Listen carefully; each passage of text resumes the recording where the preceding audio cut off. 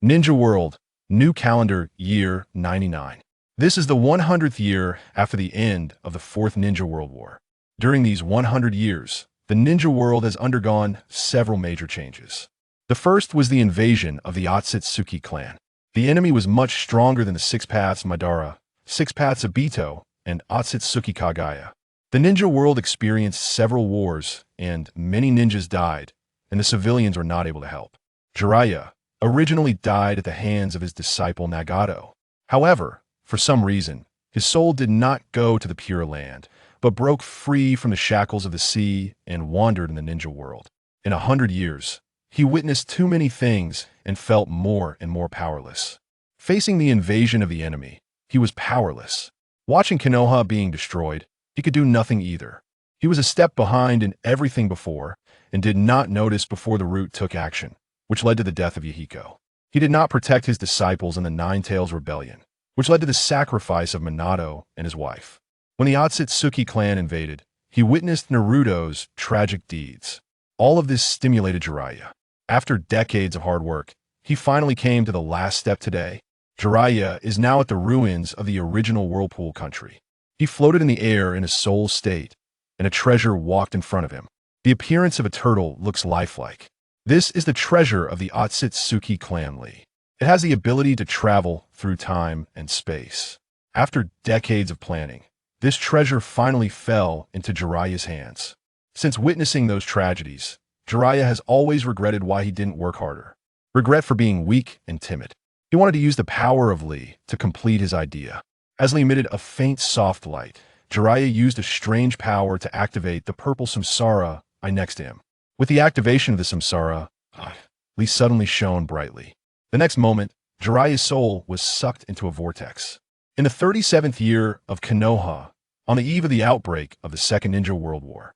The reason for the outbreak of this Ninja World War was the uneven distribution of interests among the cold and the cold. Under the instigation of the fighting faction, the war was about to break out. The leader of the Rain country, Hanzo, issued a declaration of war to Konoha Phonyan. This is the root of the unrest. The border of the Rain country, bordering the land of Earth. In a cave, three young men wearing the clothes of the superiors and wearing Konoha forehead protectors are in it. One of the white-haired young men looks very injured, half leaning on the wall of the cave. In front of him squatted a blonde girl. At this moment, the girl's hands were pressed on his chest, and a faint green fluorescence emerged. Next to him stood a long-haired young man with a stern look. The girl's name is Tsunade, one of the Konoha senior ninjas. And the calm young man next to him is Orochimaru.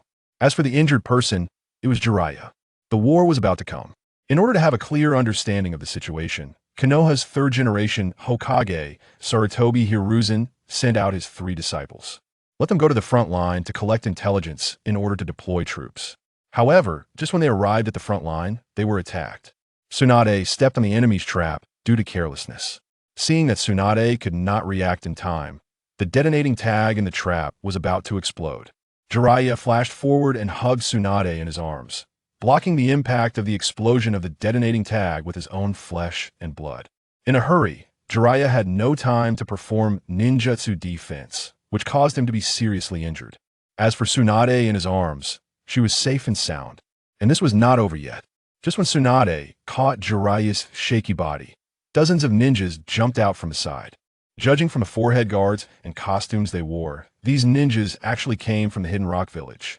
Without time to think about it, Tsunade and Orochimaru held Jiraiya and fled quickly. Finally, under the siege of those rock ninjas, they were trapped in this cave. Seeing that Jiraiya's injuries were getting worse, Tsunade also hurriedly began to treat him. The weak Jiraiya looked at Tsunade, who was unharmed in front of him, pulled the corner of his mouth, and smiled. Tsunade, cough, cough, stop you. Jiraiya knew how serious his injuries were. What he wanted to say was that Tsunade and Orochimaru gave up on him and escaped quickly. With their strength, if they didn't take him with them, they should be able to break through the blockade and escape. However, before he finished speaking, he was interrupted by Tsunade. Shut up. Jiraiya, I will heal you. Tsunade was also extremely anxious at the moment, because she found that her healing technique was useless. Jiraiya's condition continued to deteriorate, so she increased the output of chakra. Orochimaru on the side also frowned when he saw this scene. After thinking for a while, he actually took out a kunai from a ninja bag and held it in his hand. As his eyes gradually became firm, a murderous intent unconsciously revealed itself. Upon noticing this, Tsunade immediately turned around, frowned, and said in a low voice, "What do you want to do?" "He's Jiraiya." The three of them knew each other since the ninja school. After graduating from school, they were assigned to the same team, so they have a deep friendship between them, especially Jiraiya and Tsunade. After becoming ninjas, they performed many tasks. The crises they encountered were countless. Many of those crises were life-threatening. However, Jiraiya ignored himself and helped Tsunade bear several fatal injuries. Just like this time, so in Tsunade's heart, Jiraiya is a special existence. The friendship between the two has even exceeded friendship. It's just that Tsunade doesn't know. At this moment, he was treating Jiraiya and noticed Orochimaru's murderous intent. Naturally, he knew what his companion wanted to do. Orochimaru is an extremely calm person, but Tsunade did not expect him to make such a choice. Facing Tsunade's questioning, Orochimaru was silent for a while, and then whispered, "He is just a burden now." Before he finished speaking, Tsunade interrupted him, "Give me some more time. I will heal Jiraiya." After that, Tsunade turned around again and continued to release chakra to maintain the performance of medical ninjutsu. Seeing this, Orochimaru sighed inwardly and then put away the kunai. Seeing this, Jiraiya grinned, raised his left hand, and made a yeah gesture towards Orochimaru. Seeing this, Orochimaru snorted coldly and then turned his head away. At the same time, many rock ninjas have surrounded the cave. With the order of the leading jonin, many rock ninjas formed seals together, and one after another Earth Escape ninjutsu smashed into the cave. Earth Escape Rock Bullet, Earth Escape Earthquake, Earth Escape Earth Blast. Dozens of ninjutsu attacks caused the cave to vibrate violently. The cave roof began to collapse, and huge rocks began to fall. Orochimaru on the side subconsciously dodged and hid to the side. As for Tsunade, she was still maintaining medical ninjutsu. She didn't dodge at all. Jiraiya saw that Tsunade was about to be hit by the boulder.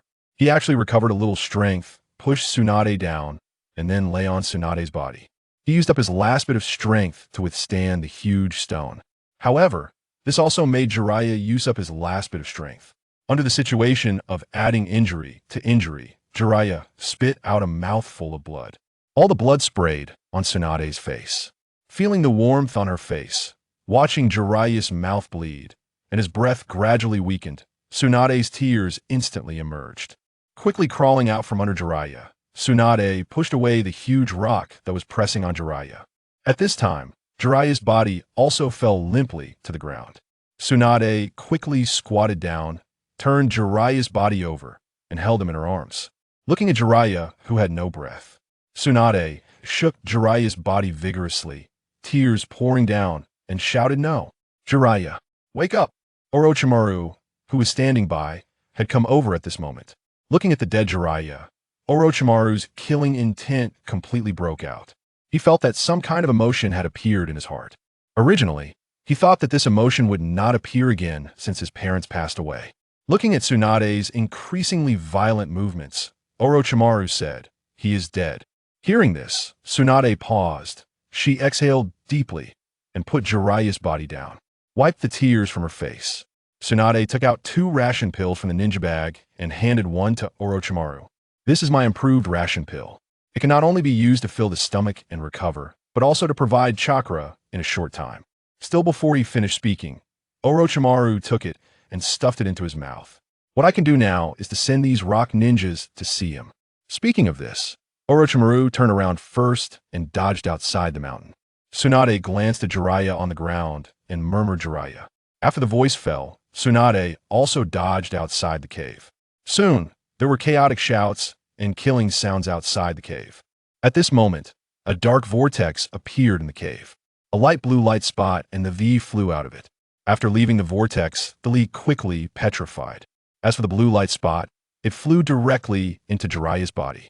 Jiraiya's soul, which was about to leave his body, was quickly wrapped up.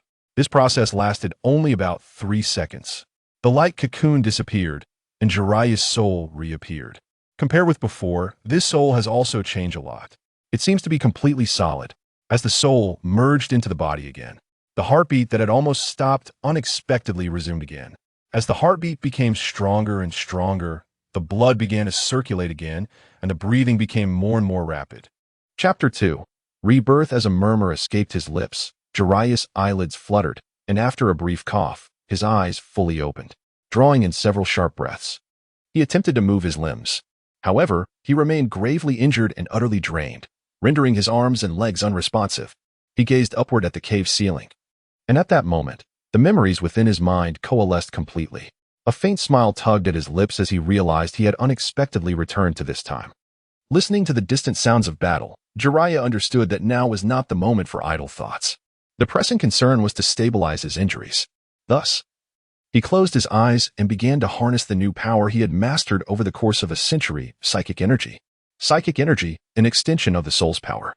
Although he could no longer utilize chakra in his spirit form, through 10 years of relentless study, he had finally succeeded in mastering this force, which had never before graced the shinobi world.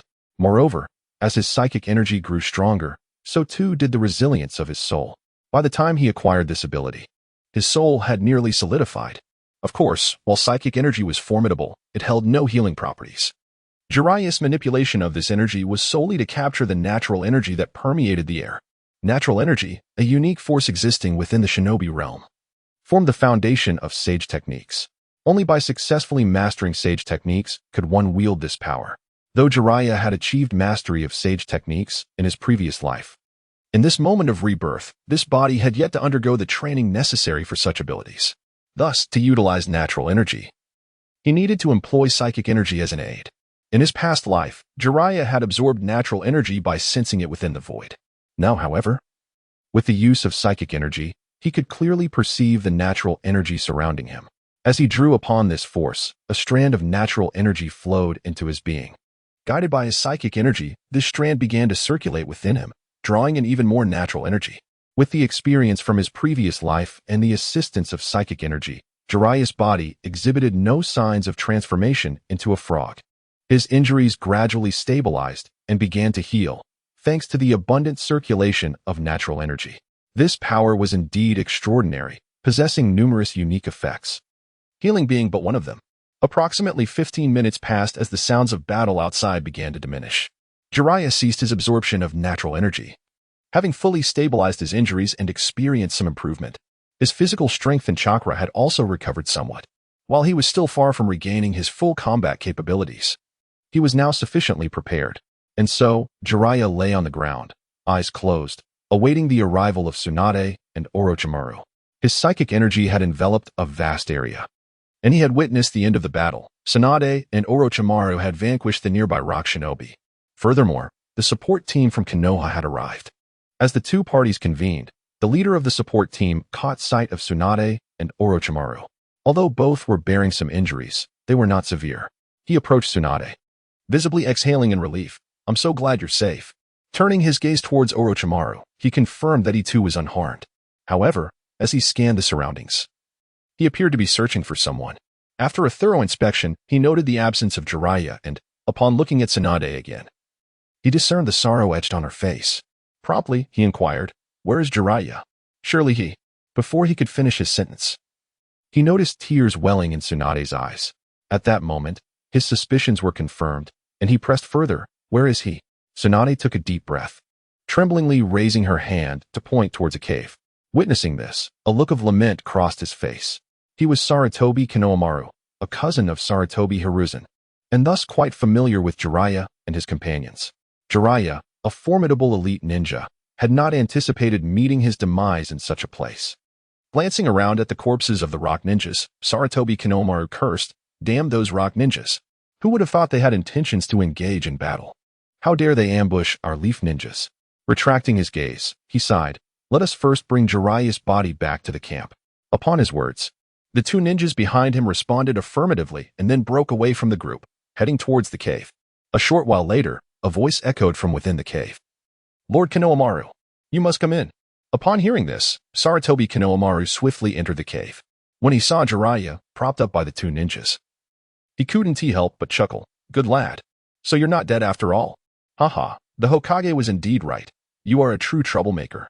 During his time in the Leaf, Jiraiya had engaged in many indescribable escapades, while others might be oblivious. As a ninja of the Sarutobi clan and a cousin of Sarutobi Hiruzen, he had often heard his elder complain about Jiraiya. As for Jiraiya, he took no offense at the remark, merely smiling slightly as he replied, "Well, I came close." Just then, two figures burst into the cave, none other than Tsunade and Orochimaru. Their expressions lit up with joy upon seeing Jiraiya still alive. Tsunade dashed forward, shoving aside the leaf ninja beside Jiraiya, squatting down to grasp his clothing and shaking him. "Jiraiya, you scared me to death." Although Jiraiya's injuries had stabilized, the vigorous shaking from Tsunade brought a wave of intense pain. Thus, he quickly exclaimed, "Ouch. Tsunade, please, stop swaying. If you continue, I truly might perish." Upon hearing this, Tsunade promptly halted, clearing her throat to apologize, her emotions clearly heightened. Nearby, Sarutobi Hiruzen chuckled heartily, suggesting, "Let us return to the camp." He then instructed two ninjas to fashion a makeshift stretcher to carry Jiraiya, preparing to head back. However, just as they reached the cave's entrance, both Tsunade and Orochimaru collapsed one after the other. This startled Sarutobi, but upon inspection, he found that neither was gravely harmed. They were merely exhausted, their chakra nearly depleted. Consequently, he ordered two of his subordinate ninjas to carry the pair and began the journey back to the camp.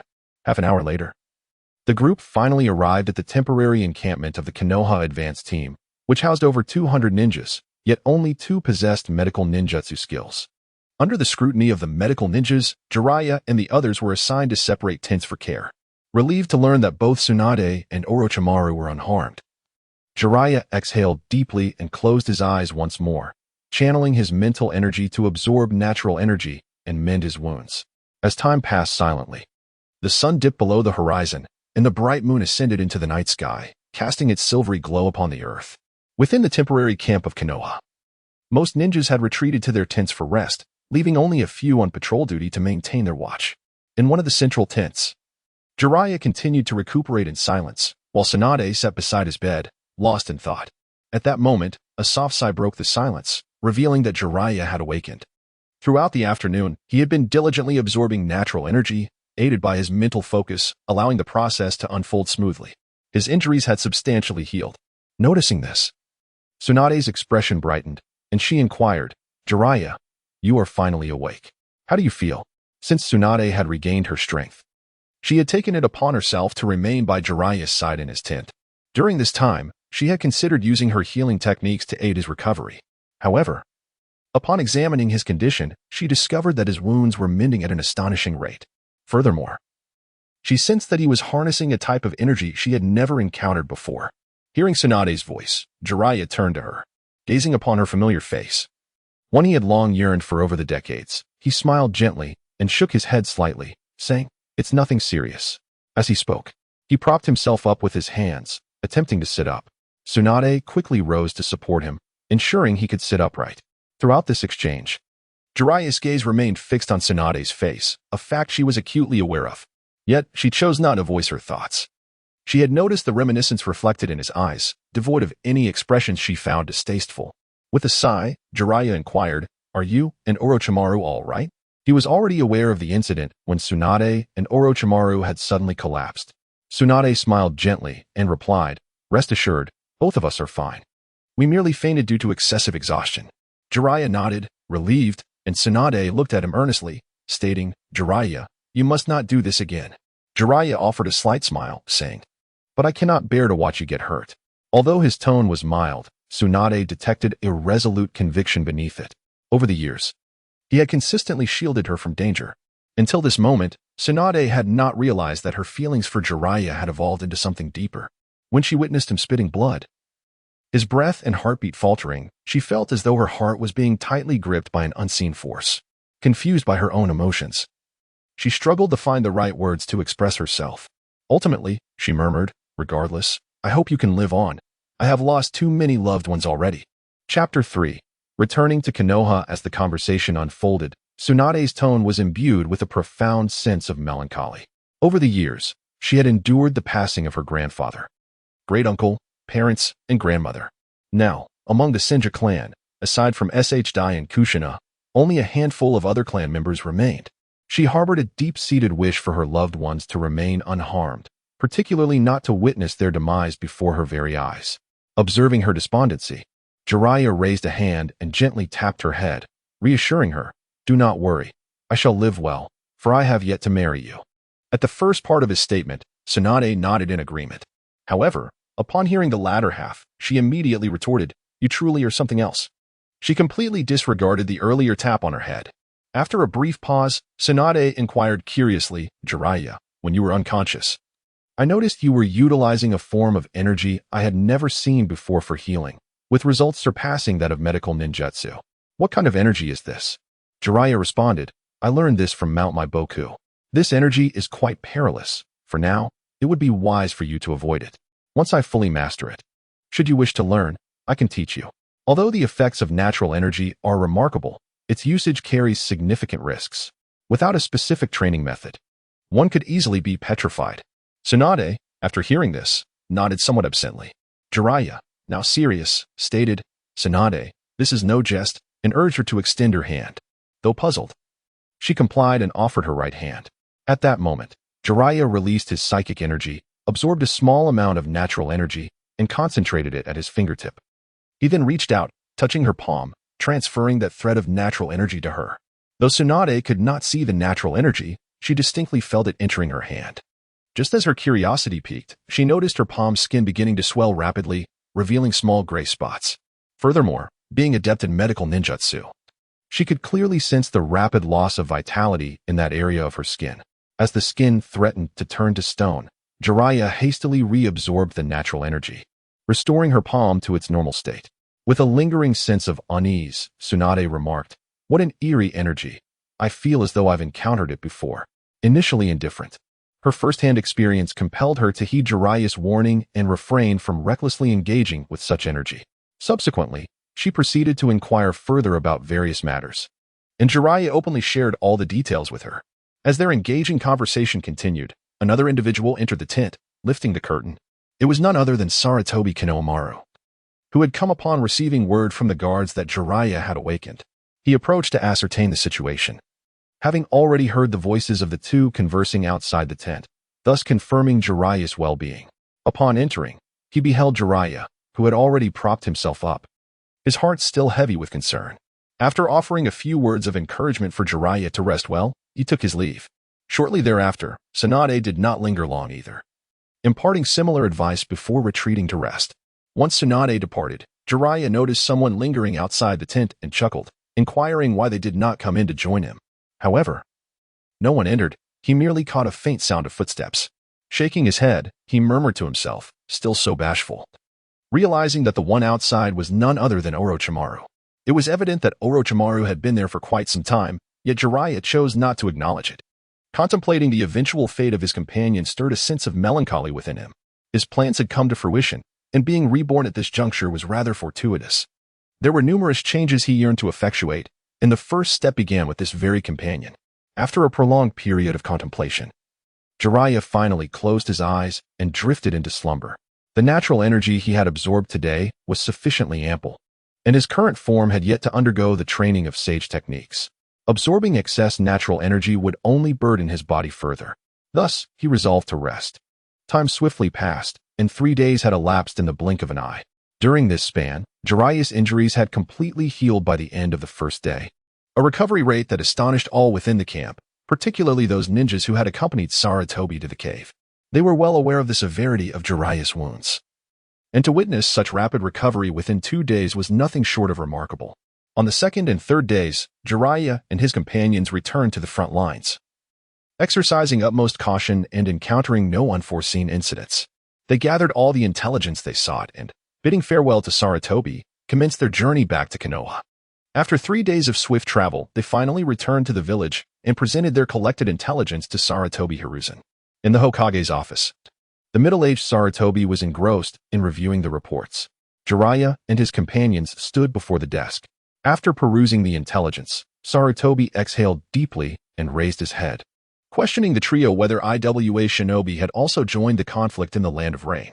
Jiraiya responded, asserting that while they had not formed an alliance, it was indeed a fact that IWA had launched an attack against Konoha. Tsunade and Orochimaru nodded in agreement. Observing their reactions, Saratobi inquired further how they believed they should respond. It was Jiraiya who spoke first, declaring, if they wish to fight, then let them. What of the land of rain? What of Iwa Shinobi? Konoha fears none. Tsunade concurred with Jiraiya's assertion, stating that only through inflicting pain would they learn to be compliant. Orochimaru nodded in agreement, though he refrained from voicing his thoughts. Saratobi Hiruzen acknowledged the necessity of confrontation, yet questioned the manner in which they should engage. With knowledge of the Rain Country, Rock Village, and Sand Village joining the fray, and while Mist and Cloud villages had yet to make their move, who could guarantee that they would not partake once the conflict erupted? Should they unite in an assault on Konoha, how would they respond? After a moment of contemplation, Jiraiya inquired of the elder, how many ninjas can we currently mobilize from Konoha? Saratobi Hiruzen paid no heed to Jiraiya's self-reference and calculated their available forces. Including ninjas from various clans, and excluding those needed for Konoha's defense, we have approximately 7,000. That is sufficient, Jiraiya replied. With the Cloud and Mist villages currently inactive, we need only dispatch a small contingent to the borders. The Rain Country is the weakest among our adversaries. Aside from their leader, Hanzo, they present no formidable threat. Our primary concern lies with the Rock and Sand villages. I propose that the three of us lead 800 ninjas to the Rain Country, while Kakashi leads 2,000 to the borders of the Sand and Rock villages, supported by the Nara clan. Should there be any unusual activity from these two villages, we can strike directly. The Mist can be entrusted to the Uchiha clan, and the Cloud to the Hyuga clan, each deploying 500 ninjas. The remaining ninjas can serve as a reserve force, ready to provide swift support wherever needed. As one who had been reborn, he had already experienced this battle. The Mist village was currently in turmoil, undergoing transformation, thus they would not participate in this conflict. The Cloud village was preoccupied with other matters, intending to send only a minimal number of ninjas without direct involvement. This war would primarily involve Konoha, the Rain Country, the Sand village, and the Rock village, which, for various reasons, would not engage Konoha initially. If the other conflicts could be resolved swiftly, the Rock village would likely withdraw under pressure. Their principal objective remained the Sand village, indicating that Konoha needed to focus its efforts solely on the Rain and Sand villages, while the Rock village could allocate a small portion of its strength for containment. After a moment of reflection, Saratobi Hiruzen responded, very well, I understand. You may return to rest for now. We shall convene in the conference room this evening to finalize our battle strategy. The three acknowledged his words and departed the Hokage's office together. Upon exiting the building, they exchanged brief farewells and made their way home. Well aware of their exhaustion and the need for rest, Jiraiya's residence lay at the easternmost edge of Konoha, devoid of other villagers. Observing the familiar three-story house, he murmured, I'm back. With that, he produced his key, unlocked the door, and stepped inside. The house, having been unoccupied for an extended period, was enveloped in dust, a testament to his prolonged absence. As a bachelor, he rarely tidied his abode, resulting in considerable disorder within. Casting a glance around, Jiraiya raised his hand and formed a hand seal, executing the shadow clone technique to create 3 clones. He then instructed them to commence the cleaning. Meanwhile, the original Jiraiya ascended to the upper floor, where he prepared hot water for a soothing bath and changed into fresh attire. After completing his grooming, he flung himself onto the bed. By evening, he had meticulously organized the books that resided in his memory and clarified his forthcoming training path. During the centuries spent as a spiritual entity, Jiraiya had developed numerous new ninjutsu. However, due to the absence of a physical form and chakra, these techniques remained merely theoretical for the time being. The upcoming period would be dedicated to mastering these jutsu, with the prerequisite of first mastering sage techniques, as many ninjutsu are fundamentally based on these. Chapter 4. The meeting. Moreover, the art of ninjutsu merely marks a new beginning. Setting aside the Otsutsuki clan for now, let us consider chakra. This power, although it has been inherited for millennia, possesses significant drawbacks. Firstly, regarding the ninjas, despite mastering chakra, they are capable of executing a myriad of techniques, some of which wield considerable destructive power. Nevertheless, the physical form of a ninja remains remarkably fragile. Even those who practice body techniques exhibit this vulnerability. Should their techniques fail, a ninja's physique is scarcely superior to that of an ordinary individual. In essence, ninjas embody a profession characterized by high offense but low defense. Secondly, we must address the hazards associated with chakra. Chakra is the amalgamation of spiritual and physical energy. Utilizing chakra essentially entails depleting one's own body. Consequently, As ninjas approach middle age, their bodily functions deteriorate rapidly, hastening the aging process. This conclusion was drawn by Jiraiya after witnessing the Otsutsuki clan. To rectify this flaw, the path lies in transforming the cultivation of chakra into the cultivation of natural energy. In other words, normalizing the sage mode is imperative. Only in this manner can boundless possibilities be forged, as well as the means to confront the Otsutsuki clan. Relying solely on chakra is utterly insufficient. Thus far, the most formidable ninja to have emerged is undoubtedly Hashirama Senju. What accounts for his unparalleled strength? It is, quite simply, his innate sage body, coupled with being the reincarnation of Ashura, which endows his techniques with potent natural energy.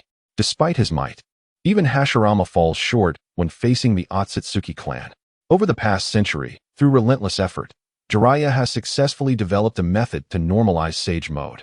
However, prior to this, it is essential to master senjutsu to enable entry into sage mode. After organizing his thoughts, Jiraiya resolved to journey to Mount Myaboku to complete his training in senjutsu following the conclusion of the meeting. Rising from his seat and shaking his head, he descended to the lower floors. The shadow clone, having tidied up, had already vanished. In that moment, the three-story building was left immaculate and orderly. After casually consuming a bite to eat and donning his jonin vest once more, Jiraiya made his way to the Hokage building. Outside the building, Jiraiya encountered Tsunade and Orochimaru. After exchanging greetings, the trio entered the building together, heading straight for the conference room. At this moment, the conference room was already filled with numerous attendees, including the heads of various clans from Konoha, Uchiha, Hyuga, Nara, Akimichi, Yamanaka, along with other clan ninjas such as Sarutobi, Shimura, Mito, Uchiha, and Kuruma, among others. Every participant in this meeting was of the elite Jonin tier. As everyone took their seats, Sarutobi Hizashi and the three major advisors of Konoha arrived, and the meeting commenced punctually.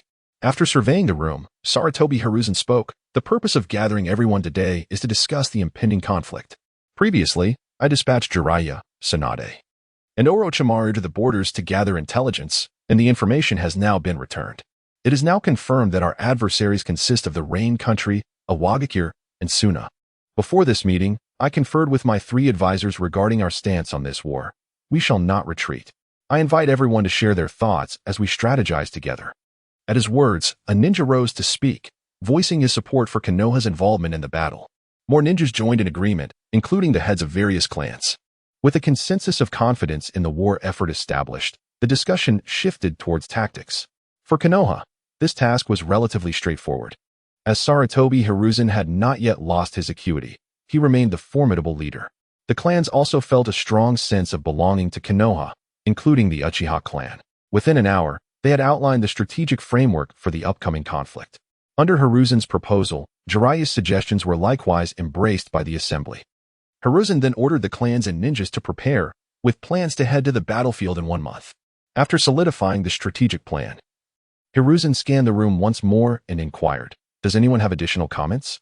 In response, Tsunade stood up, stating, "Lord Hokage, I once again propose that we establish a new medical system and reform the current squad model." This was not the first time Tsunade had made such a suggestion. Previously, it had been consistently dismissed. This time was no exception. Before Hiruzen could respond, Danzo Shimura coldly interjected, "Establishing a medical ninja system and reforming the squad model. If we were to send medical ninjas to the battlefield, how would they defend themselves if attacked? Do you understand the resources required to train a medical ninja? If we were to suffer significant casualties among medical ninjas on the battlefield, the resources invested would be entirely squandered." Tsunade clenched her fists at his words. Each of her previous proposals had met with similar rejection from Danzo. As an advisor to Konoha, he wielded such authority, and being the leader of Root, his opinions bore considerable weight. Hiruzen, caught in a dilemma, glanced at Tsunade. Understanding her desire to establish a new medical system was rooted in the hope of reducing casualties during war and providing greater medical resources for the villagers of Konoha. However, as Danzo pointed out, given the current medical conditions, developing a medical ninja would require not only talent but also substantial resources, leaving Hiruzen deeply conflicted. At that moment, Jiraiya stood up and expressed his support for Tsunade's decision. Upon hearing this, Kato, who had been preparing to rise, sat back down in surprise. Tsunade looked at Jiraiya with a hint of astonishment. Sarutobi Hiruzen, curious, prompted him to elaborate on his reasoning. Jiraiya smiled at Tsunade and remarked that both the establishment of a new medical system and the reform of the current team structure were essential for the development of Konoha. Since the founding of Konoha by the first Hokage, the village has consistently been the target of hostility. During times of war, it often faced assaults from multiple ninja villages. Although these conflicts concluded with Konoha emerging victorious, they came at an immense cost. On the battlefield, the ninjas who perished directly in combat were merely a fraction, while many others succumbed to injuries due to a lack of timely medical attention. Those who survived often did so at the expense of enduring lifelong disabilities, which could severely hinder their ability to fulfill their duties as ninjas. Furthermore, during peacetime, medical ninjas could enter hospitals to tend to the civilians of Konoha. Regardless of the faction, any aspiration for growth necessitates a robust population. Thus, establishing a new medical system and reforming the team structure would yield countless benefits without any detriment. Sarutobi Hiruzen nodded thoughtfully in response. Meanwhile, Shimura Danzo interjected, stating that while it was easy to propose such ideas, questions about resources, the establishment of a medical system, and manpower remained. Had they considered these issues? Jiraiya turned to Danzo and slowly replied, questioning whether Konoha truly lacked resources beyond the annual allocations from the daimyo. Konoha also benefited from rewards for completing missions. Were these not resources? As for the system, since Tsunade had already proposed it, did Danzo believe she would lack preparation? Regarding manpower, did he think Konoha was devoid of ninja with medical talents among its civilian population? Or was it that the Shimura advisor did not wish to see the civilian ninjas rise? As for protection, that notion was absurd. Did Danzo truly believe that medical ninjas lacked combat capabilities? Jiraiya harbored a significant disdain for Danzo. Setting aside the potential for Tsunade's so-called medical system to elevate Konoha's developmental prospects, it was evident that many of Konoha's dilemmas stemmed from Danzo himself. Numerous seismic shifts within the ninja world were intricately linked to his machinations. Shimura Danzo had long coveted the position of Hokage, and many of his decisions revolved around this ambition. Presently, Konoha's leadership was predominantly composed of various clans, with decisions being made by them. This scenario inevitably involved resource allocation. In truth, many resources were monopolized by these families, leaving only a scant portion to trickle down to the civilian population, which created significant barriers for civilian ninjas to emerge. Even among those with extraordinary talents, some may remain overlooked. The rights of common ninjas are but a few rare instances. Upon hearing Jiraiya's retort, Shimura Danzo furrowed his brow, preparing to reprimand him, when Sarutobi Hiruzen raised his hand and interjected, "Very well, Tsunade, upon your return, present a concrete proposal, and I shall consider it before making a decision." After hearing this, Danzo turned to Hiruzen and declared, "You will come to regret this." At this moment, Hiruzen was not yet shackled by power. He remained the valiant ninja he always was, willing to embrace any initiative beneficial to the development of Konohagakure. In contrast, Danzo's thoughts were solely occupied with his own plans, the roots of his ambitions, and the advancement of the Shimura clan. The disparity between the two was starkly evident. Hiruzen cast a sidelong glance at him, refrained from uttering a word, and simply announced the conclusion of the meeting, instructing everyone to return and prepare accordingly. Chapter 5. Myoki Mountain. Upon exiting the conference room, Tsunade had intended to inquire about Jiraiya's true intentions. However, she was interrupted by someone calling her name from behind. Turning around, she saw a man clad in Jonin attire, with fair skin and long, light purple hair. Kato Dan. Tsunade was not well acquainted with him, only aware of his name. Puzzled as to why he had stopped her, she asked if there was something he needed. Kato Dan scratched his head and replied, "I wanted to express my support for your proposal." Tsunade responded with a simple thank you, which momentarily halted the smile on Kato Dan's face. He had not expected such a terse reply. With numerous questions swirling in her mind regarding Jiraiya, Tsunade asked if there was anything else. Kato Dan, somewhat taken aback, shook his head. Observing this, Tsunade politely remarked, "If there's nothing more, we shall take our leave." With that, Jiraiya nodded at Kato Dan, and the three departed together. Before leaving, Jiraiya cast a glance at Kato Dan, resolved not to let Tsunade slip away this time. Thus, Kato Dan would have no opportunity. In her previous life, Tsunade had become a couple with Kato Dan due to the series of setbacks she faced, finally finding someone who supported her and remained by her side. As they reached the exterior of the Hokage building, Tsunade inquired, "Jiraiya, if others could harness that energy you possess, could it also be applied to medical ninjutsu?" Jiraiya nodded, saying, "Naturally, but currently mastering such energy is exceedingly difficult, requiring immense talent." Tsunade teased, You mean to say you have immense talent? Jiraiya shrugged, replying, It is what it is. Sensing that Tsunade was about to ask more, he suggested, Let us find a place to have a drink and discuss further. Both Tsunade and Orochimaru accepted Jiraiya's proposal without hesitation.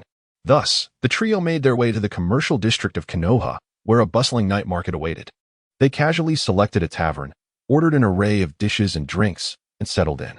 As soon as they took their seats, Tsunade began to pepper Jiraiya with questions, to which he responded one by one. Meanwhile, Orochimaru remained silent, contemplating the nuances of their dialogue. The three continued to eat, drink, and converse until the night grew late, at which point they concluded their gathering. Outside the tavern, Orochimaru departed alone, while Jiraiya escorted Tsunade to the Senju clan compound. Standing at the entrance, they faced each other. Jiraiya, towering at 6 feet, loomed over Tsunade, who had to tilt her head slightly to meet his gaze. As Jiraiya fixed his unwavering stare upon her, Tsunade felt her cheeks flush and said, All right, you don't need to see me off. Hurry back and rest. As Tsunade lowered her head, seemingly shy, Jiraiya noticed and smiled slightly before stepping closer to embrace her. Taken aback by his sudden action, Tsunade instinctively attempted to push him away. However, at that moment, she heard Jiraiya's voice beside her, advising her to focus on her training, as he would be away for a while. No sooner had he spoken than he released her. Tsunade, momentarily caught off guard, quickly inquired about his destination. Jiraiya responded with a reassuring smile, Do not worry, I am not heading to the battlefield. I plan to train in Mount Myaboku for a while. I've already devised a strategy. We three must confront Hanzo of the Salamander from the Land of Rain, a being revered as a demigod. If we do not strengthen ourselves, even together, facing someone of his caliber, akin to the old man, will prove quite challenging. Upon hearing this, Tsunade felt a sense of relief. Given Jiraiya's serious demeanor, she had feared he intended to rush to the front lines. Well then, go with peace of mind.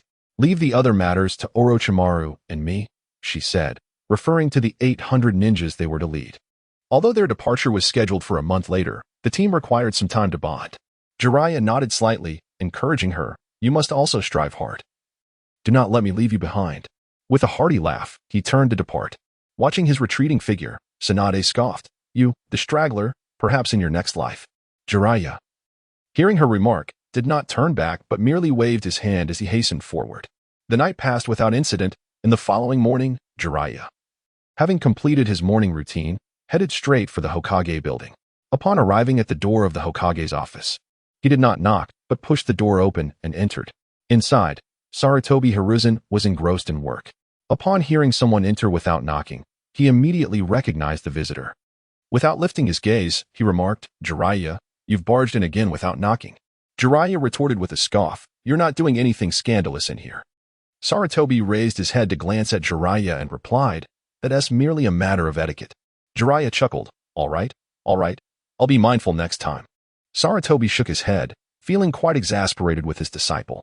He realized he could only listen to such words from Jiraiya if he truly adhered to them. He would cease to be Jiraiya. Nonetheless, he held a great deal of satisfaction with Jiraiya. The reason he had taken Jiraiya as his pupil was to experiment with new reforms, and he had not anticipated that Jiraiya, initially the underdog, would eventually find his own fortune. Having evolved to this point, even in Konoha, Jiraiya could be considered one of the prominent strongmen. What brings you here so early? Sarutobi inquired. Jiraiya nodded and said, I will be heading to Mount Myaboku for a period of training, so I am here to request a few days off. Sarutobi Hiruzen frowned and replied, You only have a month before you must go to the battlefield. Will this training affect your readiness? Jiraiya waved his hand dismissively and reassured. Do not worry, old man. It will not have any impact. I will return before departure. As for the team, let it be handled by Kankuro and Orochimaru. To be honest, my greatest concern regarding the war with the Rain Country is Hanzo. Therefore, I must enhance my strength to ensure absolute safety. Sarutobi chuckled and remarked, Are you so confident that in just 1 month you can reach a level comparable to Hanzo?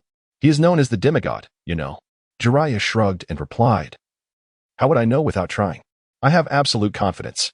Sarutobi laughed heartily and said, Very well, then go ahead. His smile was genuine, reflecting his pride in his 3 disciples, though the other 2 had changed significantly upon reaching adulthood. Only this troublesome disciple remained as confidently youthful as ever, facing everything with unwavering self-assurance. After chatting a bit more with Saratobi, Jiraiya reminded him to remain vigilant regarding Danzo from the village, keeping a close watch on his movements. Following this, Jiraiya departed from the Hokage building and made his way directly to the back mountains of Konoha. He performed the summoning technique to call forth a communication toad, spoke a few words to it, and then concluded the summoning. Before long, with a loud bang, Jiraiya vanished from his original spot. When he reappeared, the scenery before him had completely transformed.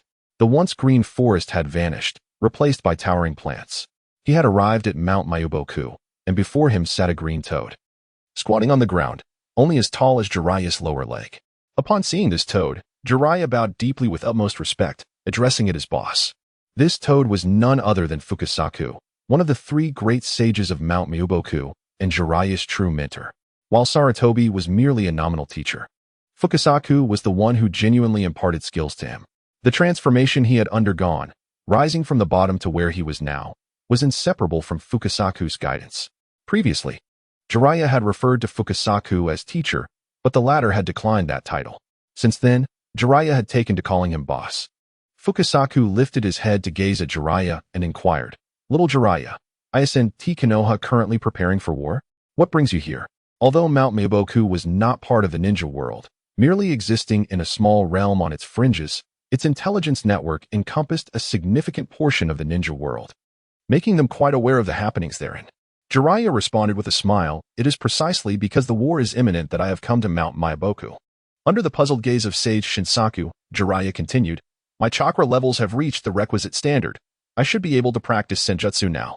Upon hearing this, Sage Shinsaku leapt onto Jiraiya's shoulder and, after a brief inspection, declared, "Indeed, you have met the criteria." After a moment's pause, he added, "However, practicing senjutsu is perilous. For hundreds of years, since I and the mother of my child, no other toads have mastered it." Jiraiya, slightly shaking his head, replied, "I am not afraid of danger. I am prepared." Sensing the determination in Jiraiya's voice, Sage Shinsaku ceased his hesitations and jumped to the ground, stating, "In that case, follow me." With that, Sage Shinsaku leapt forward, and Jiraiya promptly followed. Under the guidance of Sage Shinsaku, they arrived before a waterfall. This waterfall was unlike any other. It did not cascade with clear water, but rather with the unique toad oil of Mount Mayuboku. This toad oil is essential for practicing the sage mode, as it enhances one's perception of natural energy. Of course, for Jiraiya at this moment, it was somewhat superfluous, as his mental focus allowed him to clearly perceive the natural energy around him. Chapter 6, Sage Arts. Naturally, Jiraiya had no intention of divulging these matters. As he approached the waterfall, Sage Danzaku reiterated the teachings of sage arts he had previously imparted. Chakra is the result of balancing and merging the body's energy with the mind's essence. Sage arts involve absorbing natural energy into one's being, where it amalgamates with one's chakra to create a new form of energy, commonly referred to as sage chakra. The ninjutsu performed using sage chakra is termed sage arts. While this natural energy is formidable, the perils of cultivating it are equally significant. For those training in Mayuboku Mountain, the use of toad oil is essential. Failure in this practice could result in transformation into a toad and petrification. Jiraiya nodded solemnly, acknowledging his understanding. Sage Danzaku scrutinized him intently before instructing, "Very well. Remove your shirt and sit cross-legged beside the waterfall." Complying with the sage's directive, Jiraiya shed his shirt and positioned himself by the waterfall, awaiting further guidance. Sage Danzaku bounded over to Jiraiya's side and instructed, "Close your eyes. I will apply toad oil to your back. Focus your awareness." Jiraiya nodded and, following the sage's command, shut his eyes. In the next moment, he felt a chilling sensation enveloping him. Although the toad oil appeared a burnt yellow, it bore no unpleasant odor. After the application of the oil, Sage Danzaku continued, "Now, calm your mind and envision yourself in a state of void." Gradually, Jiraiya immersed himself in tranquility, entering a meditative state. He summarized this as the first step in cultivating sage arts, meditation. Essentially, it involves achieving complete stillness to better perceive natural energy. Although he could already perceive this energy, he adhered to Sage Danzaku's guidance and proceeded accordingly. Observing Jiraiya swiftly entering a meditative state, Sage Danzaku expressed mild astonishment. This speed was vastly superior to his own initial experience with Sage Shima. Achieving tranquility may sound simple, yet it is a formidable task. One must not only maintain composure and absolute stillness but also quiet the mind entirely, melding with the essence of nature. However, Jiraiya had fully embraced this state, demonstrating a mastery of sage arts. Sage Danzaku could clearly discern Jiraiya's aura merging seamlessly with the natural world around him. Thus, he urged, feel this sense of unity with the environment and see if you can locate the flowing natural energy. No sooner had the words left his lips than Jiraiya began to draw upon the natural energy, absorbing it into his being. Upon witnessing the situation, Sage Shinazuka silently lamented the predicament he found himself in. He had not anticipated that Jiraiya's innate talent for sage techniques would be so remarkable. He had only just begun his training and was already drawing natural energy into his body. However, such an endeavor was fraught with peril. Should he mismanage this energy, the backlash could result in Jiraiya undergoing a transformation into a frog. Contemplating this, Sage Shinazuka reached behind him, and a black wooden staff materialized in his grasp, its origin a mystery. Gripping the staff tightly, he fixed his gaze on Jiraiya. Should any aberration occur in the latter's physique, he would employ this staff to expel the natural energy from Jiraiya's body. Yet, to his astonishment, Jiraiya's progress was remarkably smooth, despite absorbing a considerable amount of natural energy. There was no visible change in his exterior. At this moment, Jiraiya had fully unleashed his psychic power, enveloping the entirety of Mount Mayaboku in its embrace. Through this psychic force, he perceived the natural energy with utmost clarity. Once this energy entered his body, his psychic power actively guided it along a designated path, ultimately integrating it into the dantian located in his lower abdomen. Here, it commenced a fusion with his chakra. Training in the sage mode was undeniably perilous.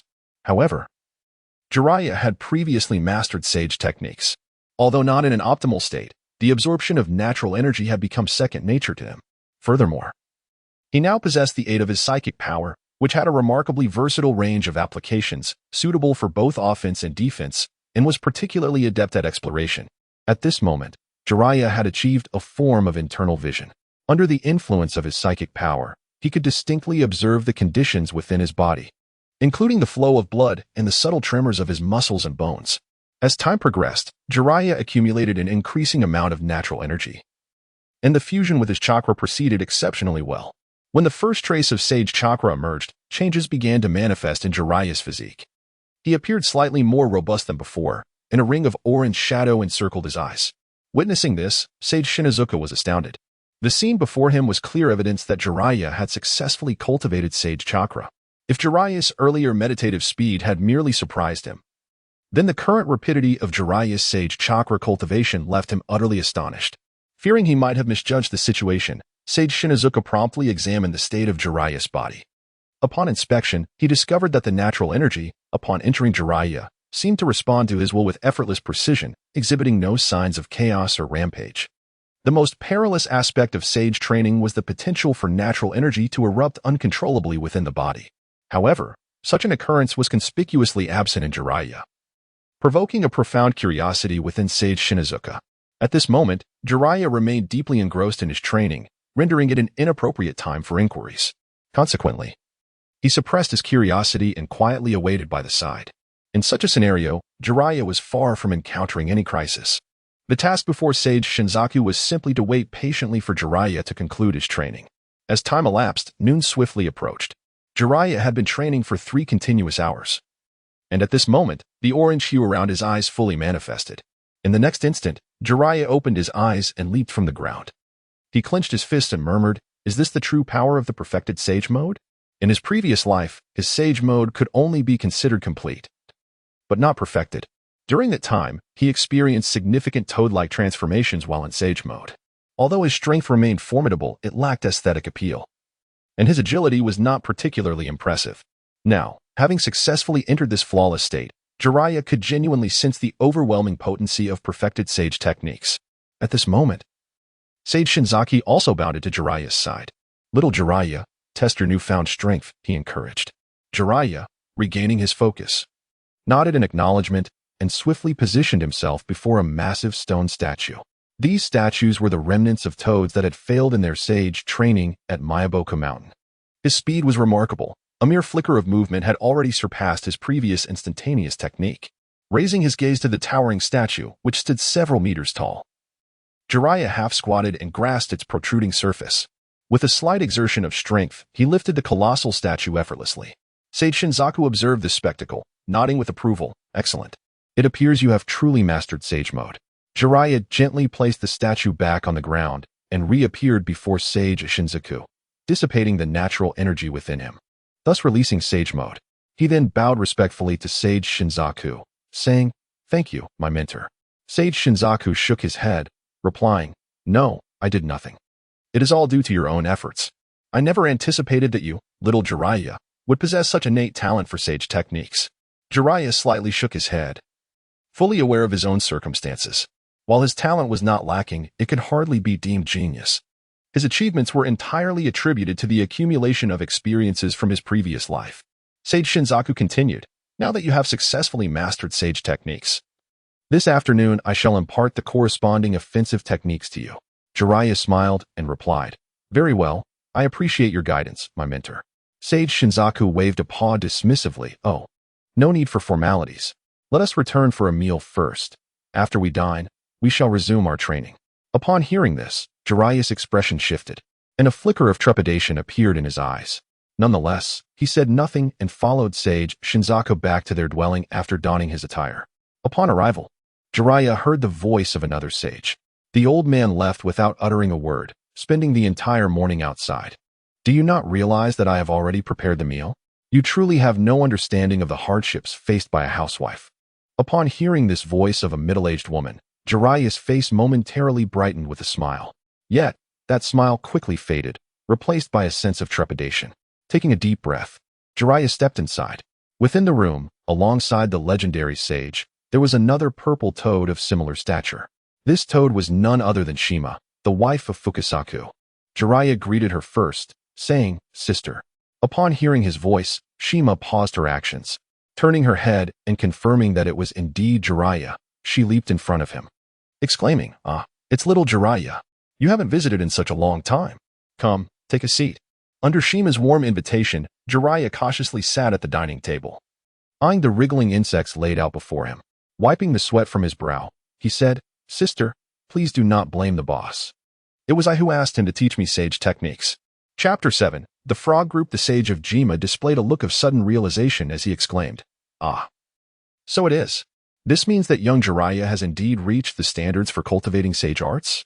Before Jiraiya could respond, Sage Shinzaku interjected, "Not only has he met the criteria, but in just this one morning, young Jiraiya has already mastered the sage arts."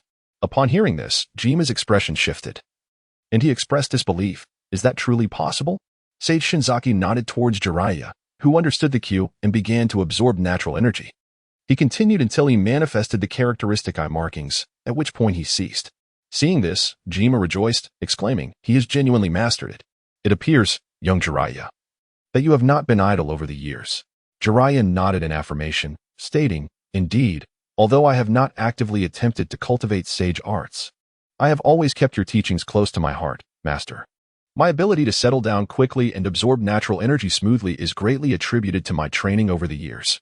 Hearing these words, Sage Shinzaku finally displayed an expression of understanding. That makes sense. However, he still cautioned, "In the future, be careful not to do so recklessly." Fortunately, nothing untoward occurred.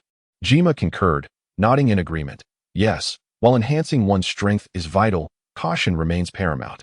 After Jiraiya nodded in acknowledgement, Jima declared, "All right, let us eat. We can discuss further after our meal." He gestured towards the insects on the table. Upon observing the writhing creatures, Jiraiya swallowed hard. Do not misunderstand. It was not due to hunger, but rather the sight of these insects was quite repulsive. If they had been properly cooked, it would have been a different story. However, the insects before him were still alive, squirming on the dining table.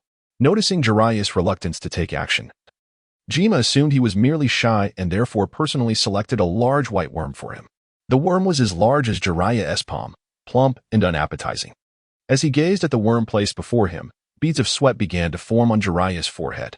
Yet, under Jima's expectant gaze, he summoned his courage, picked up the worm, and tremblingly brought it to his mouth. After taking a bite, the burst of flavor nearly made him retch. Fortunately, he managed to suppress the urge and, to lessen his burden, he hastily swallowed the remaining wormhole, chewing it as he went along. At that moment, a peculiar taste enveloped Jiraiya's mouth. His complexion changed as he exclaimed, "Master, sisterhead, I'm full. I shall go find Bunta now." Without waiting for the two sages to respond, Jiraiya sprang up and dashed out.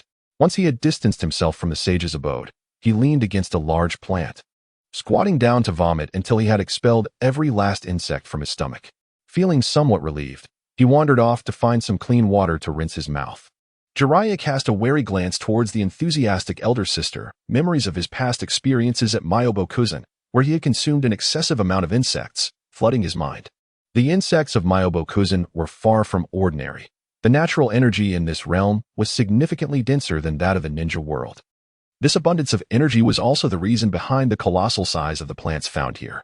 The insects, too, were not exempt from such transformations, having mutated under the vast enveloping natural energy.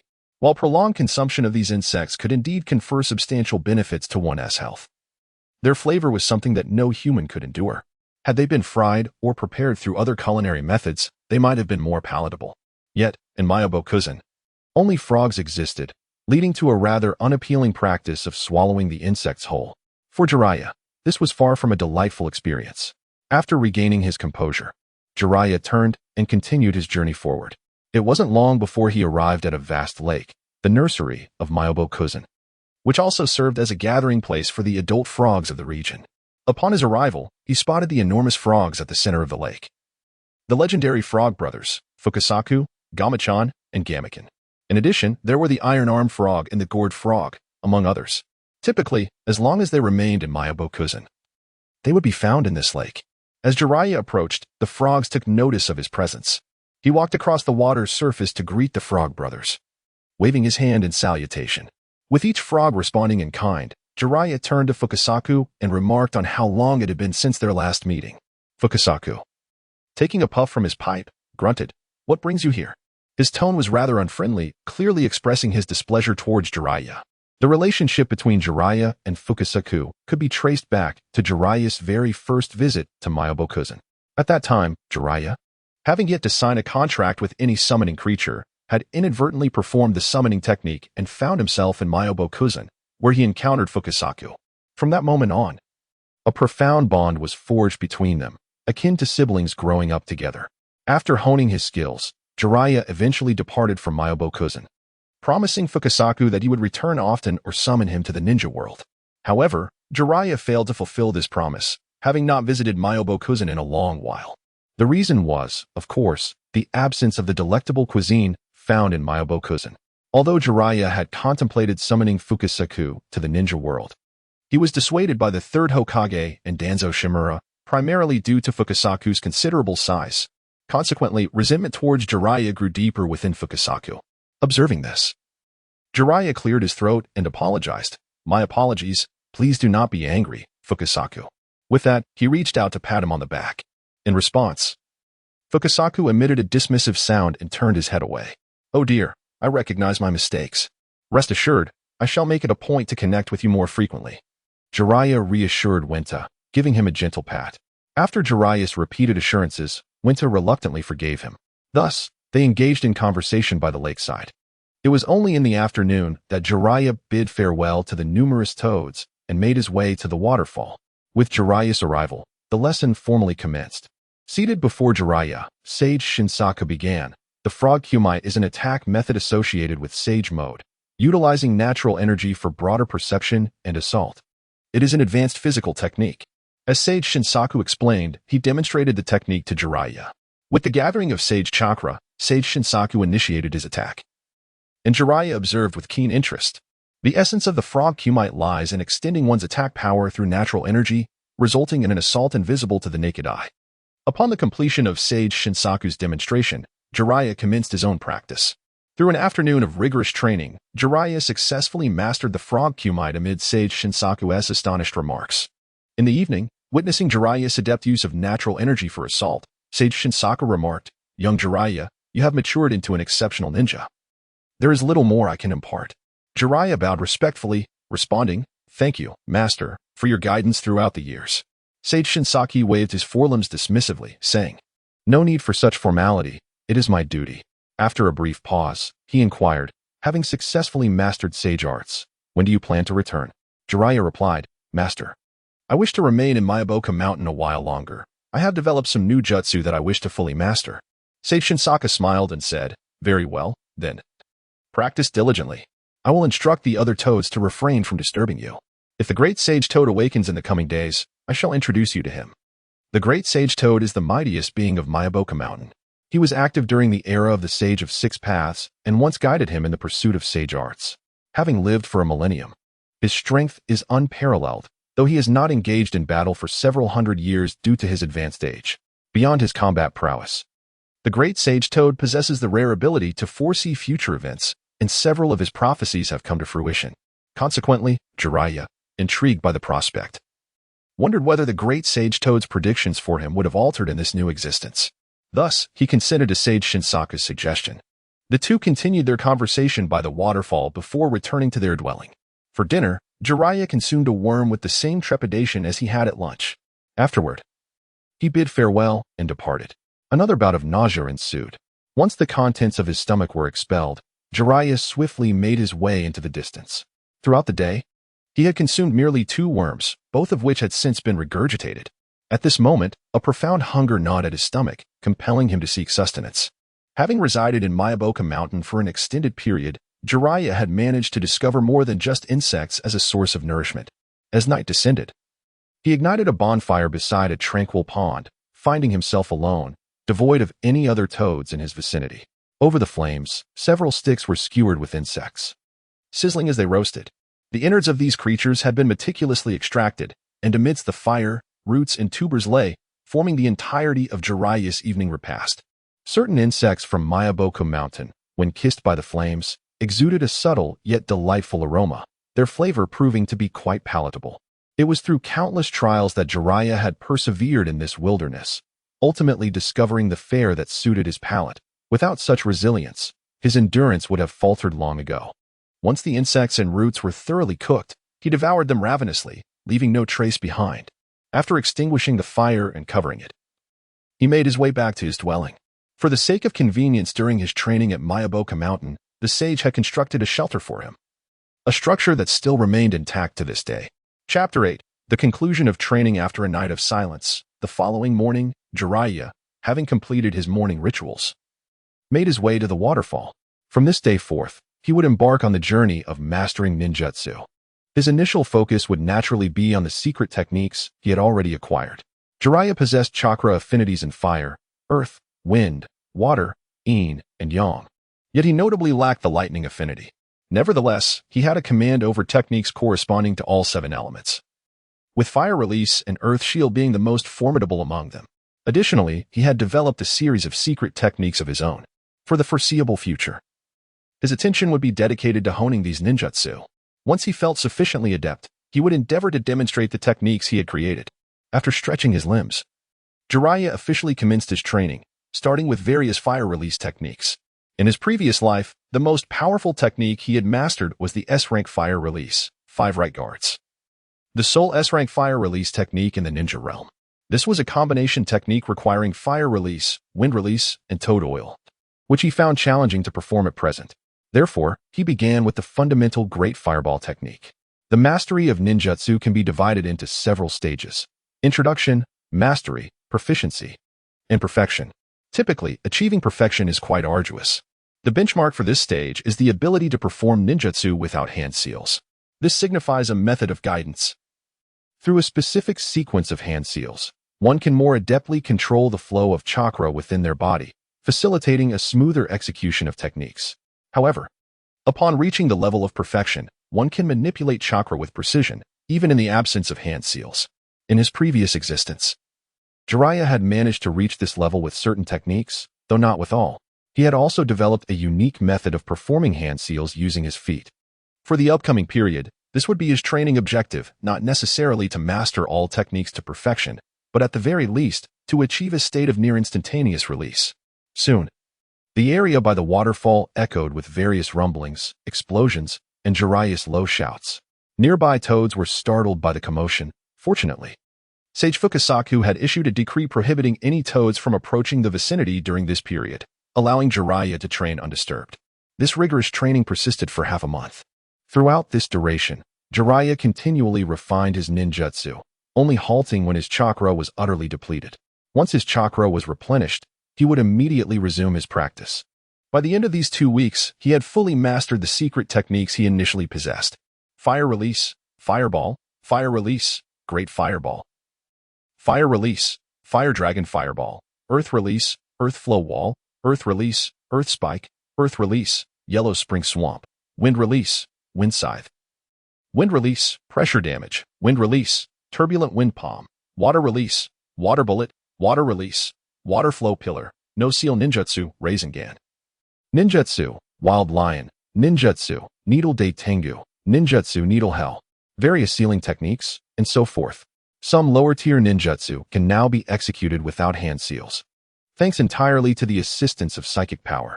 With the extraordinary ability of introspection, Jiraiya can release ninjutsu while conserving more chakra, and their potency surpasses what it once was. His strength has now reached the level of a Kage. Even against Hanzo, Jiraiya remains unafraid. Should he enter Sage mode, Hanzo would be utterly crushed by him. With some time remaining before the date set by Sarutobi Hiruzen, Jiraiya intends to continue his training in Mount Myaboku for a while longer. Naturally, he must also allocate a few days to return to the village to attend to certain matters. Having made up his mind, Jiraiya once again immerses himself in fervent training. This time, the commotion near the waterfall grows increasingly intense, with violent shockwaves periodically radiating outward, forcing the resident toads to relocate. After 4 more days, Jiraiya has mastered several new ninjutsu and sage arts. Sage art, Thousand Needle Jutsu, Sage art, Earth Flow Flame, Sage art, Great Wind Disaster. Sage art, Earth River Cart. These 4 sage techniques are now at the stage of mastery, capable of being fully released, though requiring a brief moment for hand seals. Nonetheless, Jiraiya is quite satisfied with this progress. These techniques can unleash their maximum power only in Sage mode, each capable of reaching A rank and beyond. Observing the surrounding chaos, Jiraiya raises a hand to scratch his head, then employs Earth Release ninjutsu to fill in the large craters in the ground. While it may not restore the area completely, it is certainly an improvement over the pockmarked and dilapidated state it was in. Today marks his final day of training in Mount Myaboku. He has been here for 20 days. In 10 days, he will lead a team to the battlefield in the Land of Rain. Given his current strength, he is more than prepared for the impending war. After freshening up at a nearby pond, Jiraiya visits the dwelling of Sage Fukusaku and finds the 2 sages to inform them of his impending departure. Aware of the urgent situation in Konoha, the 2 sages do not attempt to retain him, merely advising Jiraiya to visit Mount Myaboku whenever he has the opportunity. After responding to their words, Jiraiya bids farewell to the 2 sages and approaches the lake to inform the multitude of toads of his departure. And he assured Wentai that he would endeavor to communicate with it upon his return. Only after Wentai expressed satisfaction did Jiraiya depart from Myaboku Mountain and return to the realm of Shinobi. With a resounding bang, a cloud of white smoke enveloped the area, and Jiraiya's figure materialized amidst it. He surveyed his surroundings. This was indeed the location from which he had previously departed, the back mountains of Konoha. Gazing upon the familiar scenery, Jiraiya, with a sense of trepidation, patted his chest and proclaimed, "I have finally returned." Although Myaboku Mountain was exquisite and its vistas breathtakingly beautiful, the daily sustenance had left Jiraiya in a state of constant anxiety. Each meal inevitably included 1 or 2 insects, and despite his attempts to purge himself afterward, such occurrences were unavoidable. Releasing his chakra, he enveloped the entirety of Konoha in his awareness, soon locating Tsunade and Orochimaru. He then swiftly darted towards their location. At this moment, Tsunade and Orochimaru were at training ground number 3. Konoha boasted a total of 9 training grounds, numbered 1 through 9. The first 6 required the presence of a J-nin for access, while the last 3 could be entered by any ninja who had obtained a mission order from the Hokage's office. Now, at training ground number 3, aside from Tsunade and Orochimaru, there were also 800 ninjas assigned to this mission. It was evident that these ninjas had been training here for some time, developing a degree of synergy among themselves. In a conflict involving over 1,000 combatants, a lack of coordination could easily lead to the disruption of formations, resulting in encirclement and significantly diminishing the chances of survival. Thus, even amidst the battlefield, most ninjas continued to engage in combat in small teams. The task at hand for Orochimaru and Tsunade was to divide these 800 ninjas into various combat squads, fostering a semblance of cooperation in these brief moments. This would, in turn, reduce the likelihood of casualties. As Jiraiya approached the perimeter of Training Ground 3, he was halted by the guards stationed outside. These 2 guards, clad in the vests of Ch Nin, bore the emblem of the Sarutobi clan upon their attire. One of the guards spoke up, stating that the area was currently closed and instructed him to leave immediately. The guard appeared to be no older than 16 or 17, his expression quite earnest. Observing this, Jiraiya nodded in approval. Noticing that he had not retreated, the guard prepared to speak again, but Jiraiya interjected, "I am Jiraiya." The guard, upon hearing this, scrutinized Jiraiya before responding, "Please present your identification." Despite both guards being members of the Sarutobi clan, they had never personally encountered Jiraiya. Although they were aware that he was the disciple of their clan leader, the third Hokage, Sarutobi Hiruzen, they remained cautious in the absence of certainty. This is their mission. At this moment, Jiraiya is clad merely in casual attire, while his vest remains at home. Upon hearing the guards demand identification, Jiraiya found himself in a quandary. He never anticipated a day would come when he would need to substantiate his own identity. After a moment of contemplation, Jiraiya raised his hand and formed a seal, his index and middle fingers bending to create a loop, gently resting it by his lips.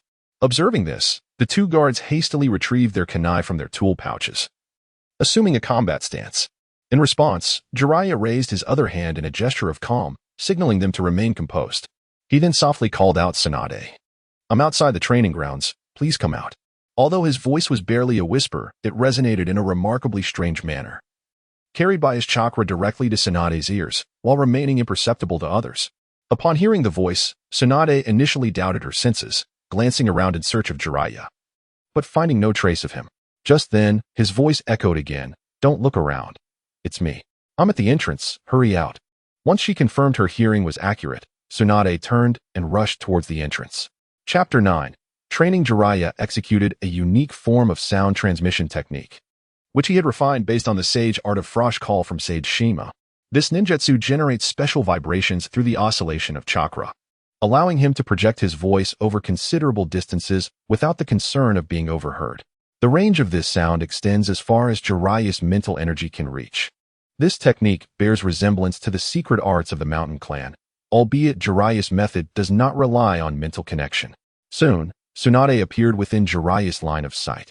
A smile graced her face upon realizing that Jiraiya was indeed outside the training ground. Approaching him, Tsunade inquired, "Have you finished your training?" Jiraiya nodded affirmatively, stating, "Yes. For the time being, my strength is sufficient." Curiosity piqued, Tsunade asked, "What is your current strength?" With a grin, Jiraiya replied, "Quite formidable." Tsunade scoffed lightly, warning, "Don't get too cocky." To which Jiraiya spread his hands and countered, "This is confidence. If you doubt it, you may test me shortly." Tsunade agreed, "All right. Watch as I leave you bruised and battered." Jiraiya laughed heartily, "Then I shall be sure to thank you." With that, Tsunade led Jiraiya inside. And this time the guards did not impede their passage. As they ventured deeper, they reached a clearing where the 800 ninjas they had assembled were already present, awaiting them. The training for the day had been completed, and Orochimaru was currently summarizing the areas needing improvement. A significant portion of these 800 ninjas hailed from various clans, while the remainder were common ninjas. Among them were 30 Jonin, with the rest being Chunin-level ninjas. As Jiraiya and Tsunade arrived, Orochimaru concluded his summary. A flicker of surprise crossed Orochimaru's eyes upon seeing Jiraiya. Tsunade walked over and said, "Orochimaru, Jiraiya claims his strength is quite impressive now. Would you care to test him?" Intrigued, Orochimaru nodded. He was well aware of Jiraiya's typically laid-back attitude towards training. This time, however, Jiraiya had taken a proactive stance to enhance his abilities and returned claiming significant growth. Curiosity piqued, Orochimaru was eager to ascertain the extent of Jiraiya's newfound strength. Thus, in the presence of the 800 ninjas, a 1v2 battle commenced. The two sides faced each other, forming opposing seals. Tsunade was the first to strike, unleashing a tremendous aura that radiated outward from her as chakra flowed through her. The ground beneath her feet cracked with web-like patterns. With a resounding bang, Tsunade launched herself towards Jiraiya with the speed of a released arrow. Tsunade possesses an exceptionally robust physique, and recently, under the tutelage of the Sage of Snails, she has developed a secret technique known as the Ein Sealing. This advancement has refined her control over chakra, further augmenting her formidable strength. Tsunade's assaults predominantly rely on her immense physical power, with most of her techniques revolving around this development. In contrast, she employs other elemental ninjutsu quite sparingly. Faced with her onslaught, Jiraiya remains cautious. If he were in sage mode, he might be compelled to confront Tsunade head-on. However, should he revert to his base form, it would seem somewhat unfair. Thus, he refrains from such an approach. As Tsunade's fist neared, Jiraiya clapped his hands together and exclaimed, "Ninjutsu, Needle Earth Prison." In an instant, his flowing white hair elongated rapidly, enveloping him in a white cocoon. This was the fruit of his recent training. He could now execute this ninjutsu without hand seals, merely clapping his hands would suffice. The white cocoon was adorned with numerous protruding white spikes, rendering Jiraiya akin to a colossal hedgehog.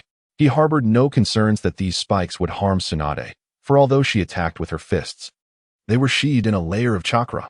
As her punch collided with his structure, several spikes were absorbed by her hair, which was as resilient as steel, resulting in a muted thud. Surprised by the unexpected outcome, Tsunade quickly utilized the momentum to retreat. The Needle Earth Prison was a technique Jiraiya had developed in his youth, so it was not Tsunade's first encounter with it.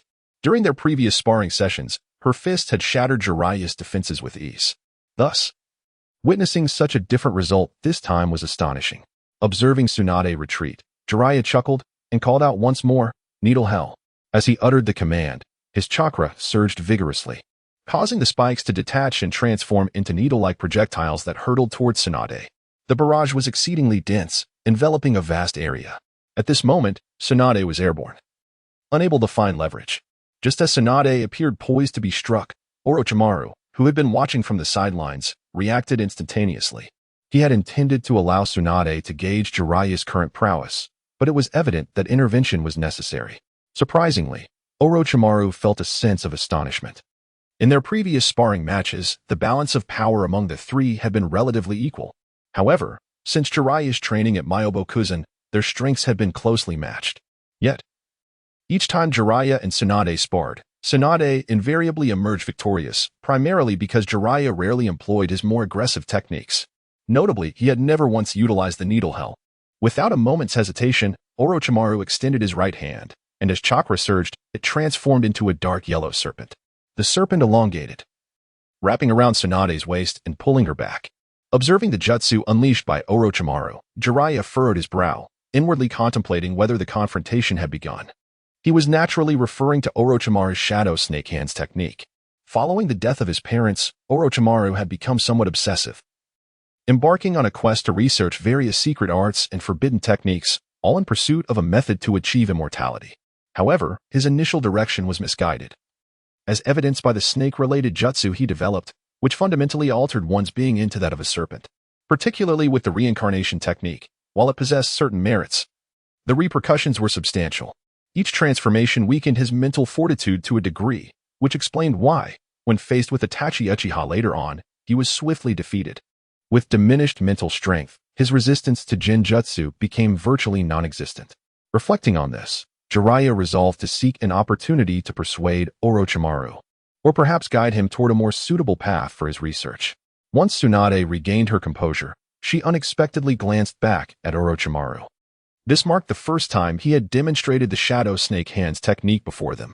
Yet, Orochimaru seemed oblivious to Tsunade's gaze, merely pointing towards Jiraiya. As chakra flowed into his hand, it morphed into a serpent's body, and soon, a multitude of snakes erupted from his sleeves, inundating the space as they surged towards Jiraiya. Faced with the sea of serpents, Jiraiya merely rubbed his chin, recognizing that while the technique was not particularly formidable, it was somewhat disconcerting. Fortunately, he did not suffer from a fear of densely packed creatures. Raising his right hand, he extended his index and middle fingers, slightly bending them and resting them against his lips. Fire style, fire dragon flame bullet. As the words left his mouth, Jiraiya exhaled, a flicker of flame erupting from his lips. Passing through his fingers, it swelled dramatically, transforming into a fire dragon that soared towards the serpentine swarm. Under the watchful eyes of the onlookers, the two attacks collided, causing the fire dragon to rapidly expand into a sea of flames that enveloped the serpents. With a series of crackling sounds, all the snakes were reduced to ash. Yet, Jiraiya did not cease. He simply released his grip, halting the fire dragon flame bullet's release. Wind style, violent wind palm, he declared, swinging his right hand.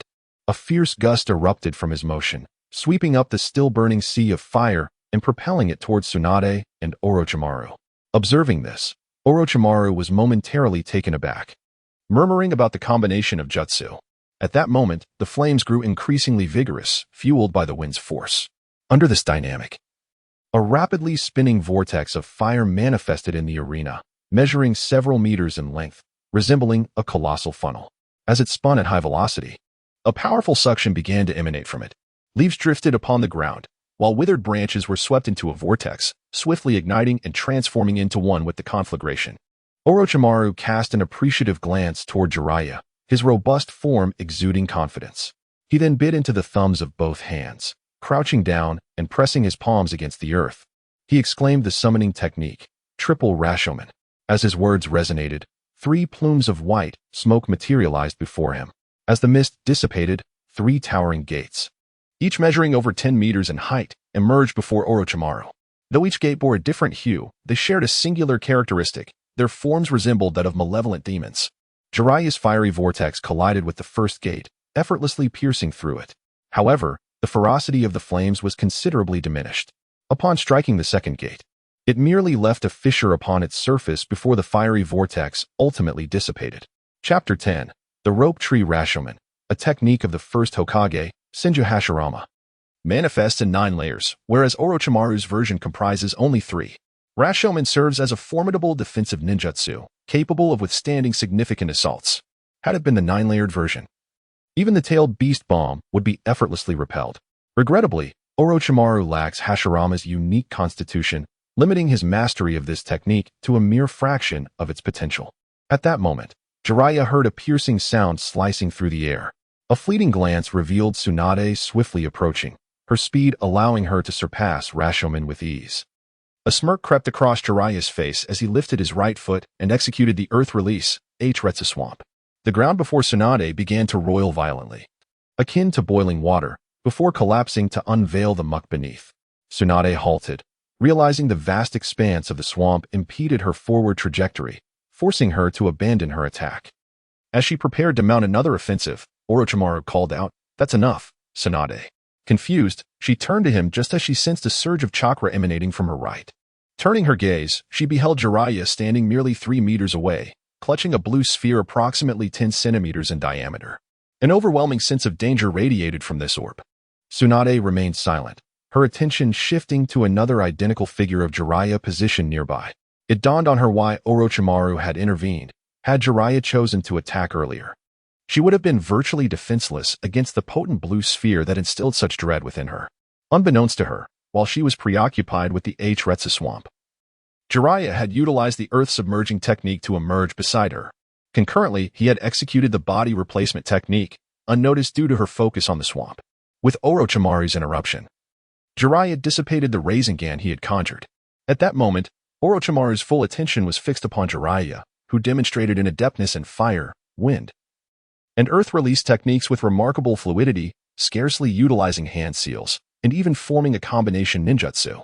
Orochimaru had witnessed Jiraiya create the Rasengan firsthand, understanding it to be a genuine no-hand seal technique. It was evident that Jiraiya had made significant strides in his abilities, surpassing both him and Tsunade, an undeniable truth.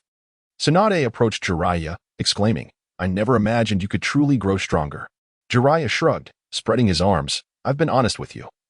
It's just that you chose not to believe me." Tsunade shot him an incredulous glance before inquiring, "What was that ninjutsu you just used? I've never seen anything like it before." At this moment, Orochimaru arrived, his eyes brimming with curiosity.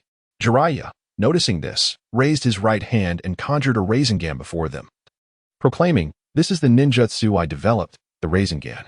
As he spoke, he silently apologized to Minato, promising to compensate him in the future. The spherical Rasengan radiated a brilliant azure light from the palm of Jiraiya's hand, an embodiment of the purest chakra, exuding a unique allure. Tsunade murmured, "Such a beautiful color. Yet it is a perilous ninjutsu." Jiraiya smirked, then approached a nearby tree, pressing the Rasengan against its trunk. He maintained control over the spiraling energy, preventing its dissipation.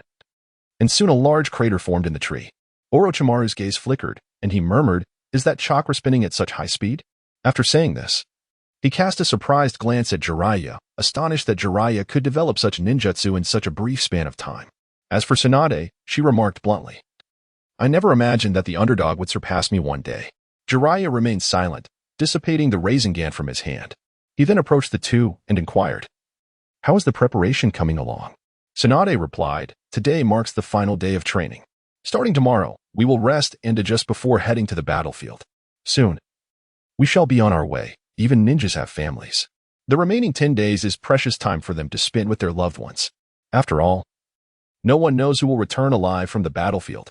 Jiraiya nodded in agreement and paused before asking, do you have detailed information on them? Please provide me with a copy. This team is led by 3, and to minimize casualties, necessary understanding is imperative. Tsunade responded, yes, but it's at home. Let us retrieve it later. After Jiraiya nodded, Tsunade and Orochimaru guided him to the front of the team, introducing him to the numerous ninjas present. Following a brief exchange, the ninjas were dismissed. After leading the others away, Tsunade asked, shall we return to get it now? She then glanced at the time and suggested, let us grab something to eat first. This proposal was met with agreement from both Jiraiya and Orochimaru, and thus the 3 departed the training ground.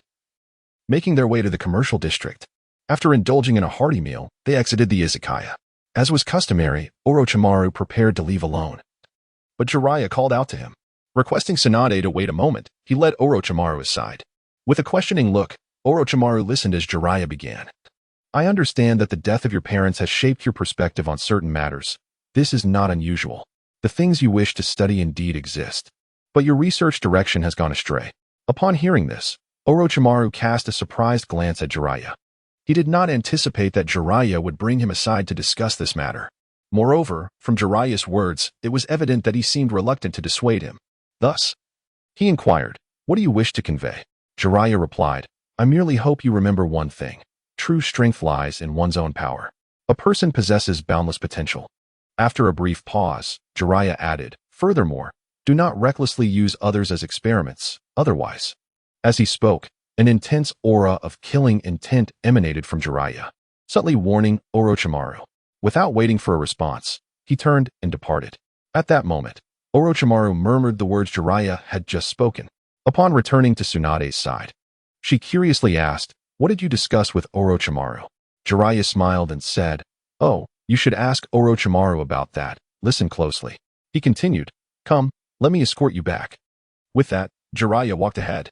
Tsunade, seeing this, muttered under her breath, you scoundrel, and followed in Jiraiya's footsteps. During their return journey, they engaged in casual conversation. Tsunade's gaze remained fixed on Jiraiya. She sensed that ever since he had recovered from his grave injuries, he had undergone some changes, though she could not articulate precisely what had altered. Upon arriving at the Senju clan's residence, Jiraiya entered at Tsunade's invitation. In the garden, he encountered the diligent ninjutsu practitioner, Nawaki. Aside from him, Jiraiya also spotted a young girl with vibrant red hair. This girl was Kushina Uzumaki, the current host of the Nine Tails in Konoha. Of course, she held another significant role as his future disciple and daughter-in-law. Nawaki soon noticed Jiraiya and ceased his training, rushing over. At 13, Nawaki still possessed an impetuous spirit. Upon reaching Jiraiya, he exclaimed, Jiraiya and I, quickly, teach me a jutsu. To this, Jiraiya responded, isn't the ninjutsu of the Senju clan sufficient for you to learn? Before Nawaki could reply, Tsunade scolded, Nawaki, behave yourself. The young boy took a few steps back, clearly in awe of his elder sister. Nevertheless, he defiantly declared, I refuse. I am destined to become Hokage. I will be the one to set the course on the battlefield. Hearing Nawaki's words, Jiraiya looked towards Tsunade. She explained, I have no idea what that old fool Danzo was thinking, suggesting that freshly graduated genin should head to the battlefield, and surprisingly, the teacher agreed. Jiraiya found this unsurprising. The Senju clan, even now, could be regarded as the foremost clan in the land. After the passing of Hashirama Senju, Tobarama Senju, and Mito Uzumaki, Danzo's ambitions began to surface. He had set his sights on the wealth of the Senju clan, possessing the memories of a past life. Jiraiya was acutely aware that Shimura Danzo would undertake many actions beyond the ordinary to assimilate the Senju clan. This endeavor had commenced several years prior. It was this very scheme that led to the tragic demise of Tsunade's parents during a mission. Next in line were Tsunade, Rope Tree, and the other members of the Senju clan. Upon hearing Rope Tree's retort, Tsunade clenched her fists and declared, if you dare utter such words again, I shall break your legs. Let us see how you manage then. Rope Tree, upon hearing this, took a couple of steps back and scoffed, why should I? After casting a glance at Jiraiya, he added, I say, Jiraiya, if you refuse to teach me, I shall seek out Orochimaru. Meanwhile, Shinju was keenly observing his sister's expression. Sensing an imminent eruption akin to a volcano, he swiftly turned and fled. Witnessing this, Tsunade sighed and tapped her forehead, exclaiming, "You little rascal." With that, she led Jiraiya inside, while he remained silent, lost in contemplation. Chapter 11. Watergate. As she approached the door, Kushina, seated beneath the eaves, rose to greet Tsunade. "You're back, Sister Tsunade." Kushina, the orphan of the Uzumaki clan, had been brought back to Konoha with the intent of becoming the vessel for the Nine Tails. After her arrival in Konoha, under the meticulous care of Mito Uzumaki, the young girl quickly grew fond of her new home. However, her striking red hair often made her a target for bullying. Yet, this spirited girl did not shy away from retaliation. Her fiery temperament earned her the nickname Blood Red Chili. This moniker was not merely a reference to her hair, but rather a testament to the strength of her fists and feet. Currently, the only individuals in Konoha with whom she shared a close relationship were Tsunade and her brother. SHT. Tsunade affectionately ruffled Kushina's hair before glancing at the scroll in the girl's hands. "Yes, today's training session has concluded," she remarked. After a brief pause, Tsunade inquired, "Are you still studying sealing techniques?" Kushina nodded eagerly and then looked up at Tsunade with bright eyes, exclaiming, "Sister, I can't understand this 5-element sealing. Can you help me?" Since arriving in Konoha, Kushina had been taught by Mito Uzumaki. After Mito's passing, the remaining sealing techniques she had yet to master were left for her to decipher alone. Tsunade wished to guide her, yet she lacked proficiency in the sealing arts of the Uzumaki clan. Despite being Mito's granddaughter, Tsunade had no talent for sealing techniques, particularly those requiring the Uzumaki bloodline. The Uzumaki lineage within her was overshadowed by the Senju clan's bloodline, preventing Mito from passing down the sealing techniques to her. Just as Kushina awaited an answer, Jiraiya interjected, "Why don't I take a look?" Upon hearing this, Kushina turned her gaze toward Jiraiya. At that moment, he wore a smile, clad in a black robe. His expression devoid of any lewdness, resembling a kind and gentle older brother. Kushina glanced back at Tsunade, and after receiving her nod of approval, she handed the scroll to Jiraiya. Jiraiya took the scroll and quickly scanned it before asking, "What part don't you understand?" Kushina pointed to a particular rune, explaining, "It's this one. The 5 elements sealing involves fire, earth, water, wind, and lightning." Upon hearing her question, Jiraiya grasped her confusion and began to elucidate. "Ah, this is how it works. Let me explain." As Jiraiya shared his insights, Kushina's eyes sparkled with understanding. Tsunade, too, cast a curious glance at Jiraiya. Once he completed his explanation, he naturally returned the scroll to Kushina, who, filled with enthusiasm, dashed back into her room. Upon witnessing the situation, Tsunade slowly shook her head and remarked that this child, much like Rope Tree, approached every task with an exuberant fervor. Jiraiya waved his hand dismissively, stating that the child was still young. Simultaneously, he mused internally that his initial impression should be quite favorable, and he hoped that Kushina would not allow Naruto to stray too far from him in the future. Having existed as a soul, observing from the sidelines, he had also experienced the Fourth Great Ninja War. He had seen Naruto's memories, and naturally, within those recollections, he had noted Kushina's parting words to Naruto. Jiraiya understood perfectly well why Kushina had expressed such sentiments. Regardless, he resolved not to repeat those past mistakes. Tsunade smiled and then spoke, expressing her surprise that he possessed sealing techniques, revealing his hidden depth. Jiraiya shrugged, replying that having numerous skills was advantageous, as he often enjoyed reading. Tsunade rolled her eyes at him, clearly not wishing to expose his facade.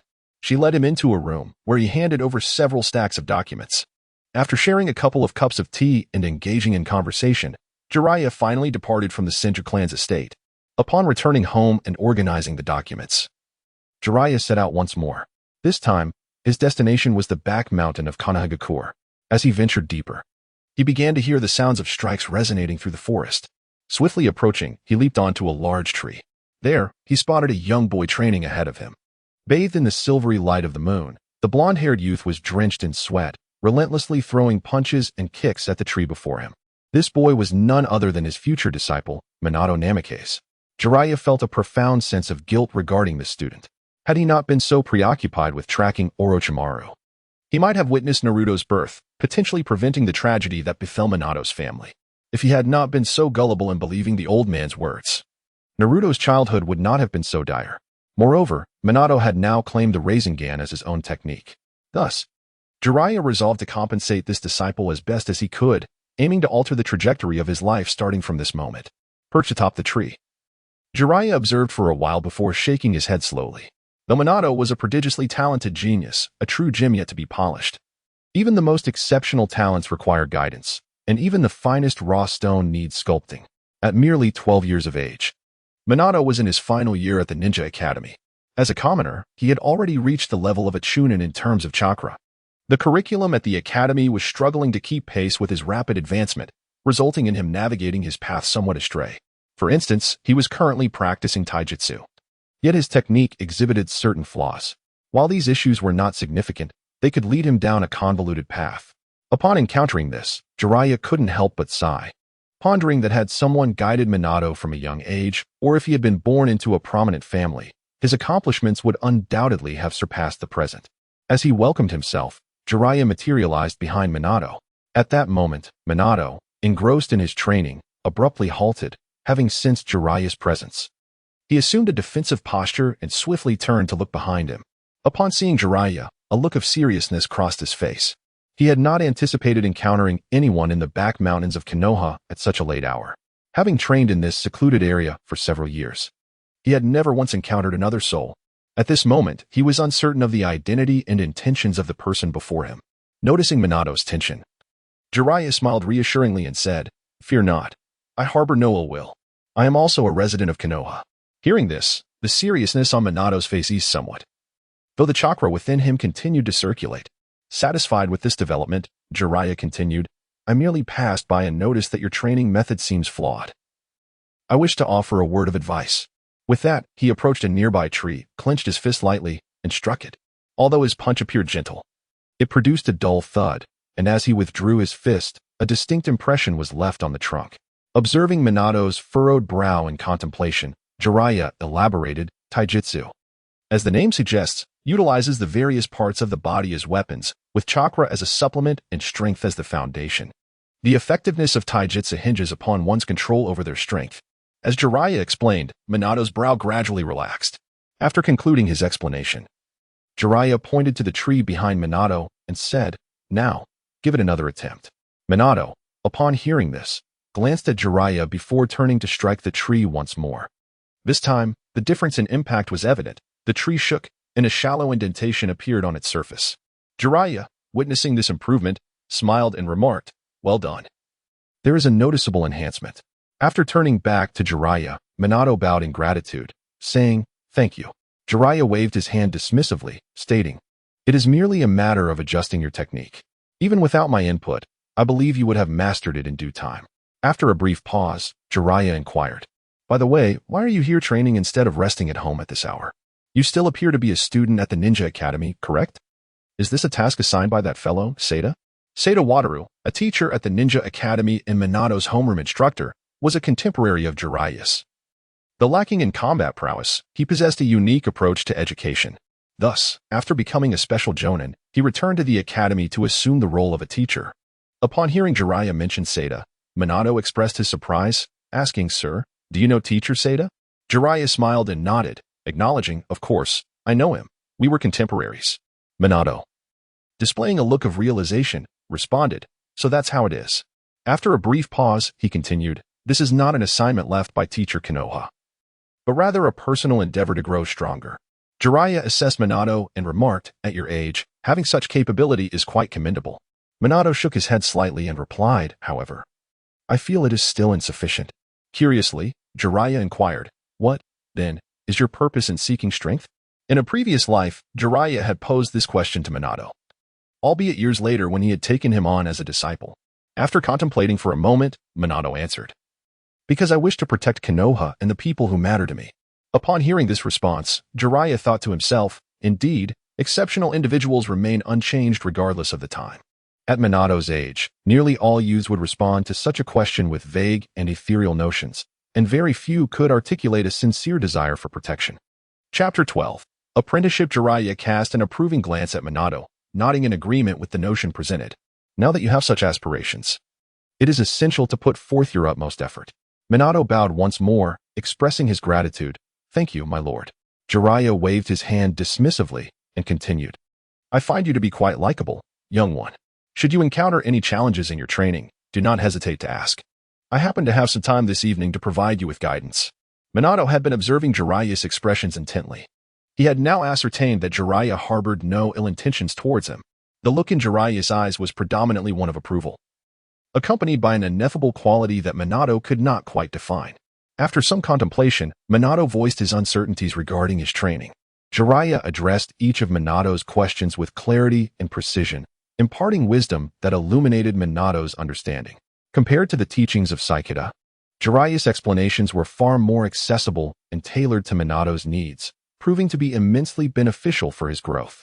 As Jiraiya elucidated various concepts, Minato's comprehension deepened. As the night wore on, Jiraiya concluded his fundamental teachings and glanced up at the moonlit sky. Realizing that it was quite late, he remarked, "All right. Let us conclude for tonight. It is getting late, and you have classes tomorrow." Minato, though still brimming with questions, recognized the fortune of having received guidance from this esteemed individual. He rose and bowed to Jiraiya once more, expressing his gratitude. "Thank you for enlightening me, my lord." Jiraiya waved his hand again, standing up and saying, "No need for such formality. You are indeed a remarkable young man, well suited to my temperament." After a brief pause, he added, "I shall be available again tomorrow evening." With that, Jiraiya turned to depart. Minato stood in place, pondering the implications of Jiraiya's words, and quickly called out, "Thank you." Jiraiya did not look back but merely waved his hand in acknowledgement before vanishing from sight. After Jiraiya's departure, Minato clenched his fist, rallying his spirits. Before leaving the back mountain and returning home, the night passed in silence, and the following morning, Jiraiya awoke from his slumber, rubbing the sleep from his eyes. He rose to freshen up. Once he completed his morning routine, he began to study the materials Tsunade had provided him the previous night. The documents meticulously detail the names, ranks, backgrounds, and abilities of various ninjas. As he perused the information, a sudden thought crossed his mind. He formed a hand seal, summoning a shadow clone. Speaking a few words to the clone, Jiraiya then resumed his examination of the documents, while the clone hurried to the study. There, the clone retrieved pen and paper, commencing to write. As the first 4 characters were inscribed, the clone's writing speed increased dramatically. The words "Intimate Paradise" emerged on the page. This was a work that served as a redemption for many in the ninja world, although Jiraiya had no intention of continuing the disreputable activities of his past life. Allowing such writings to vanish would be a tremendous loss for the shinobi world. After all, the content was etched in Jiraiya's mind. It would be more prudent to articulate it, not for any other reason but for redemption. Moreover, this endeavor could also accumulate some wealth for his grandfather, as pursuing his future aspirations would be impossible without a stable source of income. Of course, this time he would refrain from using his real name. After a day of diligent work, Jiraiya finally completed his review of the materials. He also began to formulate some thoughts regarding tactics and strategy. As for his clones, after a day of fervent writing, a quarter of the first volume of the Paradise of Intimacy had been completed. At this rate, he would be able to finish the first volume before heading to the battlefield. After dinner, Jiraiya took a brief rest and then made his way to the back mountains of Konoha, where he began to await Minato's arrival. As the full moon ascended, Minato's figure finally came into Jiraiya's view. Compared to yesterday, Minato's face was now adorned with a smile. It turned out that earlier in the day, he had inquired about Jiraiya's identity from Kageyama Satoru while on his way to school, although he did not know Jiraiya's name. He had memorized his appearance and attire from the day before. With such a description, Satoru immediately understood whom Minato was referring to. In Konoha, there was only one individual who stood over 6 feet tall, had white hair, and did not wear the Konoha headband. His peer, Jiraiya. Through Satoru's narration, Minato learned of Jiraiya's past, from being the lowest performer at a ninja academy to becoming one of Konoha's most formidable warriors through sheer determination. The prospect of receiving guidance from such a powerful figure filled Minato with immense joy. As Minato approached the spot where they met yesterday, Jiraiya swiftly appeared before him. This time, Minato managed to catch a glimpse of Jiraiya's movement trajectory. His pupils dilated in astonishment at the speed. Yesterday, he had not been able to discern how Jiraiya had appeared due to his back being turned. Although he was able to perceive a trace today, he still could not fully comprehend it. Gazing upon the towering figure of Jiraiya, Minato bowed and addressed him as Lord Jiraiya. Jiraiya was not taken aback by Minato uttering his name. He waved his hand dismissively and said, "Oh, I told you not to be so formal." After a brief pause, he inquired, "So, have you discovered my identity?" Upon hearing this, Minato felt a twinge of embarrassment and raised his hand to scratch his head before apologizing. Lord Jiraiya, he began. Jiraiya waved his hand dismissively. Oh, it's nothing. As a ninja, it is essential to maintain vigilance towards the unknown, people, matters, and things alike. It was prudent of you to inquire about my identity. As he spoke, Jiraiya settled down cross-legged and continued. Now, let us return to our discussion from yesterday regarding the extension and application of chakra. Minato, upon hearing this, straightened his posture in anticipation of Jiraiya's teachings. Noticing this, Jiraiya smiled slightly before speaking again. Well, yesterday we discussed the origins of chakra. This is knowledge for you alone. There is no need to share it with others. Although puzzled, Minato nodded in agreement. Jiraiya had previously enlightened him about the Sage of Six Paths in the lineage of ninjutsu, knowledge that was rarely, if ever, imparted in the Ninja Academy. In truth, even within the current ninja world, few were aware of such history, which left Minato with a profound sense of enlightenment. Jiraiya had long devised a plan for Minato's development, beginning with broadening his horizons, followed by instructing him in chakra cultivation. Once Minato's chakra levels met the requisite standards, Jiraiya would take him to Mount Myaboku to train in Senjutsu. Upon mastering Senjutsu, they would embark on the next phase of training, an entirely transformative experience that constituted Jiraiya's subsequent training agenda. Throughout this process, however, Jiraiya would not impose a specific path upon Minato. His role would merely be that of a guide, while the remainder would be entrusted to Minato himself. After an extensive explanation, the theoretical aspects had been sufficiently covered, leading to the crux of the matter. Jiraiya glanced at Minato and asked, "You remember everything I just told you, right?" After Minato nodded, Jiraiya continued, "So, it is paramount to be cautious. If you can avoid eating those cold rice balls, then do so." Minato was taken aback by this comment, surprised that Jiraiya was aware of this detail. As an orphan, Minato's parents had been merchants from Konoha, who tragically lost their lives to mountain bandits during a supply run. Since then, he had lived alone, juggling the demands of his Ninja Academy coursework alongside self-care. Although Konoha provided subsidies for orphans, the meager funds were barely sufficient for sustenance, leading Minato to rely on cold rice balls for most of his meals. This was something he had never confided to anyone, so Jiraiya's knowledge came as a shock to him. Seemingly oblivious to Minato's astonishment, Jiraiya continued to express his thoughts. As Jiraiya spoke, Minato felt his eyes begin to moisten. It had been so long since he had experienced such concern from another. Jiraiya had a profound understanding of Minato. To say the least, his heart yearned profoundly for familial affection. Watching as tears began to gather in his eyes, Jiraiya gently lifted his hand and ruffled his hair, saying, Now, don't cry. I'm not one to soothe." Upon hearing this, Minato wiped his tears and revealed a warm smile. This was one of the reasons he was affectionately dubbed the Little Sun regardless of the circumstances. Minato's smile invariably radiated an extraordinary warmth. Observing Minato, Jiraiya earnestly inquired, "So, Minato Namikaze, do you wish to become my disciple?" Minato, taken aback, turned to Jiraiya in surprise. He had not anticipated such a question, which was undoubtedly a tremendous delight for him. Seeing Minato lost in thought, Jiraiya feigned a sigh and said, "It seems you are unwilling." Minato, upon hearing this, snapped back to reality and quickly waved his hands, exclaiming, "No, that's not it." To his astonishment, he knelt down and bowed his head to Jiraiya. This was the true gesture of respect for a disciple in the ninja world. Unlike the formalities observed in the academy or among higher-ranked ninjas, Jiraiya did not flinch. He accepted the gesture and then lifted Minato up, saying, "All right, from this day forth, you shall be my foremost disciple." Minato, overwhelmed with joy, smiled brightly and called out, "Teacher." Jiraiya nodded in satisfaction and added, "Well, as I've said, no need for excessive formalities. I'm not quite accustomed to them." Chapter 13. Guiding Minato. Once Minato was comfortably seated, Jiraiya retrieved a package from within his robes and presented it to him. "This is a gift for you as my disciple," he declared. Minato, somewhat perplexed, accepted the offering. After Jiraiya nodded in encouragement, Minato carefully unwrapped the package. To his astonishment, it was filled with silver notes, the largest denomination amounting to an impressive 10,000.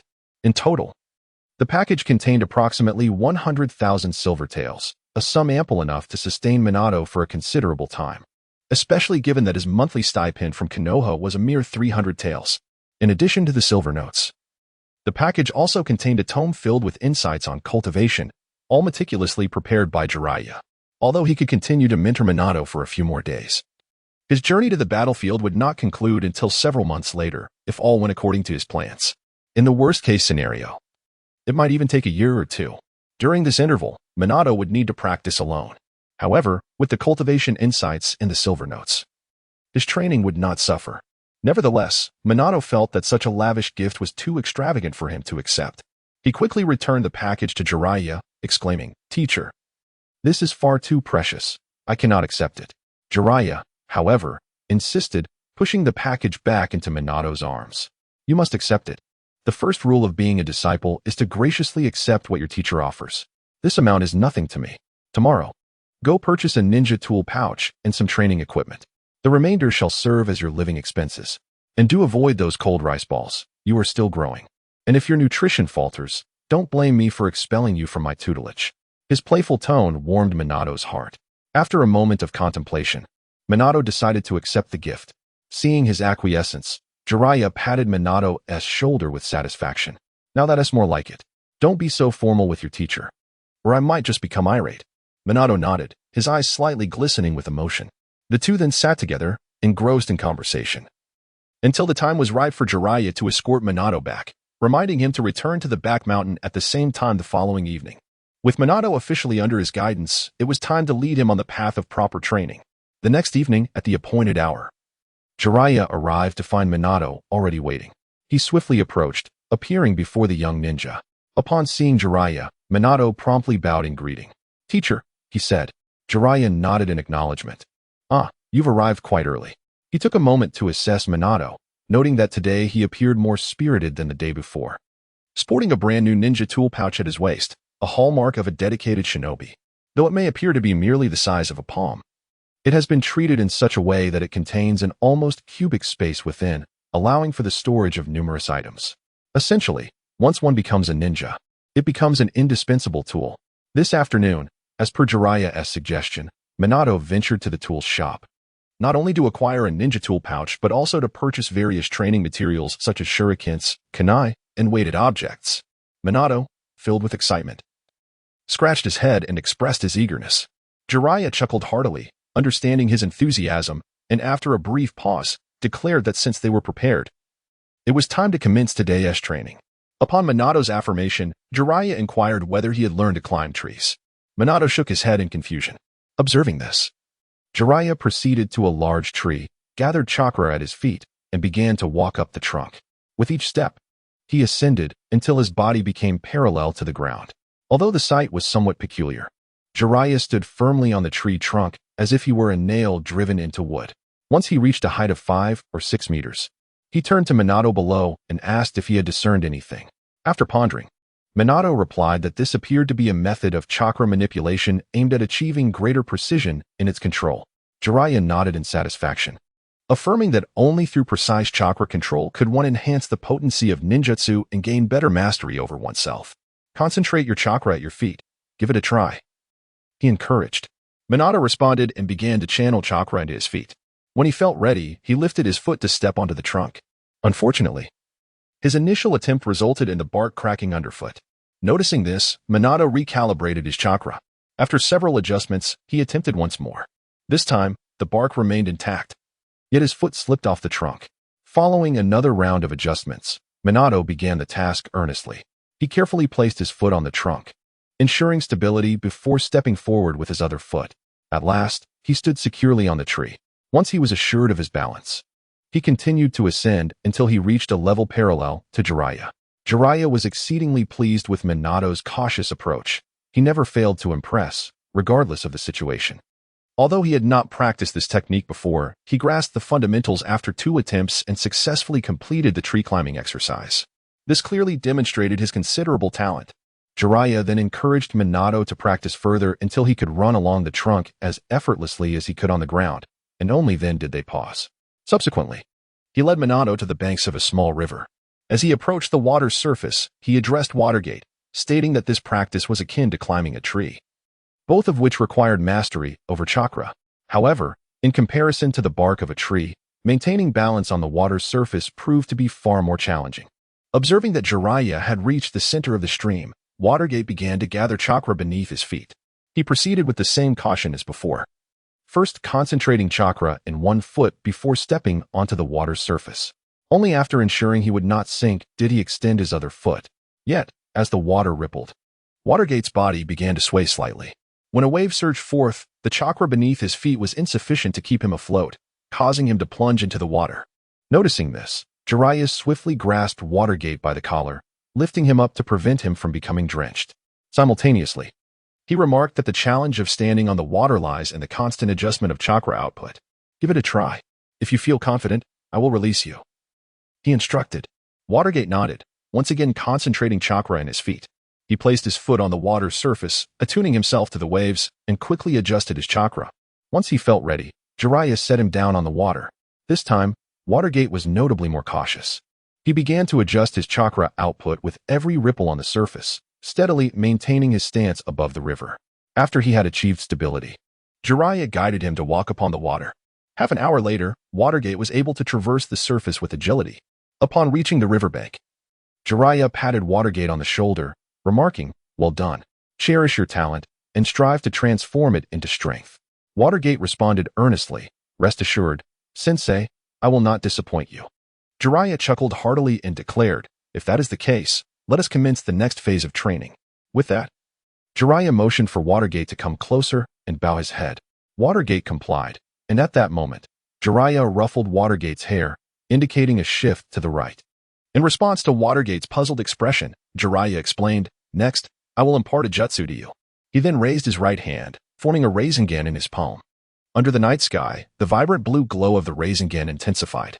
Watergate gazed in awe, exclaiming, "So beautiful!" To which Jiraiya replied, "It is not merely beautiful." He then walked over to a large tree, demonstrating the power of the Rasengan. First, he maintained the jutsu, piercing entirely through the trunk of a great tree. He subsequently approached another tree, placing the Rasengan against it before stepping back. As the jutsu was released, the spiraling chakra erupted in an explosion. To Watergate's astonishment, the tree was obliterated into fragments. Indeed, quite impressive, Jiraiya remarked as he turned to Minato, explaining that this jutsu was known as the Rasengan, an unmarked, non-attribute ninjutsu. You are now capable of practicing it, though acquiring the Flying Thunder God technique may prove challenging until this war concludes. Furthermore, given your current chakra levels, mastering the Flying Thunder God might be somewhat difficult. Thus, I have considered imparting the Rasengan to you. This can be viewed as a sort of restitution. Observing the dawning comprehension on Minato's face, Jiraiya continued, "At present, the Rasengan is merely a prototype. The true Rasengan requires an evolution of chakra attributes. Only then can it unleash its full potential." As he spoke, Jiraiya recalled Naruto's innovative developments with the Rasengan. This technique is one that any ninja can utilize from start to finish, and by incorporating new attributes, one can create an attack imbued with newfound abilities, truly a remarkable convenience. Minato's eyes sparkled as he inquired, "Sensei, did you develop this jutsu?" Jiraiya, noticing the gleam in Minato's eyes, cleared his throat before responding, "Indeed. It was I who created it." Minato, in awe, praised, "As expected of you, Sensei." Jiraiya felt a flush of embarrassment at Minato's commendation, grateful that it was nighttime, thus concealing his reddened face. However, Minato's subsequent remark caused 3 dark lines to appear on Jiraiya's forehead, though the name is rather unappealing. Chapter 14. The Spiraling Sphere. After clearing his throat once more, Jiraiya began, "Let us not dwell on this matter any longer. I shall now impart to you the training method for the Spiraling Sphere. Pay close attention." Meanwhile, Jiraiya mused to himself, "Indeed, it is a flaw stemming from Minato's naming." Following Minato's earnest nod, Jiraiya elaborated on the essential points of mastering the Spiraling Sphere. First, rotation. Second, compression. And third, maintenance. Rotation refers to the necessity of making your chakra spin in a specific manner. Once a stable structure is formed, it must then be compressed. The greater the compression, the more formidable the spiraling sphere becomes. Finally, the sphere must be maintained in a stable shape until it strikes the opponent. Minato, reflecting thoughtfully, committed these 3 points firmly to memory. The flow of chakra within you rotates clockwise, moving to the right. Thus, during practice, ensure that the chakra flows in this direction. Jiraiya instructed as he retrieved a bag of balloons. He approached a nearby stream and filled one of the balloons with water. Once the balloon reached the size of a tennis ball, he halted and handed it to Minato, saying, "Now, try infusing your chakra into this water balloon and utilize the force of rotation to burst it." In truth, had Minato mastered the power of telekinesis, his training would have been exponentially more effective. However, the mastery of such a skill proved challenging. Without Jiraiya's watchful presence, unforeseen mishaps could easily occur. Therefore, Jiraiya resolved to teach Minato the method of telekinesis after the war concluded upon their return to Konoha. Upon receiving the balloon, Minato promptly began to follow Jiraiya's instructions, infusing chakra into the water and setting it into motion. Before long, the water balloon began to tremble. Observing this, Minato intensified his chakra output, guiding it to rotate to the right. Jiraiya, choosing not to interrupt Minato's concentration, stepped aside to focus on his own studies. Having already mastered Sage Mode, Jiraiya understood that the next phase involved practical application. Normalizing Sage Mode was no simple feat, although the foundational theory had been established. Transforming that theory into reality posed a considerable challenge. As Jiraiya organized his thoughts, clarity emerged. Achieving this goal could not be accomplished in a brief span. The first step necessitated the cleansing of his body with natural energy. Only through complete acclimatization to this energy could the physical body's strength reach a certain threshold. How long this process would take remained uncertain for Jiraiya. With this thought in mind, he began to draw natural energy toward himself. Once assured of its safety, he initiated the infusion of this natural energy into his body, refraining from merging it with his chakra to enter Sage Mode. Simply allowing these natural energies to wash over the body, one can distinctly perceive the gradual enhancement of physical strength under their influence. With each wave, the cells become increasingly vibrant, absorbing portions of this natural energy for fortification. Those engaged in cultivation remain oblivious to the passage of time. When Jiraiya heard a sudden pop, he halted his manipulation of the natural energy. Turning to observe, he saw Minato grinning widely, water droplets glistening on his hands, while a balloon lay burst on the ground. Rising, Jiraiya approached Minato, giving him a thumbs up, commending him on successfully completing the first step of his training. Minato nodded appreciatively, then swiftly retrieved another water-filled balloon from the side. Holding it in his hands, he began his operation, causing the balloon to undulate in response to the energy he channeled. As the rotation reached a certain velocity, the water inside flowed like a blade, slicing through the balloon with precision. Observing this, Jiraiya chuckled heartily, exclaiming, "You truly are a genius." Minato, feeling somewhat bashful, scratched his head and replied, "Teacher, I still have a long way to go." Jiraiya shook his head, choosing not to pursue that topic further, and said, "That will be enough for today. It's time to rest. We shall continue tomorrow." After Minato acknowledged him, Jiraiya escorted him back home. That night, Minato was filled with excitement, entering the realm of dreams with a flutter of exhilaration. The following morning, after Jiraiya completed his morning routine and donned a casual outfit, he made his way directly to the Hokage building. The guards were quite familiar with him and did not impede his entrance. After exchanging a respectful nod, they allowed him entry into the building. Upon reaching the Hokage's office, Jiraiya, as was his custom, entered without knocking. Sarutobi Hiruzen, without lifting his gaze, grumbled, "Has your training come to an end?" There lingered a hint of resentment in Hiruzen's heart regarding Jiraiya. This student had not taken the time to report back to his teacher upon returning from his training. Jiraiya cleared his throat and replied, "I was busy as soon as I got back. I just finished and came straight here." Sarutobi lifted his head, scrutinizing Jiraiya with a bemused expression. "Speak, what is it?" he inquired, clearly skeptical that his disciple would come to him without an agenda. Jiraiya positioned himself in front of the desk, retorting, "It sounds as if I shouldn't come here unless there's something important." Sarutobi responded, "Oh, so there's nothing of consequence? Then you may leave. I have matters to attend to." With that, he intended to return to his work, preparing for the impending journey to the battlefield. Soon, all of Konoha's ninjas would be dispatched, leaving only the guards behind. While logistical concerns loomed large on his mind, issues that fell squarely on the shoulders of the Hokage stationed at the rear. At present, he is indeed quite occupied. However, upon witnessing this, Jiraiya directly declared, "I have come to borrow the crystal ball from you, my teacher." Hearing these words, Sarutobi Hiruzen promptly rejected, exclaiming, "Absolutely not. Don't even think about it." Yet, upon seeing Jiraiya's infuriating expression, he realized that the latter was merely provoking him. Despite Hiruzen's current state of mind, he could not help but feel a flush of embarrassment. He had not anticipated that such a secret would be uncovered, especially by this most troublesome of disciples.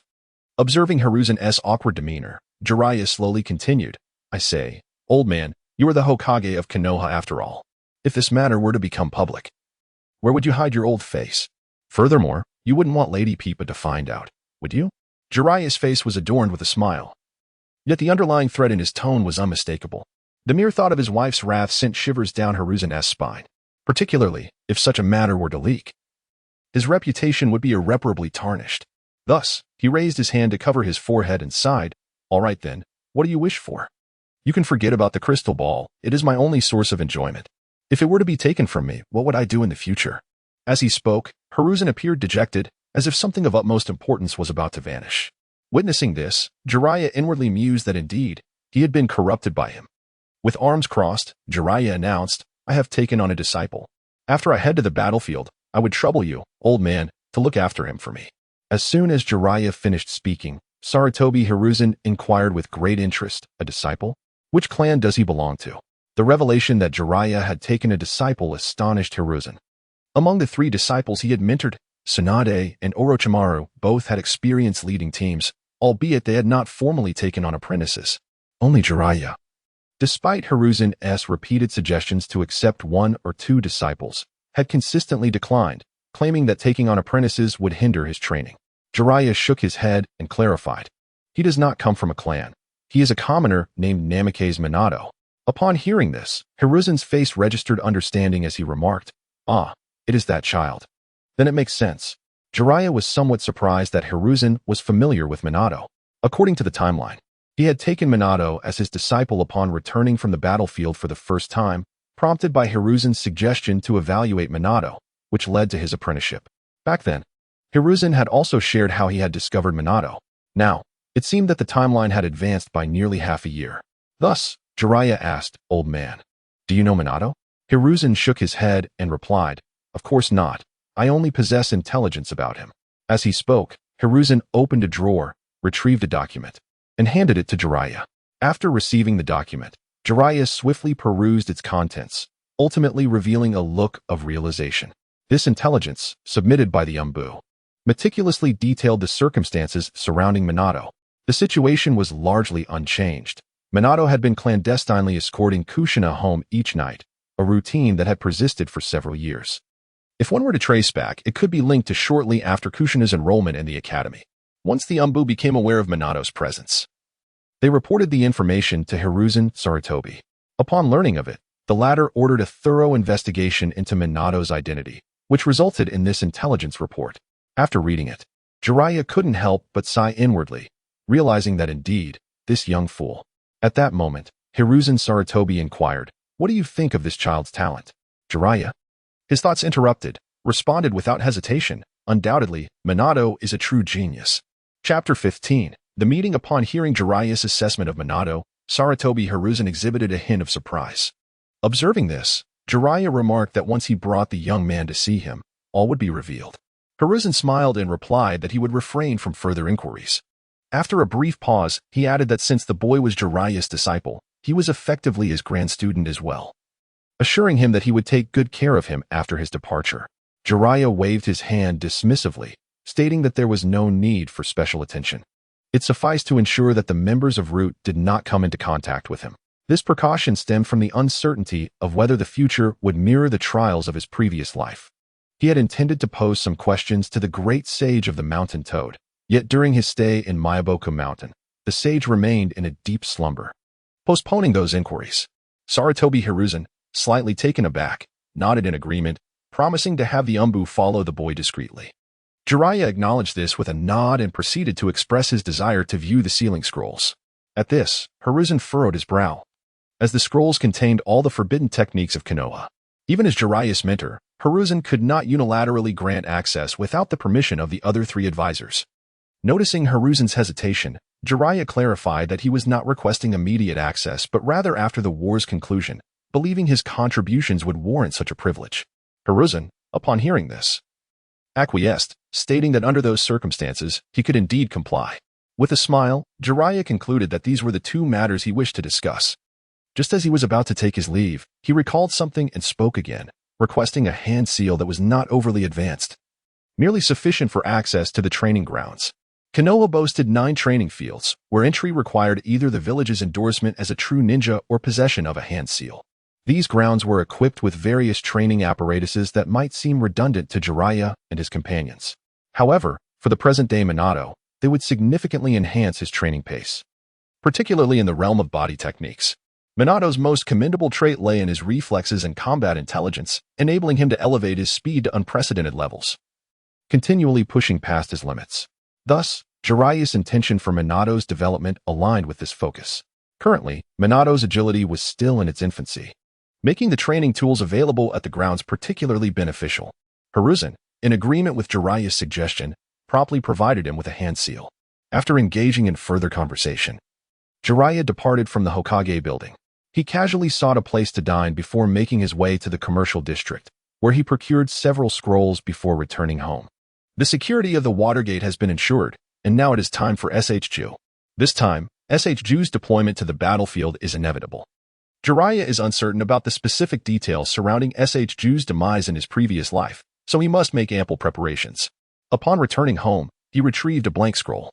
He unfurled one of them and swiftly began forming seals, while an immense surge of chakra flowed into the scroll. Within it, a Rasengan began to take shape.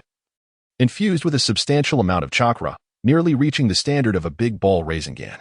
After successfully embedding the jutsu, he employed a sealing technique to perfectly encapsulate it within the scroll. After securing it, he unfurled another scroll. This one did not contain an offensive jutsu. Rather, it was a defensive barrier. This barrier would automatically manifest in response to intense explosions, shielding the user from lethal attacks. As time passed, Jiraiya crafted nearly 10 scrolls.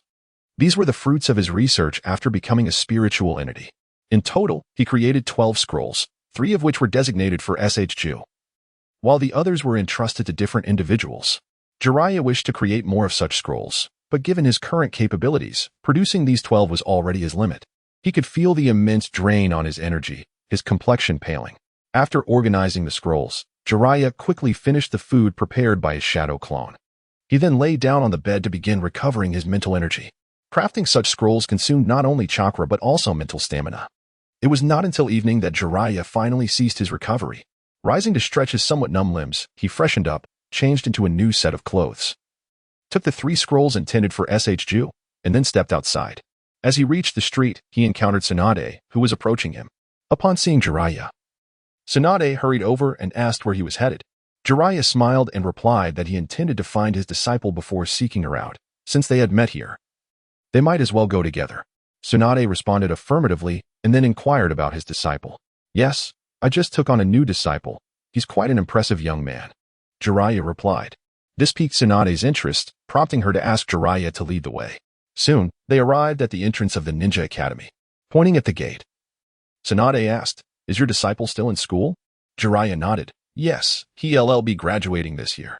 Pausing, he then asked Tsunade, by the way, where were you headed just now?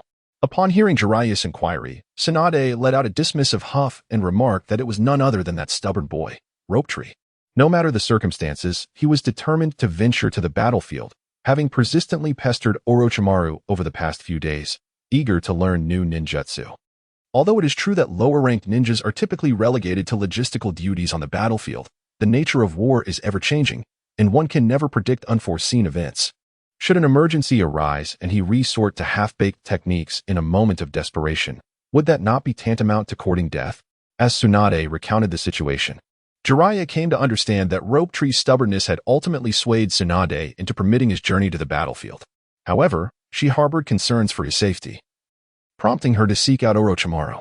She informed him that Rope Tree was not to be taught new ninjutsu, but rather to refine the techniques he already possessed.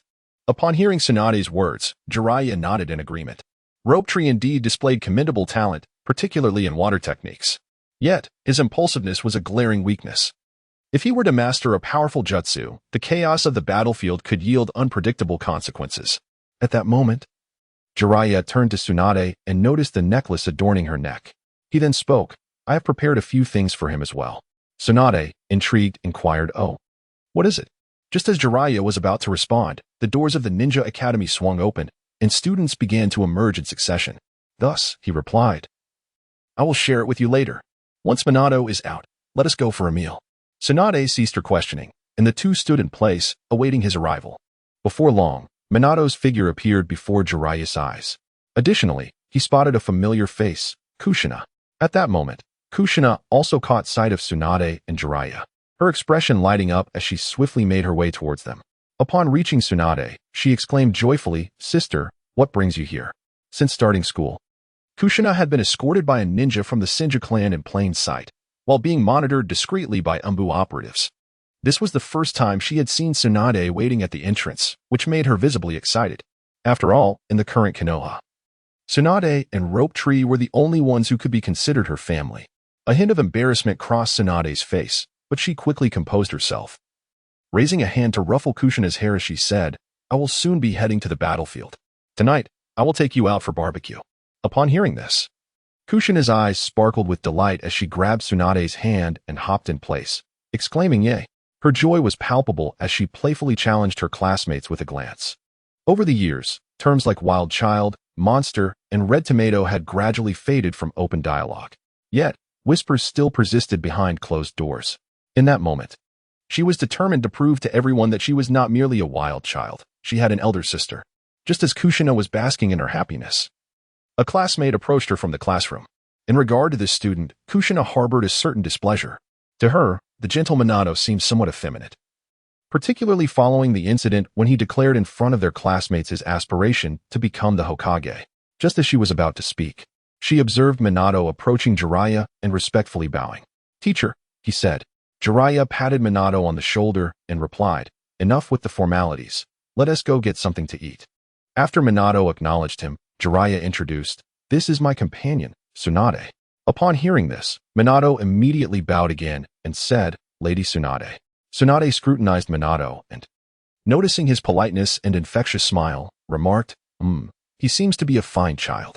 Jiraiya chuckled, adding, "Well, just look at whose disciple he is."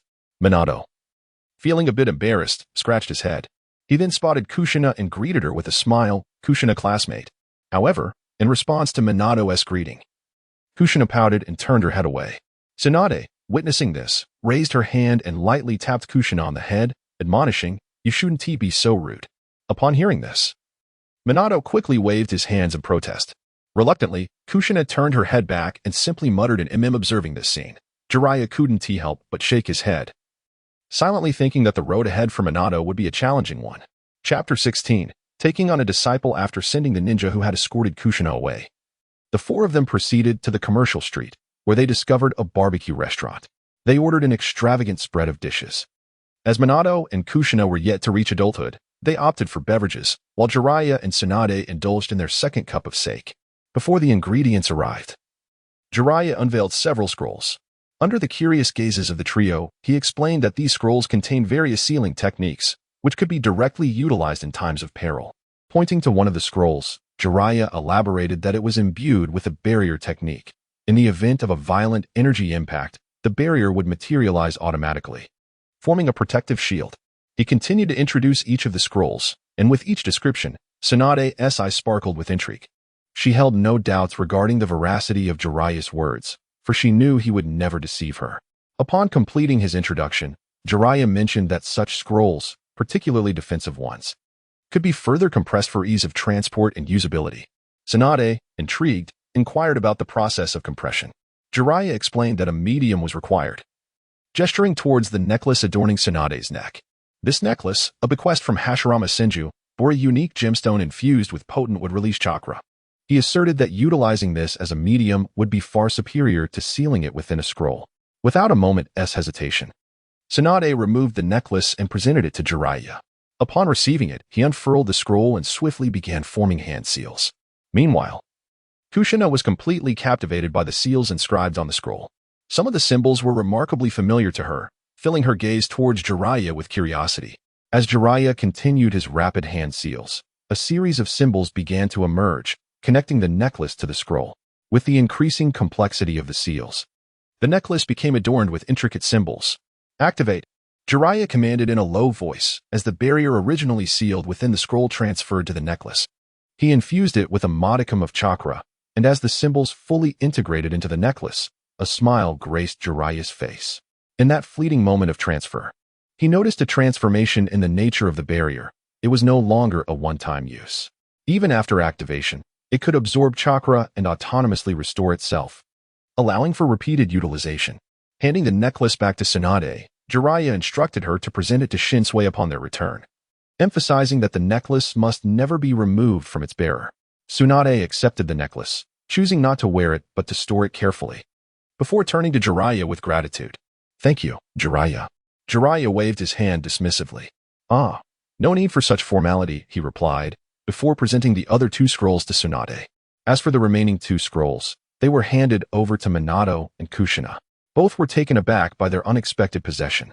Minato, upon contemplating the scroll's immense value, felt inclined to decline. However, he could not resist Jiraiya's persuasive words from the previous night. Thus, he accepted the scrolls. Meanwhile, Kushina unfurled her scroll, meticulously examining the seals inscribed upon it. With each glance, her eyes sparkled, as if the perplexities that had long confounded her were suddenly elucidated. Turning to Jiraiya, she inquired, "Master Jiraiya, do you also possess the art of sealing?" Jiraiya nodded, replying that he knew a bit, for a plethora of skills never weighs one down.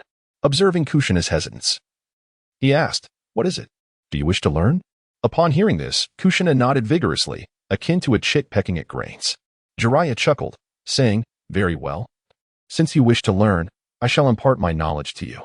Elated by his words, Kushina quickly rose and bowed respectfully, addressing him as Master Jiraiya.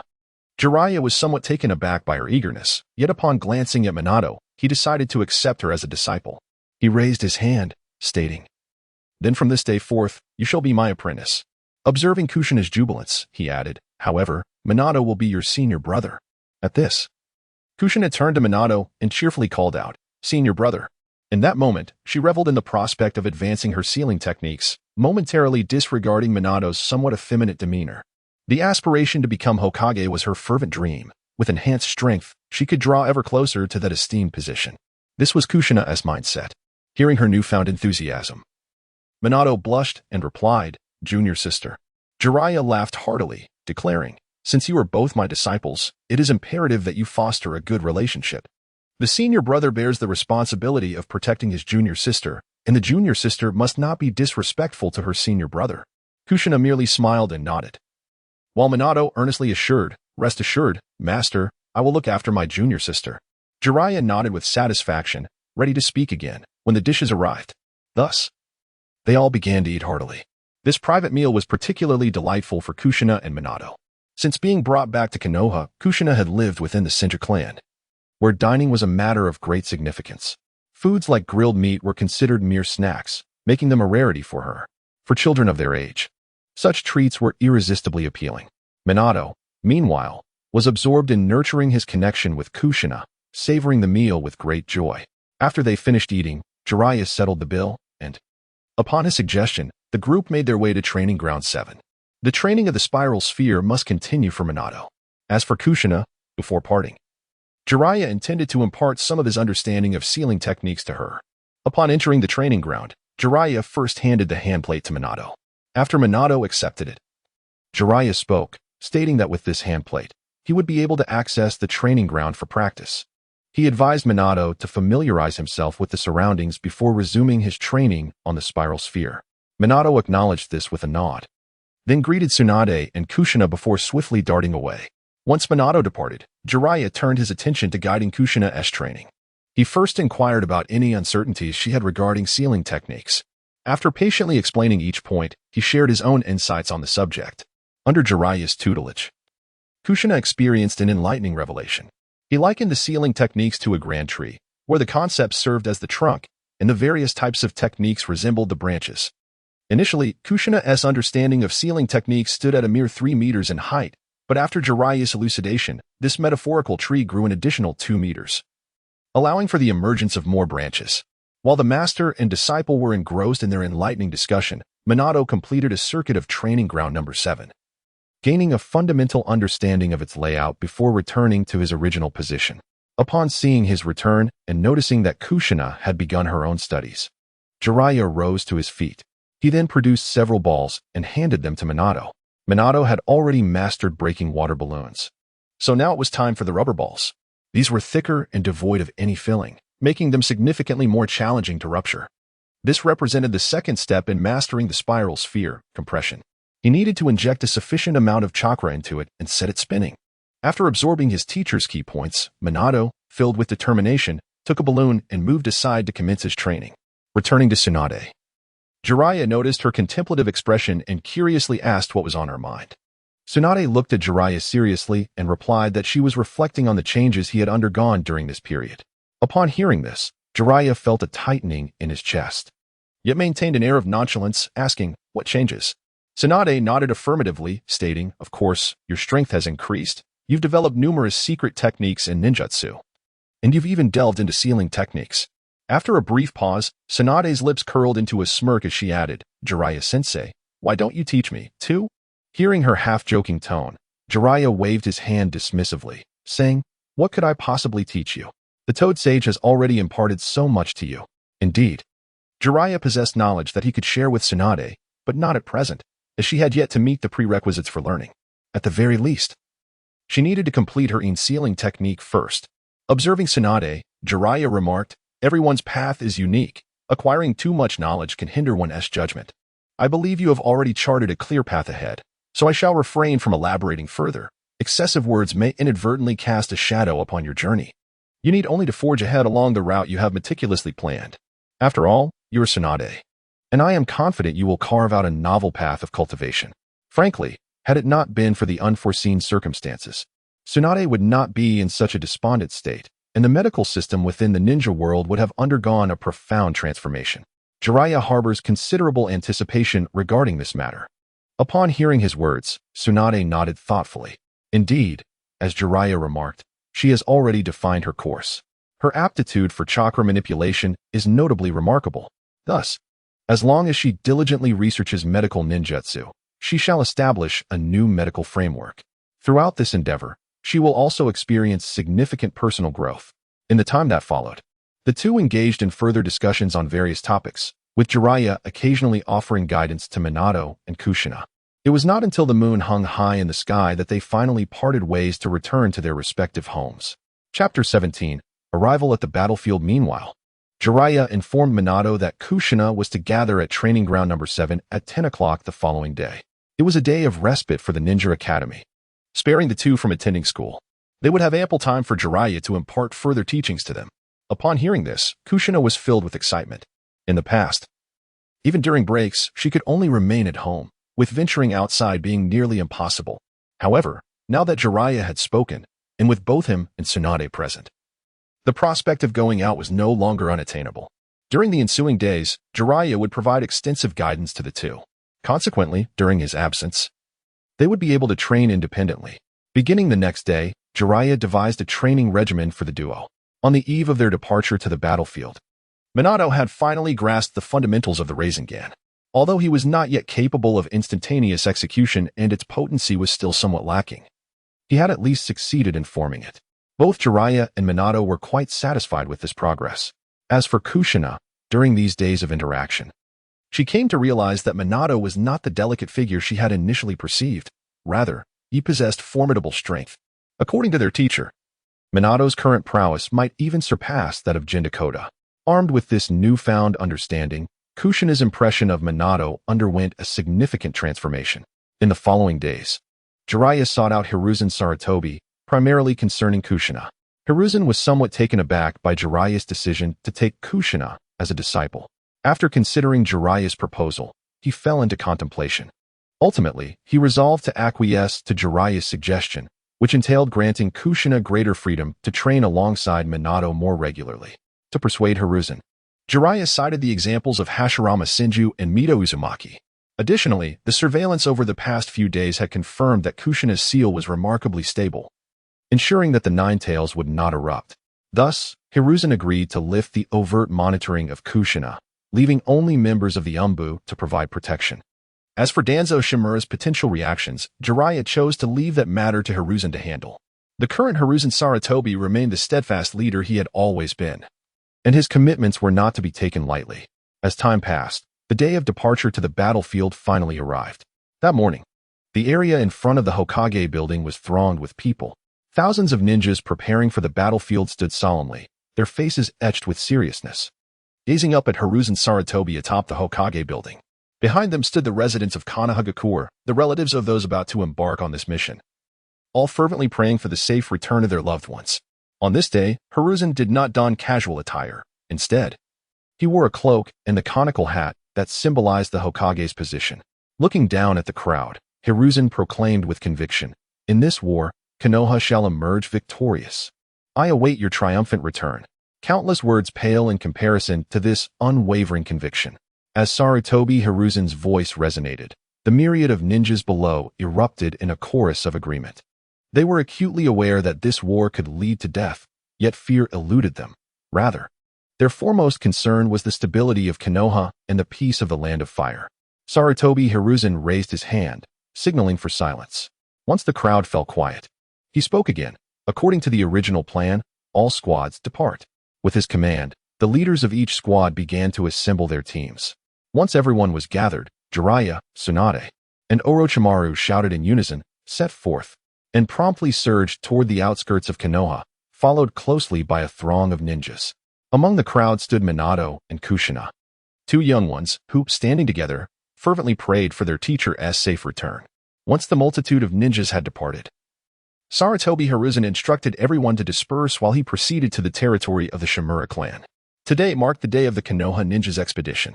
The other two advisors, along with the clan heads of various families, were present, yet Shimura Danzo was notably absent. This absence weighed heavily on Sarutobi Hiruzen, especially in light of Jiraiya's recent warnings that the Umbu had conducted extensive investigations, uncovering certain clues. Within the main hall of the Shimura clan, Sarutobi Hiruzen and Shimura Danzo sat in opposition. After sipping his tea, Sarutobi Hiruzen spoke first. "Danzo, regardless of your intentions, this battle must take precedence. I urge you not to engage in actions that would undermine your own standing." Danzo cast a sidelong glance at Hiruzen and replied coolly, "I am unsure of what you speak." Hiruzen scoffed, then retrieved several documents from his robe and cast them onto the table. The first document bore the information of one Kato Dan.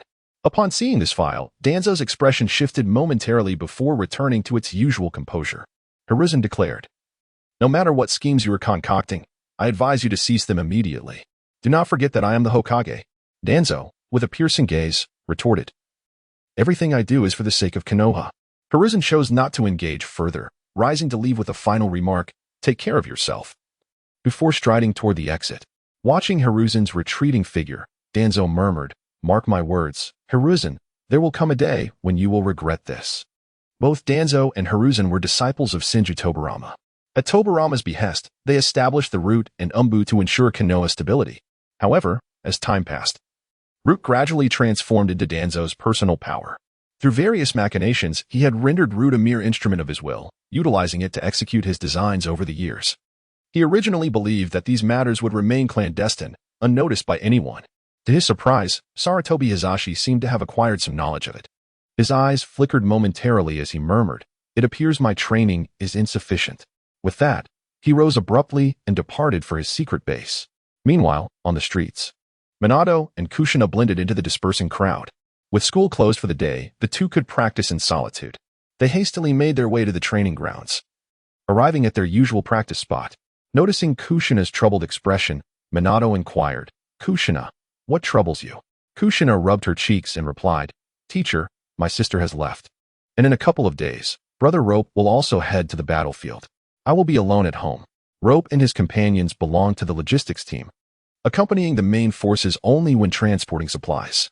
The alone she referred to was about those she held dear, as not all members of the Senju clan would go to war. Upon hearing this, Minato smiled and reassured her, "That's all right. We can train together. This way, we will progress even faster. Our teacher has been so kind to us, we cannot let him down." Kushina nodded vigorously, "Yes, I think so too." After a brief pause, she suggested, "Senior brother, shall we spar?" Naturally, Minato did not decline this proposal. Thus, the two siblings engaged in a sparring session at training ground number 7. Although Kushina had not yet mastered many ninjutsu techniques, her sealing arts combined with the diamond chains rendered her strength formidable. As for Minato, his battle instincts and exceptional reflexes kept him in an undefeated position. Unfazed by Kushina's attacks, he responded with calm precision, even finding moments to guide her on her shortcomings. Kushina humbly accepted his advice, well aware of Minato's superior abilities. 5 days later, Jiraiya and his team arrived at the battlefield first. In the original temporary camp, both sides convened. Upon seeing Jiraiya and the others, Sarutobi Shin visibly exhaled in relief, saying, "You have finally arrived." Jiraiya promptly asked, "Is there any movement from the Land of Rain?" Sarutobi Shin nodded. Indeed, the Land of Rain has gathered over 1,000 ninjas, poised to attack at any moment. Tsunade interjected, "Let us discuss this inside." At this moment, other ninjas began setting up tents and clearing the camp under the guidance of their leaders. Once inside the tent, Sarutobi Shin led them to a map. Pointing at a location circled in red, he stated, "The ninjas from the Land of Rain have congregated here. According to intelligence reports, their numbers have surpassed 1,600 and continue to rise. As for Hanzo, he has yet to reveal himself." Listening to Sarutobi Shin's account, Jiraiya swiftly began to organize his thoughts. The encampment of the Land of Rain lies a distance of 60 miles from here, within the territory of the Rain Country. This area, characterized by a vast plain spanning 100 miles, offers no concealment for one's presence. Thus, launching a surprise attack is nearly impossible. Furthermore, Konoha has enacted a decree that strictly prohibits any provocation of war. At present, the Land of Rain has not initiated an assault and remains within its borders. The only path to conclude the conflict with the Rain Country is to instill fear, compelling Hanzo to surrender willingly. In truth, with Jiraiya's current prowess, particularly upon entering Sage Mode, he could indeed eliminate Hanzo.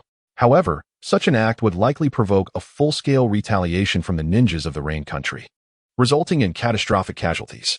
In this impending war, Jiraiya aspires to reach a swift resolution while minimizing the loss of life on Konoha's side. Given the current circumstances, it appears that Hanzo will not personally engage in battle in the immediate future. He is likely to make his appearance only after the war officially commences and significant casualties have occurred on the side of the Rain Country. Chapter 18. The Long Gate. Upon contemplating these matters, Jiraiya spoke, remarking that, given the current situation, a large-scale conflict would not likely arise in the near term. What we must address presently are the sporadic disturbances from the Land of Rain and the intelligence teams. I propose that we dispatch an intelligence unit to meticulously monitor the movements of the hostile ninjas, while strategically placing traps along certain crucial routes for early warning purposes. As for other arrangements, as always, we need only to instruct everyone to remain in a state of readiness. Upon hearing this, Tsunade was the first to raise her hand in agreement, followed closely by Orochimaru, who nodded in concurrence. Sarutobi Hiruzen expressed no objections either. Thus, the four departed the tent to commence their respective tasks. Once all arrangements were completed, a palpable atmosphere of tension enveloped the camp. Including the ninjas brought by Jiraiya and his companions, there were now over 1,000 individuals within the camp. 6 patrol teams conducted round-the-clock surveillance, while 4 intelligence squads continuously monitored the movements of the ninjas from the Land of Rain. The remaining ninjas were engaged in preparations for battle. The primary responsibilities were clearly delineated. Jiraiya and Orochimaru would manage defense, Tsunade would oversee medical aid and logistics, and Sarutobi Hiruzen would be in charge of the camp's security. Thus, a week passed. One night, after concluding their meeting, Jiraiya and his companions prepared to return to their quarters for rest. At that moment, a member of an intelligence team rushed back to the camp and directly approached the main tent. Upon reaching Jiraiya and the others, the individual quickly reported, "Esteemed lords, the Land of Rain has dispatched 2 squads totaling 30 individuals into the territory of the Land of Fire. They should now be." After he finished speaking, Jiraiya nodded, acknowledging, "Understood. You may leave for now. Await us outside, and you will guide us there." Once the individual departed, Jiraiya turned to the 3 beside him, stating, "This is a reconnaissance mission. Since they have come, we must not allow them to return. Orochimaru, you and I will each take a squad. Remember, we must not let any escape." Currently, the camp houses just over 1,000 ninjas, excluding those responsible for logistics and camp security. Only approximately 900 are fit for direct combat. Should the ninjas from the Land of Rain learn of our numbers, it is likely that Hanzo would lead a large-scale assault without hesitation. After Orochimaru nodded, the 2 swiftly left the main tent to gather their respective teams. Accompanied by numerous personnel, they proceeded to the border under the guidance of the intelligence officer. As they advanced, it was evident that various traps had been laid along the key routes, each marked with special symbols discernible only to the ninjas of Konoha. When the intelligence officer led Jiraiya and Orochimaru's squads to the location where they detected the enemy, Jiraiya was the first to leap forward. The reason was simple. At that moment, he had already heard the sounds of battle. Without a doubt, The intelligence squad had already engaged the enemy. After Jiraiya dashed forward, Orochimaru followed closely behind, along with the other ninjas. In no time, Jiraiya was the first to arrive at the battlefield. At this moment, Konoha's intelligence squad had already suffered casualties. The strongest member of this squad was only a special J-Nin, while the Rain ninjas were led by 2 full-fledged J-Nin. The other intelligence squads were scattered elsewhere, unaware of the situation here, so they couldn't provide reinforcements. Jiraiya let out a sharp shout, drawing the attention of the Rain ninjas who were besieging the intelligence squad. Seizing the moment they hesitated, he activated the body flicker technique, instantly appearing before one of the J-Nin. By the time his form materialized, his right hand was already gripping a fist-sized Rasengan. Without wasting words, he slammed it directly into the J-Nin's abdomen. As Jiraiya released his grip, the chakra within the Rasengan erupted violently. The J-Nin was sent flying, his clothes torn apart, his stomach bearing the spiraling marks of the chakra's rotation. His internal organs had been shattered, and after crashing to the ground and rolling several times, he lay completely motionless. Against such overwhelming disparity in strength, even a J-Nin level opponent offered little resistance. Having eliminated one J-Nin, Jiraiya didn't T-pause. Instead, he immediately targeted the nearest enemy. As for the other J-Nin, Orochimaru had already entered the battlefield and marked him as his prey. With Jiraiya and Orochimaru leading the charge, the ensuing battle became a one-sided slaughter. Before long, over 30 Rain ninja corpses littered the ground. Once confirming that no enemies remained and all Rain ninjas had been eliminated, Jiraiya swiftly assessed the condition of the intelligence squad. The severely injured were carried away, destined for treatment back at the camp. The surviving member of the intelligence squad belonged to the Yamanaka clan. Compared to the others, his injuries were relatively light, only a slash across his chest, already bandaged and no longer bleeding. He was still capable of movement. Jiraiya approached him, scrutinizing his condition before asking, "Are all the enemies you detected present here?" He gestured toward the Rain ninja corpses. The Yamanaka ninja scanned the bodies, counting them before nodding. "Yes, Lord Jiraiya. All of them are accounted for." "You've done well," Jiraiya acknowledged before turning to Orochimaru. "Take a few men and stay here. Have them transport these bodies back.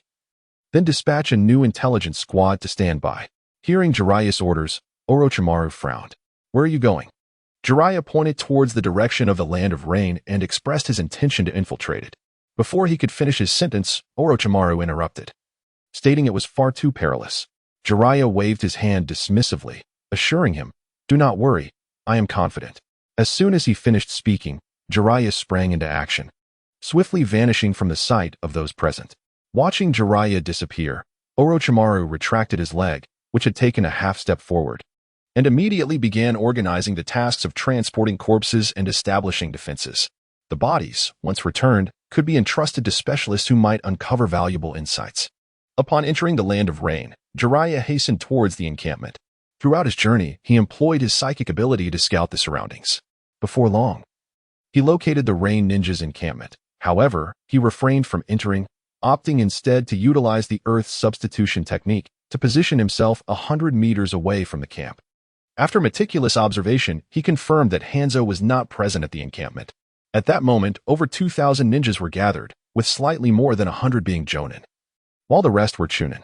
This number was quite commendable for the Land of Rain, considering it was a small nation, which also had to guard against attacks from other villages apart from Konoha. After meticulously recording all the intelligence he sought, Jiraiya departed from the vicinity of the encampment. However, rather than returning, he pressed further into the depths of the Land of Rain. Collecting intelligence on the Rain ninjas' encampment was merely one of his objectives. The other was to seek out his other disciple, Nagato. He had witnessed the tragic downfall of Nagato and understood the reasons behind his grim fate. Uncertain if the puppet master behind it all had made any moves, he felt compelled to investigate. As Jiraiya was unaware of Nagato's precise location, he resorted to expanding his psychic reach to probe the area gradually. His psychic ability had an extensive range, and when used for reconnaissance, it proved far superior to mere sensory perception. By the latter half of the night, he located Nagato. This area also belonged to the border region of the Land of Rain, and there were no other villagers present, save for Nagato's family. The reason for their choice of residence in this secluded location was, of course, due to their lineage as members of the Uzumaki clan. As Jiraiya employed his psychic ability to investigate the slumbering Nagato, he sighed softly, murmuring, "Is it too late?" He could distinctly perceive the intense energy emanating from Nagato's eyes, along with an eerie fluctuation. At that moment, this power had yet to awaken. It merely awaited the right catalyst. The hidden power within Nagato's eyes was known as the Rinnegan. This power did not originally belong to Nagato but was derived from Uchiha Obito. At that instant, Jiraiya also detected life fluctuations beneath the ground. Delving further with his psychic ability, he encountered the existence of the black and white Zetsu underground. This entity was a peculiar life form and posed a significant threat among ninjas. The ensuing great battles would largely revolve around its influence. After careful consideration, Jiraiya ultimately decided to let him go for the time being. Capturing him now would hinder the progression of his future plans. However, Jiraiya did not remain idle. He left a mental mark upon him. With this mark, he would be able to monitor the whereabouts of this enigmatic figure at any moment. Pondering further, Jiraiya summoned a communication toad, instructing it to remain on guard in this location and relay any intelligence back to him. He also provided the toad with a scroll. Although the communication toad lacked formidable strength, it excelled in stealth and possessed chakra, enabling it to activate the scroll he had crafted. Most importantly, the presence of the toad in the shinobi world would not significantly deplete Jiraiya's chakra reserves. Having established this arrangement, Jiraiya turned to depart. As for Yahiko and Konan, he chose not to pursue them. Firstly, he was unaware of their exact whereabouts. He recalled having asked them previously, but their responses had been rather vague. They had mentioned that they were orphans, wandering through the land of rain. Locating the two would require an extensive amount of time. Secondly, compared to Nagato, the likelihood of either of them encountering danger was minimal. Chapter 19. Peril among the rope trees. Jiraiya's immediate priority remained the battlefield. He needed to devise a strategy to bring this war to a close. As for his two disciples, they could fight while searching. Before dawn, Jiraiya returned to the camp. After freshening up, he proceeded to the main tent to await the others. Shortly thereafter, Tsunade and her companions arrived at the main battle area. Upon seeing Jiraiya seated there, Tsunade strode over and seized his collar with a fierce expression, exclaiming, "Damn you, Jiraiya! Who permitted you to enter the land of rain alone?" The memory of Jiraiya's near-fatal condition from their last encounter remained vividly etched in her mind. She could hardly believe he had taken the liberty to enter the land of rain without authorization. This revelation had deprived Tsunade of a restful night. She was overwhelmed with a chaotic sense of anxiety that she could not quite comprehend. Since that last incident, her feelings toward Jiraiya had become increasingly perplexing, an awareness she had yet to grasp. Observing Tsunade's fury, Jiraiya gently patted her arm and coughed lightly. "Ahem, Tsunade, do refrain from anger. I have returned, haven't I?" Realizing her reaction was somewhat excessive, Tsunade huffed. "As the commander of this team, you must be responsible not only for yourself." Jiraiya nodded earnestly. Yes, I understand." Nearby, Sarutobi Asuma smiled wryly, shaking his head, and mused to himself, "Ah, such is youth." The meeting commenced shortly thereafter. Jiraiya shared all the intelligence he had gathered the previous night with the three of them. Upon hearing the information, their brows furrowed slightly. Judging by the number of ninjas, it appeared that the Land of Rain had mobilized the majority of its forces to this front. It seemed that Hanzo's primary target was Konoha. Since the passing of Hashirama Senju and Madara Uchiha, at least in the eyes of others in the ninja world, no ninja had emerged with the capability to single-handedly confront an entire army for far too long. Thus, after absorbing Jiraiya's intelligence, Sarutobi Asuma and the others concluded that this would likely be a protracted conflict. Fortunately, Hanzo was not currently present on this front, which meant that a large-scale confrontation would not occur in the immediate future. This afforded them additional time to strategize and strive to minimize casualties.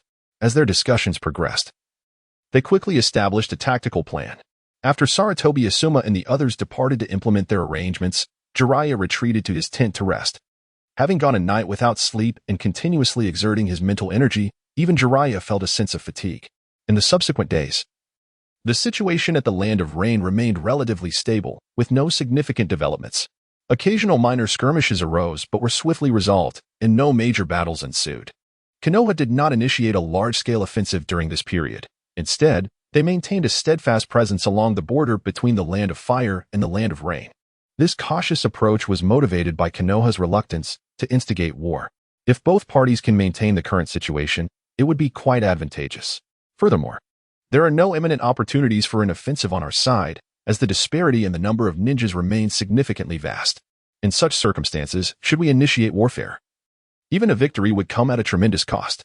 Over the past few days, Jiraiya issued a command forbidding the ninjas of Konoha from entering civilian homes under any circumstances.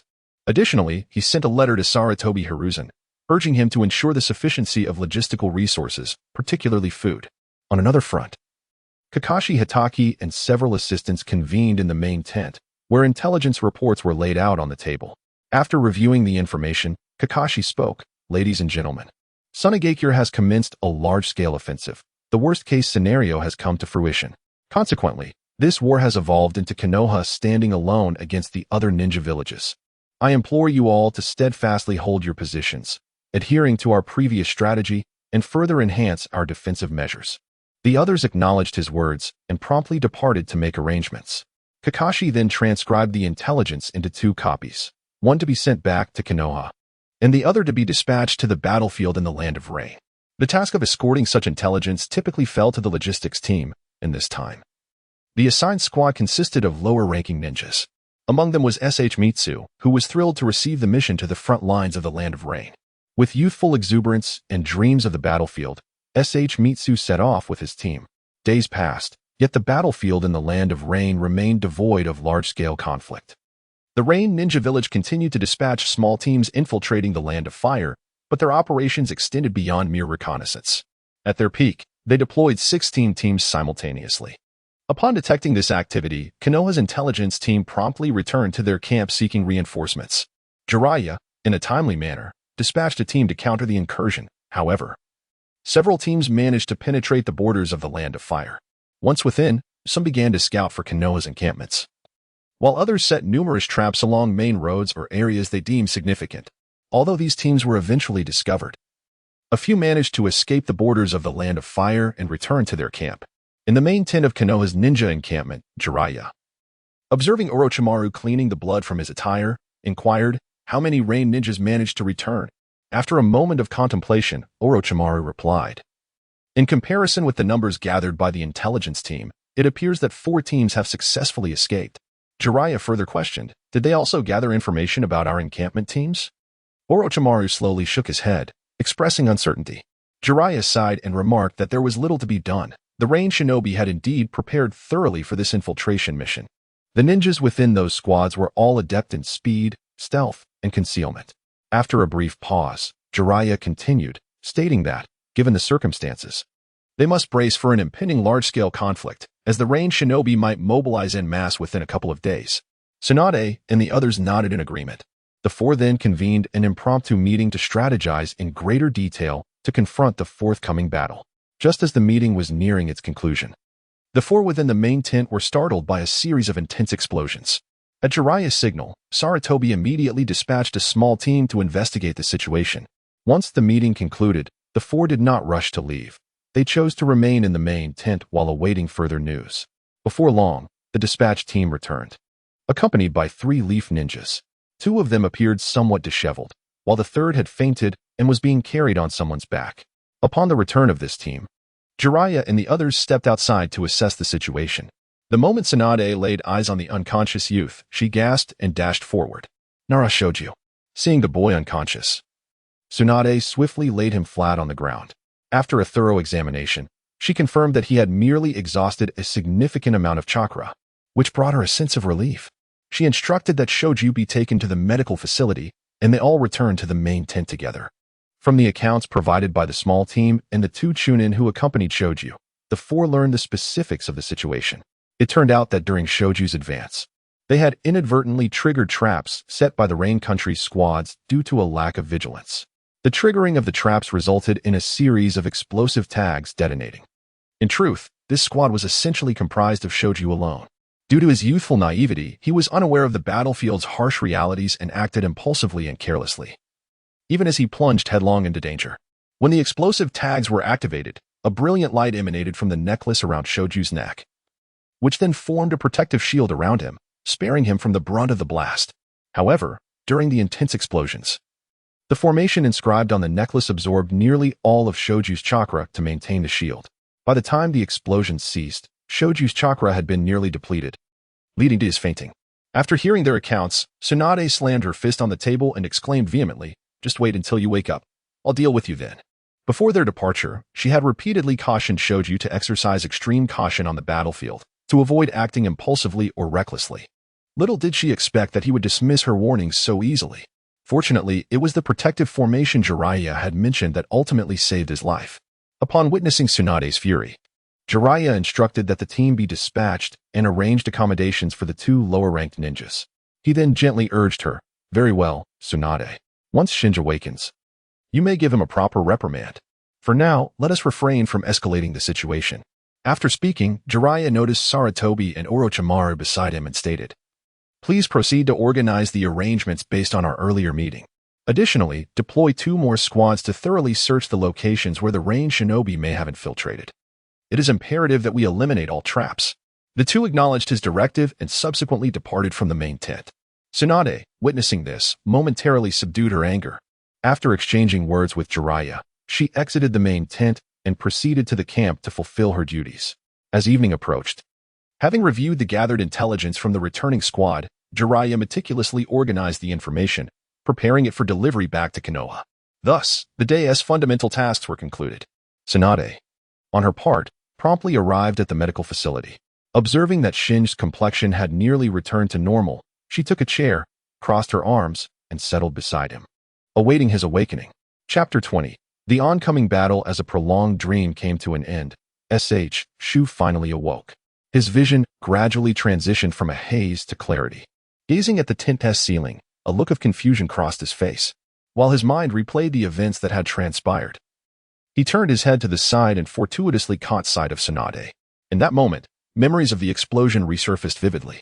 He murmured to himself, "Right. I stepped into a trap." As this realization struck him, his expression shifted to one of terror, and he anxiously exclaimed, "Sister, are you dead too?" In a sudden rush of adrenaline, he sat up, intent on lunging towards Tsunade. Observing this, a furrow formed on her brow, and she clenched her teeth, delivering a punch to the top of Shu's head, exclaiming, "Idiot." Though the blow lacked brute force, Tsunade's strength was considerable. Wincing in pain, Shu cradled his head, crying out, "Ah, it hurts, it hurts." Then, a realization dawned upon him. "Wait, I can still feel pain. I'm not dead." It was then that Shu comprehended his situation. Tsunade snorted, "So? You didn't die this time? Are you preparing to try again?" Hearing her words, he coughed and stammered, "Sister, I didn't mean to." With a stern expression, Tsunade replied, "Indeed, you didn't mean to. You were deliberately careless." Shu looked at his sister, ready to retort, but upon seeing the icy demeanor on her face, he swallowed his words, opening his mouth. He ultimately surrendered all his thoughts to a single apology. "I'm sorry, sister, I was wrong." Deep down, he recognized that he had indeed erred. His mistake lay in his recklessness, having become lax even amidst the chaos of battle. This behavior stemmed from the rebellious spirit of youth and the thrill of stepping onto the battlefield. Observing Shu's lowered head, Tsunade sighed. "When I agreed to let you join the battlefield, you promised me as well. I hope you do not forget your commitment." Shu lifted his gaze to meet Tsunade's, noticing a hint of bitterness on her face, her eyes filled with melancholy. Seeing this, he quickly interjected, "Sister, I will never act that way again. Tsunade raised her hand and gently ruffled Shu's hair, saying, "All right.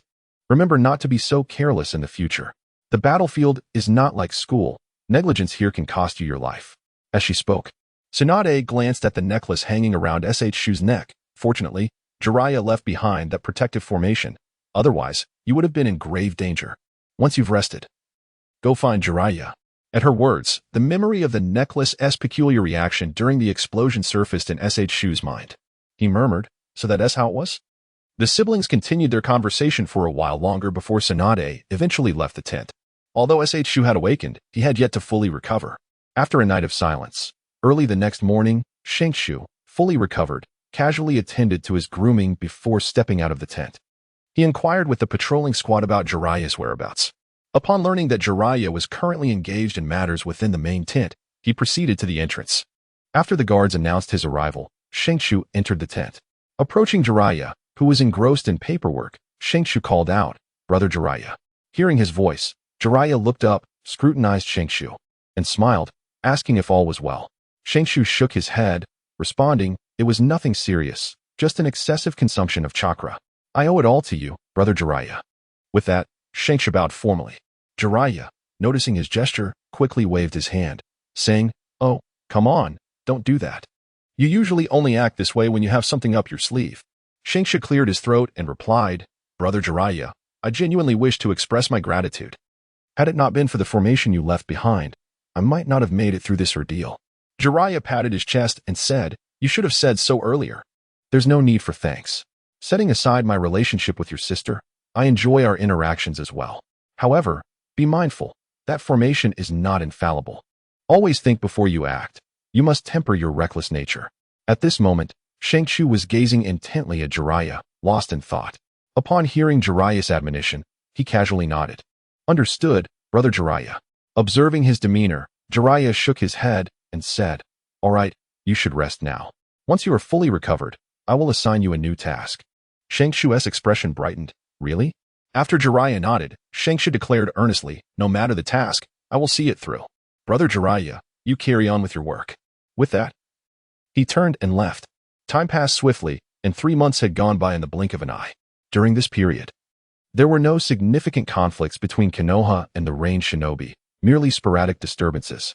However, on that particular afternoon, the situation began to change.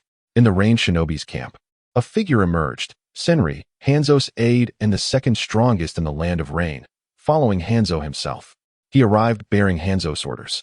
As the command was issued, all the ninjas in the camp sprang into action. Under the leadership of their respective squad leaders, they set forth towards the borders of the Land of Fire. Meanwhile, an intelligence team stationed at the border observed this development and promptly launched a pre-prepared signal flare. The firing of this flare signified the Rain Shinobi's formal initiation of a large-scale assault. In the Konoha camp, upon witnessing the signal flare, the ninjas began to prepare in earnest. Swiftly gathering at the heart of the encampment, Jiraiya surveyed the assembly before him. Without indulging in superfluous discourse, he succinctly commanded, "Remember the prohibitions.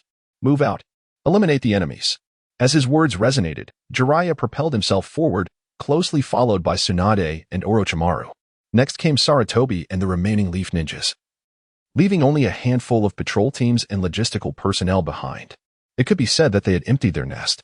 To be candid, Jiraiya had long anticipated a full-scale assault on the Land of Rain. He yearned to swiftly conclude this war, restoring a semblance of peace to the ninja world, thereby creating a conducive environment for his aspirations and granting him ample time for training. With unrelenting speed, he traversed the borders in mere minutes. At that moment, several intelligence squads were already engaged in combat with the Rain Ninjas. To label it as a battle would be somewhat misleading. It was more akin to them being besieged by the Rain Ninjas, with casualties already emerging.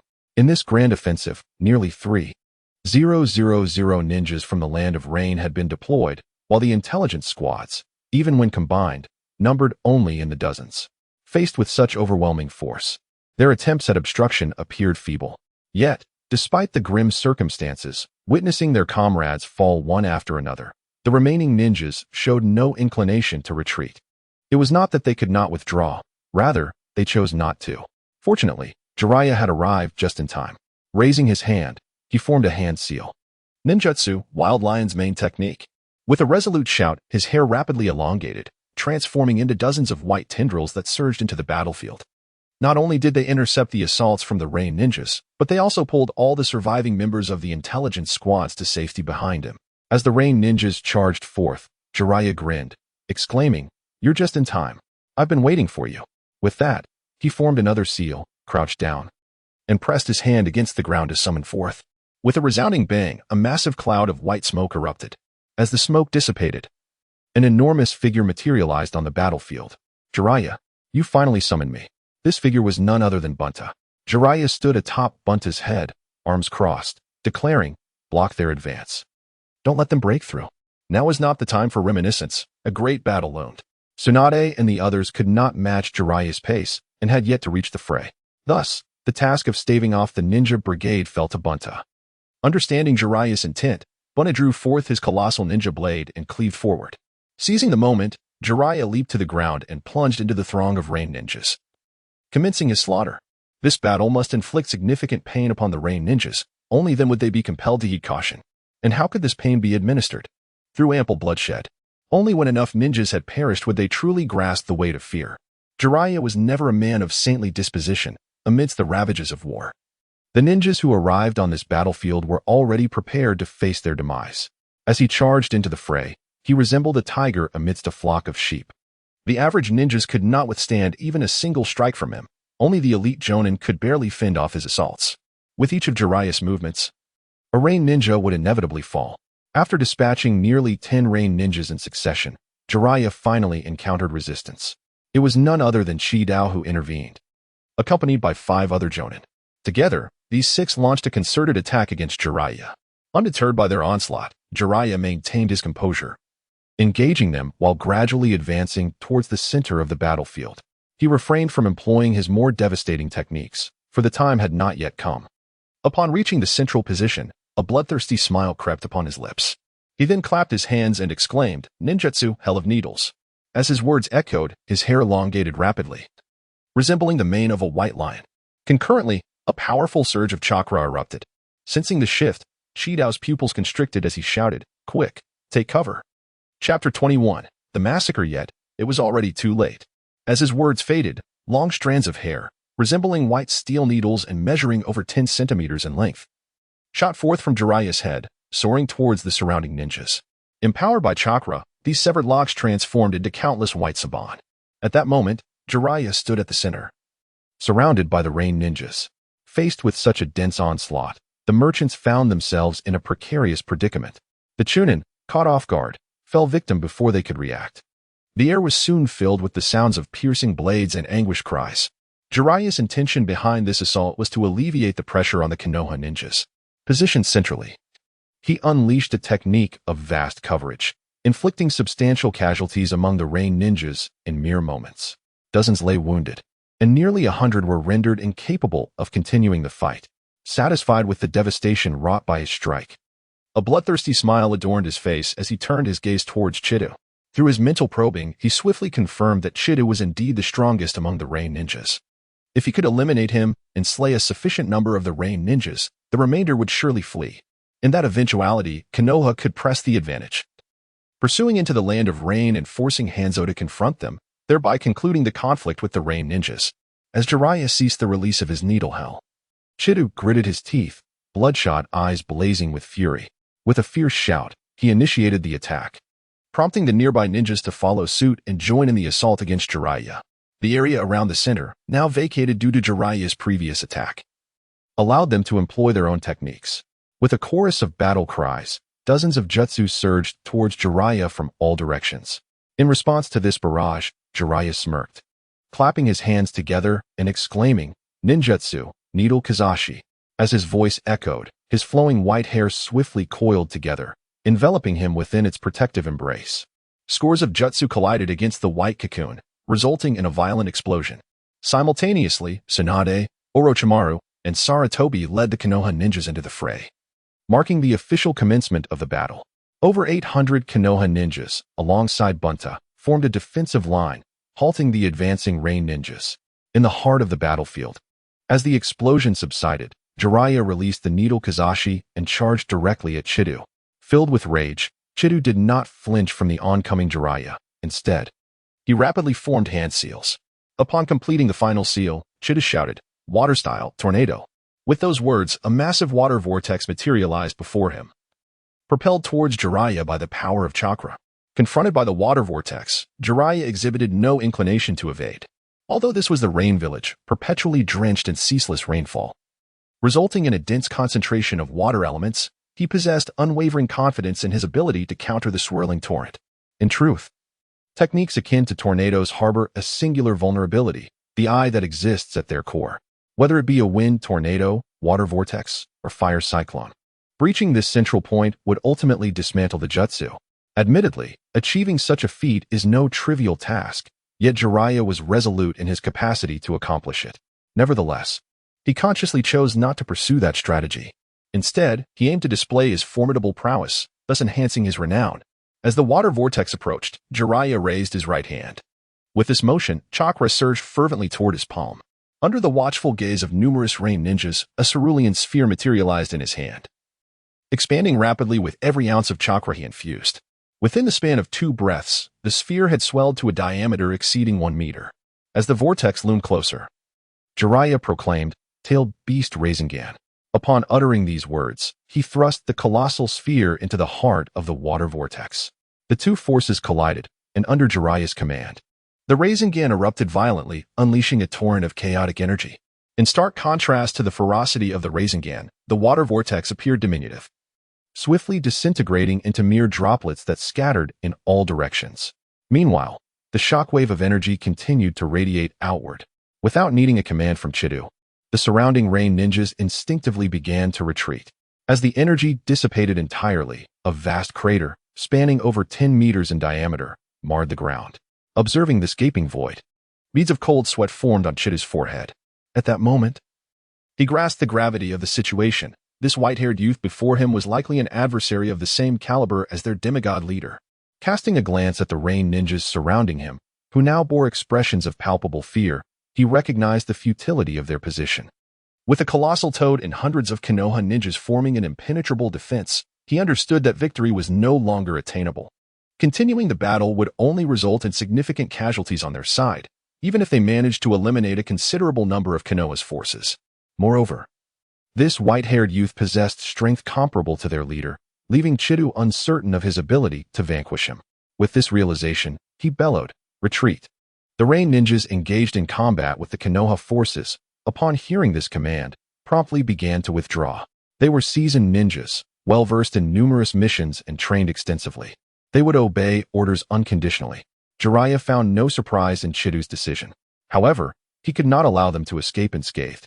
Although nearly 100 rain ninjas lay lifeless on the ground, with around 200 wounded, Konoha had also suffered its share of losses. Despite the absence of rain, the battle has yet to inflict any significant pain upon the rain shinobi. As the rain shinobi commenced their retreat, Jiraiya refrained from issuing a command to halt. Instead, he relentlessly pursued them, his sights firmly set on Chidao. At this moment, the rain shinobi were in disarray, with Chidao leading 13 elite jonin in a desperate defense. Gritting his teeth, Chidao commanded, "Let us strike together. Block their advance." Upon his words, Chidao swiftly began weaving hand seals. And the 13 elite jonin at his side followed suit, executing identical seals. As the final seal was completed, Chidao and his comrades squatted down, pressing their hands against the ground. Water release, water chaos wave. With a low shout, the water elements, suspended between heaven and earth, began to rapidly converge under the influence of chakra. Soon, 14 massive torrents of water manifested, transforming the battlefield into a veritable swamp. The colossal wave shattered the formation of the Leaf Shinobi, forcing the pursuing ninjas to halt momentarily. Only Jiraiya, upon witnessing the emergence of the torrents, surged against the current, launching an assault on Chidao. At that instant, Chidao had just completed his jutsu and was utterly unprepared for defense. By the time he noticed Jiraiya, the latter was already upon him. Even if he attempted to evade, it was too late. In the midst of his terror, Jiraiya pressed the Rasengan against Chidao's chest. With the chakra erupting from the Rasengan, Chidao was sent hurtling away, tumbling several times atop the water's surface before plunging beneath. This strike had utterly shattered his heart. Without a unique bloodline ability, survival was impossible. As they beheld Chidao sinking into the depths, the 13 elite jonin were consumed by rage, uniting to launch a counterattack against Jiraiya. Beneath them lay a vast expanse of water, and the water shield they conjured was considerably formidable due to their advantageous terrain.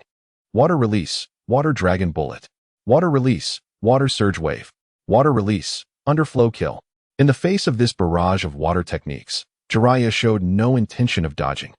His strength overwhelmingly surpassed that of the ninjas before him. Their water-based jutsu were of little consequence. With his mental energy surging forth, an invisible barrier materialized before Jiraiya, deflecting all water attacks with ease. The 13 elite jonin wore expressions of disbelief, astonished that their assaults could not even breach Jiraiya's defenses. Realizing the futility of their efforts, they swiftly turned to flee.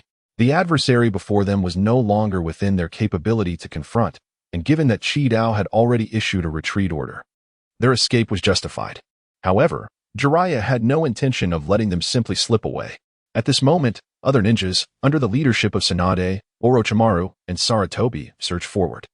It was the perfect opportunity to capitalize on the retreat of the rain ninjas, inflicting greater casualties upon them, and thereby hasten the emergence of Hanzo to bring an end to this conflict. Amidst Jiraiya's pursuit, the rain ninjas were thrown into disarray, some lagging behind, were brutally beaten to death upon being caught, while others, in their panic, fled in the wrong direction, failing to head towards their camp.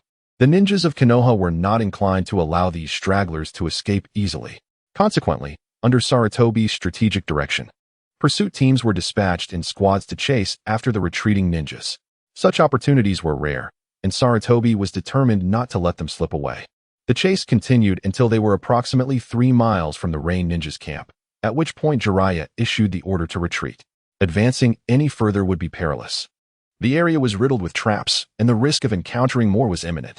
Several Konoha ninjas had already fallen victim to these traps, sustaining severe injuries due to their inability to evade them in time. Continuing the pursuit would come at too great a cost. Chapter 22. Hans under the guidance of Jiraiya. The ninjas of Konoha began their orderly retreat. Along the way, they gathered the bodies of fallen Konoha ninjas. As for the corpses of the Rain ninjas, only those of value were selected for retrieval, the rest were left behind. Upon returning to the camp, Jiraiya conducted a head count. In addition to the 40 or so deceased ninjas, over 50 remained unaccounted for. These were the teams dispatched by Sarutobi. After offering a few brief words of encouragement, Jiraiya assigned Tsunade and Sarutobi to their respective tasks. Tsunade was responsible for medical aid, while Sarutobi undertook the grim duty of counting the wounded, the deceased, and the spoils. The remaining ninjas were directed to rest or tend to their injuries. Time slipped away swiftly, and in the blink of an eye, 7 days had passed. During this period, the Rain ninjas remained largely inactive. The squads that had previously pursued them were returning, though a few teams still had not been seen. Throughout these days, Jiraiya sensed that the barrier held by the summoned toad had been opened for a duration, indicating that the Nagato family had indeed been attacked. Fortunately, due to the protective barrier, the trio had managed to survive. Reports from the summoned toad indicated that it was indeed Konoha's ninjas who had come to confront them. After multiple attempts to breach the barrier failed, they retreated.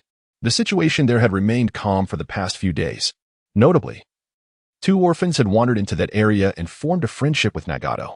These 2 orphans were Yahiko and Konan. The news of his 2 disciples finding refuge there brought Jiraiya a sense of relief, as it alleviated many potential troubles. The subsequent days were spent in anticipation, waiting for Hans's arrival. As Jiraiya had predicted, 3 days later, the intelligence team stationed at the Konoha border sent word. Hans had arrived and was making his way towards them. Upon receiving this intelligence, Jiraiya promptly summoned Tsunade and Orochimaru, leading a contingent of Konoha ninjas directly to the border. Jiraiya was eager for the confrontation, curious to see if he could triumph over the legendary ninja known as Hans under normal circumstances. Before long, Jiraiya and his entourage reached the border of the Land of Fire. In the distance, the intelligence team was fully present, locked in a standoff with the Rain ninjas. Neither side had made a move. The atmosphere was thick with tension. Among the Rain ninjas, some bore expressions of hatred, tightly gripping their weapons. Yet, they remained still, their gaze fixed forward. It was not that they lacked the desire to charge into the Land of Fire and slay the Konoha ninjas before them. Rather, a formidable ninja stood before them, exuding an overwhelming presence. This ninja was clad in gray combat attire and wore a gas mask that obscured his face entirely. Grasping a long-handled scythe, which was intricately connected to a chain, the figure before us, with the revered title of demigod, was none other than Hanzo of the Salamander, the current leader of the Rain Village. As Jiraiya entered the arena, a ninja standing behind Hanzo pointed at him and proclaimed, "Leader, it is he." Upon hearing this, Hanzo scrutinized Jiraiya and, with a tone of indifference, inquired, "Is it you who has slain Chiyo?" Jiraiya shrugged his shoulders and replied, "I do not know whom you speak of, but I have indeed dispatched many of your Rain ninjas." At this, Hanzo's eyes narrowed, and a formidable aura began to emanate from him, sweeping outward with him at its epicenter. The Rain ninjas behind him faltered, retreating in disarray. As this overwhelming pressure bore down on him, Jiraiya merely smiled, making no move to evade it. Meanwhile, Tsunade and Orochimaru, positioned behind him, subtly channeled chakra to withstand Hanzo's oppressive force. A flicker of surprise crossed Hanzo's gaze. He had not anticipated that this youthful figure could effortlessly resist his aura. Though he had yet to engage in combat, the pressure he exerted was not something an ordinary ninja could withstand. Nodding slightly, Hanzo remarked, "You possess remarkable fortitude. No wonder you were able to kill Chiyo." As a ninja of equal rank and status to Sarutobi Hiruzen, he harbored his own pride, and his position constrained his willingness to act freely. Fixated on Jiraiya, Hanzo continued, I can offer you a chance. If you can endure 10 minutes under my hand, I shall spare your life." Jiraiya chuckled softly and replied, "I truly appreciate your generosity." While his words appeared to convey gratitude, the tone suggested otherwise, leaving Hanzo feeling somewhat unsettled. "Arrogant fool," he exclaimed, choosing to strike. With a swift motion, he propelled himself toward Jiraiya, simultaneously hurling the scythe in his grasp directly at him. In response to Hanzo's assault, Jiraiya remained vigilant, not out of fear of Hanzo's prowess, but due to concerns over his poison. It was evident from the gas mask adorning Hanzo's face that he was a master of toxic techniques. As the scythe approached, Jiraiya condensed a Rasengan in his hand. In confrontations with adversaries like Hanzo, the Rasengan could serve as a formidable weapon in close quarters, provided one possessed adequate chakra. With the Rasengan held firmly, he thrust it toward the scythe. The collision sent the scythe spiraling back. Hanzo tugged on the chain, deftly reclaiming the returning weapon. As he closed the distance to Jiraiya, he gripped the scythe's handle with both hands and aimed to strike at him. Jiraiya stepped back, evading Hanzo's blow. Seizing the opportunity while Hanzo was still adjusting his stance, Jiraiya advanced, delivering a swift kick toward Hanzo's right hand. Hanzo, true to his title as a demigod, deftly evaded a strike that was about to land upon him. With a swift motion of his right hand, he deflected Jiraiya's kick using a chain. Immediately, he leveraged the force to retreat. Once he steadied himself, he launched another assault. The rain ninjas behind him, witnessing this turn of events, began their charge. The ninjas from Konoha, not waiting for Jiraiya's command, instinctively moved forward to engage. Meanwhile, Tsunade and Orochimaru had also swiftly positioned themselves behind Jiraiya. They had heard the legends surrounding Hanzo and understood that he was a ninja on par with their teacher. In their eyes, although Jiraiya had indeed become considerably stronger, he might still fall short against Hanzo. Jiraiya did not deter the two from joining him. Rather, he beckoned them to attack alongside him. His intention was simple, to drive Hanzo away from the battlefield, preventing his poison from affecting the ninjas of Konoha. As the four engaged in fierce combat, they found themselves moving further from the center of the battlefield. This was, in fact, Hanzo's strategy. His poison was far more potent than any ninjutsu. However, if he were to unleash it in the midst of the battlefield, the rain ninjas would inevitably be affected as well. Having retreated several steps after a brief exchange with Jiraiya, he steadied himself and remarked, "It is impressive that at your age, you have achieved such prowess. I, Hanzo, do not slay nameless individuals." Jiraiya, Tsunade, and Orochimaru each declared their names, acknowledging Hanzo's esteemed status. Upon hearing their names, Hanzo furrowed his brow slightly. Although he had not encountered them personally, he was aware from intelligence reports that they were disciples of Sarutobi Hiruzen. This revelation thwarted some of his plans. Nevertheless, he was resolute in his desire to subdue these three and swiftly penetrate the land of fire. With a flick of his wrist, he cast aside his scythe and began to attack with the chain. By manipulating the chain's direction, the scythe transformed into a weapon capable of mid-range assaults. Combined with his remarkable speed, it appeared as though a web of blades encircled Jiraiya and the others. As Hanzo advanced relentlessly, Jiraiya responded. Hanzo possessed the ability for mid-range attacks, and so did Jiraiya. Clapping his hands together, Jiraiya's hair elongated rapidly, twisting and intertwining like numerous spears piercing outward. Each clash with the scythe resonated with the sound of metal striking metal. Meanwhile, Hanzo's respect for Jiraiya increased further. Tsunade and Orochimaru, though not engaging directly, remained vigilant behind Jiraiya, seeking the opportune moment to strike. As soon as Hans revealed a weakness, both combatants would unleash their most formidable attacks without hesitation. It was evident that Hans was aware of this, prompting him to summon the chakra within him. Through his unique channeling method, aided by certain specialized devices embedded within his armor, the chakra coursing into his scythe was laced with deadly toxins. As the immense scythe became suffused with chakra, it began to emanate a soft violet glow.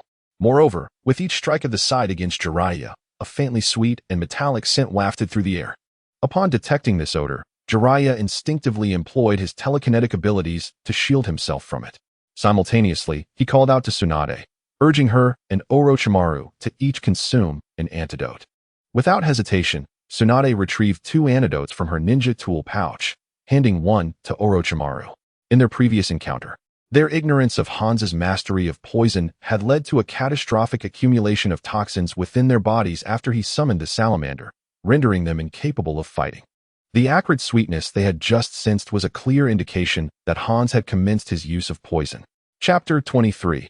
The battle against Hanzo. If the inhalation persists, the toxin will infiltrate the body. Once Hanzo summons the salamander, infused with its powers, he can directly detonate the toxin. Observing the actions of the three before him, Hanzo furrowed his brow. He had heard Jiraiya's earlier words and was taken aback that his prideful tactics had been so swiftly discerned. Such an occurrence had never transpired before. With a swift motion, he pulled the chain, reclaiming his scythe, and then sheathed it at his waist. The probing had concluded. He believed he had gained a preliminary understanding of the trio's strength. The true battle would commence now. Clasping his hands together, he quickly formed seals. As the final seal was completed, Hanzo intoned, "Water release, hidden mist technique." With his declaration, a dense mist enveloped a radius of 200 meters. As the mist coalesced, it rapidly transformed into a thick fog, rendering the area impenetrable to sight. Within this shroud, visibility was utterly obscured. Tsunade and Orochimaru instinctively moved closer to nature, their years of cultivated synergy allowing them to swiftly align with Jiraiya, forming a protective circle. As for Jiraiya, the moment Hanzo unleashed his ninjutsu, he had already extended his psychic energy throughout the battlefield.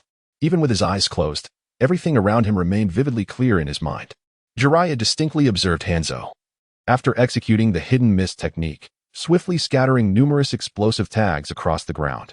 To Jiraiya's knowledge, Hanzo only possessed a single fire-style jutsu, which necessitated explosive tags for its execution. Previously, Tsunade had narrowly escaped death from this very technique. Now, witnessing Hanzo tossing explosive tags about, Jiraiya found it somewhat amusing. At that moment, Jiraiya felt as though he were gazing from a divine perspective. Observing the cautious Hanzo, he could not help but perceive him as rather despicable. Hanzo's technique required prior preparation, hence the current scenario. Jiraiya chose not to interrupt him, allowing Hanzo to scatter the explosive tags. Once Hanzo had laid down enough of them, Jiraiya swiftly formed two seals and declared, "Wind release, Gale Palm." The Gale Palm, an upgraded version of the Violent Wind Palm, boasted greater power. Unlike the singular nature of the Violent Wind Palm, the Gale Palm offered a broader area of effect. With a sweeping motion of his hands, a fierce whirlwind erupted, dispersing the dense fog that shrouded the area. Simultaneously, a figure emerged through the wind, Hanzo himself. Wielding his scythe, he sliced through the wind barrier and charged straight at Jiraiya.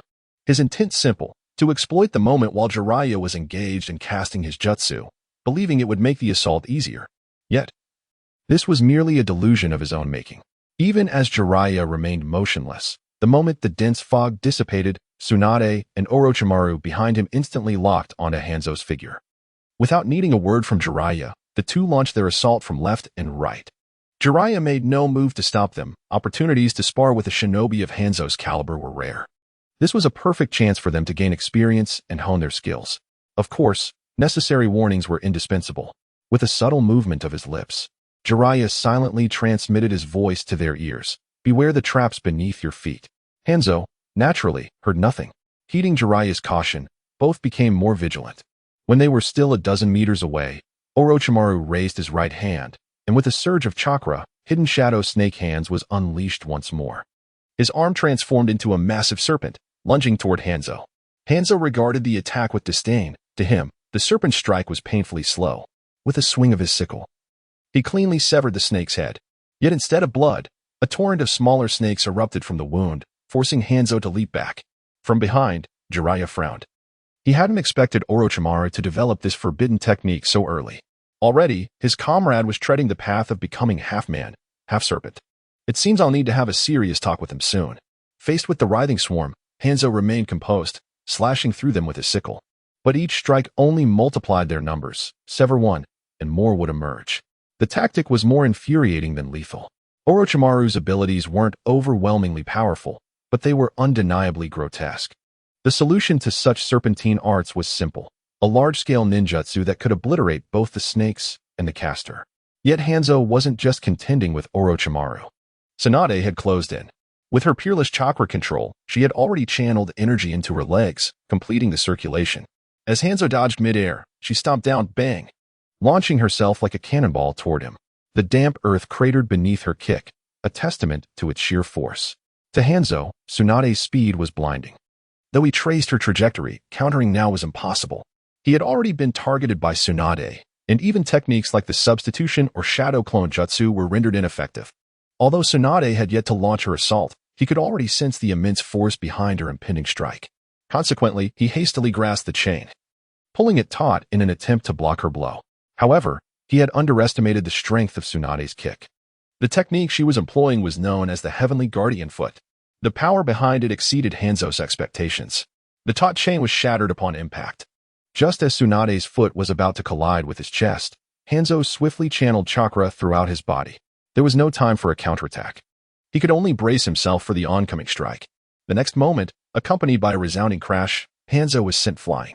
As Tsunade's foot connected with his chest, Hanzo's eyes widened in shock, clearly taken aback by the overwhelming force.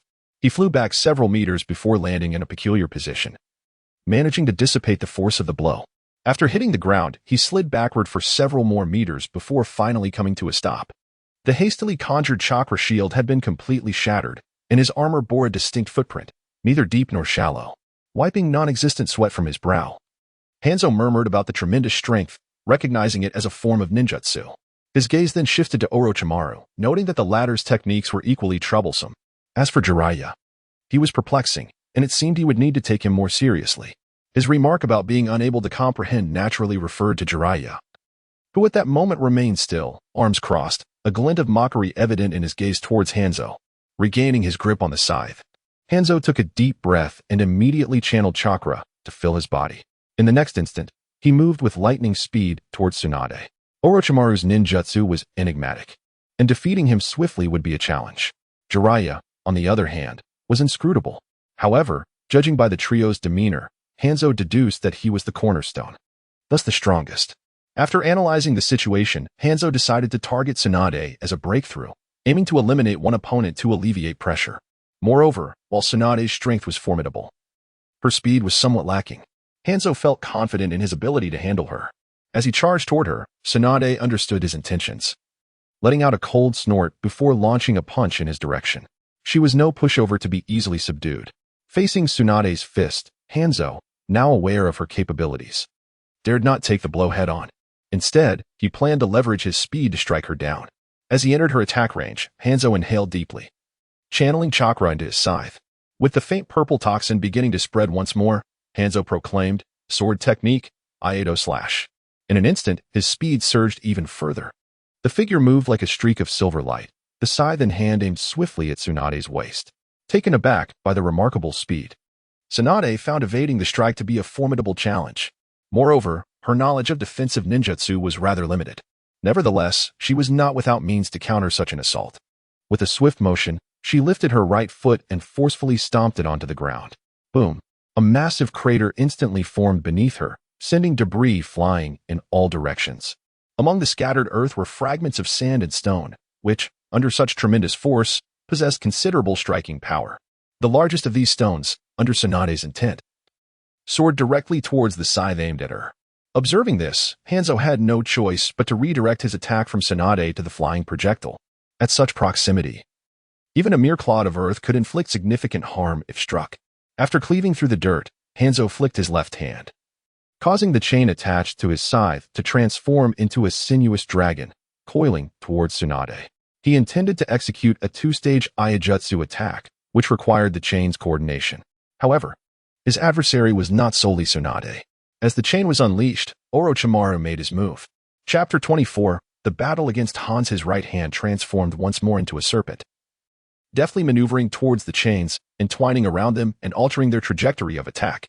Yet this was merely the beginning. The serpent's elongated tongue continuously stretched forth, coiling around the chains, hissing venomously as it lunged towards Hans. However, as the serpent reached the handle of the scythe, it came to an abrupt halt, not due to the limits of Orochimaru's control, but because the handle was laced with a potent toxin.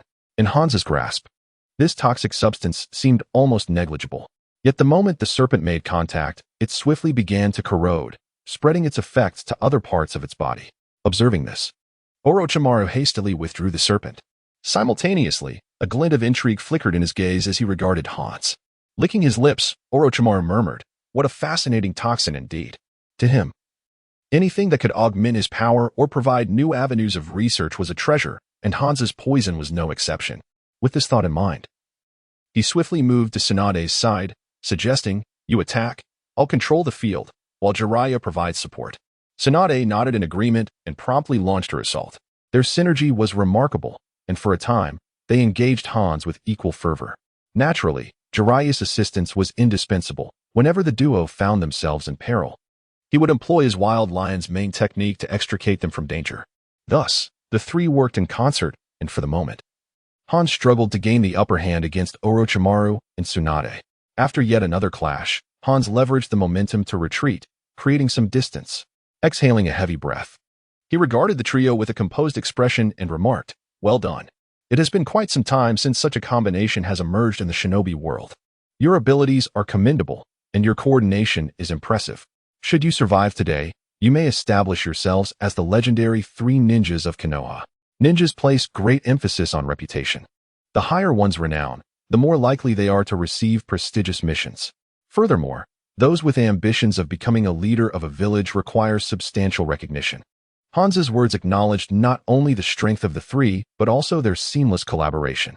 Jiraiya stepped forward, positioning himself between Tsunade and Orochimaru, and declared, "Perhaps you should contemplate how to extricate yourself from this predicament."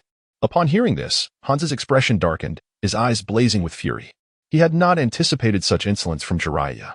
Initially, he had intended to spare their lives and offer them a graceful exit. However, it now appeared utterly unnecessary. His voice turned frigid as he uttered, "You will meet a most gruesome fate, I assure you." With that, Hans pointed his finger towards his mask. As he did, a small fissure appeared on its surface.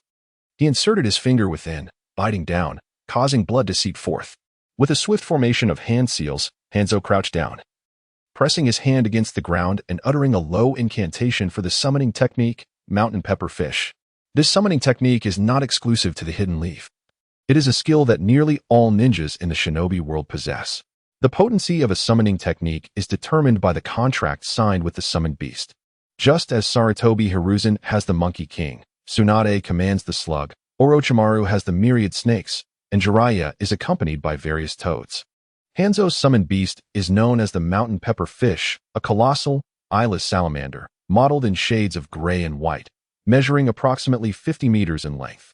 The Mountain Pepper Fish's most formidable attack is its venom. At this moment, Hanzo stood proudly atop the creature's head, gazing down at the three below. In his eyes, the appearance of the Mountain Pepper Fish signaled the end of their chances for survival. As the Mountain Pepper Fish let out a thunderous roar, even from a distance of several dozen meters, Jiraiya and his companions were engulfed by an overwhelmingly foul stench. Jiraiya quickly erected a psychic barrier in front of them, simultaneously urging the others to retreat. "You two should fall back. Let me confront this demigod." Tsunade opened her mouth to respond, but Orochimaru shook his head beside her. He understood well that their presence would only burden Jiraiya further. It would be more prudent to eliminate a few rain ninjas to lessen the burden on the Leaf Village's forces. Jiraiya reiterated, "Go on, don't worry," prompting Tsunade to nod in agreement. Together with Orochimaru, she advanced towards the main battlefield. Before departing, she tossed a few antidotes to Jiraiya. Watching the two leave, Hanzo did not attempt to intervene. Instead, his gaze towards Jiraiya grew increasingly sinister. He had resolved to ensure Jiraiya's torment until death. With a gentle stamp of his right foot, the Mountain Pepper Fish understood its cue, opening its mouth to expel a plume of dark purple smoke. The noxious vapor rapidly spread, enveloping the entire area. Simultaneously, Jiraiya heard a series of hissing sounds emanating from all directions. Looking down, he observed the flora consumed by the poisonous mist wilting and disintegrating at an alarming rate. Despite having encountered this venom before, Jiraiya could not help but exclaim, "This poison is truly deadly." The last time, he had suffered significantly from it. However, with his psychic abilities now at his disposal, he felt somewhat better equipped to handle the situation. Remaining within the protective barrier of his psychic shield, Jiraiya effectively isolated the toxins outside. Additionally, he fortified the barrier with a layer of concentrated natural energy, not due to inadequacy of the psychic shield, but as a precautionary measure. Furthermore, before engaging in battle, he intended to gather some of the poison. He had long been prepared for this, gathering natural energy at his fingertips to encapsulate a portion of the toxin, drawing it into the safety of his shield. Subsequently, he promptly retrieved a specially crafted container, into which he sealed the noxious mist enveloped in natural energy. After securing it, Jiraiya clapped his hands and declared that the battle was officially underway. As his words echoed, he willingly retracted his protective barrier and, with a swift motion, unleashed the fire release, Fire Dragon Flame Bullet. As he exhaled, a flicker of flame erupted from his mouth, transforming into a colossal fire dragon under the augmentation of chakra. The moment the fire dragon emerged, it radiated an intense heat that rapidly evaporated the toxic substances, filling the air with an unusual aroma. However, the flames were still insufficient. Once the flames subsided, Jiraiya immediately employed wind release. The fire drew strength from the wind, and the wind bolstered the fire's might, resulting in a blazing inferno engulfing the city, enriched with natural energy. Although Jiraiya had yet to enter Sage Mode, infusing a portion of natural energy into his ninjutsu was indeed feasible. Observing the expanding sea of flames and feeling the searing heat, Hanzo had no choice but to command his salamander to retreat. He was astonished that Jiraiya could execute such a combination of ninjutsu with such formidable power, as well as the unexpected eradication of the poisonous mist. This was an unprecedented occurrence. When all the toxins had been incinerated, Jiraiya ceased his ninjutsu. In essence, the toxin was merely a byproduct of the fusion of chakra and the salamander's own venom. Jiraiya's Fire Dragon Flame Bullet, already potent, was further amplified by the wind release and the infusion of natural energy, making the incineration of such toxins an effortless task. As the sea of flames dissipated, the battleground returned to its normal state, save for the scorched and corroded earth. Looking at Hanzo, Jiraiya remarked, "A commendable toxin. Alas, it proves ineffective against me." Upon hearing this, Hanzo's forehead creased with anger, and he retorted with a fierce shout, "No poison? I can still kill you." With that, he leaped forward, landing while wielding his scythe, charging once more at Jiraiya. The salamander followed closely, its massive strides propelling it toward Jiraiya. Aside from utilizing its poisonous mist, the salamander's most formidable attack was its sheer size in close combat. Its teeth and claws were equally venomous. With its 50-meter length, it held a significant advantage over humans in terms of both strength and attack.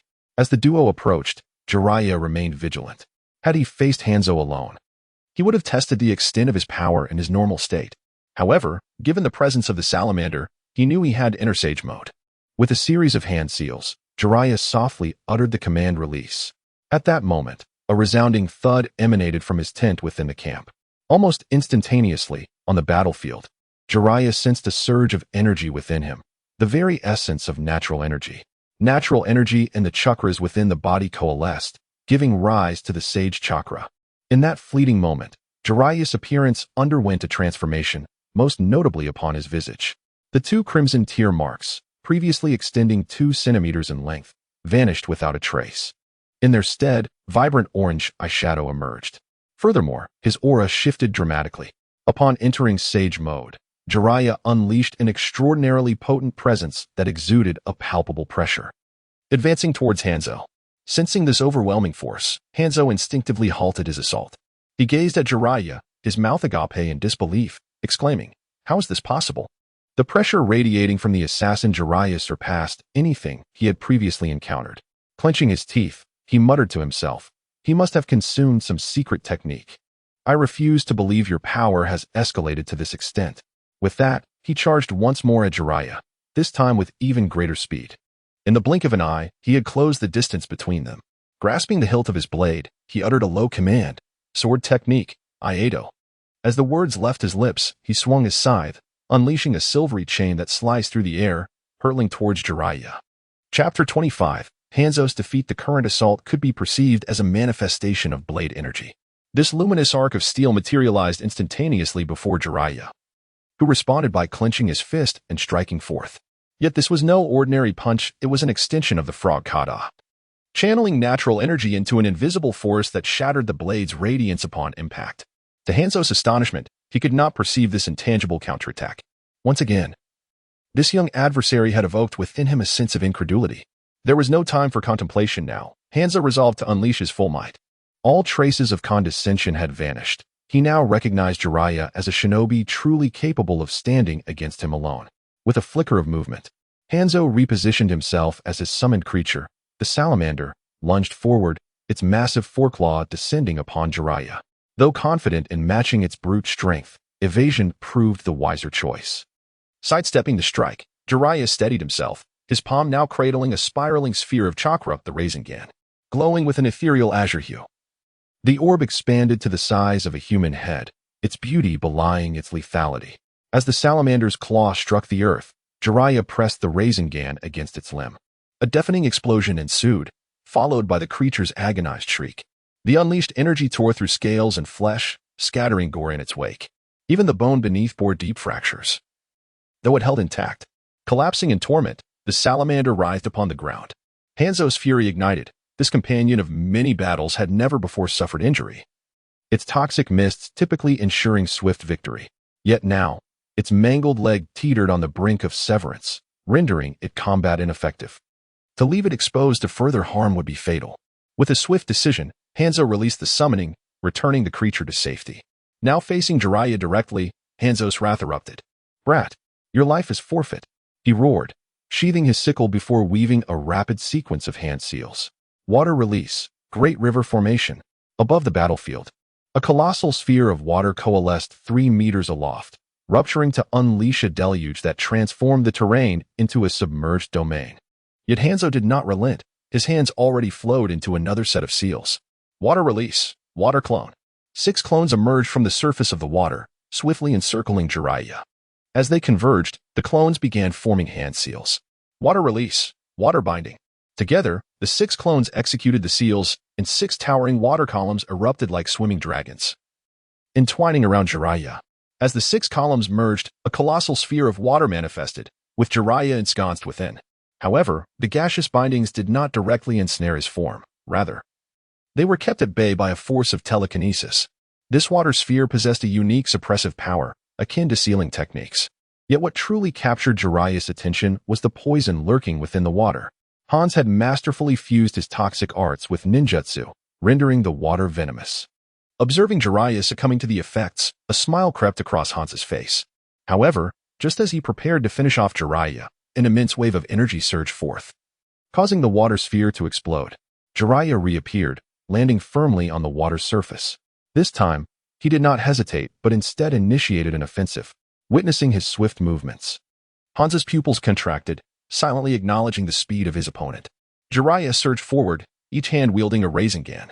Thus commenced their close-quarters combat. Jiraiya's Rasengan strikes were immensely forceful, leaving Hans in a state of distress. Furthermore, Jiraiya's speed proved overwhelming. Despite Hans' repeated attempts to employ the water body flicker technique, he found himself relentlessly pursued. Now, he could neither retaliate nor evade. Gradually, Hans fell completely under Jiraiya's dominion, stripped of any capacity to counterattack, relegated to mere defense. After another clash with Jiraiya's Rasengan, Hans contemplated calling for a halt. Yet, before he could utter a word, he beheld Jiraiya raising his right hand. In the next moment, a Rasengan of approximately 5 meters in diameter materialized in his grip. A cold sweat trickled down Hans's brow. The previously human head-sized Rasengan had already been excruciating, and now this larger one threatened to inflict catastrophic injury. As the massive Rasengan descended upon him, Hans hastily attempted to dodge to the side. Yet, it was too late.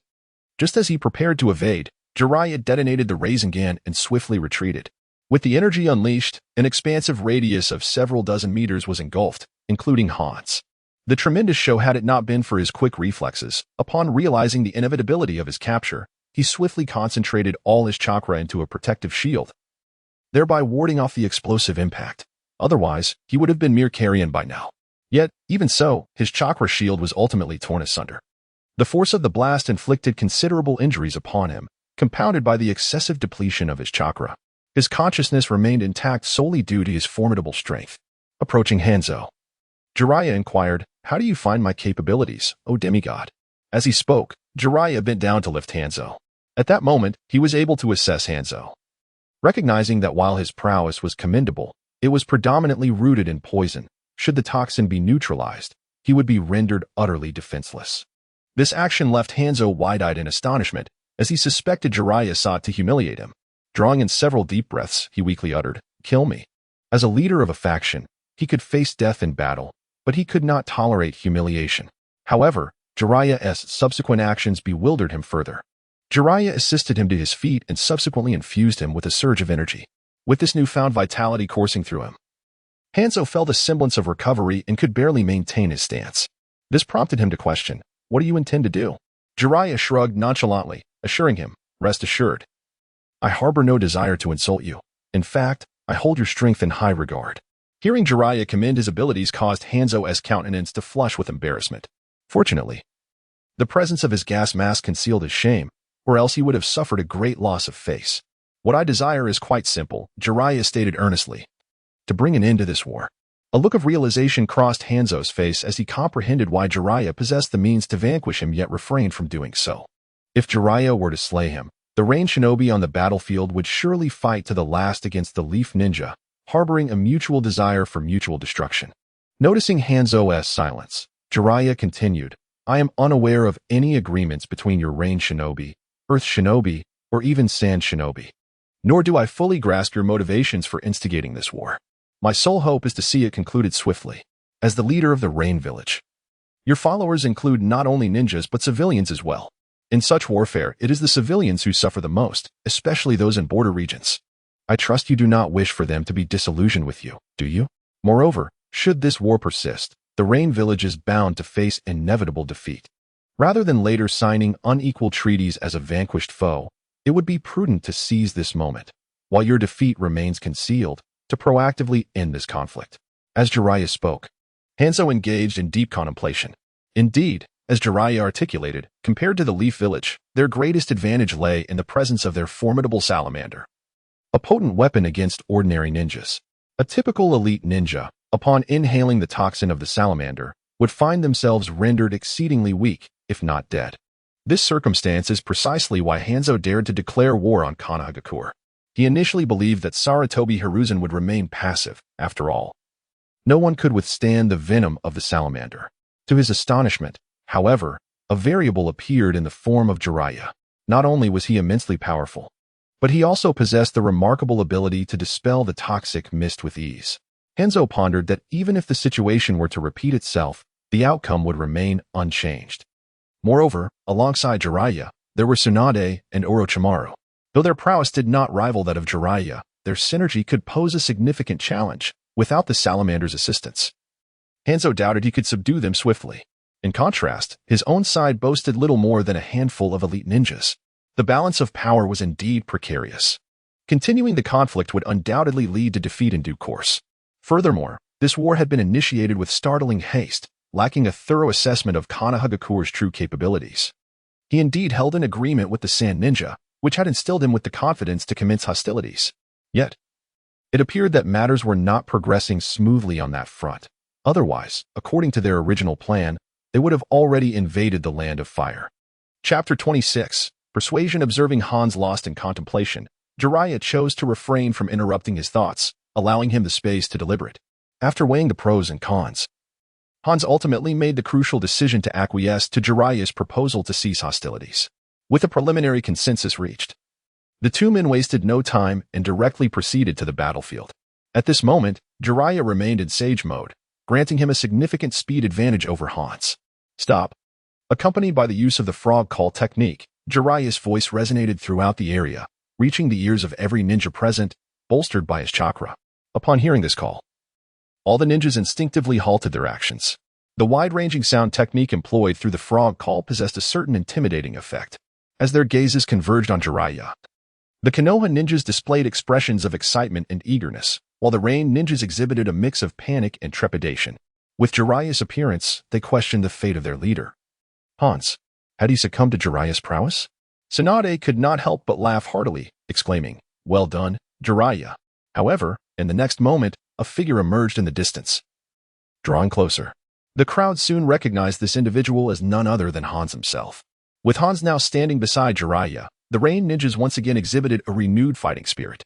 Seeing this, Hans promptly shouted, "Rain Village ninjas, gather your fallen comrades and retreat." Upon hearing his command, confusion spread across the faces of the Rain ninjas. One particularly bold Rain ninja furrowed his brow and questioned, "Who are you? Where is Lord Hans?" In his understanding, the demigod Hans would never issue such orders, leading him to believe that the Hans before him was an impostor. Hans turned his gaze towards the questioning ninja, and emanated a formidable aura. Under this pressure, the Rain Ninja quickly stammered, "Forgive me, Lord Hans." The unique energy inherent in Hans's presence confirmed his identity, dispelling the doubts of the Rain Ninja. Upon hearing the plea for mercy, Hans relented momentarily. "I shall repeat myself. Rain Village Ninjas, gather your fallen comrades and retreat."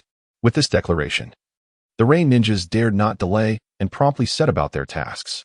The Konoha Ninjas, too, tightened their grips on their weapons, casting glances at Jiraiya, prepared to charge and confront the Rain Ninjas at his command. However, Jiraiya merely shook his head in gentle refusal. Though the Konoha Ninjas were puzzled, none questioned him further. They remained vigilant, ready to thwart any sudden attacks from the Rain Ninjas, who, in turn, were cautious of potential ambushes as they collected the bodies and tended to the wounded. The atmosphere in the field remained tense, yet with the restraint of Jiraiya and Hans, neither side engaged in conflict. Thus, the Rain Ninjas began their withdrawal towards their encampment. As the Rain Shinobi retreated, the lingering Hanzo also sought to depart. At that moment, Jiraiya reminded him that once he received a response from the Hokage, he would send someone to summon him, and they would convene at the border to formalize a treaty, thus bringing an end to the conflict. Hanzo nodded, casting a glance at Jiraiya that bore a complex expression. After a brief silence, he turned and soared into the distance. It was then that Tsunade and Orochimaru arrived at Jiraiya's side. The former immediately inquired how Jiraiya had accomplished this feat. Tsunade, taken aback, had prepared herself for a bloody battle. To her astonishment, Jiraiya and Hanzo had returned, having resolved the discord almost as soon as they had left. Jiraiya shrugged and attempted to elucidate some principles to her, but Tsunade merely scoffed and shot him a skeptical glance, her expression betraying her disbelief. Nevertheless, Jiraiya offered no further explanation, simply instructing them to clear the battlefield and gather the bodies and wounded for retreat. The two complied without hesitation, organizing the ninja to commence their tasks. Upon returning to camp, Jiraiya promptly drafted a report and dispatched an intelligence team to deliver it back to Konoha. The subsequent moments were spent in anticipation, awaiting Sarutobi Hiruzen's reply and authorization. With the war in the Land of Rain concluded, Jiraiya was poised to take action. After briefing Tsunade, Orochimaru, and Sarutobi on several matters, he once again departed the encampment, this time with the intent of seeking out Nagato and his companions. Navigating the familiar terrain of the Land of Rain, Jiraiya made his way directly to Nagato's residence. Upon arrival, he sought out the contact to inquire about recent events. Subsequently, he began to observe from outside. As his psychic energy enveloped the area, the scene within the dwelling materialized in Jiraiya's mind. The household of Nagato was present, alongside Yahiko and Konan. Konan was assisting Nagato's mother, Uzumaki Kusina, in arranging clothing, while Yahiko and Nagato collaborated with Ise in tending to farming tools. Ise, Nagato's father, was a commoner from the Land of Rain, while Uzumaki Kusina, Nagato's mother, hailed from the illustrious Uzumaki clan. A few days prior, Yahiko and Konan had stumbled upon this home in search of sustenance. Having endured a long period of wandering themselves, Kusina, as an orphan of the Uzumaki clan, sympathized with the plight of these children. After discussing it with Ise, they decided to allow Yahiko and Konan to stay until the war's conclusion, at which point they could determine their future. Ise, a kind-hearted individual, pondered for a moment before acquiescing to this arrangement. Once explained to Yahiko and Konan, they were immensely surprised. Recognizing the opportunity before them, they resolved to remain. Over the subsequent days, Yahiko and Konan grew fond of this newfound way of life, and the diligent, considerate pair endeared themselves to Ise and his wife. With the addition of these two new members, Nagato found companionship, and the home was often filled with laughter and joy. Jiraiya observed from outside for an entire night until the dawn of the next day, when he finally chose to reveal himself. At the moment of his appearance, Ise and his wife instinctively shielded Nagato and the others behind them. Ise, with a pleading expression, addressed Jiraiya, "Ninja sir, we are merely commoners." Upon seeing this, Jiraiya waved his hand and offered a warm smile, assuring them, "Do not worry. I harbor no ill intentions." The couple breathed a sigh of relief, yet they remained vigilant, steadfastly protecting the three children. At that moment, Nagato, Yahiko, and Konan tilted their heads, gazing at Jiraiya with varying degrees of trepidation. Observing their fear, Jiraiya let out a slight sigh and introduced himself. "I am Jiraiya, a disciple of the Hokage, Sarutobi Hiruzen. I mention this because there exists an intricate connection between Konoha and the Land of Whirlpools." Upon hearing this, Fusong's tense expression began to relax slightly. Jiraiya then gestured towards a nearby spot, suggesting, "Shall we converse over there?" Fusong and Icy exchanged glances before nodding in agreement. Prior to moving aside with Jiraiya, they instructed the three children to return indoors. Though reluctant, the children yielded to Icy's resolute demeanor, and thus Nagato, Yahiko, and Konan entered the house, shutting the door behind them. However, the trio still peered through the cracks, watching the scene outside. Underneath a distant tree, Jiraiya addressed the couple, stating, "I come with no malice. My intention is merely to save your family." Upon hearing this, both Icy and Fusong displayed expressions of confusion. Jiraiya then turned his gaze to Fusong, saying, "If your identity were to be revealed, your family's peaceful existence would be irrevocably shattered. What do you think?" At this, Fusong's pupils constricted, as if recalling something significant. Icy, noticing his wife's slight tremor and pained expression, quickly embraced her, anxiously asking, "Fusong, what is it?" He was largely unaware of her background as a refugee from the Uzumaki clan, as she had not disclosed this to him over the years. In that moment, Jiraiya interjected, "Though you may not have inherited those abilities, your bloodline alone is enough to incite envy in others, especially concerning your children, who are now being targeted." At this revelation, tears welled in Fusong's eyes as she cried out in anguish, "Why? Why? The Uzumaki clan has perished. All I wish is to survive. Why must they pursue total annihilation?" Icy, still bewildered by their conversation, grew increasingly confused about the circumstances unfolding before him. As the outpouring of emotions from Fuso subsided, Jiraiya spoke, expressing that as long as the Uzumaki clan persisted, there would be no peace for those individuals. As a citizen of Konoha, he felt powerless during the events of the past. However, now he aspired to preserve a fragment of the Uzumaki lineage. While speaking, Jiraiya slightly lifted his right foot and stamped it against the ground. Moments later, a pillar of fire erupted violently from the earth nearby, accompanied by a figure. Upon witnessing this, Jiraiya swiftly leaped forward, pulling the figure from the fiery column. "White Zetsu," Jiraiya murmured. Indeed, it was White Zetsu, whose neck was firmly grasped by Jiraiya. Upon reappearing, Jiraiya sensed the prying eyes that had been watching him. Yet, he chose not to alarm the hidden observer. During their earlier conversation, Jiraiya had deliberately selected this location to ensnare the voyeur. However, it appeared that he had not succeeded. After confirming the position of the watcher, Jiraiya unleashed his developed ninjutsu. Fire release, flowing flame. This technique, as its name implies, allowed fire to traverse beneath the ground, launching a sudden assault on the target. Chapter 27. Consent ninjutsu is indeed a pathway to success, yet it inadvertently allowed the true observer to escape. The observer ought to have been Kuro and Shiro. It seems that Kuro sensed something amiss and decided to flee in advance. Holding Shiro, Jiraiya approached the couple from Icy, casting Shiro onto the ground before speaking. "Behold, you have long been under scrutiny." Icy and Fusong clenched their fists tightly, although the former was still bewildered by the unfolding events. The sight of Shiro made it evident that someone intended harm upon his family. As for Fusong, tears streamed down her face as she murmured, "Why? Why is this happening?" Jiraiya shook his head, lamenting, "It is due to power." The Vortex clan faced annihilation precisely because of their unparalleled sealing techniques. When Fusong turned her gaze toward him, Jiraiya inquired, "Are you aware of Nagato's physical awakening?" After a moment of silence, Fusong nodded. Nagato's Vortex bloodline was on the brink of awakening, with just a single opportunity. He could inherit the supreme physique of the Vortex clan, potentially awakening unique abilities. Though Fusong had not awakened her bloodline, she was intimately familiar with such power. The impending awakening of Nagato's bloodline filled her with immense dread. After a period of anxiety, reassured that no one had discovered them and that Nagato remained oblivious, Fusong finally felt a sense of relief. She had initially believed they could maintain their tranquil existence, yet now they faced such turmoil. Looking at Jiraiya, she asked, "Esteemed sir, how do you intend to assist us?" Jiraiya replied, "I plan to take you to a safe haven, where I will instruct Nagato on how to wield his power. Only by possessing sufficient strength can he safeguard himself from persecution." Pausing for a moment, Jiraiya added, "You are now well aware of the circumstances. The decision rests with you both to deliberate. I shall await your discussions over there." He gestured towards the house, clearly indicating that the couple should clarify matters and reach a decision.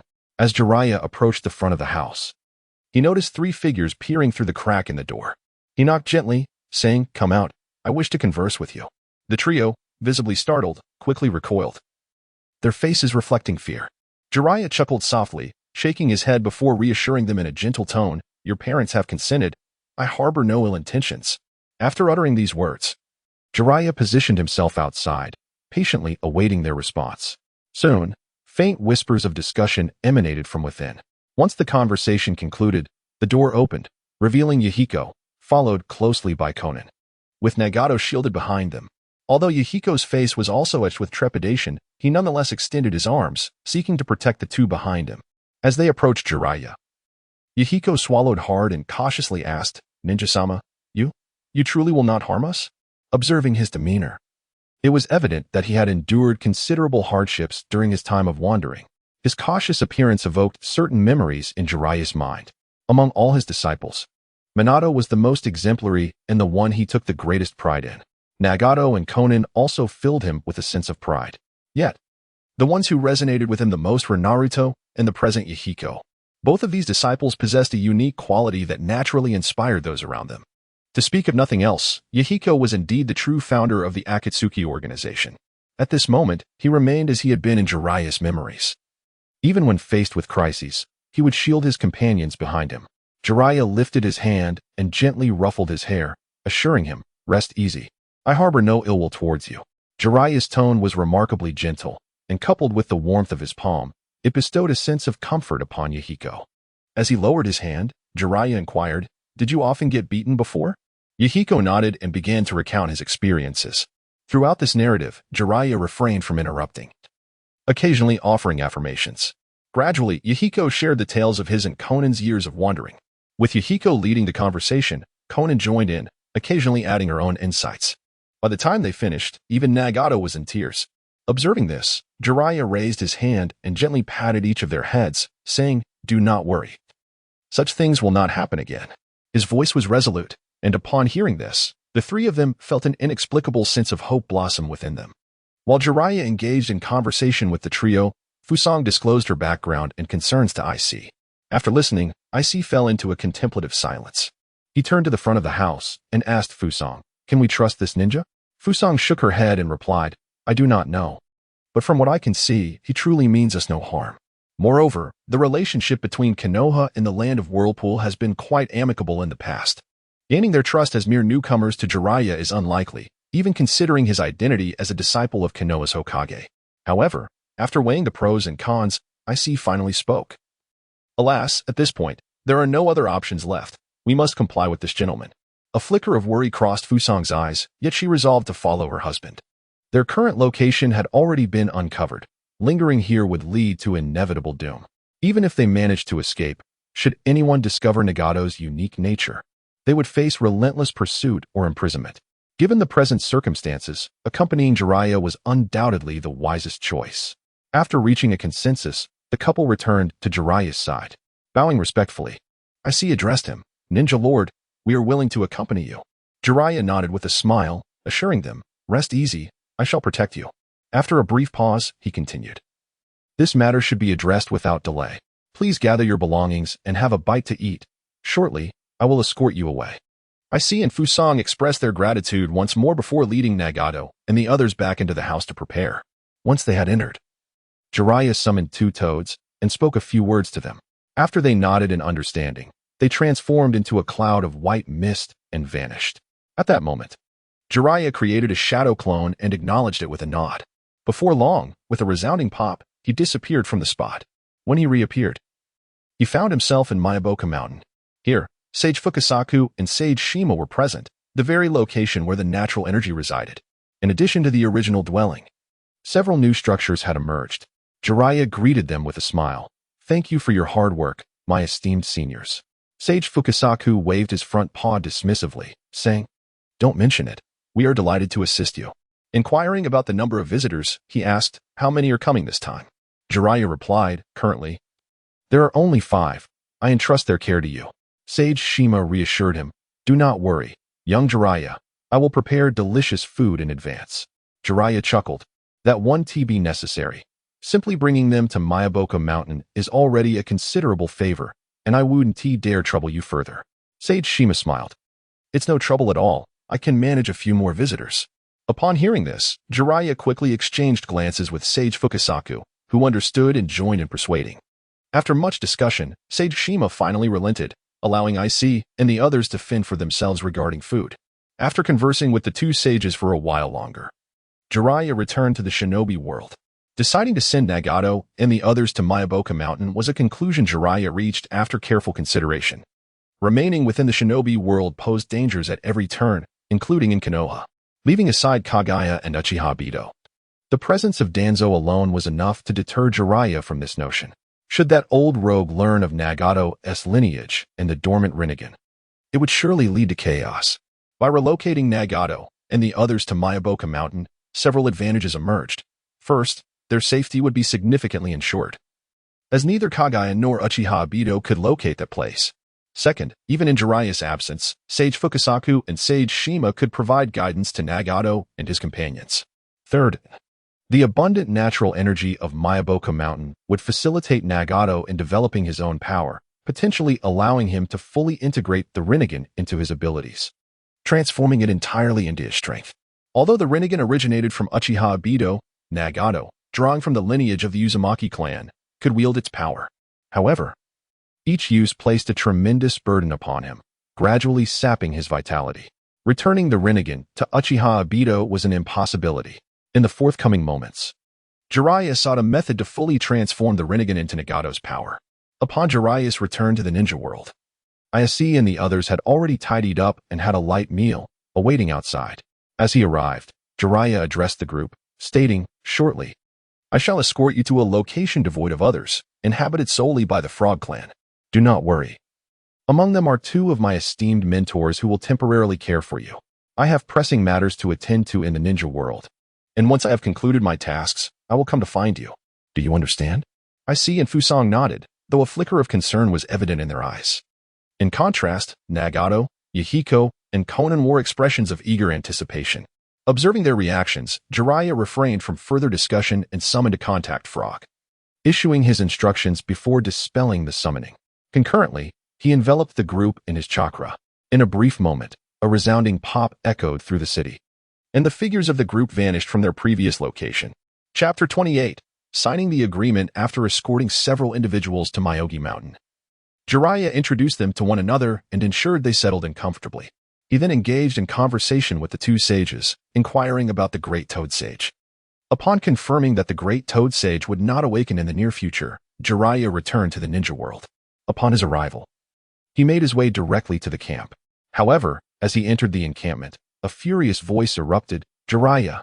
Accompanied by this wrathful exclamation, a figure burst forth from one of the tents. It was none other than Tsunade, having been occupied with tending to the wounded. Tsunade abruptly abandoned her duties upon hearing the report of Jiraiya's return. She was taken aback by the fact that he had vanished for an entire day and night. As Tsunade's fist loomed larger in his sight, Jiraiya hastily began to plead, "No, Tsunade, it's not what you think. Just let me explain," before he could finish. Jiraiya felt an overwhelming force strike him. Without any resistance, he gathered his chakra to form a protective layer around himself, allowing the immense power to send him flying backward. After tumbling through the air for several meters, he finally stabilized himself and landed gracefully on the ground. Approaching the still fuming Tsunade, Jiraiya attempted to placate her, saying, "Tsunade, please don't be angry. I truly have urgent matters to discuss." With her arms crossed and a sardonic smile, Tsunade replied, "Very well, then enlighten me about this urgency." Jiraiya responded, "I was working towards maintaining peace in the ninja world." Upon hearing this, Tsunade chuckled derisively and retorted, "If you continue to vanish without a word, you can expect dire consequences." With that, she turned on her heel and walked away. Clearing his throat, Jiraiya glanced at the numerous leaf ninja, who had been observing the scene with amusement. He called out, "Is this spectacle so entertaining? Get back to your duties." At his words, the ninjas scattered. Approaching Orochimaru, Jiraiya inquired, "Nothing untoward has occurred, I hope?" Orochimaru simply shook his head, stating, "No, the land of rain has been quite compliant." Jiraiya nodded, "That is reassuring. Have the casualties and losses been accounted for?" Orochimaru again nodded and then led Jiraiya to the main tent. As time flowed by, another 7 days swiftly passed. On this day, Jiraiya finally received a response from Hiruzen Sarutobi. The message was succinct, commending all the ninjas involved and granting Jiraiya the authority to sign the agreement. Slamming the letter onto the table, Jiraiya grinned widely, exclaiming, "Excellent. Notify Hanzo, We shall sign the ceasefire agreement at the border tomorrow. Hiruzen, equally elated, rose from his seat, declaring, "Leave it to me. I will handle it personally." He shared in the joy of the moment. For the signing of the ceasefire agreement signified the conclusion of the war with the Land of Rain. Soon, they would be able to return to the Leaf Village. Unlike Jiraiya and the others, he had been stationed at this border for nearly a year. He longed for home and missed his family dearly. Naturally, Jiraiya agreed and quickly penned a letter, which he entrusted to Sarutobi Shin. After the latter departed, Jiraiya turned to Tsunade and Orochimaru, stating that the war here had finally come to an end. He instructed them to arrange for the camp, leaving 80 ninjas behind, while the remainder was to be split in half, one group heading to the Wind Country border, and the other escorting the wounded and the ashes back to Konoha. Currently, only the Sand Village continued to clash with Konoha. The Cloud Village and the Mist Village had remained silent, while the Rock Village had only dispatched a small contingent of ninjas, refraining from mobilizing their main forces. Thus, once the conflict with the Sand Village concluded, this grand war could be deemed officially over. Upon hearing Jiraiya's orders, the recipient acknowledged and promptly set off to make arrangements. The numerous Konoha ninjas, upon receiving this news, collectively breathed a sigh of relief, followed by an eruption of cheers within the camp. The following day at noon, Jiraiya led everyone to the border between the Land of Fire and the Land of Rain. At the same time, Hans arrived with the Rain ninjas. Once the tables and chairs were arranged, the signing of the peace treaty commenced. After the cessation of hostilities was formalized, Hans surveyed the three individuals before him and remarked that the name of the three ninjas was indeed well-deserved, hoping for future opportunities to engage in combat. As he spoke, his gaze lingered on Jiraiya's face. Among the trio, it was Jiraiya who surprised him the most. With a slight smile, Jiraiya replied that should Lord Hans wish to spar, he was always welcome in Konoha. Hans nodded and prepared to depart. Observing this, Jiraiya called out to him. With a look of curiosity, Hans inquired if Jiraiya wished to discuss something. Jiraiya gestured to the side, asking if they could converse briefly. After Hans nodded, the two moved aside. Hans looked intently at Jiraiya and asked if there was something he wanted to know. Jiraiya smiled and expressed his curiosity about whether Hans had any agreements with other ninja villages. In truth, the Rain Village lacked the strength to contend with Konoha. Furthermore, this time, the Rain Village had declared war simultaneously against Konoha and the Sand Village. As all three factions reacted, the Sand Village had directed its aggression solely towards Konoha. To assert that there were no ulterior motives in this matter would be disingenuous. After listening to Jiraiya, Hans smirked slightly and confirmed that indeed there were agreements in place, explaining that this was due to certain information being leaked from Konoha. However, he could not divulge the specifics of that information. If Jiraiya wished to uncover more, he would have to investigate on his own. Hans's statement was not a deception. They had genuinely received intelligence transmitted from Konoha. The identity of the informant remained unknown to him, though perhaps the Sand Village was privy to it. Yet, he would refrain from disclosing that information. Utilizing this news to incite some discord within Konoha would prove quite advantageous. Although a ceasefire agreement has been signed, he would still seize any opportunity to attack the hidden Leaf Village. After uttering these words, Hanzo turned and departed. Watching the Rain Shinobi leave under Hanzo's command, Jiraiya turned and led the Leaf Ninjas back to their camp. During this time, a solitary figure continually flickered through his mind. The following morning, aside from the 200 ninjas remaining at the camp and Sarutobi, the remaining Leaf Ninjas divided into two groups, one carrying the wounded back to the village, while the others, under the guidance of Jiraiya and his companions, proceeded towards the battlefield at the border of the Wind Country. The decision to leave behind 200 ninjas was to guard against any further actions from the Rain Village. Despite the ceasefire agreement, it was merely a piece of paper, and no one could ascertain whether Hanzo would adhere to it. 7 days swiftly passed, during which Jiraiya and his party continued their journey. On this day, they finally arrived at the front lines. Compared to the battlefield in the Land of Rain, the clashes here were far more frequent and intense. Upon reaching the camp, the other ninjas were immediately assigned to various positions. Jiraiya and his companions were escorted to the main tent by a member of the Nara clan. The commander of this front line, Kakashi Hitaki, was currently stationed within the main tent. As Jiraiya and his companions entered, Kakashi looked up, smiling, and said, "You have finally arrived." Jiraiya smiled and nodded, approaching him to inquire, "How is the situation here?" Kakashi sighed and shook his head, stating, "The situation is rather grim. It all comes down to the lack of top-tier combatants. The Sand Village excels in puppet techniques, particularly Chiyo, along with her son and daughter-in-law, who are among the finest. While I am not afraid of them individually, I cannot withstand their combined assault. Chiyo's son, Kankuro, and daughter-in-law, Temari, were both exceptional in the art of puppetry. When combined with their puppets, they could unleash forces nearing that of a Kage in a short span of time. Furthermore, with Chiyo's presence, it was indeed impossible to fend off such power alone. Moreover, when employing their puppets, they often supplemented their attacks with poison, rendering ordinary ninjas ineffective against their onslaught. The Sand Village had virtually mobilized all its forces, with approximately 3,000 ninjas present on the battlefield. Thus, during this period of conflict, both sides incurred casualties, battling on equal footing. In such wars, it is the elite ninjas who ultimately determine the course of the conflict. As Kakashi recounted the situation, the three gained a clearer understanding of the current state of affairs. Observing the thoughtful expressions on their faces, Kakashi remarked, "There is no rush for that. Just yesterday, we repelled a wave of attacks from the Sand Village. I believe they will refrain from launching another offensive in the near future. So you can take this opportunity to rest." Kakashi had already received intelligence regarding the ceasefire agreement from the Rain Village, and upon reviewing those reports, he was somewhat astonished.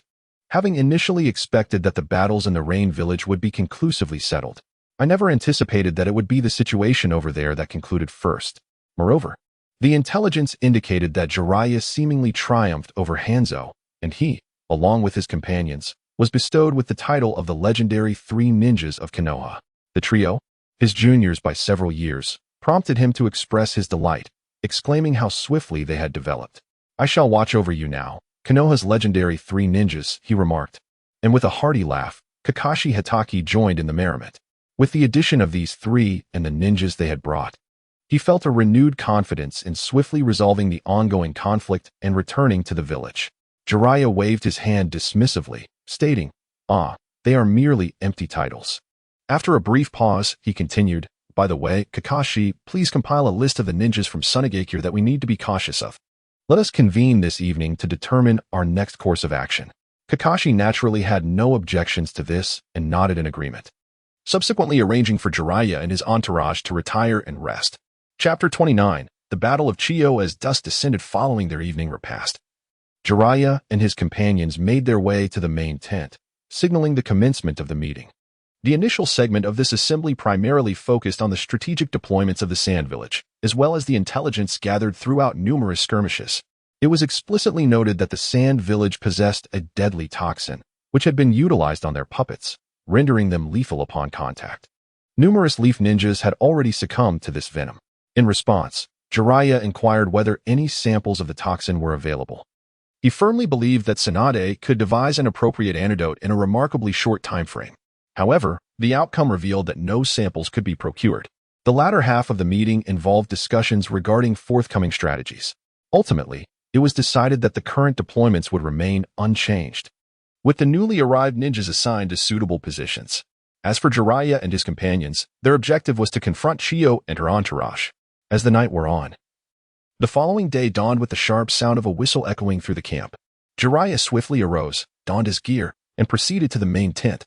Upon arrival, he observed a throng of ninjas had already gathered. He swiftly approached Shikamaru Nara and inquired about the situation. Shikamaru replied that the Sand Village had commenced their assault once more, this time appearing to launch a full-scale attack. As they conversed, Tsunade and Orochimaru also arrived. With the assembly of ninjas complete, under Shikamaru's leadership, they surged towards the battlefield. Upon reaching the border, a dark line could be seen advancing rapidly from a distance.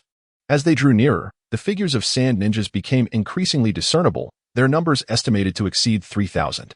Leading the charge were Chiyo, Ebizo, Kahaku, and Rihei, among others. As the enemy approached, Jiraiya declared, "According to yesterday's meeting, I shall take on Chiyo, Shikamaru will confront Kahaku, and Rihei, Tsunade, and Orochimaru.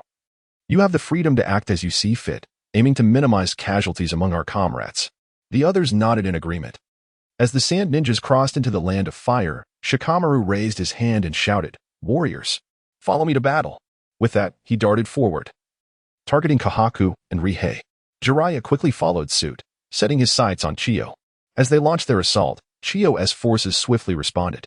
One by one, puppets emerged from their scrolls, animated under Chiyo's unique manipulation techniques, confronting Jiraiya and his allies like living beings. Noticing that Chiyo was employing only ordinary puppets, a smirk appeared on Jiraiya's lips as he unleashed a Rasengan upon one of them. Although Chiyo had perceived the azure chakra sphere in his palm, the distance prevented her from grasping the full extent of the Rasengan's power. Thus, she continued to command her puppets to attack. Before me lies a humanoid puppet, crafted from a unique type of wood that is evident from its appearance. Its hands are not mere replicas but are instead two sharp blades. Under the rapid onslaught of Chiyo's fingers, the puppet transformed into a streak of black, its dual blades striking towards Jiraiya. Unfazed by the puppet's aggressive advance, Jiraiya remained composed. Although the puppet exhibited remarkable speed, it remained within his line of sight. As the blade swung forth, Jiraiya deftly vanished from his original position. Upon reappearing, he found himself beside the puppet, his Rasengan pressed firmly against its back. With the energy contained within the Rasengan beginning to unleash, the puppet became enveloped within its swirling force. A thunderous explosion ensued. The energy storm utterly obliterated the puppet, leaving a sizable crater approximately 10 meters in diameter on the ground. Observing the devastation wrought by Jiraiya's strike, Chiyo, appearing as a middle-aged woman, furrowed her brow. She had not anticipated the emergence of such a formidable ninja from Konoha, one with such speed, who could so effortlessly dismantle her puppet. At that moment, she had yet to receive any intelligence from the Rain Village regarding Jiraiya. With a disdainful snort, Chiyo produced another scroll.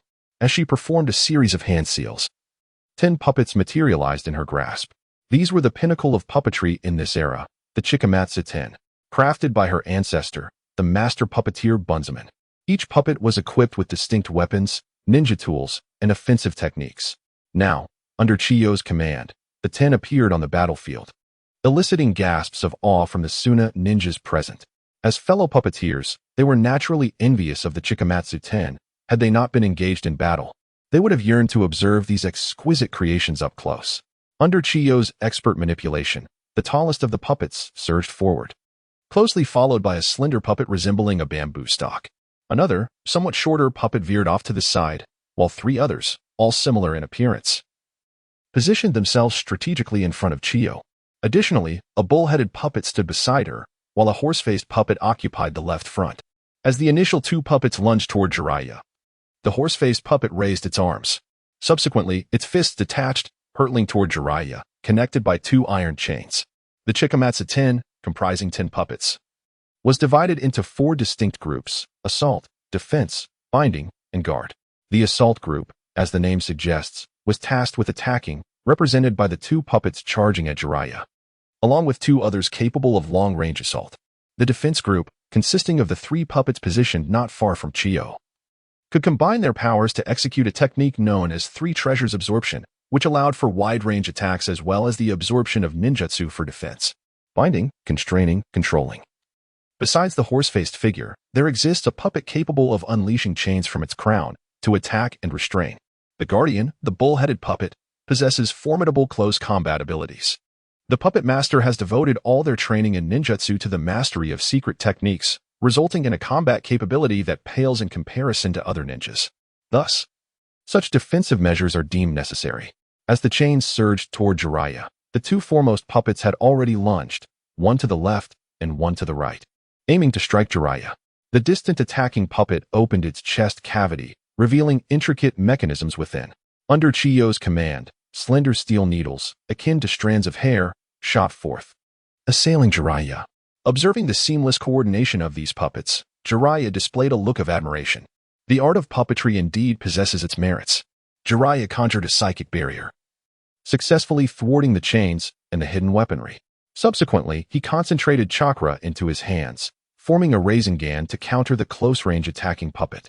Jiraiya now harbored a newfound understanding of the Rasengan, recognizing it as a truly versatile ninjutsu. It could function not merely as a technique, but also as a weapon. Provided an ample infusion of chakra, the Rasengan could achieve formidable density. At that moment, when the Rasengan collided with the weapon, there was no indication of being cleaved apart. With a slight exertion, Jiraiya repelled the 2 puppets. With the defeat of these 2 puppets, Jiraiya clapped his hands together, invoking the ninjutsu, lion's mane technique. His waist-length hair rapidly elongated, twisting and intertwining, forming white spears that ensnared the 2 close combat puppets while simultaneously extending toward Chiyo's position. Observing this, Chiyo deftly manipulated her fingers, causing another ranged puppet's chest to open wide and launch 2 missiles. The missiles collided with Jiraiya's flowing hair, resulting in a thunderous explosion. The hair was momentarily halted. Concurrently, the previously retreating chains entwined, sprouting small, sharp spikes, transforming them into a serrated instrument. Under the tension of the chains, Jiraiya's long hair, which had ensnared the close combat puppets, was severed.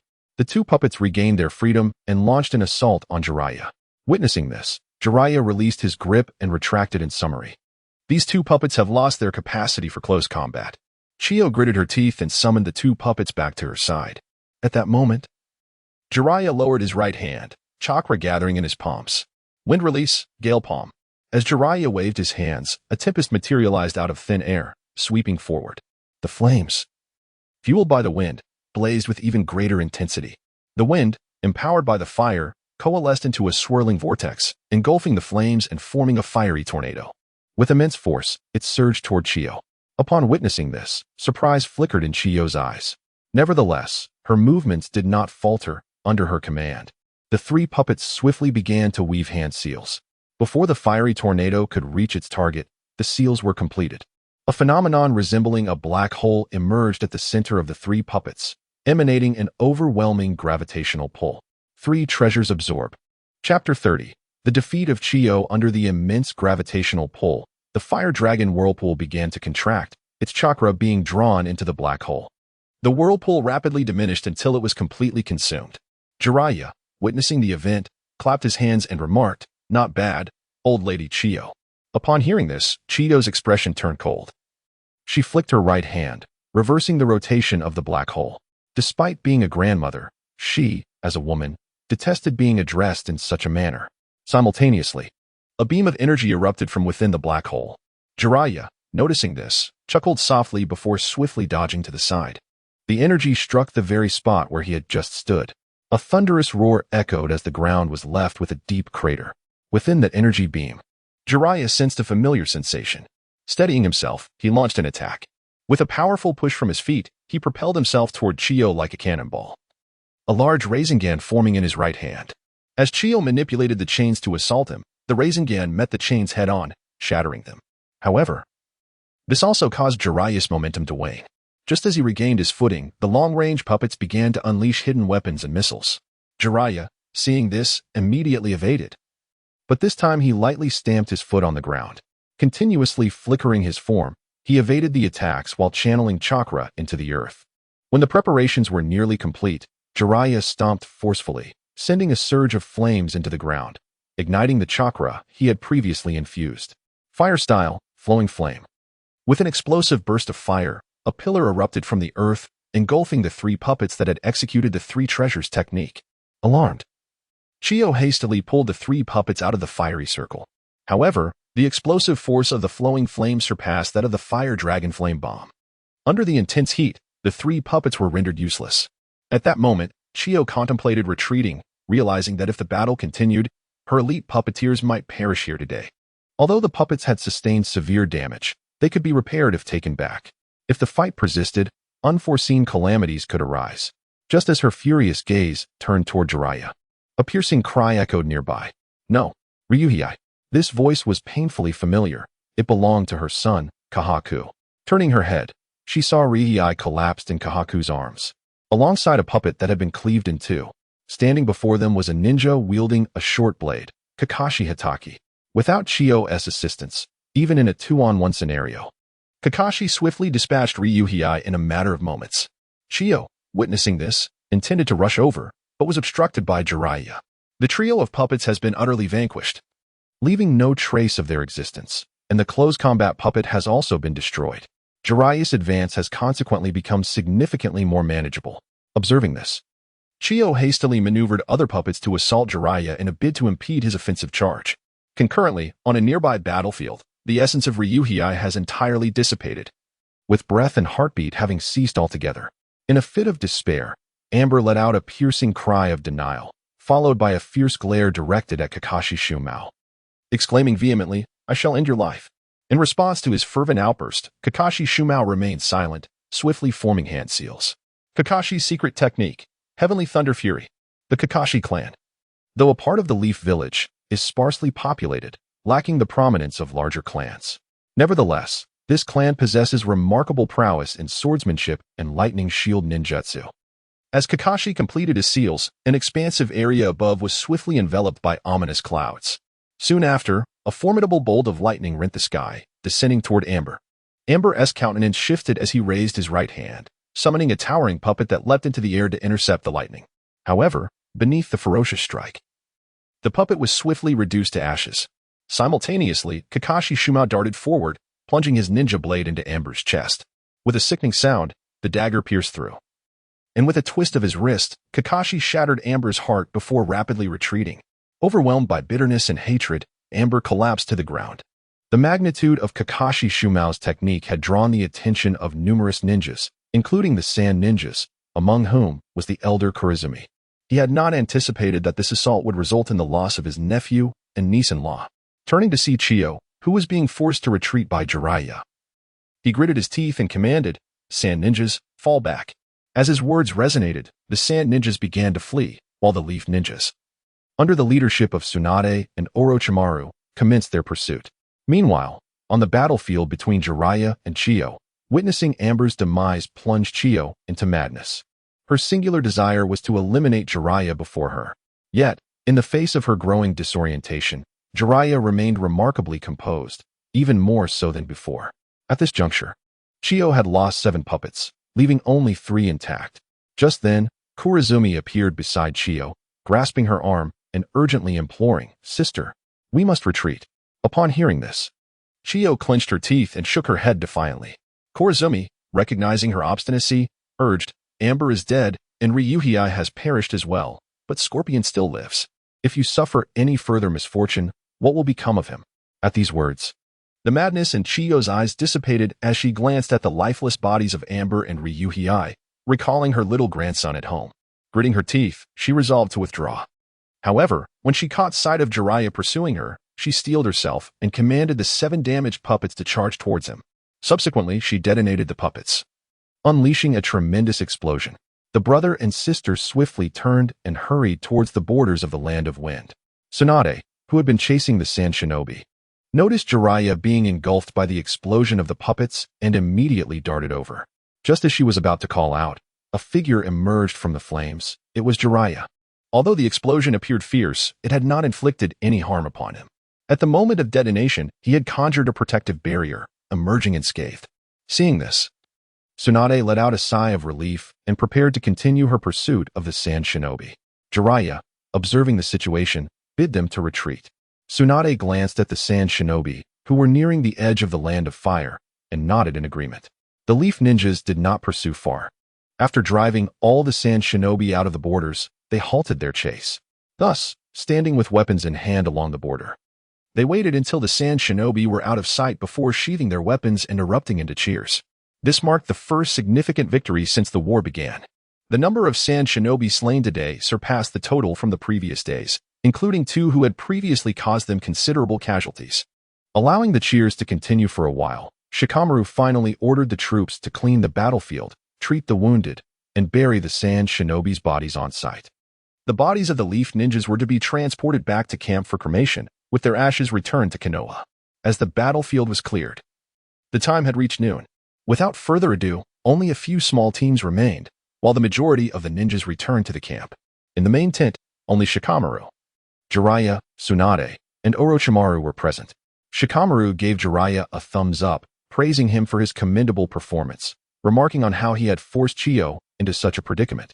Having faced Chiyo numerous times in battle, he understood the formidable nature of the 10 puppets of Chiyo.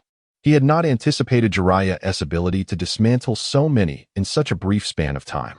Consequently, Chiyo was rendered considerably weakened. Even if she could create new puppets, it would require some time. In addition to Chiyo, they had also slain Akabano and Ryufi, bringing back their bodies and puppets. Once they discovered the antidote to the poison on the puppets, the threat posed by Sunagakure to Konoha would diminish significantly. Jiraiya slightly shook his head, dismissing Chiyo as inconsequential, stating that had he not felt an unseen presence watching him, he would have entered Sage Mode long ago. In Sage Mode, he was confident that he could defeat Chiyo within 3 moves. The identity of the prying eyes remained unclear to Jiraiya, yet he harbored certain suspicions. For the gaze evoked a chilling sensation within him. Indeed, it had to be you, chuckled Hataki Tsukumo. You haven't changed a bit. Tsunade, standing nearby, offered a faint smile in response. Tsukumo continued, this time, the Sand Ninja have suffered considerable losses. I doubt they will dare to launch further offensives. Preparations must be made for two scenarios. First, they might continue their assault. Second, they might be intimidated, leading to the cessation of hostilities. Jiraiya shrugged, stating, it's quite straightforward. Summarize today's battle report and send a copy to the old man, requesting his approval to initiate a ceasefire agreement. Then, we shall wait. Tending to the wounded and redistributing the tasks among our ninjas. Regardless of whether we face war or peace, this must be done. It is highly probable that Sunagakure will not seek to prolong the conflict. With 3 of their top combatants lost, and the Kazekage unable to engage directly, the heavy losses they have incurred leave them with little choice but to pursue a path towards peace. Chapter 31. Untitled Draft. Flagwood Mitsumoto nodded and said, leave this to me. You have all worked hard today. It is time for you to return and rest. The 3 did not refuse. As this matter was not within their purview, they merely needed to lend a hand. They had no desire to become overly involved in the remaining affairs. After exchanging greetings, the trio departed and returned to their tents to recuperate. Meanwhile, at the Sand Shadow Village encampment, the surviving Sand Ninjas had gathered. Their expressions were remarkably uniform, marked by sorrow and despondency. Within one of the tents, Chiyo slammed her hand on the table and exclaimed, no, we cannot cease hostilities. Her eyes were bloodshot, shimmering with unshed tears, and a subtle tremor coursed through her body. The battle that day had decimated her 10 puppets of Chikamatsu. Even if she possessed the capability to recreate them, it would require a significant amount of time. Most critically, her son and daughter-in-law had perished on the battlefield. To retreat at this juncture was simply inconceivable. Beside her, Hailuzo clenched his teeth, tears brimming in his eyes, and implored, Sister, we truly cannot continue fighting. The 10 puppets of Chikamatsu are destroyed, and with the loss of Akamaru and Ryufei, we have lost so many comrades in this battle, both in strength and morale. We cannot sustain this any longer. Persisting will only lead to more casualties. At that moment, Hailuzo remained relatively composed, fully aware that if the battle continued, his sister would undoubtedly be the first to fall. He had observed during the earlier skirmish that the white-haired boy from Konoha was clearly targeting her.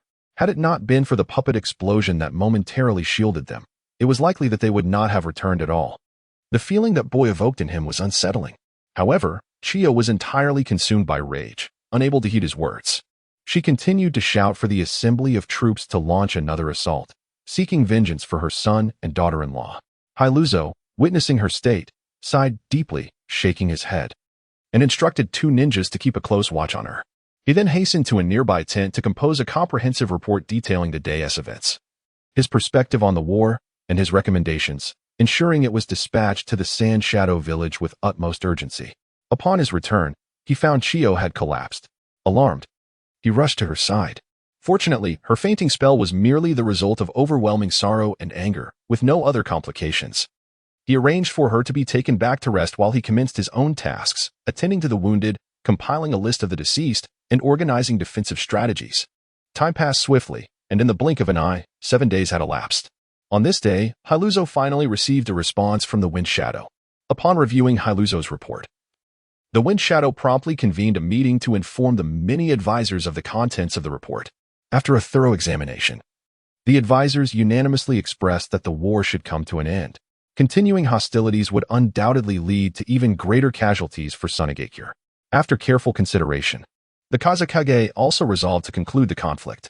He entrusted the responsibility to Chiyo, granting her full authority to negotiate on behalf of Sunagakure with Konoha.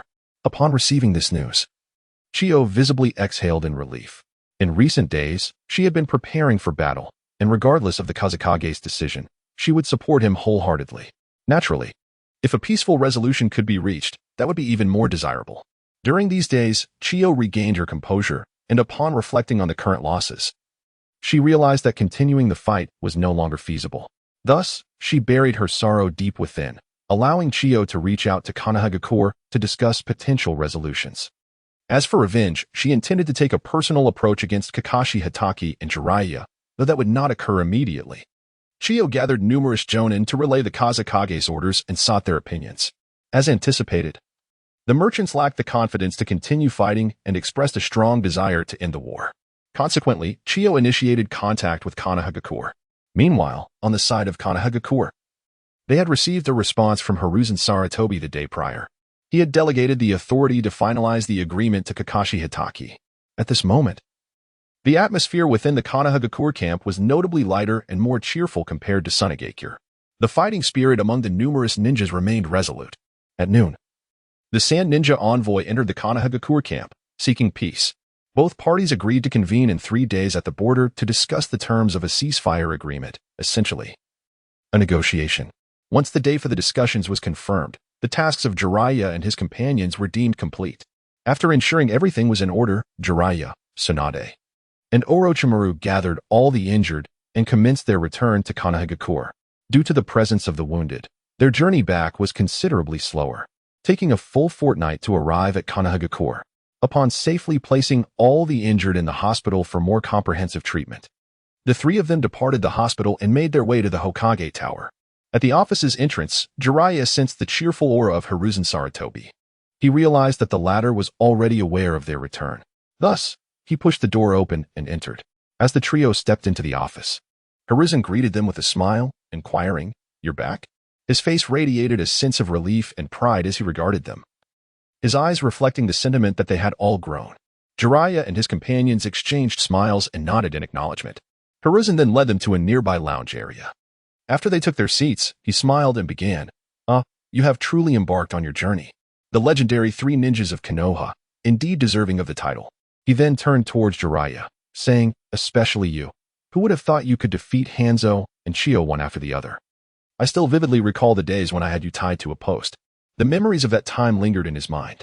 Yet, the once troublesome disciple had now matured into a capable ninja, evoking a sense of nostalgia within Sarutobi Hiruzen. Jiraiya smiled slightly, remarking, "After so much training, if I hadn't made any progress, it would indeed be a disgrace to you." Sarutobi Hiruzen laughed heartily. Then his expression turned serious as he continued. The swift conclusion of this matter was somewhat unexpected. Fortunately, the casualties were not too severe. However, this is not the end. The war is not truly over. For the time being, you 3 will need to assist me with various tasks in the village. The 3 nodded in agreement, and Jiraiya suggested, "Let Tsunade take charge of treating the wounded. It will aid her in establishing a new medical system." Sarutobi Hiruzen had no objections to this proposal, and Tsunade gladly accepted the responsibility. Meanwhile, Jiraiya and Orochimaru would manage other affairs.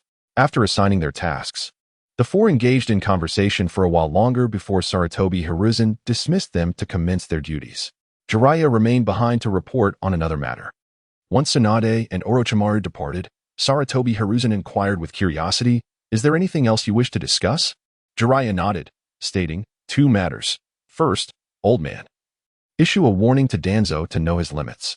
If he oversteps again, I may have to take action against him." Jiraiya's words were direct, devoid of any ambiguity. Danzo had become utterly detestable, having committed numerous heinous acts in his pursuit of the Hokage title, with many significant events tied to him. Jiraiya speculated that this war was also intricately linked to Danzo. Sarutobi Hiruzen frowned, asking, "Do you have any evidence?"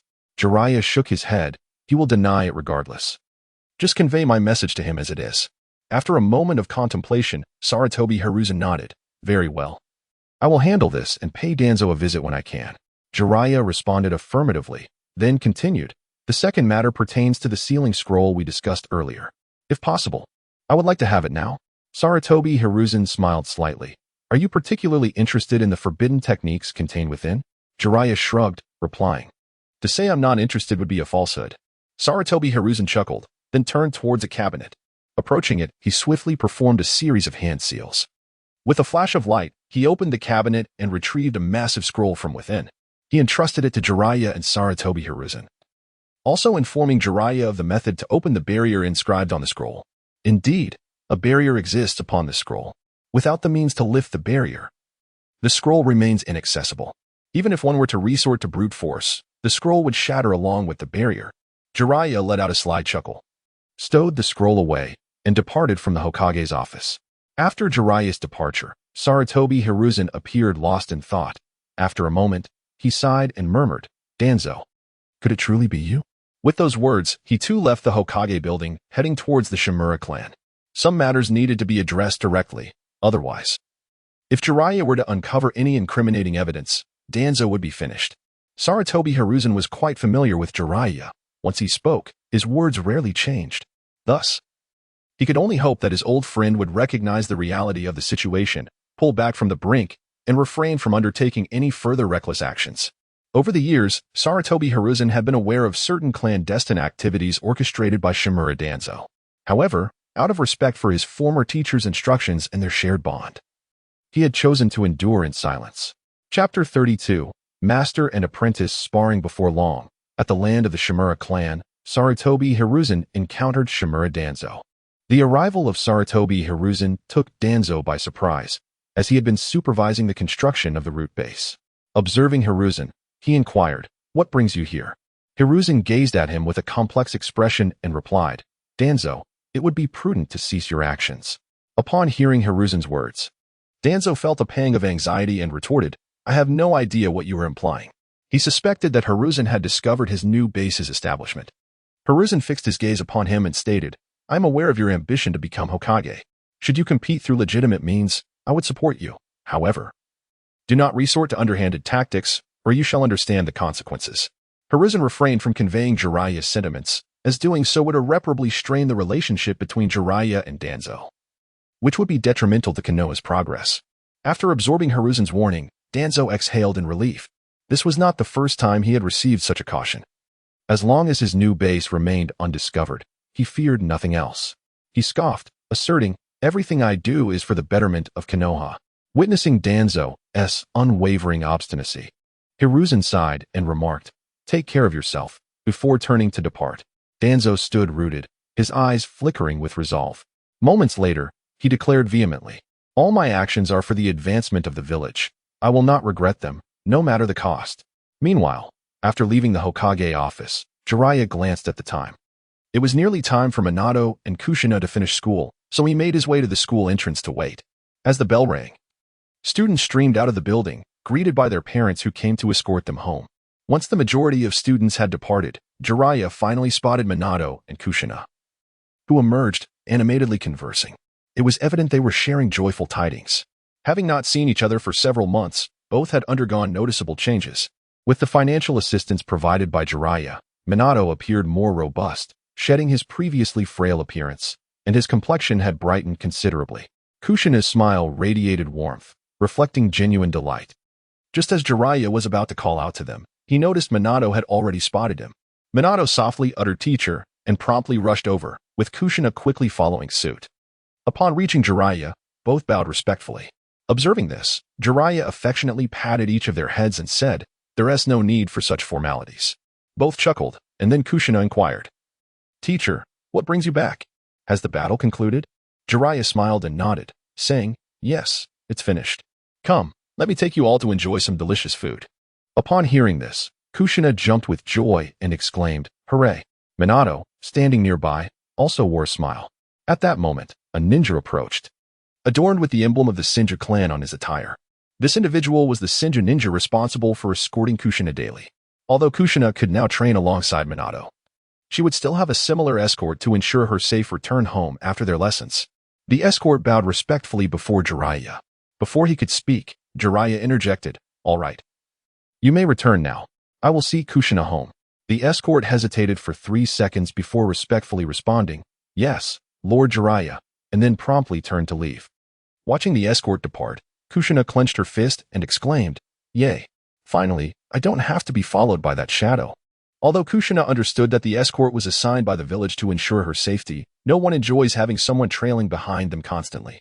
Observing the elated Kushina, Minato's eyes revealed a hint of something deeper. Accompanied by his 2 disciples, Jiraiya ventured into the commercial district and found a barbecue restaurant, reserving a private room. After placing their orders, the 3 of them entered the room. As oil sizzled on the iron grill, Jiraiya picked up the perfectly sliced, finger-length pieces of meat and laid them flat. With a sizzling sound, the oil began to seep from the meat as it cooked. The room soon filled with the tantalizing aroma of grilled meat. Kushina, her nostrils flaring, inhaled the delicious scent and said, "I'm so hungry. How much longer until it's ready?" Seeing her eagerness, Both Jiraiya and Minato couldn't help but chuckle. Kushina did not have to wait long. The meat was finally cooked. Jiraiya gestured to Minato, who understood and picked up a piece of meat, dipping it in a special sauce before placing it in Kushina's bowl. "Thank you, big brother." Kushina giggled, then turned her gaze to Jiraiya. Noticing her, Jiraiya laughed heartily and said, "All right, dig in." Although Kushina was quite boisterous, she was exceedingly polite to those she admired. With that, Jiraiya began to eat, but he offered the meat he picked to Minato.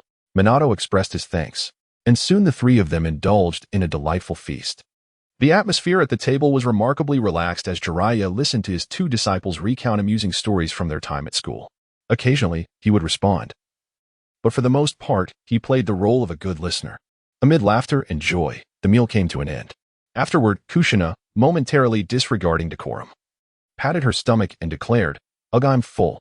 Jiraiya laughed heartily, saying, "Since you're full, let us head out." With that, he stood, settled the bill, and led Minato and Kushina out of the commercial district. Upon reaching Main Street, Kushina hesitated and said to her teacher, "I do not wish to return." Jiraiya responded, "Since you do not wish to go back, let us head to the training grounds. It will provide me an opportunity to witness your progress during this period." Naturally, Minato and Kushina agreed, eager to showcase their cultivation achievements to their instructor. Observing their confident demeanor, Jiraiya smirked and said, "Very well, let us commence with a warm-up. Keep pace with me and do not lag behind." With that, Jiraiya set off at a brisk pace, maintaining a speed suitable for Minato. Simultaneously, he attentively observed the performance of his two disciples from behind. It was evident that Minato was comfortably keeping up, while Kushina struggled slightly, her chakra already beginning to circulate. Minato regulated his speed to match Kushina's rhythm. In terms of velocity, Jiraiya felt considerable satisfaction with both disciples. He was convinced that Minato's speed had now reached that of a Jonin. Such foundational speed would render him even more formidable when employing the body flicker technique. As for Kushina, speed was not her forte, yet achieving this level at her age was commendable. Upon arriving at Training Ground 7, Jiraiya halted and turned to face Minato and Kushina. The two also came to a stop. Minato's breathing was steady and his expression normal, while Kushina's breath was somewhat rapid and her face flushed. Jiraiya nodded in satisfaction, remarking, "Well done, both of you have made progress." Upon hearing their teacher's praise, both Minato and Kushina beamed with radiant smiles. As they entered the training area, Jiraiya announced, "All right, you have passed the speed test. Now, let us proceed to practical combat. Minato, you shall go first." Minato acknowledged with a nod, while Kushina stepped aside, clenching her small fists and cheering, "Go, big brother." Perhaps sensing the impropriety of her exclamation, she quickly added, "And you too, teacher." The teacher and student exchanged a knowing glance and smiled. As they positioned themselves opposite each other, Minato raised his hand to form a hand seal. Jiraiya mirrored the gesture. Following this simple ritual, Minato launched the first attack, propelling himself forward like a cannonball with a powerful step. During this motion, he formed a seal for the body flicker technique. With the technique activated, Minato's speed surged dramatically, leaving behind a flurry of afterimages in his wake. In this rapid movement, a yellow streak seemed to illuminate the training ground. Jiraiya observed with a smile, "Not bad. You are beginning to shine." Although Minato's speed was impressive, his attack trajectory remained perceptible to Jiraiya. As Minato closed in, he swung his fist toward Jiraiya with determination. At this moment, Minato was not yet 13 years old, standing at approximately 1.5 meters tall. His fist struck at Jiraiya's abdomen. Observing this, Jiraiya transformed his right hand into a palm and countered the attack. The fist and palm collided, and Jiraiya firmly withstood the blow, realizing his strike had failed. Minato leveraged the force to perform a backflip, supporting himself with his hands while launching his right leg toward Jiraiya. In response, Jiraiya grasped with his right hand, preparing to seize Minato's ankle. Sensing the impending grasp, Minato pushed off with his right hand, altering the trajectory of his attack. Subsequently, he supported himself with both hands and propelled his body into the air. In that fleeting moment, Minato reached into his ninja tool pouch with his right hand and retrieved a handful of shuriken. With a flick of his wrist, the shuriken were sent soaring toward Jiraiya. Upon witnessing this, Jiraiya let out a hearty laugh, slightly adjusting his chakra as he waved his right hand, summoning a gust of wind that diverted the shuriken aside. As he observed Minato landing gracefully on the ground, Jiraiya clapped his hands together and remarked on the impressive display. Minato's physical techniques had not faltered. and his timing and self-awareness were remarkably clear. Although their exchange had been brief, Jiraiya felt a sense of admiration for Minato's skills. Chapter 33. The Doubts of the Watergate. In terms of physical prowess, Watergate's only deficiency lies in his lack of strength. The transitions between his techniques are remarkably fluid, and his reflexes are exceedingly swift. His extraordinary neural responses have begun to manifest, coupled with the yet-to-be-executed Rasengan. Watergate has now acquired the capability to independently defeat a Jonin. Upon receiving praise from his mentor, Watergate shook his head with a hint of bitterness, lamenting that he couldn't even prompt his teacher to move. Jiraiya waved his hand dismissively, saying, "You've done exceptionally well to reach this point. At your age, I certainly did not possess your level of skill." Beside them, Kushina also expressed her admiration, exclaiming, "Indeed, brother, you are incredible. Your speed just now was astonishing." Feeling somewhat embarrassed, Watergate scratched his head. At that moment, Jiraiya spoke again. "All right, let us see your Rasengan." Watergate nodded and raised his right hand, swiftly channeling his chakra. In merely 2 seconds, a Rasengan, approximately the size of Jiraiya's fist, materialized in Watergate's palm. Jiraiya examined it and noted that aside from the slightly sluggish condensation speed, everything else was flawless. He further assessed Watergate's current chakra levels, determining that he had sufficient chakra to practice the Flying Thunder God technique, though he was still a bit short from mastering Sage Mode. However, progress was evident. With a smile, he instructed, "Watergate, step back." Watergate dispersed the Rasengan and looked towards Jiraiya. Subsequently, both mentor and disciple raised their hands to form the reconciliation seal. As Watergate retreated to the side, Kushina joyfully bounced into the arena, forming a confrontational seal as well. With a playful grin, she announced, "Teacher, I'm about to make my move." After receiving Jiraiya's nod, Kushina raised her hand and formed a seal. Adamant chains. As chakra surged within her, 2 golden chains emerged from behind Kushina. Observing this, Jiraiya expressed mild surprise. "Oh? Adamant chains? Have you begun to utilize your bloodline power?" The chains launched towards Jiraiya, yet he neither dodged nor resisted. Instead, he allowed them to entwine around him. Closing his eyes, he began to attune to the sensation. As the chains wrapped around him, Jiraiya felt his chakra being suppressed. The suppression is equivalent to the upon witnessing the scene. Jiraiya smiled and said, "You have performed admirably. Just now, when entangled by the chains, my chakra was somewhat suppressed. If your opponent were a Chunin, they would have lost their ability to resist the moment they were ensnared." Hearing this, Kushina's face lit up with joy as she asked, "Teacher, is that true?" Jiraiya nodded affirmatively, adding after a brief pause, "However, do not become complacent. You must continue to strive to increase the number of chains to 8. 8 chains should be your limit." Beyond that, she had many abilities yet to be awakened, such as the Kagura Mind's Eye. Kushina quickly nodded, saying, Yes, rest assured. Teacher, I will keep working hard." Jiraiya laughed heartily and then joined Kushina in forming a reconciliation seal. He led his 2 disciples to a rocky cliff. By this time, the sun had completely set, and the bright moon hung high, casting its pure white light upon the earth. The lush green woods were enveloped in a silvery sheen. The trio reclined on the ground, resting on their arms, gazing at the luminous moon, creating an exceptionally beautiful scene. At that moment, Jiraiya spoke. "Your progress over these months has been evident. You are now capable of learning new things." Upon hearing this, Kushina excitedly sat up and turned to Jiraiya, asking, "Teacher, is that true?" Jiraiya responded, "Of course. In a couple of days, you will graduate. Once you officially become ninjas, I will impart new ninjutsu to you." Jiraiya had already devised plans for the techniques he would teach them. As for Minato, it goes without saying that his first choice would be the Flying Thunder God technique. He had now met the requirements for its training, and the sooner he learned it, the better, as it would provide ample time to refine the technique further. Regarding Kushina, with her awakened Izumaki clan bloodline, she possessed an immensely powerful chakra, complemented by her remarkable regenerative abilities, making the multiple shadow clone technique the optimal choice. Additionally, they needed to prepare for training in sage arts. Kushina was already capable of practicing sage arts, but her temperament was not yet suitable, making it exceedingly difficult to master them in a short time. Minato had the right temperament but lacked sufficient chakra. Thus, neither of them met the conditions for practicing sage mode at present. However, this was not a concern, aside from meeting such standards. The most crucial aspect of training in sage mode was maintaining a tranquil mind. With this in mind, Jiraiya rose and said, "In addition to teaching you ninjutsu, There is something particularly powerful I wish to share with you, but you are not yet ready for it. Before that, I will first teach you a small technique.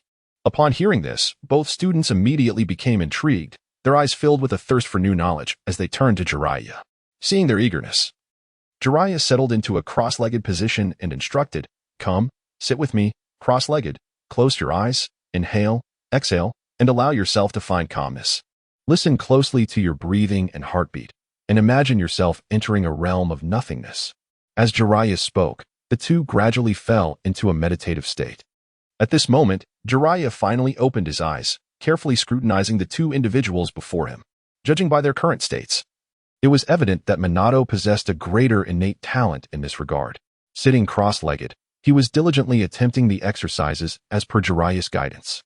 His body remained as steady as a great bell, exhibiting no signs of tremor. Conversely, Kushina, seated beside him, struggled somewhat, although she was making an effort.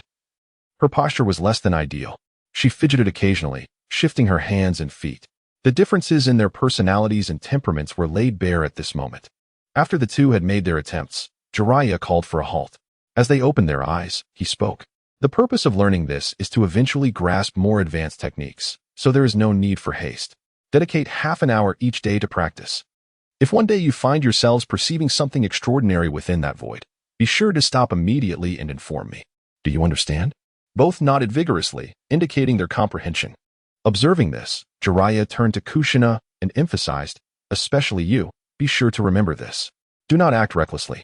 Kushina nodded again, earnestly assuring him that she would adhere to her teacher's instructions. Jiraiya felt no concern regarding Minato, but with Kushina, although she appeared exceptionally obedient at present, her true nature was evident. Thus concluded the day's teaching and testing. Jiraiya engaged his two disciples in light conversation, also sharing the news of having taken on 3 new students. Once they successfully graduated, he would introduce them to one another.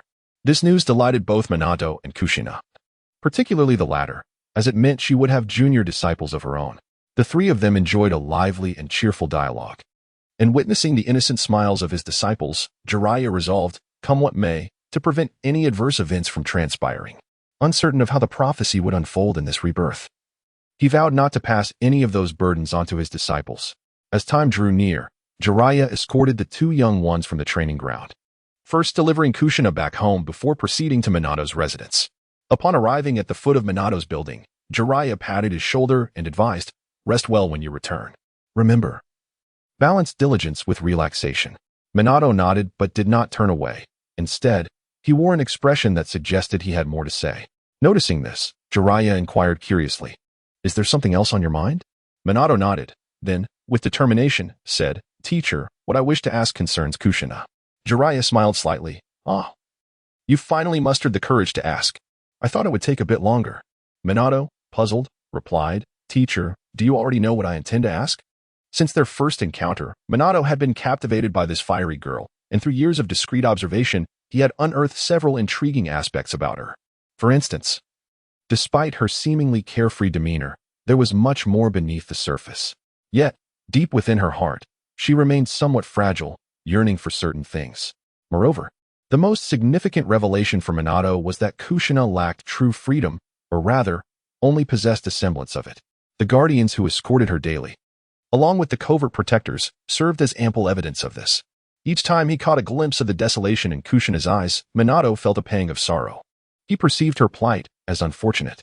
Jiraiya nodded, acknowledging his understanding, yet replied, "I cannot divulge this information at the moment. It is one of the village's top secrets." Upon hearing this, a hint of disappointment flickered across Minato's face. Observing his reaction, Jiraiya raised his hand and ruffled Minato's hair, encouraging him, "Do not lose heart. At the very least, with our companionship, Kushina has improved significantly, has she not? Furthermore, I assure you that when you reach a certain level of growth, I will reveal everything to you. I will also advocate to the 3rd Hokage for you to assume the role of Kushina's guardian, relieving the others of their duty, thereby granting her greater freedom." Chapter 34. Undercurrents. Upon the utterance of those words, a warm smile once again graced Minato's visage. In that moment, he resolutely declared to his teacher, "I shall not disappoint you." He understood that the teacher's statement was, in essence, a form of encouragement, urging him to strive harder. Jiraiya smiled gently and said, "Very well, return and rest." Minato nodded in acknowledgement, performed a respectful bow toward Jiraiya, and then turned to ascend the stairs. It was not until Minato reached the doorway, waved farewell to himself, and stepped inside that Jiraiya finally turned to depart. Concurrently, he had come to a decision of his own. Meanwhile, within the Senju clan's grounds, Kushina, upon her return, made her way directly to the garden. She was aware that someone awaited her in this abode. Upon arriving at the garden's entrance, she spotted Tsunade. Brimming with excitement, she rushed over, exclaiming, "Sister, you're back." Tsunade pulled Kushina aside, gesturing for her to sit, and replied, "Yes, I have returned." She then inquired, "Did you go out with Jiraiya?" Kushina giggled and nodded. "Indeed. The teacher took me and Minato-senpai out for barbecue, and then..." Kushina recounted the events of the evening, including their sparring session with Jiraiya. After finishing, she marveled at her teacher's formidable strength. Tsunade, upon hearing this, smiled and nodded. "Indeed, he is quite unexpectedly powerful." Nearby, Shoshiro interjected, "Sister, did Jiraiya truly defeat that demigod in Chiyo?" Tsunade raised her right hand, using her pinky to scratch her ear, and replied, "You have asked this question numerous times already." Shoshiro cleared his throat and replied, "Well, isn't it a bit surprising?" After sustaining injuries in a previous encounter, Shoshiro had undertaken several missions. Learning from past experiences, he had approached his tasks with greater caution. Upon returning to Konoha, after his sister's arrival, he immediately sought out Tsunade, incessantly inquiring about the events on the battlefield. The revelation that Jiraiya had indeed triumphed over Hans, known as the demigod, and Chiyo, the puppet master of Sunagakure, left him utterly astonished. After all, both individuals were renowned ninjas, comparable to the Hokage of Konoha. To Shoshiro, Jiraiya had always been perceived as somewhat unreliable. Thus, he had posed similar inquiries no fewer than 3 times. Now, receiving a confirmed answer, a glimmer of something different appeared in his gaze. In the depths of the Hokage building, several dozen meters beneath the surface, Hans regarded the nearly completed base with a hint of a smile breaking through his long-frozen demeanor. Although he would not ascend to the position of Hokage in the immediate future, he could still establish himself as Konoha's shadow. If he lacked the authority to utilize the Hokage building, he would simply construct one below ground. This was the current thought of Danzo. At that moment, he recalled the previous warning from Sarutobi Hiruzen, and his smile vanished, replaced by a cold glint in his eyes as he stood deep in contemplation. After a brief pause, Danzo snorted softly and summoned a root ninja. The ninja whispered a few words before being instructed to withdraw and execute the task. Observing the departing figure of the ninja, Danzo coldly remarked, "This is what you have forced upon me, Hiruzen." At Jiraiya's residence, having completed his morning routine, he donned a set of pajamas and made his way to the study. He retrieved the sealing scroll, performed the necessary hand seals, and subsequently unsealed its contents. Unrolling the scroll, Jiraiya began to read with great haste. It contained records of all the forbidden jutsu currently known in Konoha. The first technique listed was the multiple shadow clone jutsu. This was a rather powerful technique, albeit few ninjas could withstand its consumption and adverse effects, which is why it was categorized as forbidden. Of course, individuals like Kushina, who possessed a unique bloodline, were exceptions. As long as she could endure the mental strain, this technique would provide her with significant growth benefits. After meticulously noting it down, Jiraiya turned the scroll's pages. Water release, no void water domain, secret technique, Edo Tensei. Ninja art, exploding tag multiplication, earth release, mud flow. Ninja art, flying thunder god technique. The scroll detailed dozens of jutsu, most of which were immensely powerful or had peculiar effects. However, each technique bore its own flaws or side effects. For instance, the Flying Thunder God technique not only posed a considerable challenge in terms of mastery, but also required innate talent in space-time ninjutsu. Moreover, one needed extraordinarily quick reflexes and supreme adaptability. Otherwise, the practitioner could be crushed by the incomplete forces of space during a sudden transition. Jiraiya diligently recorded every technique without omission. Although he would not practice them himself, he knew they would prove useful in the future. Furthermore, at the end of the sealing scroll, he discovered an unfinished jutsu concept. Elementalization, a mere idea proposed by Senju Tobarama, had yet to undergo formal development. Upon reviewing this concept, Jiraiya could not help but marvel at the brilliance of the master of forbidden techniques. Elementalization, as the name suggests, would allow a ninja's body to transform into elemental attributes such as fire, water, earth, lightning, and wind, thereby enhancing their offensive and defensive capabilities. Tobarama's concept was indeed audacious. Yet Jiraiya understood it could potentially succeed. However, to practice such a forbidden technique, one would first need to possess formidable abilities akin to Sage Mode. The more he pondered, the more he felt that the title of Master of Forbidden Techniques was truly deserved. The night passed without incident, and at dawn the following day, Jiraiya awoke from a deep slumber. Sitting up, he stretched and emitted a contented sigh. Rising from his bed, he proceeded to freshen up.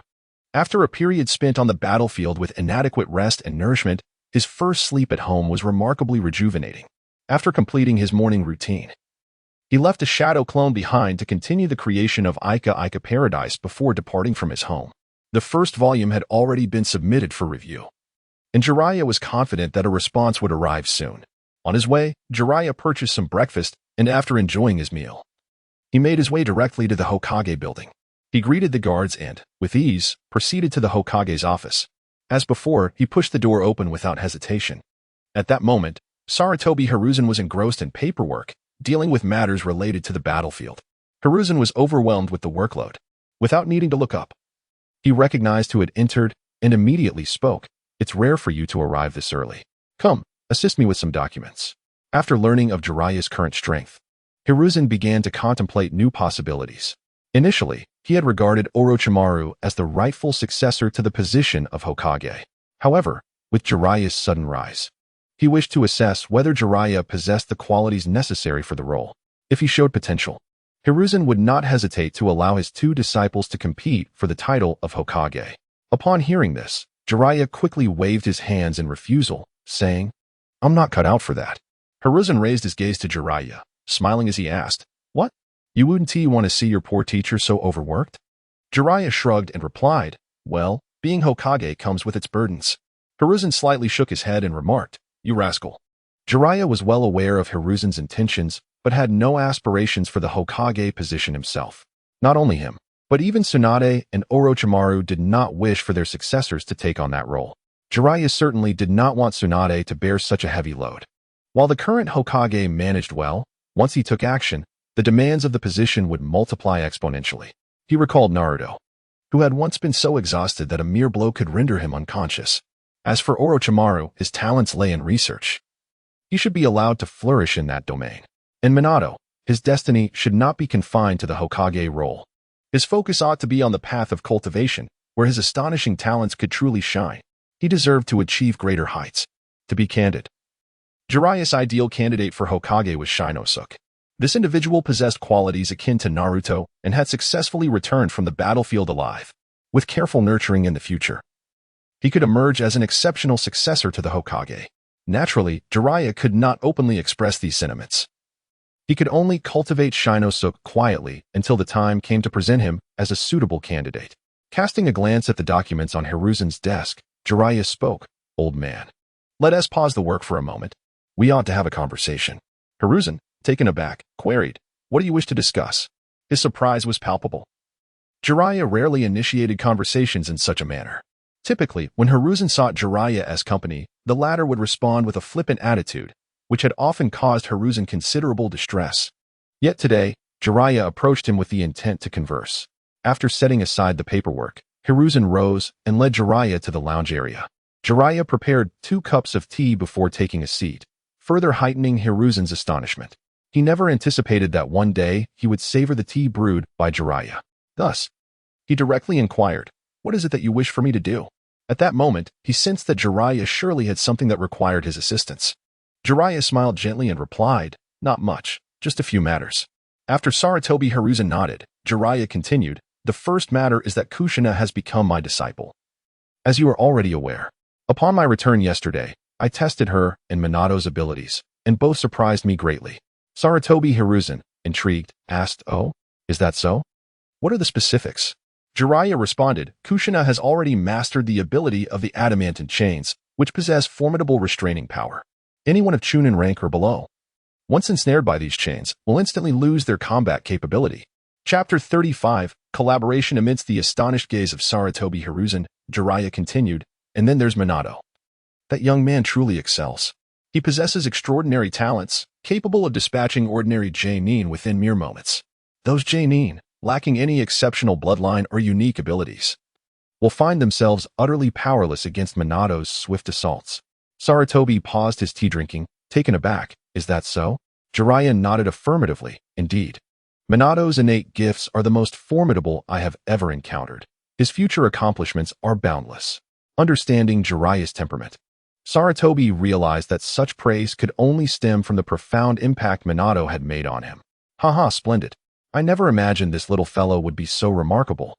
I am increasingly eager to meet him, Sarutobi chuckled. The greater the talents of Konoha's younger generation, the more joy it brought him. If Konoha could produce another ninja akin to Shinja Hashirama, the village would enjoy unparalleled stability for decades to come. Jiraiya nodded. Yes, in a few days. You might have the opportunity to see him. After a brief pause, he continued. This brings me to the first matter I wish to discuss. Both of these young individuals possess exceptional talents and unique gifts in certain aspects. Therefore, I wish to impart the forbidden techniques contained within the sealing scroll to them. Sarutobi furrowed his brow. What forbidden techniques? He had seen those techniques himself, each carrying significant drawbacks. The multiple shadow clone technique, Flying Thunder God, and Kushina, with her Uzumaki lineage, will gain formidable regenerative abilities upon awakening, especially with the aid of the Nine Tails. Thus, the multiple shadow clone technique is most suitable for her. As for Minato, he possesses extraordinary spatial talents. I believe he could refine and develop this forbidden technique, rendering it unparalleled within the ninja world, Jiraiya replied. After contemplating Jiraiya's words, Sarutobi inquired, Are you certain there are no issues? One is the Nine Tails Jinchuriki, a key asset of Konoha, while the other possesses the capability to slay Nin before even reaching the age of 13. I cannot permit either to encounter any unforeseen circumstances. They are the future of Konoha. Upon hearing this, Jiraiya spoke with earnestness. Old man, I seldom make promises, but I can assure you, there will be no problems. Sarutobi gazed into Jiraiya's eyes, where he recognized a resolute sincerity. He then nodded. Very well, I trust you. You may impart these forbidden techniques to the two of them. Jiraiya smiled slightly. Thank you, old man. The act of teaching forbidden techniques was no trivial matter.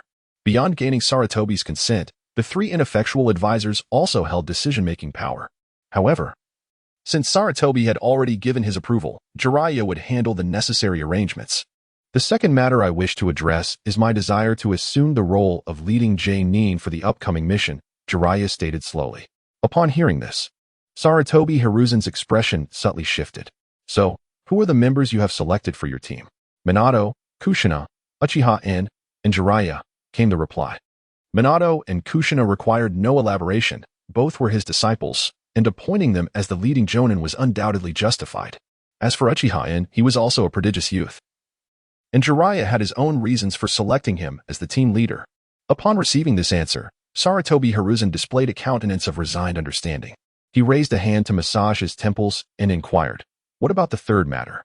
With a chuckle, Jiraiya responded, Once the team is officially formed, I shall take them to Miyaboka Mountain for training. At this declaration, Sarutobi Hiruzen felt an intensifying discomfort. The first matter was manageable. He was confident in his ability to handle it. However, the second and third matters were an entirely different scenario. If Kushina were not on the list, it would have been a simple affair. Even if he consented, persuading Tsunade, Mito, and Danzo would undoubtedly pose a challenge, as Danzo had long sought to keep Kushina under his control.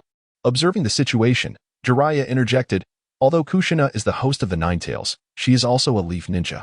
To mold her into a top-tier combat asset through coercion or restraint is utterly unwise. It is only through a unique bond that we can achieve this, and thus, I hope you will allow me to attempt it. A memory surfaced in Sarutobi Hiruzen's mind, recalling the dying words of Uzumaki Mito. He exhaled deeply and stated, I trust your judgment. I will accept your proposal, and as for Danzo and the others, leave that to me. However, you must ensure that Kushina's safety is absolute. No issues must arise. Jiraiya laughed heartily. Rest assured, old man, she is my disciple, and her safety is not a concern. With all three matters discussed and agreed upon, they proceeded to converse about trivial matters. As time drew near, wishing to avoid interrupting Sarutobi Hiruzen's work, Jiraiya took his leave from the Hokage's office. He ventured to the commercial district to procure a substantial quantity of supplies. Subsequently, he visited the publishing house. Upon arrival, the proprietor greeted him with exuberance. Ah, my lord, you have finally arrived. Jiraiya smiled. Has the review been approved? The owner replied with a grin. Naturally, for such a masterpiece, approval was inevitable. Our head wishes to discuss the specifics of collaboration with you. Do you have time? This publishing house was part of a franchise, backed by the Takashi clan of the Land of Fire, a family that held significant influence in the ninja world and was involved in various industries, with publishing being one of them. Collaborating with them was a decision Jiraiya had deliberated upon. Having no objections regarding the proposed collaboration, Jiraiya engaged in brief conversation with the owner before departing. He then visited the hospital to see Tsunade, conversing for a while before seeking out Orochimaru to ascertain what he had been up to lately. After returning home, Jiraiya made a trip to Myaboka Mountain. Jiraiya entrusted the purchase supplies to Amber and the Fusang couple, inquiring about their adjustment to life here. Both the couple and the three little ones expressed immense satisfaction with their current existence. Here, they no longer had to worry about the ravages of war, the threat of being hunted, or the uncertainty of wandering aimlessly. Moreover, the local frogs took excellent care of them, further enhancing their contentment. After understanding their circumstances, Jiraiya conversed with the three little ones, informing them that he would return in a few days with their seniors to provide unified guidance in their training. The trio was elated at this news, each aspiring to become a ninja and possess the strength to protect their families. He then visited Sage Shinsaku, engaging in a lengthy discussion before checking in on the Frog Brothers, after which Jiraiya returned to Konoha. In the following days, Jiraiya remained indoors. His shadow clones diligently refined the paradise of intimacy, while his main body focused on meticulously polishing the tail of the resolute ninja. During these 3 tranquil days, the atmosphere around Jiraiya was serene, contrasting sharply with the tumultuous activity at the Hokage Tower. The guards frequently overheard Danzo's furious roars and the ensuing disputes within. Meanwhile, Sarutobi Hiruzen did not disappoint Jiraiya's expectations, fulfilling his commitments with the demeanor of a true ninja. That afternoon, Jiraiya finally completed the first half of the tale of the resolute ninja. After his revisions, the content of the book became more enriching and vividly descriptive. It was now time to attend to pressing matters. After refreshing himself and donning a black robe, Jiraiya stepped out of his home. Moments later, he arrived at a premier izakaya located in the bustling commercial district, a property of the Takashita clan. After stating his purpose, he was escorted to a private room. Before long, the door to the room opened, revealing an unexpected visitor. A beautiful woman clad in a kimono entered, flanked by her attendants. Under Jiraiya's astonished gaze, she waved her hand, dismissing the guards.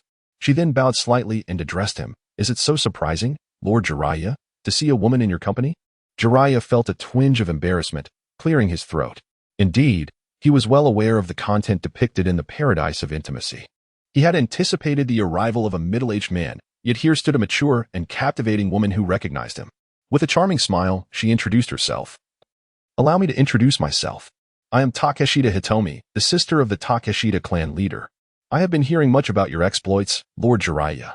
I never imagined that besides your remarkable strength, you are also a talented writer.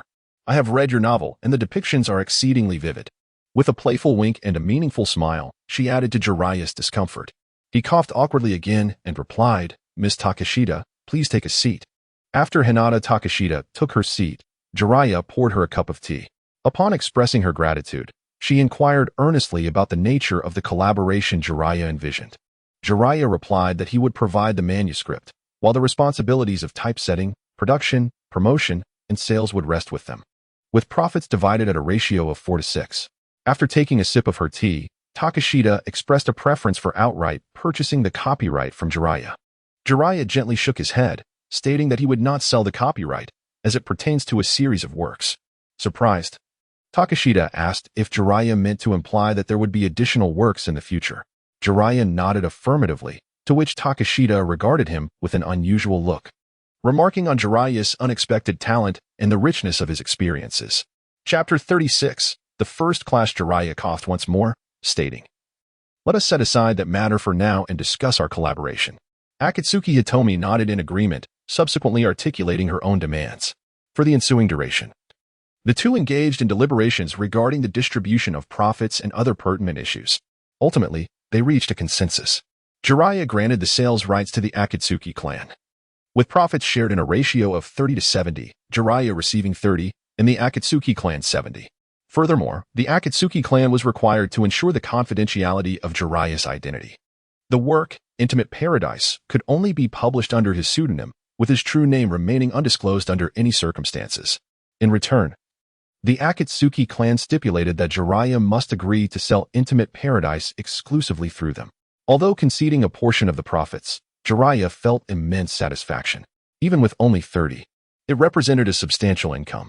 After signing the contract, Jiraiya politely declined Hitomi's insistence, hastily departing with the contract in hand. The intensity of her gaze left him apprehensive. He feared that lingering any longer would result in his complete consumption. The following day at noon, Jiraiya arrived at the Ninja Academy, where the allocation of teams was scheduled. The students' assessments had concluded the previous day, and both Minato and Kushina had, as expected, passed their evaluations. Within the administrative building, Jiraiya encountered numerous ninjas, who greeted him with respect upon his arrival, their astonishment evident as they had not anticipated seeing him this year. Jiraiya acknowledged their greetings before stepping aside to await further developments. The gathered ninjas, seeing his demeanor, refrained from approaching him further. Before long, another ninja entered, identifiable by the vest he wore as a teacher from the academy. The instructor approached Jiraiya directly, bowing respectfully.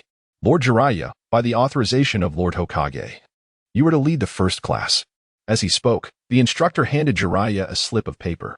His tone, actions, and gaze were imbued with profound respect. After all, the ninja profession venerates strength, and Jiraiya's prowess had become legendary among the ninjas of Konoha, comparable to that of the Hokage himself. Thus, their respect was well warranted. Upon opening the note, Jiraiya discovered the names of the first-class members: Namikaze Minato, Uzumaki Kushina, and Uchiha An. Folding the note, Jiraiya expressed his gratitude and proceeded towards the classroom. At that moment, this year's graduating class awaited within. The instant Jiraiya entered, the previously bustling classroom fell into an immediate hush. Inside, Minato, Kushina, and Uchiha An were present. Upon seeing Jiraiya, the first two wore expressions of delight. Jiraiya then addressed them: "Namikaze Minato, Uzumaki Kushina, Uchiha An, please follow me."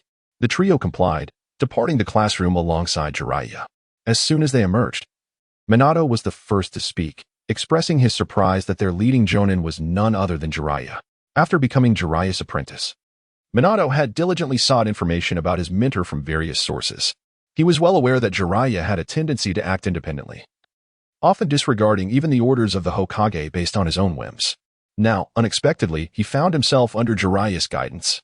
Minato felt an overwhelming sense of joy, for this meant he would have the opportunity to learn so much more from his teacher. Kushina shared in this joy, though not because she had gathered as much knowledge as Minato. Rather, she felt a comforting sense of security being in the presence of her teacher and senior. On the other hand, Uchiha Itachi felt somewhat uneasy, taken aback by the revelation of his teammates' close relationship with their leading jonin, which prompted him to ponder many thoughts. Jiraiya raised his hand and ruffled the hair of both Minato and Kushina before stating, "All right, let us put aside other matters. The assessment officially begins now.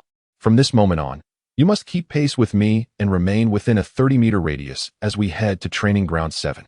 Should you lag behind, you will have to return to the Ninja Academy for remedial training." Without waiting for a response, Jiraiya took off ahead. The trio, unable to thoroughly contemplate the truth of Jiraiya's words, hurried to keep up with him. Initially, while still in the city, the three managed to match Jiraiya's speed. However, upon reaching the desolate outskirts, Jiraiya increased the challenge while they maintained the pace of a chunin, introducing ninjutsu and shuriken that impeded their progress. During this phase, Kushina made several mistakes, but thanks to Minato's timely assistance, she managed to avoid falling behind. Itachi, too, experienced a few missteps, though not as many as Kushina. With Minato's help, Itachi also managed to keep up. Yet, at that moment, Itachi clenched his teeth in frustration. Back at the Ninja Academy, he had consistently ranked first in practical combat, while Minato, alongside another Uchiha member, had always excelled in theoretical studies. In contrast, Kushina was merely average in both practical and theoretical assessments. Minato's current performance left Itachi feeling unsettled. Jiraiya observed the trio's performance closely and was exceedingly pleased with Minato. Thanks to his support, they had not fallen behind and had successfully arrived at Training Ground 7. Once they stopped, all three were slightly out of breath. The challenges they faced in this test were not limited to shuriken. Ninjutsu had also played a significant role. Although Jiraiya operated at the level of a chunin, The obstacles from ninjutsu and shuriken had exponentially increased the difficulty of keeping pace with him. Fortunately, they all managed to keep up and did not fall behind. Upon entering the training ground, Jiraiya turned to the trio and remarked, "Well done. You all performed admirably." Minato and Kushina beamed with smiles, while Itachi maintained a somewhat grim expression. Jiraiya approached him and remarked, "Your performance has been commendable. There is no need to set expectations too high." Uchiha merely nodded in silence. Noticing this, Jiraiya chose not to dwell on it. Instead, he proclaimed, "Well then, you have successfully passed the test. From this day forth, the first squad is officially established, and you shall all be members of the same team. I have no further demands of you. I simply wish for you to advance together, undeterred by hardships." The trio responded in unison, "Yes." Jiraiya waved his hand dismissively, saying, "There is no need to be so serious." After a brief pause, he smiled and added, "Since we are now teammates, let us get to know each other. I shall go first. My name is Jiraiya. I have many interests and dreams, but at present, I harbor no dislikes." The three were taken aback by this introduction. Aside from his name, Jiraiya had shared nothing of substance. Minato and Kushina had anticipated learning about their teacher's preferences, only to be met with such an unexpected response. Kushina scrunched her face and remarked, "Teacher, you didn't really say anything at all." Jiraiya chuckled heartily and replied, "Oh, don't mind that." He then turned to Minato, saying, "All right, you go next." Minato bowed respectfully and said, "I am Namikaze Minato, 13 years old. My likes are, well, none in particular, and I have no dislikes either. My dream is to possess the strength to protect." Jiraiya nodded in acknowledgement and shifted his gaze to Kushina. The young girl stood up and declared, "I am Uzumaki Kushina. The people I admire are my sister, my brother, teacher Jiraiya, and my senior Minato. I dislike being called a tomato, and my dream is to become the first female Hokage of our village." Upon hearing Kushina's bold declaration, Minato gave her a thumbs up, saying, "Go for it, Junior. I believe in you." Jiraiya applauded, exclaiming, "That's a splendid dream, but remember to work even harder." Kushina nodded vigorously, responding, "Yes, teacher. I will strive to do my best." Next, it was Uchiha's turn. Under the watchful eyes of the others, Uchiha's lips quivered slightly as he stood. After a lengthy silence, he finally uttered, "I am Uchiha N," and then fell silent once more. Kushina, observing this, smirked and commented, "What is this?" Even more reticent than teacher Jiraiya. At least he shared some other thoughts. Uchiha and had offered nothing beyond his name. Jiraiya smiled gently and said, "That won't do. We all know your name." Recognizing Uchiha's demeanor, Jiraiya surmised that this disciple suffered from social anxiety. After a moment of contemplation, Uchiha finally spoke. "I don't have anything in particular that I like or dislike. If I were to mention a dream, it would be to revitalize the Uchiha clan." Jiraiya mused inwardly. Just as I thought. After Uchiha Obito's defection, the Uchiha clan has become somewhat awkward in Konoha, although the other Uchiha members harbor no rebellious thoughts. The three advisors of Konoha remain filled with suspicion towards the Uchiha clan. Under the proposals put forth by the trio, Sarutobi Hiruzen was compelled to initiate plans to suppress the Uchiha clan. In other words, the Uchiha clan was gradually being distanced from the core of decision-making. According to the schemes devised by Shimura Danzo and his cohorts, the Uchiha clan would slowly be relegated to the fringes, tasked solely with duties of guardianship. Meanwhile, the authority over other decisions and the rights to certain enterprises would be gradually reclaimed by the village or the four prominent clans. This would serve to gradually weaken the Uchiha clan while fortifying their own power. Externally, they applauded and expressed lofty aspirations, having nurtured such dreams. It was imperative to strive even harder.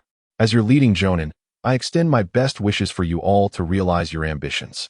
Both Minato and Kushina smiled, while Uchiha Itachi appeared contemplative, seeming somewhat out of sync with the others. Observing this, Jiraiya burst into laughter and declared, to celebrate the official establishment of Team 1. "I shall treat everyone to a barbecue today." Chapter 37. Mundane tasks Uchiha initially intended to decline, yet upon witnessing Jiraiya's gaze, he reluctantly followed him to the commercial street. After a delightful meal, Jiraiya returned each of his three disciples to their homes before making his solitary way back. In a courtyard adjacent to the main residence of the Uchiha clan, Uchiha knelt before a middle-aged man. With utmost respect, he addressed his father, "Father, I have successfully passed the assessment and will become a genin. From tomorrow onward, I may be required to undertake missions." which may delay the training you have outlined for me. Uchiha Kagami, the head of the Uchiha clan and its father, had instituted rigorous training for his son. This was the reason Uchiha had attained his current level of strength without the aid of his Sharingan. Upon hearing En's words, Uchiha Kagami nodded impassively and inquired about the identity of the leading ninja. Typically, after graduating from the Ninja Academy, students are assigned to a team led by a Genin. However, the strength of these Genin varies, as does the influence they represent, which reflects the village's perspective on the Uchiha clan. Uchiha replied, "The leading Genin is Jiraiya, a young man with white hair who appears somewhat unreliable." He failed to notice the subtle shift in his father's expression at that moment. After a prolonged silence without a response from his father, he looked up and saw a contemplative expression on Uchiha Kagami's face, prompting him to ask, "Father, is there an issue?" From En's account, Uchiha Kagami deduced that Jiraiya was indeed a disciple of the third Hokage and a significant contributor to the recent Great War. Although he had not interacted much with Jiraiya, he was aware that Jiraiya had never assumed the role of a leading Genin before. The unexpected emergence of Jiraiya in such a capacity this year, combined with other factors, led Uchiha Kagami to suspect that unforeseen circumstances had arisen. Noticing his father's contemplative demeanor, Uchiha queried again, "Father, is there a problem?" This interruption broke Uchiha Kagami's train of thought, and he shook his head, saying, "No." Uchiha responded with a simple, "Oh," then added, "By the way, father, the other two graduates on my team are disciples of the leading Genin." This revelation brought a flicker of surprise to Uchiha Kagami's face. After a brief pause, he finally spoke, "Follow this leading Genin closely in your training. He is a formidable warrior." Uchiha was taken aback, not expecting such praise for his seemingly unreliable Genin from his father. He understood well that his father spoke with conviction, indicating that the Genin, despite his appearance, was indeed a powerful figure, having never heard of Jiraiya's name. It is understandable that Uchiha was too preoccupied with his rigorous training to pay attention to other matters or engage in idle gossip with his classmates. With anticipation in his heart, Uchiha bid farewell to his father and returned home to rest. The following morning, Jiraiya stood outside the Hokage building awaiting his three disciples, who had yet to arrive. He first encountered Tsunade, who had learned from Kushina the previous night about Jiraiya's presence there. As she approached Jiraiya, Tsunade teased, "Well, Jiraiya, I didn't expect you to possess such determination. What is this? Do you aspire to become Hokage?"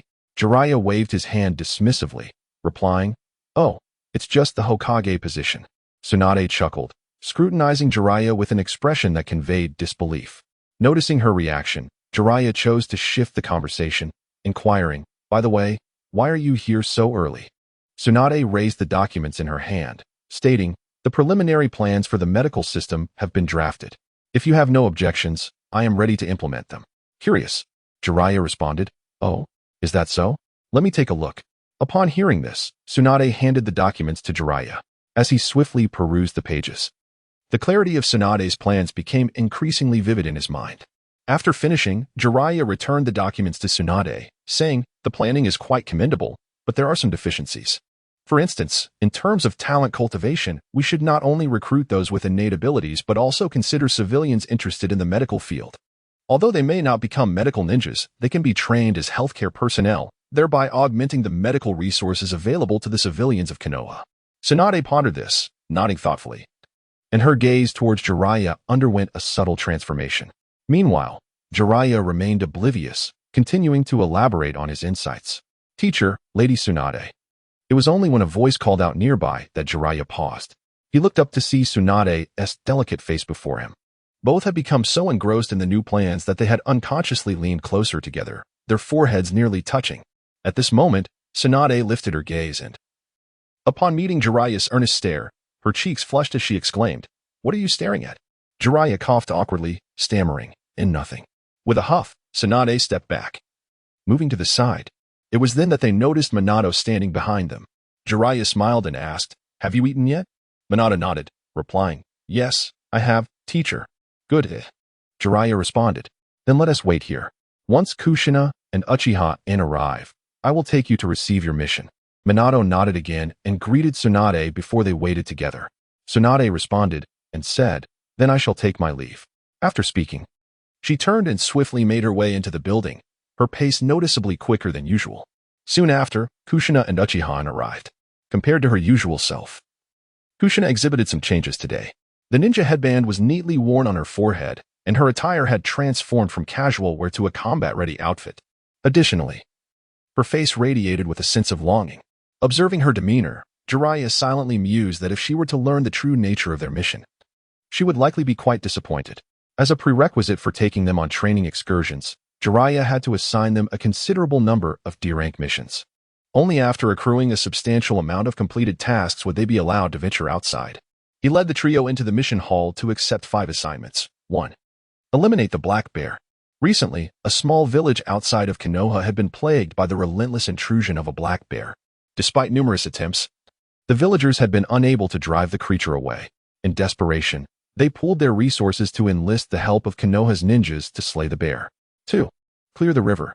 There was a small river on the outskirts of Konoha that, if left unkempt for an extended period, would become choked with debris, deteriorating the water quality. This task was mandated by the village. 3. Laundry. Within Konoha, there were a number of elderly individuals living alone, whose mobility was limited, making even the simplest task of washing clothes a challenge. Konoha had certain policies in place to assist these elders, periodically assigning tasks like laundry for the lower ninjas to undertake. 4. Capture a dog named Little Fortune. 5. Repair the facilities within Training Ground 9. Upon reviewing these 5 assignments, the expressions on the trio's faces were quite uniform. Kushina candidly exclaimed, "Teacher, what is this? Why is there only one task related to combat?" Jiraiya responded with a smile, "You have just become genin, and your rank is insufficient, so you can only undertake such tasks." Kushina pouted slightly, but, as she had mentally prepared herself for grand battles, believing that a ninja's purpose was to engage in combat rather than squander time on trivial matters. Noticing her discontent, Jiraiya explained, "There are merits to undertaking such missions. First, they can hone your mental fortitude. Second, they foster camaraderie among your team. Until you have grown sufficiently capable to stand on your own, teamwork is the most prudent approach. Once you have developed further, I will take you beyond the village for missions that will present numerous dangers. At that time, your close cooperation will be essential to overcome challenges. Therefore, focus on executing these tasks diligently. Do not question or overthink, simply act." In unison, the 3 responded, "Yes, teacher." Jiraiya nodded in satisfaction, pleased that they were obedient. This would certainly make his efforts more manageable. Although these 5 tasks were not particularly daunting, they would still require a fair amount of time to complete. Only by adhering strictly to his directives could they hope to accomplish their task before the sun dipped below the horizon. At this moment, the sun was just rising, rendering it an unsuitable time to hunt the black bear. According to the intelligence provided by the villagers, this black bear would only venture out in the evening. Thus, they first set out to capture a dog named Xiao Fu. This endeavor did not consume much time. Through the cooperation of the 3, they swiftly pinpointed Xiao Fu's location and executed the capture with alacrity. Once the dog was delivered to their employer, they immediately commenced their next assignment. As dusk approached, they arrived at the site designated for their final task, the elimination of the black bear. Watergate inquired about specific details from the villagers and subsequently conferred with Kushina and Uchiha to devise a strategy for the capture and extermination. Their original plan entailed Watergate drawing the bear's attention, Uchiha leading the assault, and Kushina providing support. However, as the black bear approached the village's crops, the concealed Kushina swiftly employed her adamantine chains to ensnare the bear effectively. It could be said that their meticulously crafted battle plan had become entirely irrelevant. Chapter 38. The sleeping Tsunade. The adamantine chains possessed the ability to suppress not only chakra, but also strength and even flesh. Under the restraint of these chains, the black bear crumpled to the ground like a mere puddle of mud. Subsequently, the 3 of them dragged the bear back to the village. In the presence of the villagers, they dispatched the beast, thus fulfilling their mission. The spoils of their endeavor were to be claimed by the ninjas. However, they chose not to take the bear's carcass with them, opting instead to sever its 4 paws, leaving the remainder of the meat for the villagers. Grateful for their assistance, the villagers escorted Jiraiya and his companions on their journey back to the village. Upon submitting their task and receiving their reward, they divided the earnings equally among the 3 of them. Jiraiya led them outside the building. The trio had initially intended to share a portion of their reward with Jiraiya, but he graciously declined. The cumulative reward for 5 missions amounted to 3,600 Ryo. For Jiraiya, This sum held little significance, yet for Minato and his companions, it bore a different weight. After all, this was their first time earning money with their own hands since becoming ninjas, particularly for Minato. Although Jiraiya had given him 100,000 ryo, he had yet to exhaust that amount.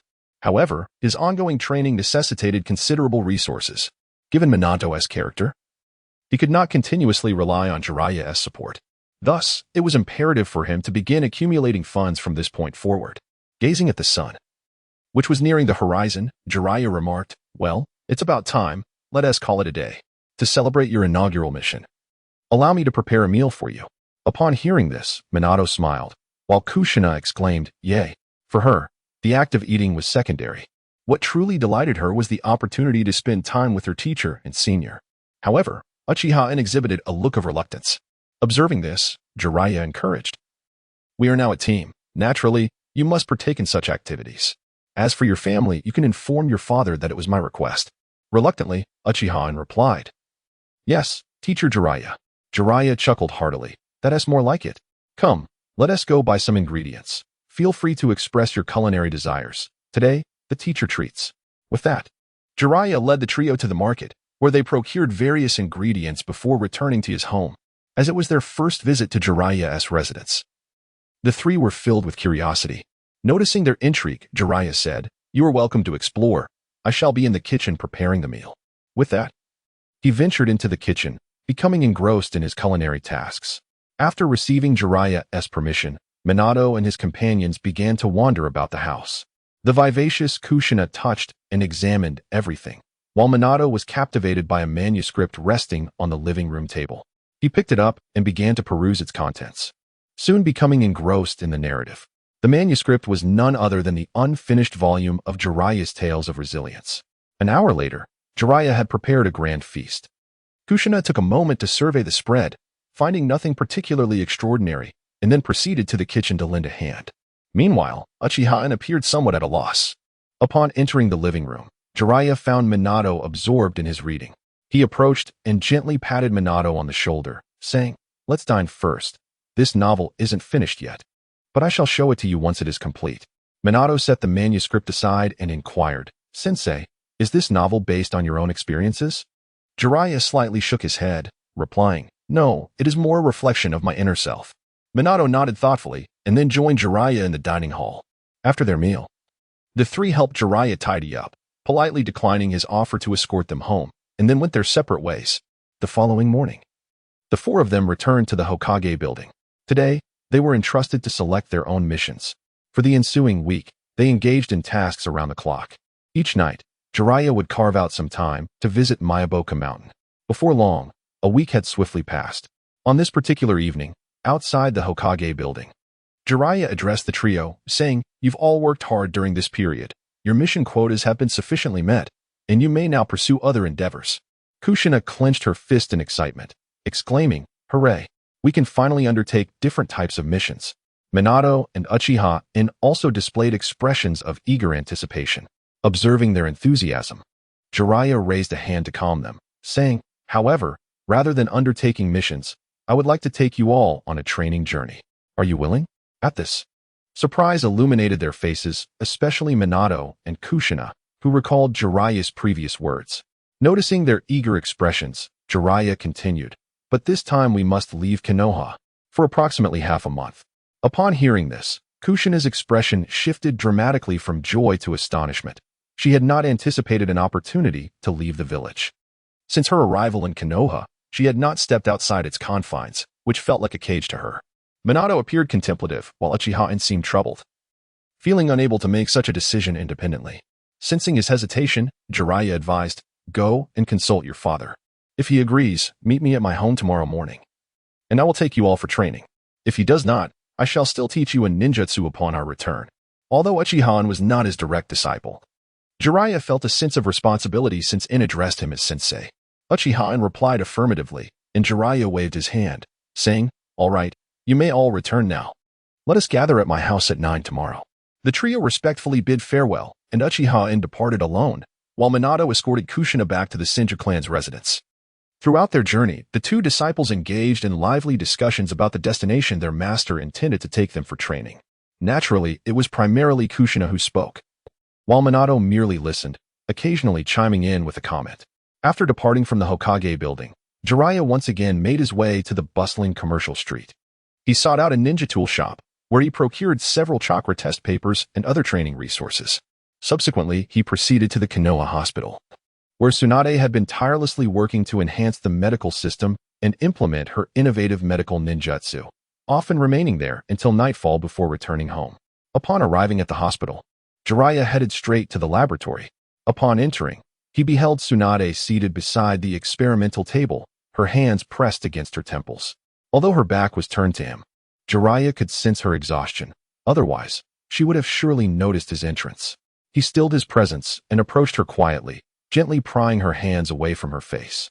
Tsunade, startled by his sudden intrusion, was about to react when she recognized that familiar voice. Why the rush? This new system cannot be completed in a day or two. Just look at you.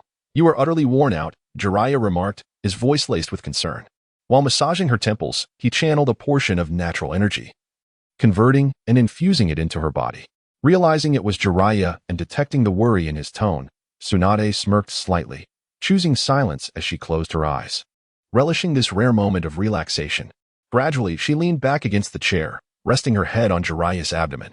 Observing Tsunade's rhythmic breathing, indicating she had fallen asleep, Jiraiya sighed softly. It seemed that the recent incident with Shinji had left a shadow in Tsunade's heart. This lingering fear was the driving force behind her relentless efforts to realize her ambitions. Carefully, he lifted her in his arms, enveloping her in a protective barrier of natural energy to ensure her slumber remained undisturbed before exiting the laboratory. As he traversed the corridor, he encountered Kato Dan. Noticing Tsunade peacefully cradled in Jiraiya's arms, Dan furrowed his brow slightly. He opened his mouth to speak, but Jiraiya gestured for silence. Nodding slightly, he chose not to engage further with Dan and continued on his way out of the hospital. Watching Jiraiya's retreating figure, Dan sighed, drained his cup of warm water, and turned to leave as well. All the while, Jiraiya remained cautious, carefully cradling Tsunade as he made his way to the Senju clan's residence. The guards outside, recognizing Jiraiya, remained silent at his signal, understanding the situation, especially with a sleeping Tsunade in his arms. However, despite his precautions, Jiraiya was caught off guard by Shinji, who had encountered some issues that day and sought to consult Tsunade. When he saw Jiraiya, he rushed forward without noticing the look in Jiraiya's eyes, crashing directly into the protective barrier. To prevent Shinjutsu from being harmed by the rebound, Jiraiya dispelled the barrier in that instant and raised his foot to halt Shinjutsu's advance. However, during the collision, Shinjutsu let out a cry of pain, awakening Tsunade. Upon witnessing this, Jiraiya shot an annoyed glare at Shinjutsu, observing Tsunade waking up leisurely. Shinjutsu realized the situation and awkwardly raised his hand to scratch his head. Tsunade, still somewhat groggy from her slumber, quickly grasped what had transpired. Feeling the warmth enveloping her in Jiraiya's embrace, a smile unconsciously crept onto her lips as she gently said, "Thank you for your efforts. Please set me down." Jiraiya lowered Tsunade to the ground, stretched his limbs, and then raised his right hand to deliver a light smack to Shinjutsu's head. Chapter 39, Departure. The Mysterious Wood Mountain. Thud. Ouch. That hurts. Accompanied by a sharp thud, the pained cry of Rope Tree followed suit. He was seen clutching his slightly reddened forehead, his face etched with discomfort. Tsunade, observing the scene, let out a huff, muttering, "Serves you right." Jiraiya interjected, "I must say, when will you alter that reckless temperament of yours? Your sister is utterly exhausted, finally able to rest, only to be disturbed by your antics. I'm telling you." As Jiraiya reprimanded Rope Tree, Tsunade's expression softened, her smile growing more pronounced. Meanwhile, Rope Tree, finding himself in need of Jiraiya's assistance, refrained from retorting, instead wearing a foolish grin as he accepted the scolding. Once Jiraiya concluded his admonishment, Rope Tree chuckled, "I've got it, brother Jiraiya." Noticing Rope Tree's demeanor, Jiraiya sensed that he was likely holding back a laugh. With arms crossed, he inquired, "Speak up. What do you wish to ask of me?" Rope Tree rubbed his hands together, saying, "Brother Jiraiya, please teach me a ninjutsu." Jiraiya chuckled lightly, "Ninjutsu? You say? It's quite simple." Rope Tree's eyes lit up, "Really?" Jiraiya nodded, "Indeed, but there is a condition." Rope Tree murmured, "I knew it." Jiraiya raised an eyebrow, "So? You no longer wish to learn?" Rope Tree hastily shook his head, No, I want to learn." "What is the condition, brother Jiraiya?" Jiraiya replied, "It's straightforward. You must temper that impulsive nature of yours. Upon hearing this, Rope Tree's expression brightened. That's easy. I promise I can do it. Jiraiya shook his head. That won't suffice. I will have your sister supervise you. When I return next time, if she is satisfied with your progress, I shall teach you a powerful ninjutsu. Rope Tree beamed. I promise to complete the task. Jiraiya nodded. Well then, I shall await your progress. Now, go and rest immediately. Rope Tree, adopting a serious demeanor, saluted. Yes. I promise to complete the task. With that, he grinned mischievously, winking at Jiraiya before turning to leave. Once Rope Tree had departed, Jiraiya turned to Tsunade, who wore an amused expression. He shot her a glare, then spoke. And you? Why are you working so hard? Is this something that can be completed in a day or two? As he spoke, Jiraiya raised his hand and poked Tsunade's cheek. Look at you. You're utterly exhausted. This was the first time Jiraiya had been stern with Tsunade, and it was also the first time she had witnessed this somewhat domineering side of him. Momentarily taken aback, she contemplated retorting, but swallowed her words upon seeing Jiraiya's stern expression. Pouting slightly, she remarked, I just started to make some progress, hoping to finish early. Jiraiya gestured to a nearby seat. Let us sit down and chat. Tsunade nodded, and together they moved to the side. Once seated, Jiraiya remarked that one cannot become overweight from a single meal, and a system cannot be established in a single day. Even with meticulous preparation, numerous challenges will arise. The strength of an individual is ultimately limited. However, one may enlist a few companions to share the burden. Regarding the development of medical ninjutsu as a ninja, you should understand that haste makes waste, and sometimes the more eager one is, the more prone they are to error. Therefore, take a moment to rest. Tsunade glanced at Jiraiya, momentarily at a loss for words. With a sigh, Jiraiya confessed that he originally intended to bid her farewell today, but given her current state, he felt uneasy. Tsunade paused, her heart tightening as she inquired where he intended to go. Jiraiya replied that he would be taking Minato and the others out for training for a while. Tsunade exhaled in relief, assuring him she would take care of herself. Jiraiya shook his head, insisting that by 9 tomorrow morning, she should come to his house, and she would accompany them, as it would be a good opportunity to unwind. Once she was fit to return, she could resume her duties. Tsunade wanted to protest, but Jiraiya stood up, stating that no more discussion was needed. The decision was made. With that, he turned and left. Watching his retreating figure, Tsunade muttered, What a stubborn man. I never noticed how domineering he could be. With that, a charming smile graced her face, illuminated by the moonlight, rendering her particularly alluring. Meanwhile, in the Uchiha clan, Uchiha-in remained kneeling at the side, having informed Uchiha Kagami about Jiraiya's intention to take them for training. Upon hearing this, Uchiha Kagami smiled, encouraging him to seize this opportunity and learn as much as possible. Naturally, Uchiha Kagami would not decline the chance to train alongside Jiraiya. After receiving his father's approval, Uchiha-in joyfully returned to rest. The following morning, Jiraiya awoke promptly, quickly washed and dressed. The items he needed had already been prepared the night before. He merely awaited the arrival of his companions to set off. As it was still early, Jiraiya prepared several breakfasts. Soon, a knock echoed at the door. Upon opening it, he found Tsunade, Minato, and Kushina waiting outside. He welcomed them in, and they finished their breakfast before continuing to wait. It was not until 8:45 that Uchiha-in finally arrived. He bowed respectfully to Jiraiya, apologizing for his tardiness. Jiraiya waved dismissively, assuring him it was no matter. They had not yet reached departure time. You haven't eaten yet. Have you? Come in and have some breakfast before we set off. After Uchiha-in finished eating and tidying up, Jiraiya summoned a communication toad to notify Fukasaku Sage to perform the reverse summoning technique. Once the summoning was released, Jiraiya enveloped everyone in their belongings and chakra. Moments later, a loud bang resonated through the room, accompanied by a puff of smoke, and Jiraiya and his companions vanished from their location. When they reappeared, they found themselves in Mayaboka Mountain. After adapting to the abrupt change of scenery, the vision of several individuals gradually returned to normal. The first sight that greeted them was the two enigmatic sages, Shinzaku and Shima. Prior to this moment, Tsunade had never encountered these two, nor had the trio of young ones. Curiosity flickered in the eyes of Minato and Uchiha-in. As for Kushina, she exclaimed in surprise, Wow, a toad. Hearing this, Jiraiya coughed and turned to gently tap her on the head, admonishing her for her rudeness. These are Sage Shinzaku and Sage Shima from Mount Mayaboku. They are my mentors. All present were taken aback, astonished that these peculiar toads before them possessed such remarkable abilities. Tsunade was the first to regain her composure, bowing respectfully. Greetings, sages. Please forgive the intrusion. She was familiar with Mount Myaboku and had heard tales of these two sages. But she had not anticipated that Jiraiya would choose this location for his training. The trio of Minato and the others soon followed suit, bowing in unison. Sage Shinzaka smiled and waved his front paw, saying, "Not at all, your arrival is quite fortuitous. It has been ages since Mount Myaboku has seen such liveliness." At this moment, Jiraiya interjected, "My esteemed mentors, I must trouble you once more," gesturing towards Minato and the others. "They are also my disciples, and we have come here for their training." Sages Shinzaku and Shima turned their gaze towards the three and, after a brief examination, nodded in agreement. Indeed, they are promising young ones, though they have yet to meet the requirements for training in Sage Mode. The standards for inheriting Sage Mode at Mount Myaboku were not overly stringent. As Jiraiya's representative, Sage Shinzaku was willing to impart this mode to anyone Jiraiya deemed worthy.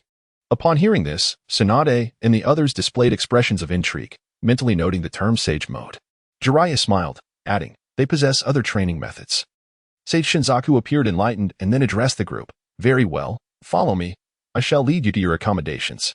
With that, the two sages hopped off to the side.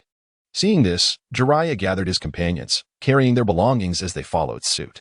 Shortly thereafter, they arrived at a clearing, which was designated as the residence for Nagato and his group. At that moment, several additional rooms had been constructed. After escorting the two sages away, Jiraiya instructed the others to choose their rooms and settle their belongings. At this juncture, Nagato and his companions, hearing the commotion, rushed out. Upon spotting Jiraiya, they excitedly approached him, bowing respectfully and exclaiming, "Teacher." Compared to their appearances in Jiraiya's memory, they had undergone significant transformations. No longer were they hesitant or cautious. Instead, they radiated pure, radiant smiles. Jiraiya raised his hand to pat each of their heads and then inquired, "Are you all prepared?" The three nodded vigorously, their faces alight with anticipation.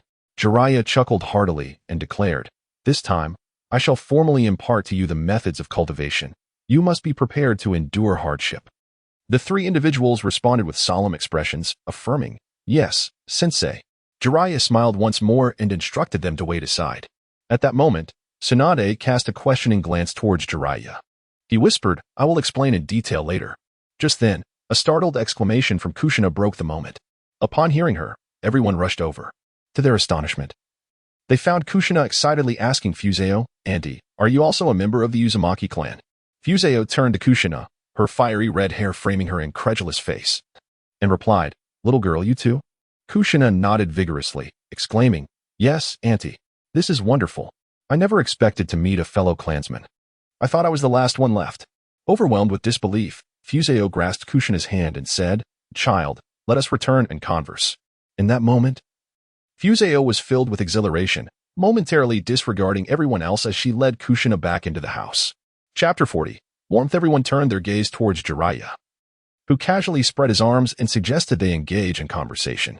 He then proceeded to introduce several individuals to one another. Subsequently, the group drifted aside, awaiting Fusa and Kushina. After a brief exchange with Ayase and Jiraiya, they returned to their tasks. Minato, Uchiha-en, Nagato, Yahiko, and Konan were also encouraged by Jiraiya to explore freely. Being young, the boys and girls quickly forged friendships, relieving Jiraiya of any concern. Once they had departed, Jiraiya chuckled and inquired of Tsunade what was on her mind. Tsunade propped her chin on her hand, gazing intently at Jiraiya, and asked when he had taken on 3 new disciples. Jiraiya replied that it had not been long, as he had brought them from the land of rain, and requested her discretion regarding their existence for the time being. Tsunade nodded, assuring him she would keep it to herself. After a brief pause, she playfully punched Jiraiya, teasing him about whether his recent outings were solely for the purpose of acquiring disciples. Jiraiya confirmed that indeed, those excursions had been for them. Tsunade scrutinized Nagato and his companions, who were chatting amiably with Minato, and asked if there was anything special about them. Sensing that Jiraiya seemed to have prior knowledge of their existence, Jiraiya cryptically replied that she would come to understand in due time. With a huff, Tsunade shifted the topic, expressing her admiration for the breathtaking scenery of Myaboka Mountain, noting the refreshing sense of tranquility it imparted upon arrival. Having visited the Sherbone Forest, she remarked that it felt like a purgatory in stark contrast to this serene locale. Jiraiya laughed, affirming that she had indeed chosen well. and promised to show her the many unique sights of Mayaboka Mountain. Tsunade nodded, then inquired if the two sages they had encountered were truly formidable. Jiraiya confidently asserted that even the old man would struggle against the two sages. Their mastery of natural energy rendered their power beyond the conventional standards of a ninja. Having lived for centuries, the training of the frog sage had reached unparalleled heights. Unless they faced an overwhelmingly powerful ninja, the two sages would handle any situation with remarkable composure. Tsunade gasped in astonishment at their strength. Just as Jiraiya was about to respond, Fusa emerged, leading Kushina. Fusa bowed deeply to Jiraiya, expressing her gratitude, crediting him with their salvation. At that moment, Minato and the others gathered around. Jiraiya smiled and reminded them not to be overly formal.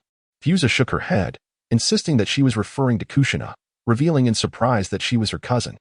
This revelation left everyone utterly astonished. Fusa then turned to Nagato, beckoning him forward, and urged him to greet their aunt. Upon hearing this, Kushina's expression brightened, and she slightly raised her head, adopting a proud demeanor. Nagato glanced at Kushina, who was of a similar age, and found himself at a loss for words. Noticing the peculiar expressions on the faces of those around him, Nagato's face visibly flushed.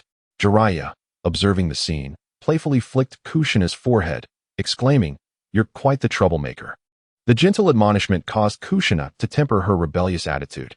"They are also my disciples, Nagato, Yahiko, Konan," Jiraiya continued, directing his gaze toward Nagato. "This is your other senior sister, Kushina, someone of your own kin. From now on, you need not call her auntie. Simply refer to her as senior sister." Upon hearing this, Nagato exhaled in relief and called out, "Senior sister." Kushina, however, appeared somewhat displeased with this title. After all, Annie had a more melodious ring to it. Yet, when she caught a glimpse of Jiraiya's crooked middle finger, she promptly acquiesced. The swift change in her demeanor elicited laughter from the group. They decided to have Minato and the others remain here, while Nagato and his companions guided them to familiarize themselves with the surroundings.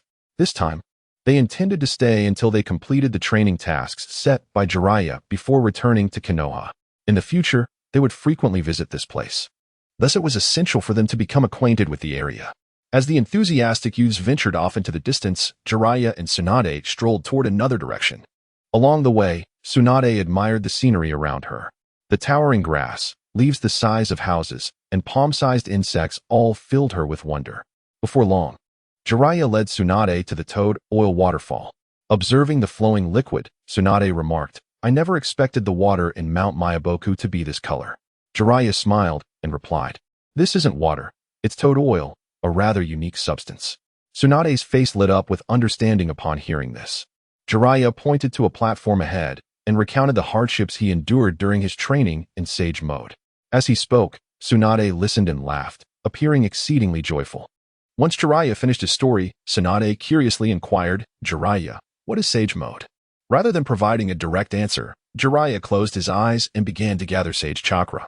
Soon, having absorbed a sufficient amount of natural energy, an orange hue appeared around his eyes. As Jiraiya opened his eyes, his pupils transformed into slits, and his gaze took on a golden hue. Simultaneously, a powerful aura emanated from Jiraiya, enveloping the surroundings. In an instant, he reigned in the overwhelming presence. However, Tsunade had already felt its impact. The aura conveyed an irresistible force, and at that moment, Jiraiya exuded an unusual charm under the influence of Sage Mode, leaving Tsunade momentarily entranced. Jiraiya explained, "Sage Mode is a unique technique, a state achieved by absorbing the natural energy that pervades the ninja world. In this state, whether in attack, defense, or reaction, there would be immense enhancement." After speaking, Jiraiya swiftly moved to stand before a colossal statue. He bent down, grasped it with one hand, and effortlessly lifted it. Gazing up at the towering statue, Tsunade murmured that solely in terms of strength, it could easily overpower my monstrous might. Jiraiya gently placed the statue back on the ground before reappearing in the center of the arena, raising his right hand. Sage Art, Super Large Rasen Shoiken. As the Sage Chakra converged, a massive spiraling sphere, over 10 meters in diameter, materialized in the palm of Jiraiya's hand. The enormous sphere emanated ripples of energy. Although the sphere remained incredibly stable, with no energy leaking, Tsunade still sensed a looming threat of death from it. Her pupils contracted as she exclaimed, "Remarkable." As Jiraiya dissipated the Rasen Shuriken, he returned to Tsunade's side, reverting from Sage Mode. At this moment, Tsunade regained her composure and furrowed her brow. recalling that the Sage of Slugs had once mentioned a similar form of training, referred to as the natural sage art. Jiraiya replied with a smile, yes. It possesses a power akin to my sage mode, albeit exclusive to Wetbone Forest. After a brief pause, he continued, you should put in some effort as well. Mastering this power will yield numerous advantages. Tsunade nodded in agreement, acknowledging, indeed, it seems I can no longer afford to be complacent. I will dedicate myself to training. Jiraiya urged, let us not dwell on that for now. Firstly, I am uncertain about the specific practices of Wetbone Forest sage techniques, and those of Myaboka Mountain are not suitable for you. Moreover, your primary purpose this time is to rest and relax. Come, I shall take you to explore other locations. As he spoke, Jiraiya unconsciously extended his right hand. However, upon realizing his action, he found himself in an awkward predicament. Neither extending nor withdrawing was appropriate. Observing the twitch at the corner of Jiraiya's mouth, Tsunade chuckled softly and promptly offered her hand. As their hands intertwined, Jiraiya felt a jolt of emotion. The radiant smile of Tsunade left him momentarily entranced. Amused by Jiraiya's foolish expression, Tsunade took charge, leading him forward. At that moment, Jiraiya was overcome with an urge to weep. Counting the centuries spent as a spirit, how long had he yearned for such a scene? The peculiar sensation of their hands touching caused their hearts to race slightly faster. Gradually acclimating, Jiraiya began to narrate the beautiful scenery surrounding them, sharing tales of past adventures. Throughout that day, Jiraiya guided Tsunade through various picturesque locales. Whenever thirst struck, they would sip from mountain springs, and when hunger arose, they would pluck and savor the unique fruits of Myaboka Mountain. These fruit trees, thriving in an area rich with natural energy, bore extraordinary produce, nutritionally dense and immensely satisfying. On this day, Jiraiya completely set aside thoughts of his disciples, while Tsunade forgot all her worries, fully immersed in the delightful and relaxed atmosphere. In the stillness of night, Jiraiya and Tsunade ascended a gentle slope. They reclined upon a blanket of lush grass, their arms intertwined. Gazing up at the luminous moon that seemed to float in the sky, Tsunade chuckled softly, remarking on the unexpected beauty of the night sky over Mount Myaboku. Indeed, everything in Myaboku is grand, the moon and the stars alike. As they lay upon the verdant ground, it felt as though they could reach out and touch the moon itself. Jiraiya smiled and replied, indeed, during my training at Myaboku, one of my greatest pleasures was to come here and admire the night sky. Tsunade nodded thoughtfully, then continued, and then there's Wanta.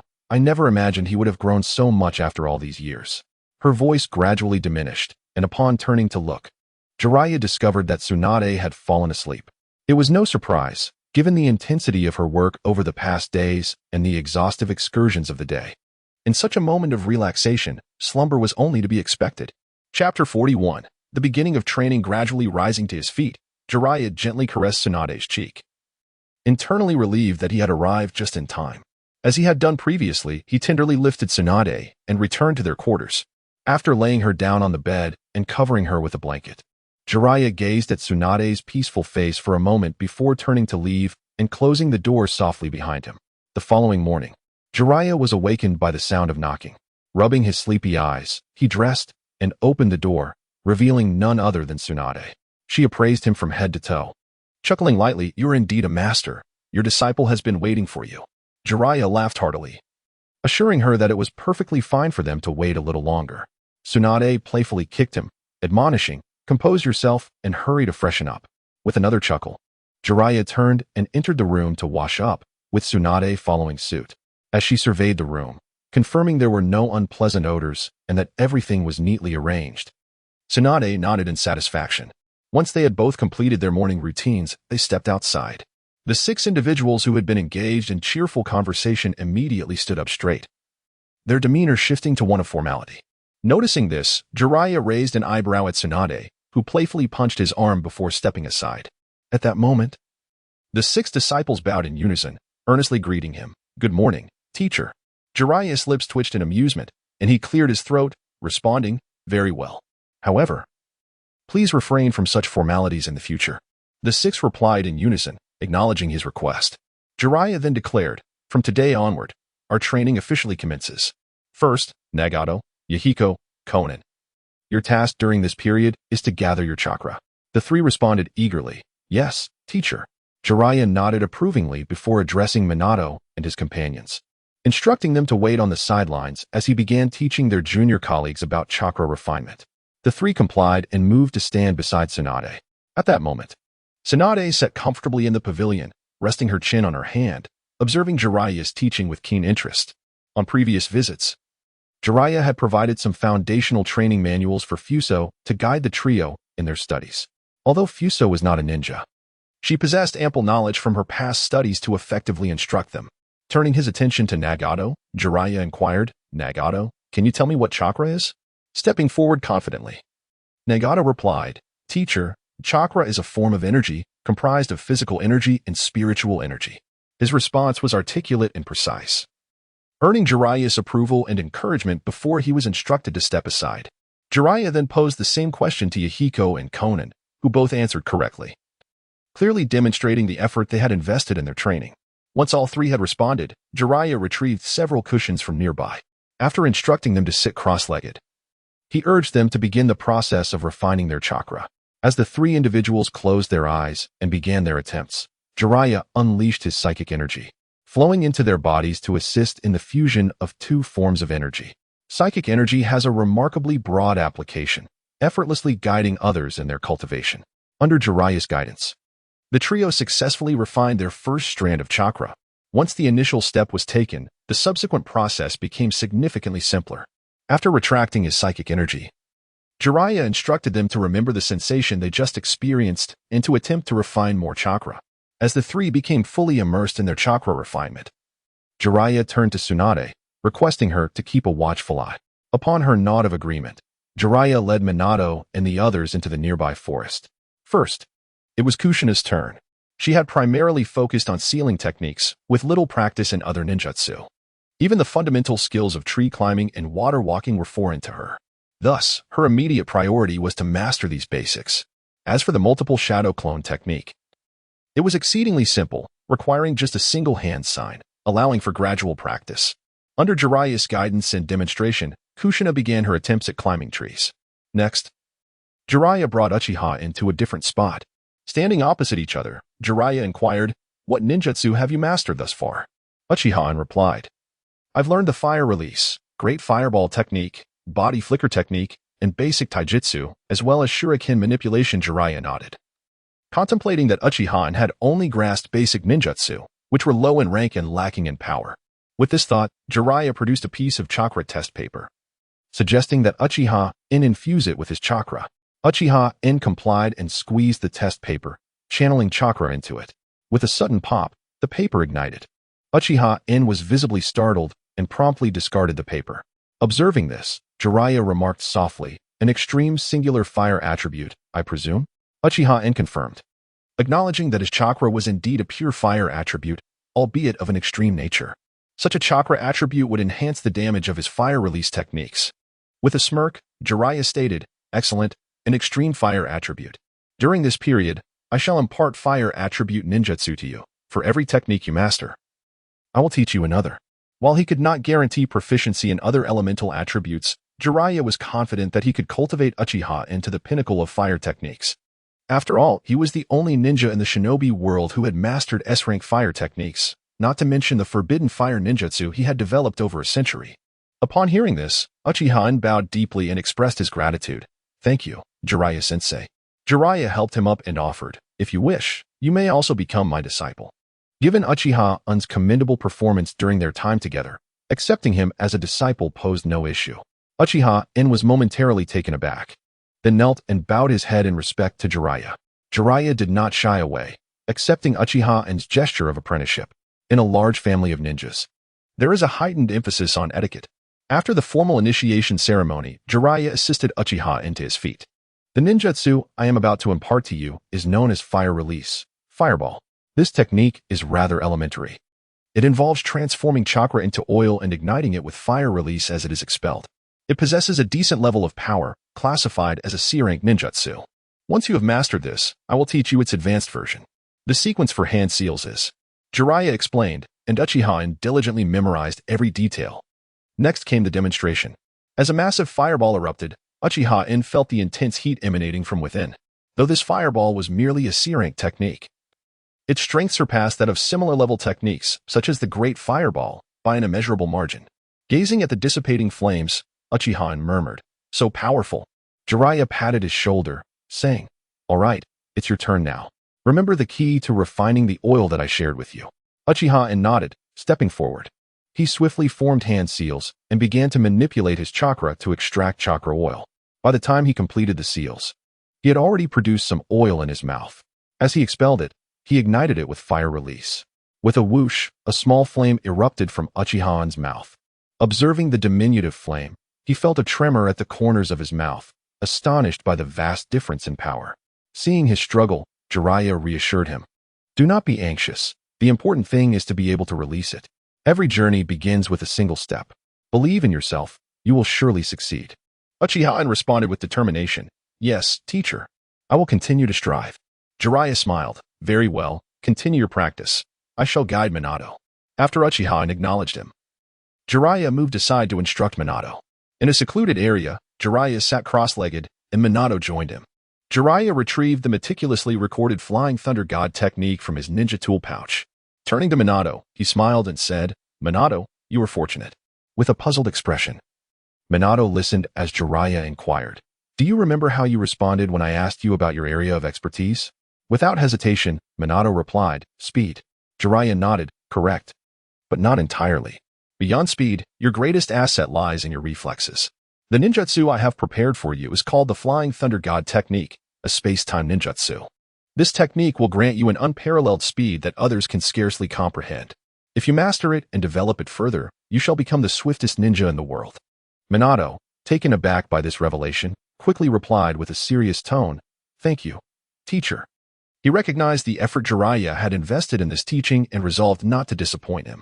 He would master this technique with utmost speed and strive to develop it further. Soon, Jiraiya began to elucidate the concepts of space-time ninjutsu and the key points of the Flying Thunder God technique. Although Jiraiya lacked a natural talent for space manipulation and was unable to master the Flying Thunder God technique, he had meticulously retained the experiences shared by Minato after his own success. With Jiraiya's explanations and the recorded training methods, it quickly seemed as if Minato began to grasp the essence of the technique. After pondering for a moment, he immediately commenced his attempts. The Flying Thunder God technique.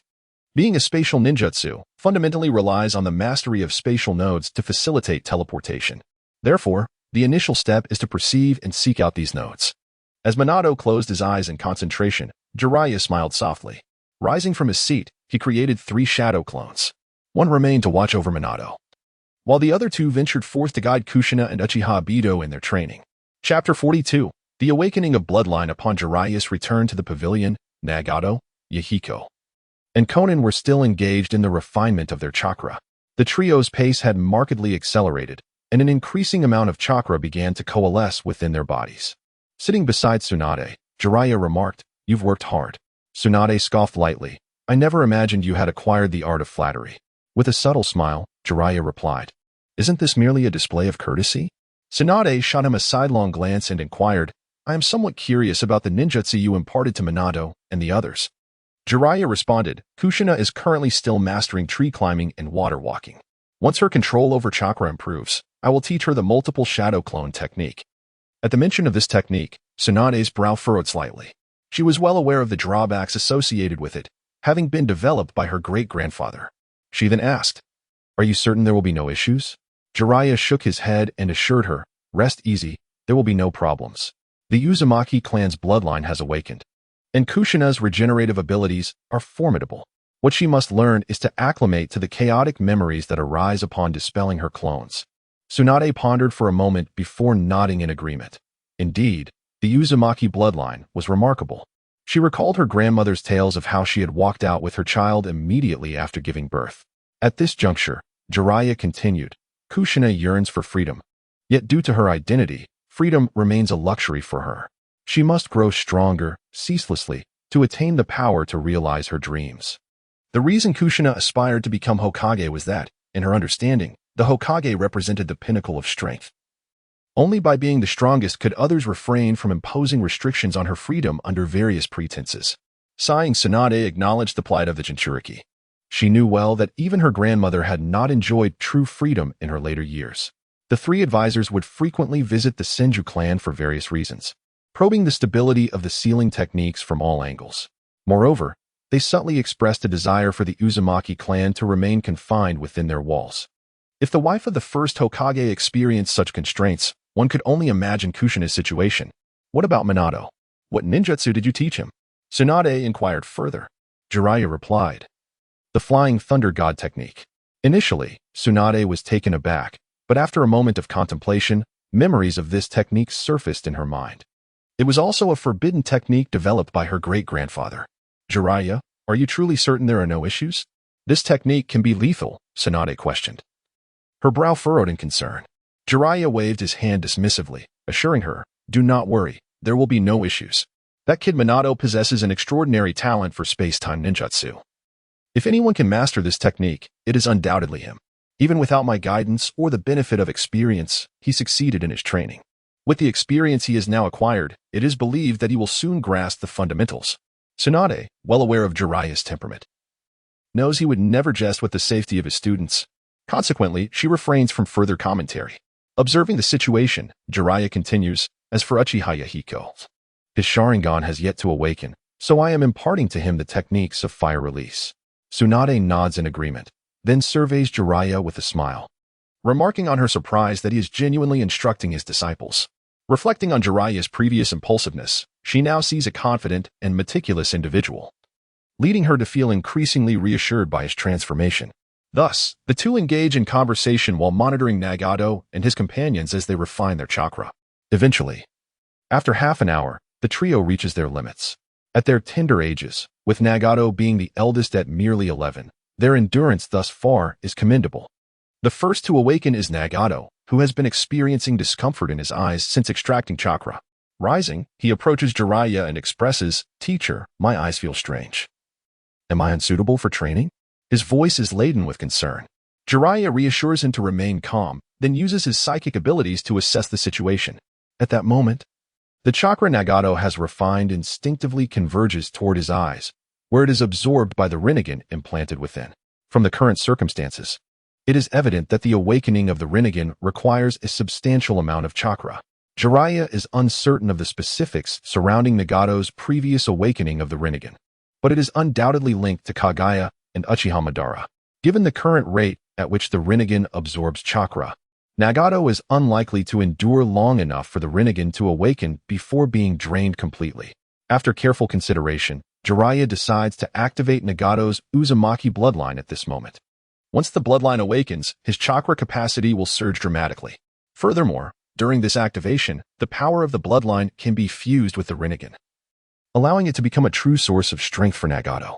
Originally, Jiraiya had intended to wait until the bloodline awakened and developed to a certain degree before proceeding with this step, as it may lead to the discovery of additional Rinnegan abilities under the influence of the Uzumaki lineage, allowing Yahiko and Konan to rest nearby. Jiraiya turns to Nagato and earnestly inquires, Nagato, are you afraid of pain? Taken aback by the question, Nagato quickly shakes his head.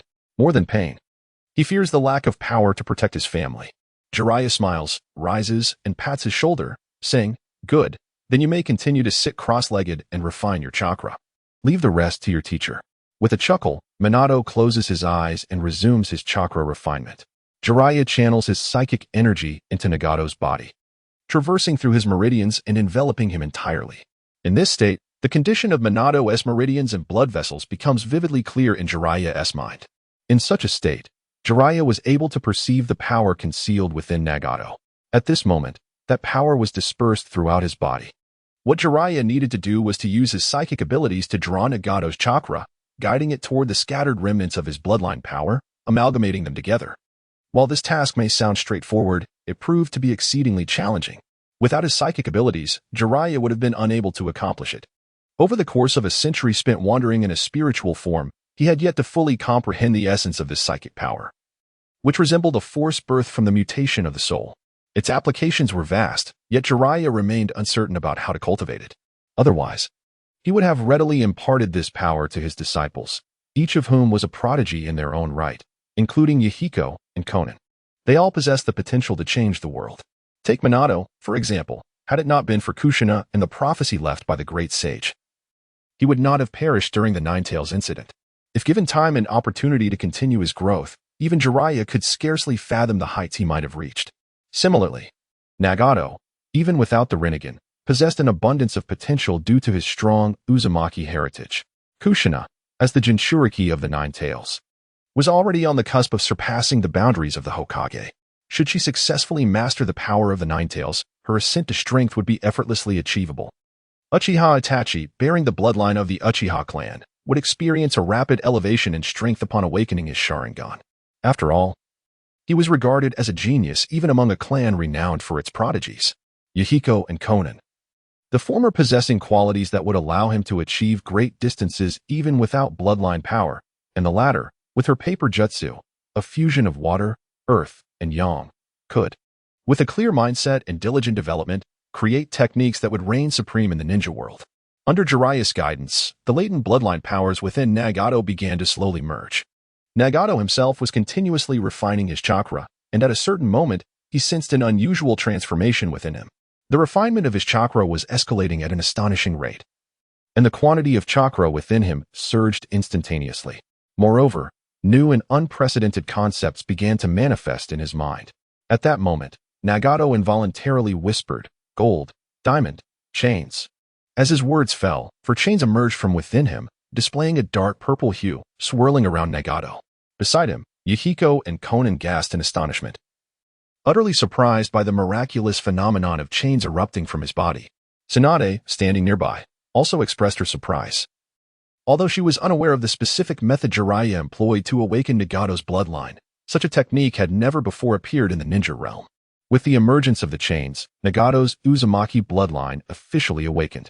Meanwhile, Jiraiya's psychic energy began to converge towards Nagato's eyes, followed closely by the power of his bloodline. With a sound akin to a piercing thrust, it seemed as though something within Nagato's eyes had been punctured by this psychic force. Concurrently, the bloodline energy surged in, heralding the emergence of a new power. As Nagato opened his eyes, the once normal pupils had vanished, replaced by a pair of violet eyes devoid of pupils, adorned with concentric black patterns characteristic of the Rinnegan.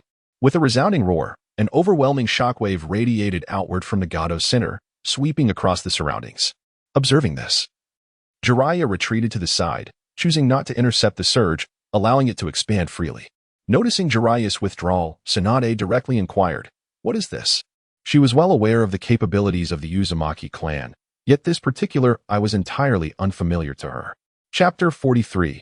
Individual Pursuits of Cultivation. Jiraiya observed Nagato, who was still engaged in his cathartic release of energy, and with a slight smirk, mentioned the Rinnegan, a unique ocular technique.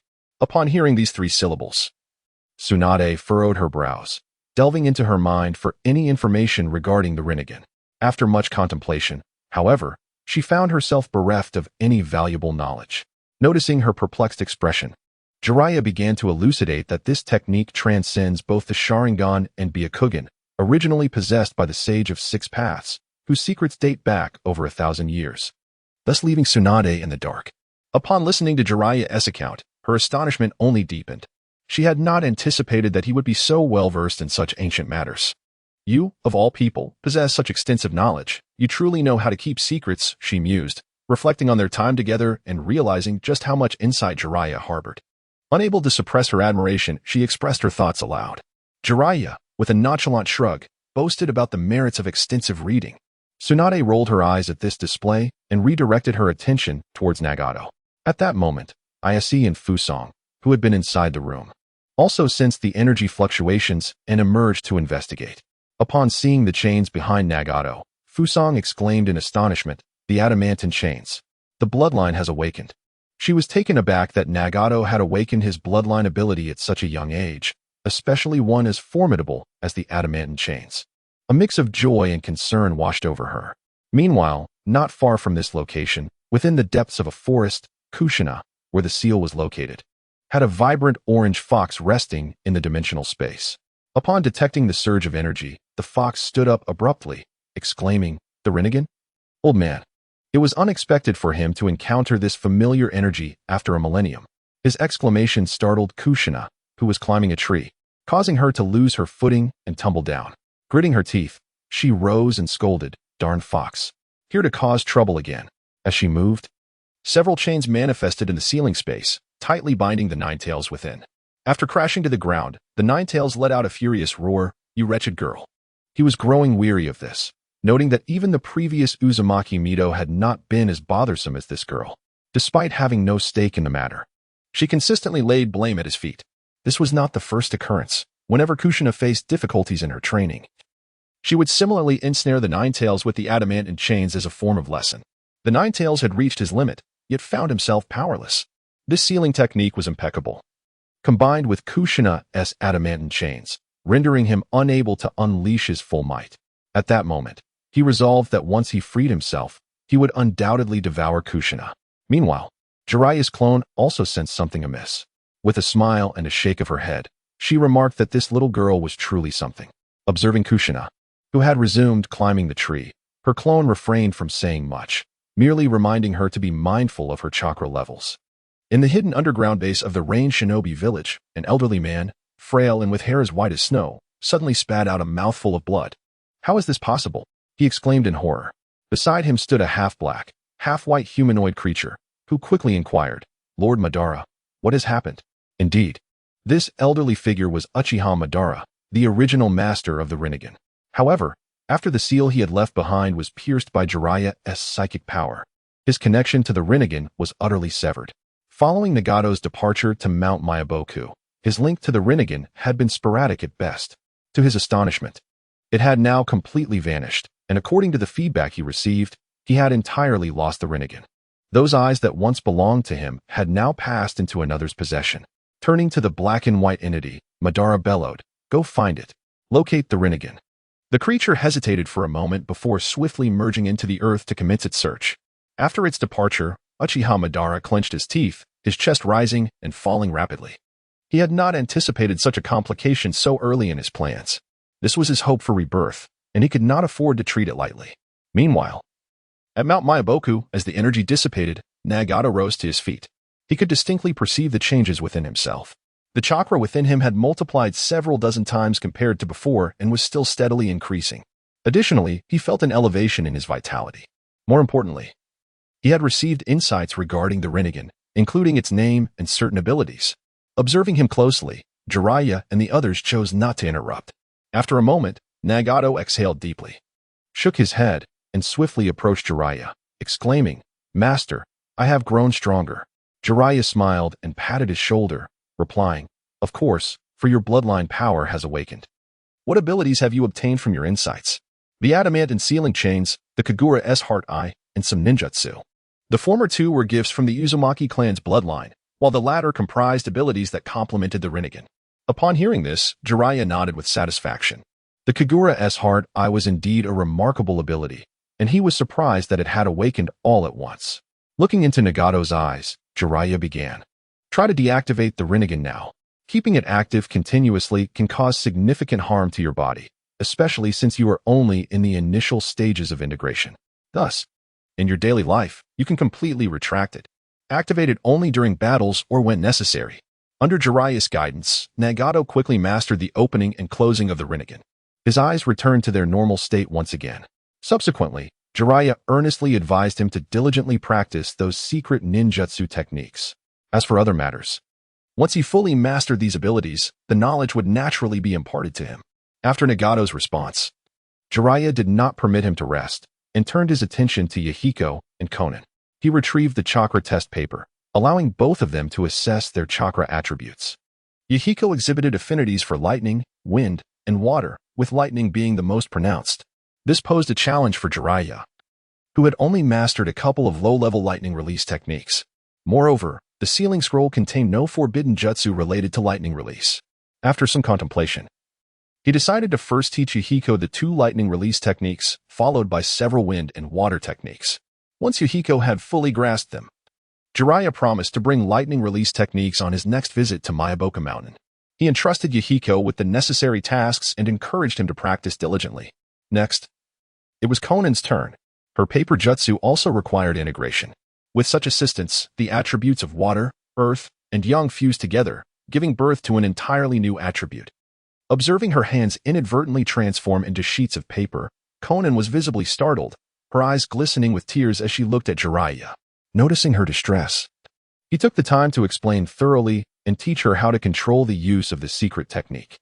Only after Conan had mastered it did Jiraiya allow her to continue her studies independently. Once the three young ones had departed, Jiraiya exhaled deeply. With the initial issues concerning his disciples resolved, it was time to focus on his own training. Sensing Tsunade's peculiar gaze upon him, Jiraiya turned and, with a smile, inquired about her unusual scrutiny. Tsunade, returning the smile, remarked that she hadn't anticipated witnessing a mentor's demeanor from him. Jiraiya waved his hand dismissively, asserting, "Oh, it's nothing special. Who am I?" The legendary Jiraiya. Tsunade rolled her eyes in response, choosing not to pursue the topic further. After a moment of silence, she finally spoke. "Jiraiya, I plan to return." She felt sufficiently rested and believed it was time to complete her remaining tasks. Moreover, she sensed that if she lingered any longer, she would succumb to the tranquility and serenity of these days. Upon hearing this, Jiraiya assessed Tsunade's condition. She appeared invigorated and her complexion was normal, indicating she had indeed rested well. Naturally, he fully supported her decision to leave, refraining from any words of entreaty. Instead, he smiled and proposed, "Let me take you somewhere. I will see you home later tonight." Tsunade smiled in response, asking, "Oh, where to?" "That's a secret for now. You'll find out once we arrive." Jiraiya replied with an air of mystery. Tsunade, satisfied with this, stood up and said, "Let us go." Jiraiya then created 3 shadow clones to guide Minato and the others in their training, while he and Tsunade made their way into the distance. As they departed from the gaze of the crowd, their hands naturally intertwined. After a considerable time, they arrived at a majestic valley. Jiraiya pointed ahead, indicating that they had reached their destination. Tsunade, filled with curiosity, inquired whether there existed something extraordinary within. Jiraiya remained silent, instead guiding Tsunade deeper into the valley. Upon entering, Tsunade's attention was immediately captivated. The ground was adorned with a myriad of blossoms, a vibrant array of colors unseen in the ninja world, creating a carpet of flowers beneath their feet. Yet, it was not the flowers that mesmerized Tsunade. Rather, it was the towering tree at the heart of the valley, soaring over 50 meters in height. This tree bore resemblance to a weeping willow, yet its drooping branches were adorned with oval-shaped leaves. Most strikingly, it was crowned with an abundance of pink buds, reminiscent of lotus flowers. The combination of these features imbued the tree with an enchanting, otherworldly allure. As a gentle breeze swept through, Tsunade inhaled the delicate fragrance of the blossoms. Chapter 44. A new practice. The fragrance was subtle, yet upon inhaling it, Tsunade felt an invigorating clarity of mind. Furthermore, this floral aroma imparted a unique sensation upon her. Tsunade took a moment to savor it, murmuring, "How peculiar." Jiraiya smiled slightly, leading Tsunade towards the great tree. As they arrived at its base, Jiraiya remarked, "This tree has existed since my arrival at Myobokuzen. It has always maintained its grandeur, with its flowers perpetually in bloom, never wilting or bearing fruit. I have inquired with several sages, yet they too are unaware of its species. It has been here since their recollection." He continued, "Its fragrance is extraordinary, possessing a calming effect." Tsunade gazed up at the canopy, affirming, "Indeed." Upon catching a whiff of this floral scent, I felt a sense of tranquility wash over me. Jiraiya nodded. "In times of exhaustion during my training, I would have Bunta bring me here to recuperate. Once revitalized, I would return to my practice. I owe much of my endurance at Myobokuzen to this tree." Tsunade smiled softly at Jiraiya before circling the great tree. However, as she reached the opposite side, she noticed a kunai lodged about a meter above the ground, piercing through the circular ring that connected to the top of a puppet, securing it to the trunk. The puppet swayed gently in the breeze. Approaching it, Tsunade lifted her hand to caress the somewhat worn puppet, which bore a striking resemblance to her. This puppet was a gift from Hiruzen Sarutobi after their first mission together, given to her, Jiraiya, and Orochimaru alike. At that time, Jiraiya had shamelessly exchanged his puppet with Tsunade's. As she removed the puppet, she noticed a name and an emblem carved into the tree trunk.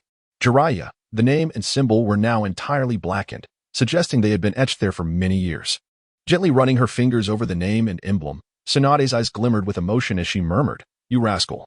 At that moment, Jiraiya turned to her. Upon seeing the puppet and the inscription, he couldn't help but feel a flush of embarrassment. Internally, he cursed, wondering how this had come to be. Simultaneously, he hurried to Tsunade's side, awkwardly stammering, "Tsunade, this, back then." Tsunade lifted her gaze to meet Jiraiya's, who was momentarily taken aback. The expression on Tsunade's face was one he had never witnessed before. She raised her right hand, reaching into her ninja tool pouch. Observing this, Jiraiya quickly waved his hands, exclaiming, "No, no, this is all from before." However, his words were cut short by whatever Tsunade had extracted. Jiraiya was at a loss, unable to comprehend why he felt this way. In the presence of others, he could remain calm and composed, unfazed by any turmoil. Yet, before Tsunade, such tranquility vanished entirely. Images floated in her mind. At that moment, Tsunade produced a puppet resembling Jiraiya. Ignoring Jiraiya, she drew forth a kunai and began to carve into a tree. With each stroke, she inscribed her name alongside a heart. Subsequently, she summoned 1,000 needles, impaling Jiraiya's puppet to the tree. She stowed away the kunai and gazed up at Jiraiya, who appeared somewhat dazed. Tsunade, arms crossed, blinked and queried, "Does this count as fulfilling a dream?" Jiraiya numbly nodded, remaining silent, not making any further movements. Observing this, Tsunade approached him, playfully kicking his calf, asking, "Are you planning to just stand there?" At that moment, Jiraiya snapped back to reality, his face brimming with joy, his smile stretching nearly to his ears. He was overwhelmed with excitement, never anticipating that he would realize one of his long-held wishes so swiftly. Seeing him smile so broadly, Tsunade kicked him again, teasing, "Look at that silly face." Extending her right hand, she asked, "So, do you still wish to take me along?" Jiraiya naturally took her hand, leading her up the slope. As they ascended, Tsunade slightly turned her head, gazing at the still grinning Jiraiya, her heart silently expressing gratitude that he had not departed back then, thankful for his unwavering presence throughout the years. Upon reaching the summit, Jiraiya sat down with Tsunade, allowing them to behold the breathtaking valley below. A gentle breeze rustled the flowers and grasses, creating a scene that could only be described as picturesque. As they settled, they leaned against each other, and Tsunade began to reminisce. She recalled the amusing incidents that transpired since their first meeting, reflecting on Jiraiya's reckless and youthful behavior. With each shared memory, their hearts drew closer together. As she reminisced, Tsunade realized, unbeknownst to her, Jiraiya had done so much for her, shielding her from numerous perilous threats. That night, at the entrance of the Senju clan in Konoha, Jiraiya and Tsunade stood facing each other. With a smile, Jiraiya advised, "Though you've rested well, remember to balance work and leisure. Don't wear yourself out again. Promise me you'll take good care of yourself. I plan to be away for a month or two." When I return, listening to Jiraiya's ramblings and his words of concern, Tsunade embraced him, resting her head against his chest. "I'll remember. You too, take care. I'll wait for your return." After speaking, Tsunade released Jiraiya's embrace, raised her head to look at his face, then turned to walk back towards the clan's grounds. Only after Tsunade's silhouette faded from view did Jiraiya turn back. One of his long-held wishes had been fulfilled, and the training of his disciples was now on track. It was time for him to strive for success, aiming for an early return. The following day, upon awakening from his slumber, Jiraiya arrived at the abode of the two sages. He knocked softly on the door and patiently awaited a response. Soon, Sage Shinsaku opened the door. Upon seeing the visitor, Sage Shinsaku inquired with curiosity, "Ah, it is young Jiraiya. What brings you here so early today? Is there something amiss?" Jiraiya smiled and nodded, saying, "Indeed. I have a small favor to ask of you and the elder sister." Sage Shinsaku, intrigued, responded, "Oh, what is it?" Jiraiya continued, "In the upcoming period, I intend to practice some new techniques, and I would like your assistance in overseeing a few of my disciples. They have just begun their training, and without guidance, they might easily stray from the right path." Sage Shinsaku waved a paw dismissively and assured him, "Worry not. This matter is in our capable hands. You may focus on your training without concern." After acknowledging this, Jiraiya, filled with curiosity, asked, "What type of training do you plan to undertake?" With a slight smile, Jiraiya replied, That is something I must keep secret for now. Once I achieve success, I shall inform you, elder." It was not that Jiraiya was unwilling to share. Rather, he knew that if he disclosed his plans at that moment, Sage Shinsaku would surely attempt to dissuade him from his pursuit. It was far better to demonstrate his progress through tangible results. Sage Shinsaku nodded, saying, "Very well, I shall await your revelation with anticipation." With a light chuckle, Jiraiya added, "Elder, during this time, I will be residing by the waterfall, so I kindly ask you to inform the other toads to refrain from venturing there for the time being." After Sage Shinsaku acknowledged this, the two conversed for a while longer before Jiraiya took his leave. At Mayaboka Mountain, before the Toad Oil Waterfall, Jiraiya removed his upper garment and sat cross-legged beside the oil pond. This place was the most concentrated and natural energy within Mayaboka Mountain, an unparalleled sanctuary for cultivation. Closing his eyes, Jiraiya employed his mental focus and began an introspective journey. As the condition of his body became clearer, imprinted vividly in his mind, he commenced the process of separating his chakra. His aim was to revert it to its primal forms of physical and spiritual energy, allowing them to flow back within him. In a state of spiritual consciousness, Jiraiya, through decades of research, had discerned that chakra was fundamentally a rudimentary form of energy. Mastery over chakra necessitated the fusion of two types of energy, both of which represented the essence of the body. Utilizing these energies essentially drained one's physical form, which elucidated why ninjas were characterized by high offense yet low defense, often leading to their short lifespans. Consider the Tsutsuki clan. Their practices did not revolve around chakra. In truth, they required no training at all. By incessantly consuming the divine fruits born of natural energy and the life essence of the planets, they could continually shatter their own limitations and grow ever more powerful. Moreover, barring any unforeseen circumstances, pure-blooded Tsutsuki were not bound by the constraints of mortality. What Jiraiya now sought was to disperse his chakra and allow the essence of life to return to his body, subsequently dedicating himself solely to the cultivation of natural energy. Relentlessly breaking the shackles of the human form, transcending limitations, and elevating the essence of life itself. Only in this manner can he truly become an immortal, rather than merely being referred to as one with the addition of the words mode. However, while the concept of this cultivation may seem straightforward, the practical execution proves to be exceedingly arduous. Primarily, this cultivation exists solely in theory and has never been attempted before. Although Jiraiya possesses confidence in his ability to succeed in this endeavor, he cannot guarantee that unforeseen circumstances will not arise. To accomplish this cultivation, the first step is to master the Sage Mode, which requires the body to be thoroughly infused with natural energy, becoming accustomed to and harmonizing with this energy. Following this, one must restore both physical and mental energy. While it may sound deceptively simple, it presents a considerable challenge. At this very moment, Jiraiya finds himself utterly incapable of fully differentiating the chakra within his body, even with the assistance of mental focus. Chapter 45. Dantian and Chi. Moreover, each time Jiraiya decomposed a portion of chakra, his body instinctively refined it anew. After years of chakra cultivation, his body had developed a response akin to instinct. Whenever chakra was depleted, it would autonomously undergo refinement. However, Jiraiya did not relinquish his efforts. Foreseeing this situation, he had informed Tsunade that he might remain in Mayaboka Mountain for 1 to 2 months. After several attempts, he ultimately abandoned this avenue. His consciousness surged into his mind, initiating a process of self-hypnosis. Under the influence of this mental force, illusionary techniques began to manifest, subtly altering this instinct. Gradually, Jiraiya's speed of chakra refinement diminished. After 7 days of self-hypnosis, Jiraiya finally forgot how to refine chakra. One noon, he attempted once more to differentiate chakra, with his subconscious having forgotten the process. This endeavor proceeded remarkably smoothly. As strands of chakra differentiated, the two energies reverted to his body, causing Jiraiya's aura to swiftly diminish. Upon the final strand of chakra being differentiated, he expelled a mouthful of black blood. Following this expulsion, his waning aura began to rise rapidly, and his complexion turned exceptionally rosy.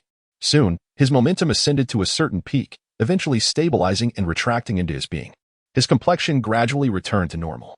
Sensing the changes within his body, Jiraiya grinned and exclaimed with satisfaction. The complete return of vital energy to his physical form enhanced his physical prowess.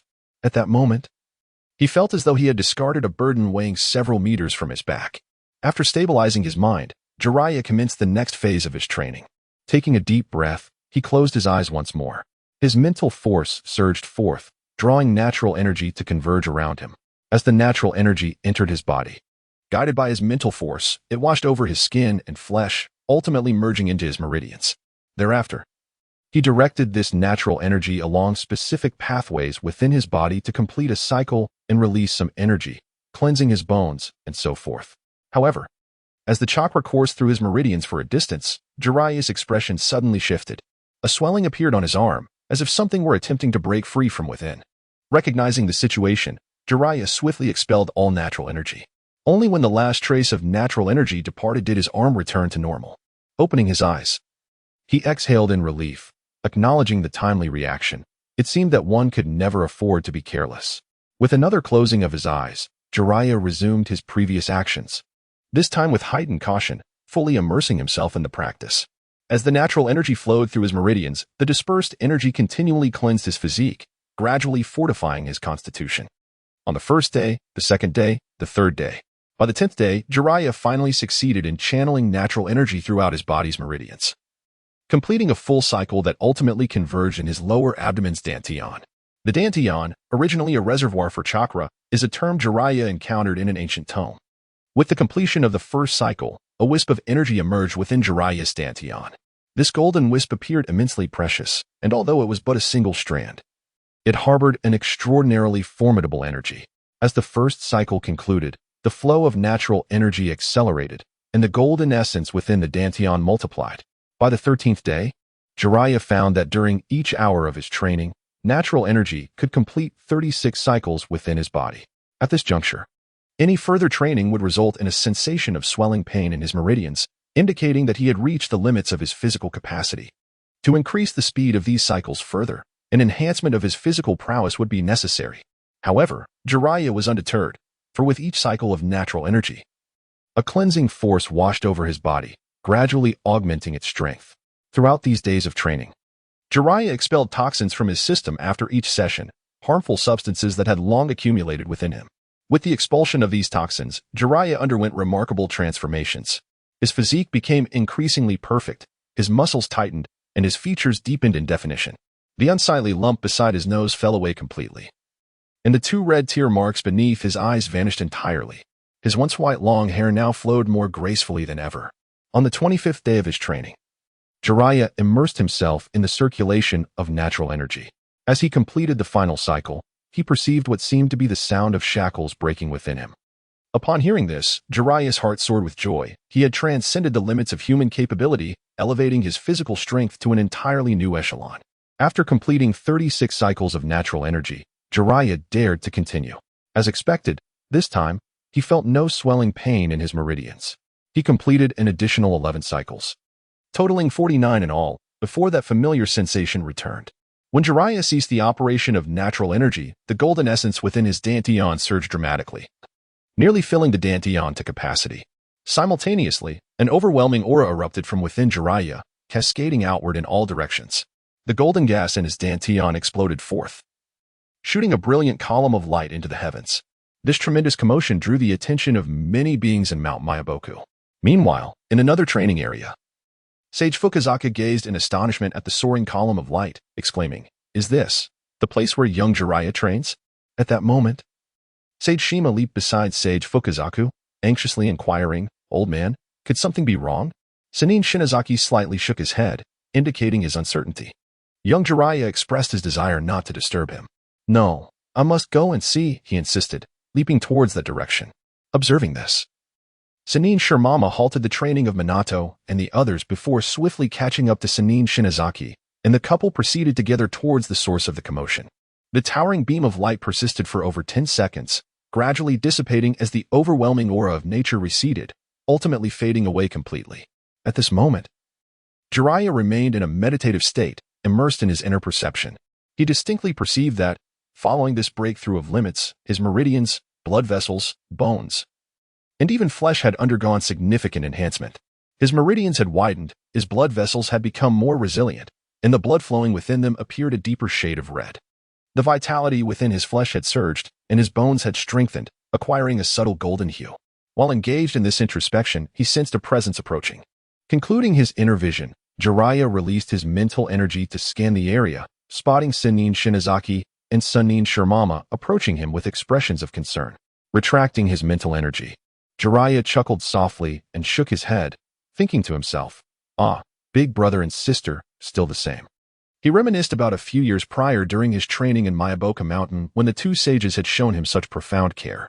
Casually draping his shirt over himself, Jiraiya stood in place and awaited their arrival. Shortly thereafter, the couple reached him, visibly relieved to find him unharmed. Sannin Shinozaki leaped onto Jiraiya's shoulder, surveying the surroundings before inquiring, "Young Jiraiya, are you all right?" Jiraiya shook his head, assuring him, "Big brother, I'm perfectly fine. My training is nearly complete." The commotion earlier was an inadvertent release of energy. With this confirmation, Sennin Shinozaki finally felt at ease.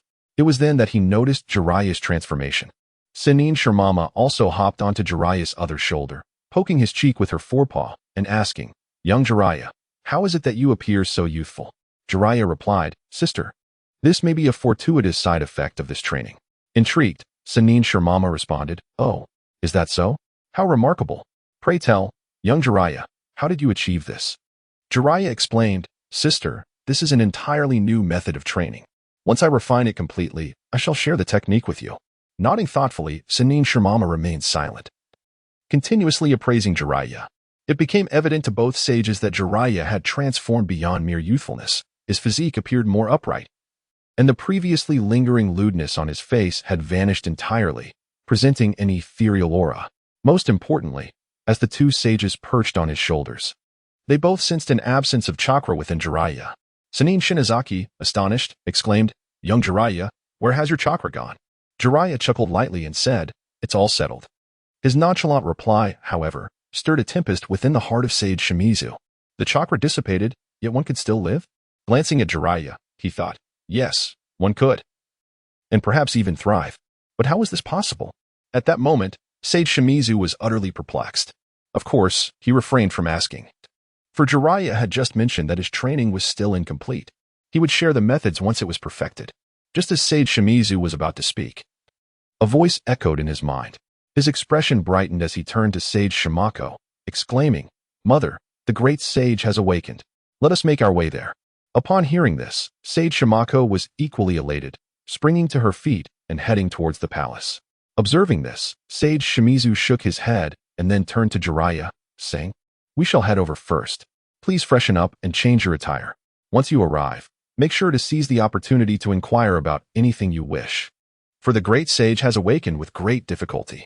Chapter 46, Spiritual Cultivation and Spiritual Power. After Master Shinzo finished his instructions, he hopped away with a sense of purpose. As for Jiraiya, he too, filled with anticipation, made his way to the nearby pool to freshen up. Once he donned a clean set of garments, he proceeded to the palace. Upon arriving at the entrance, Jiraiya stood quietly in wait. Within the palace, upon a grand and plush couch, lay a gargantuan toad, its skin adorned with numerous wrinkles, topped with a scholar's hat. This toad was none other than the esteemed elder of Mayaboku Mountain, Toad Sage, revered in the realm. With sleepy eyes gradually opening, the Toad Sage inquired of Shinzo, "Is young Jiraiya present at Mayaboku Mountain?" Master Shinzo respectfully replied, "Yes, he should be just outside." The Toad Sage nodded approvingly. "Good, you may go and summon young Jiraiya to enter." The two sages acknowledged his command and promptly exited the palace. Upon reaching the entrance, they spotted Jiraiya awaiting them. Master Shinzo then urged, "Young Jiraiya, please hurry inside. The great sage is waiting for you. Be swift." He pressed on, fearing that the great sage might drift off to sleep unexpectedly. Having existed for over a millennium, the Toad Sage had been active since the era of the Sage of Six Paths. As the years passed, he had grown increasingly drowsy, often succumbing to slumber without warning, sometimes for extended periods, even a year or two. Understanding this well, Jiraiya promptly entered the grand hall. Approaching the plush couch, he bowed respectfully, addressing, "Great Sage." The Toad Sage nodded in acknowledgement before speaking, "Young Jiraiya, during my recent slumber, I experienced several dreams." Jiraiya was aware that the Toad Sage's dreams were prophetic visions of the future. Thus, he bowed again, requesting, "Please, Great Sage, enlighten me." The Toad Sage began. "In the first dream, your disciple will become a pivotal figure in guiding the transformation of the ninja world. In the second dream, in a distant future, a boy with golden hair and azure eyes will joyfully call upon the names of the 9 great beasts. In the third dream, you stand above the clouds, with light on your left and darkness on your right. The fate of the ninja world, whether it meets destruction or rebirth, rests solely upon your choice. Remember, do not lose your way, and never forget your original intention." As he finished, the Toad Sage's eyelids fluttered momentarily. In the next instant, he closed his eyes, and a steady, albeit heavy, rhythm of breathing emanated from him. The Toad Sage had once again succumbed to slumber. Observing this, Jiraiya could only suppress the questions he had intended to ask, his brows furrowing in contemplation. The first prophecy was unsurprising, aligning closely with his own thoughts. Regarding the second, As one who had been reborn, Jiraiya understood that the boy with azure eyes was indeed Naruto. Calculating the timeline, he realized that such an event would not transpire for at least another 20 years, especially considering that Minato and Kushina were still in their youth. It was precisely this prophecy that caused Jiraiya to furrow his brow. Could it be that Naruto would one day become a vessel for others? Jiraiya had no such intentions. Even if Kushina were to be involved, once the time was ripe, Jiraiya would find a way to release the Nine Tails, of course, ensuring Kushina's safety. Although Kushina appeared carefree and nonchalant on the surface, Jiraiya was acutely aware of her deep-seated resistance to her identity as a Jinchuriki. No sane individual would desire the existence of something foreign within their body. Then came the third prophecy, one concerning Jiraiya himself. This particular prophecy only deepened his confusion. Standing above the clouds was inevitable, yet the mysteries of light and darkness eluded him entirely. Nevertheless, he did not dwell on it too much. The prophecy of the great sage of the toads could only serve as a reference or a cautionary reminder. The future remained an enigma to all. After a moment of contemplation, he gazed upon the great sage of the toads, now peacefully asleep. With a respectful bow, Jiraiya took his leave. Upon exiting the palace, Jiraiya addressed the two sages, saying, "Big brother, big sister, the great sage has fallen asleep again." In response, Shima's sage grumbled, "That old man, asleep so soon, truly." Jiraiya refrained from interjecting and instead mentioned, "Before dozing off, the great sage left us with 3 prophecies." Before he could finish, Fukasaku's sage interrupted, "No. Since the great sage wished for us to leave, it indicates he does not want us to know this matter, so let us keep it to ourselves." Jiraiya nodded, "Understood. Big brother, I shall remember." Fukasaku sage nodded and continued, "Since your training is not yet complete, you should carry on. Do not worry about Kakashi and the others.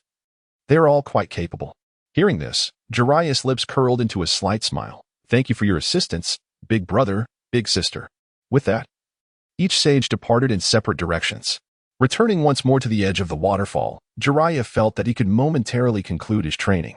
He had already surpassed his physical limits once, and achieving another breakthrough in the near future was unlikely. Now, he needed to assess how his prowess had progressed through the dispersal of chakra and the cultivation of natural energy. As before, he shed his upper garment and set it aside. Lifting his hand, he pressed against his muscles. The muscles are taut, the cells vibrant, and the skin exhibits remarkable elasticity, with a significant increase in defensive capabilities.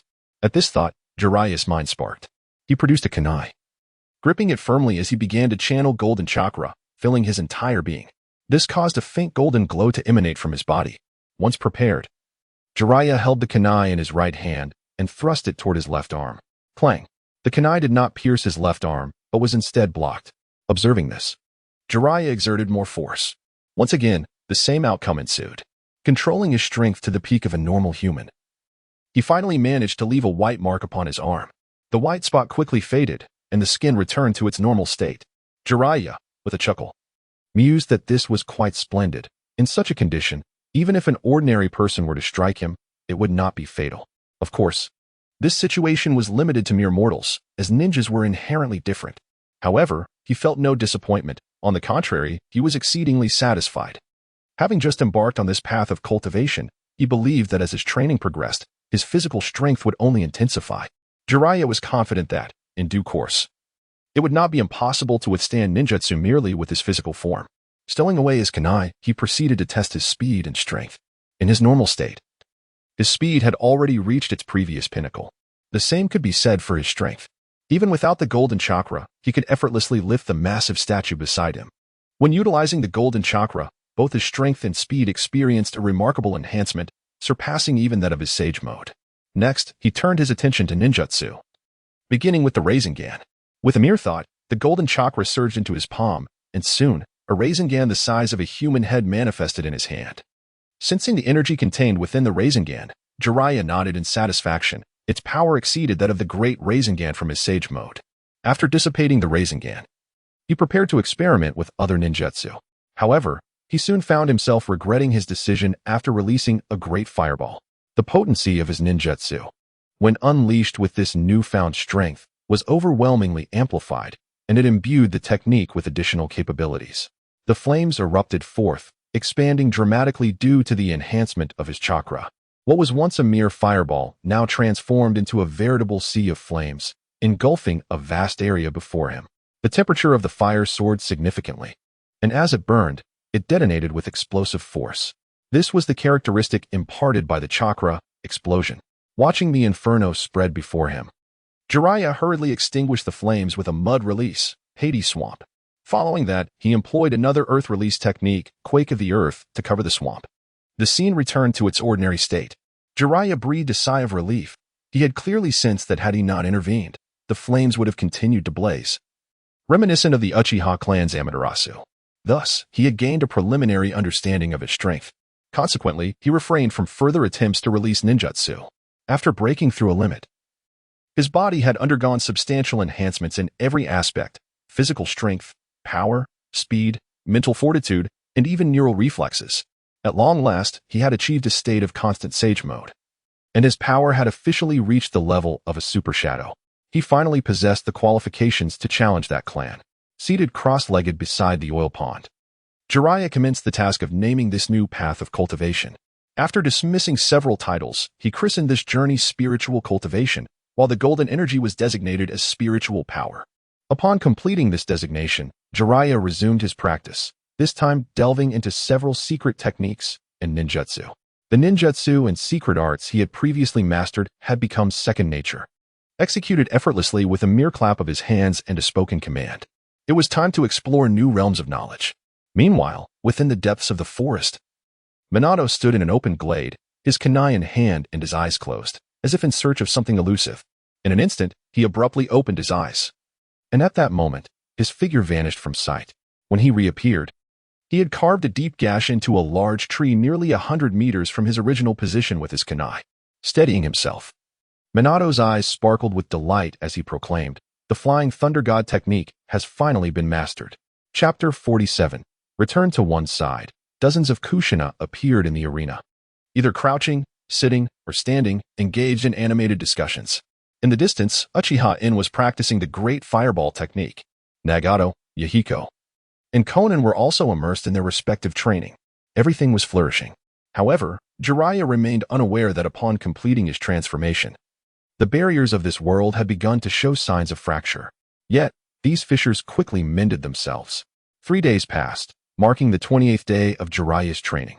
During this brief interlude, he had once again mastered a ninjutsu and 2 secret techniques. The water release, land of marshes, and S-rank water ninjutsu, could also be regarded as a secret technique, was pioneered by Jiraiya himself. The spirit transformation technique, documented within a sealing scroll, allowed the user to separate their soul and strike at foes. This technique could be executed with Jiraiya's telekinesis, amplifying its potency. The 9 Palaces Star Radiance. Another secret technique developed by Jiraiya was inspired by the principles of the 8 Gates, designed to enhance combat prowess.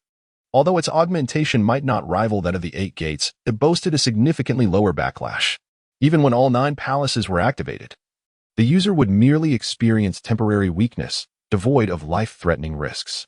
With mastery of these 3 ninjutsu and secret techniques, Jiraiya felt his training could reach a conclusion. After freshening up and changing into a new set of clothes, he made his way back to his residence, preparing for his return. Having trained in Maiboka Mountain for a month, it was time to return to Konoha. Upon arriving at his dwelling, he found only the couple, Issei and Fuseo, present, as his 6 disciples had been taken elsewhere for training by the 2 sages. After engaging in casual conversation with the couple, Jiraiya utilized his telekinesis to ascertain the locations of the others before vanishing in a flash. In a clearing within the forest, under the supervision of the sages, Shimisen and Jizuku, Minato's 6 students, were engaged in sparring. At that moment, it was Kushina and Konan's turn. Through their days spent together, Kushina had forged friendships with the others, particularly with Konan, as they were both female and akin to sisters. Minato, Kushina, and Uchiha and had imparted much knowledge to Nagato and his companions, including the Reconciliation Seal and the Opposition Seal. After forming the Opposition Seal, both began to channel their chakra. Kushina raised her hand to form a seal, invoking the multiple shadow clone technique. With a series of explosive sounds, countless clones of Kushina materialized. Amidst the ensuing commotion, all the clones launched an assault on Konan. Facing this barrage of punches and kicks, Konan did not flinch. Each blow that landed upon her transformed into paper, perfectly dissipating the force of Kushina's attacks. Simultaneously, Konan raised her hand, fingers splayed forward, directed at several clones. As her chakra flowed, her arm disassembled instantly, morphing into countless sheets of paper. The fragments of paper twisted and reformed in the air, coalescing into a series of paper shurikens. After a low command from Konan, these shurikens hurtled toward Kushina. A cacophony of thuds ensued. As clouds of white mist materialized around them, remnants left behind by the shattered clones.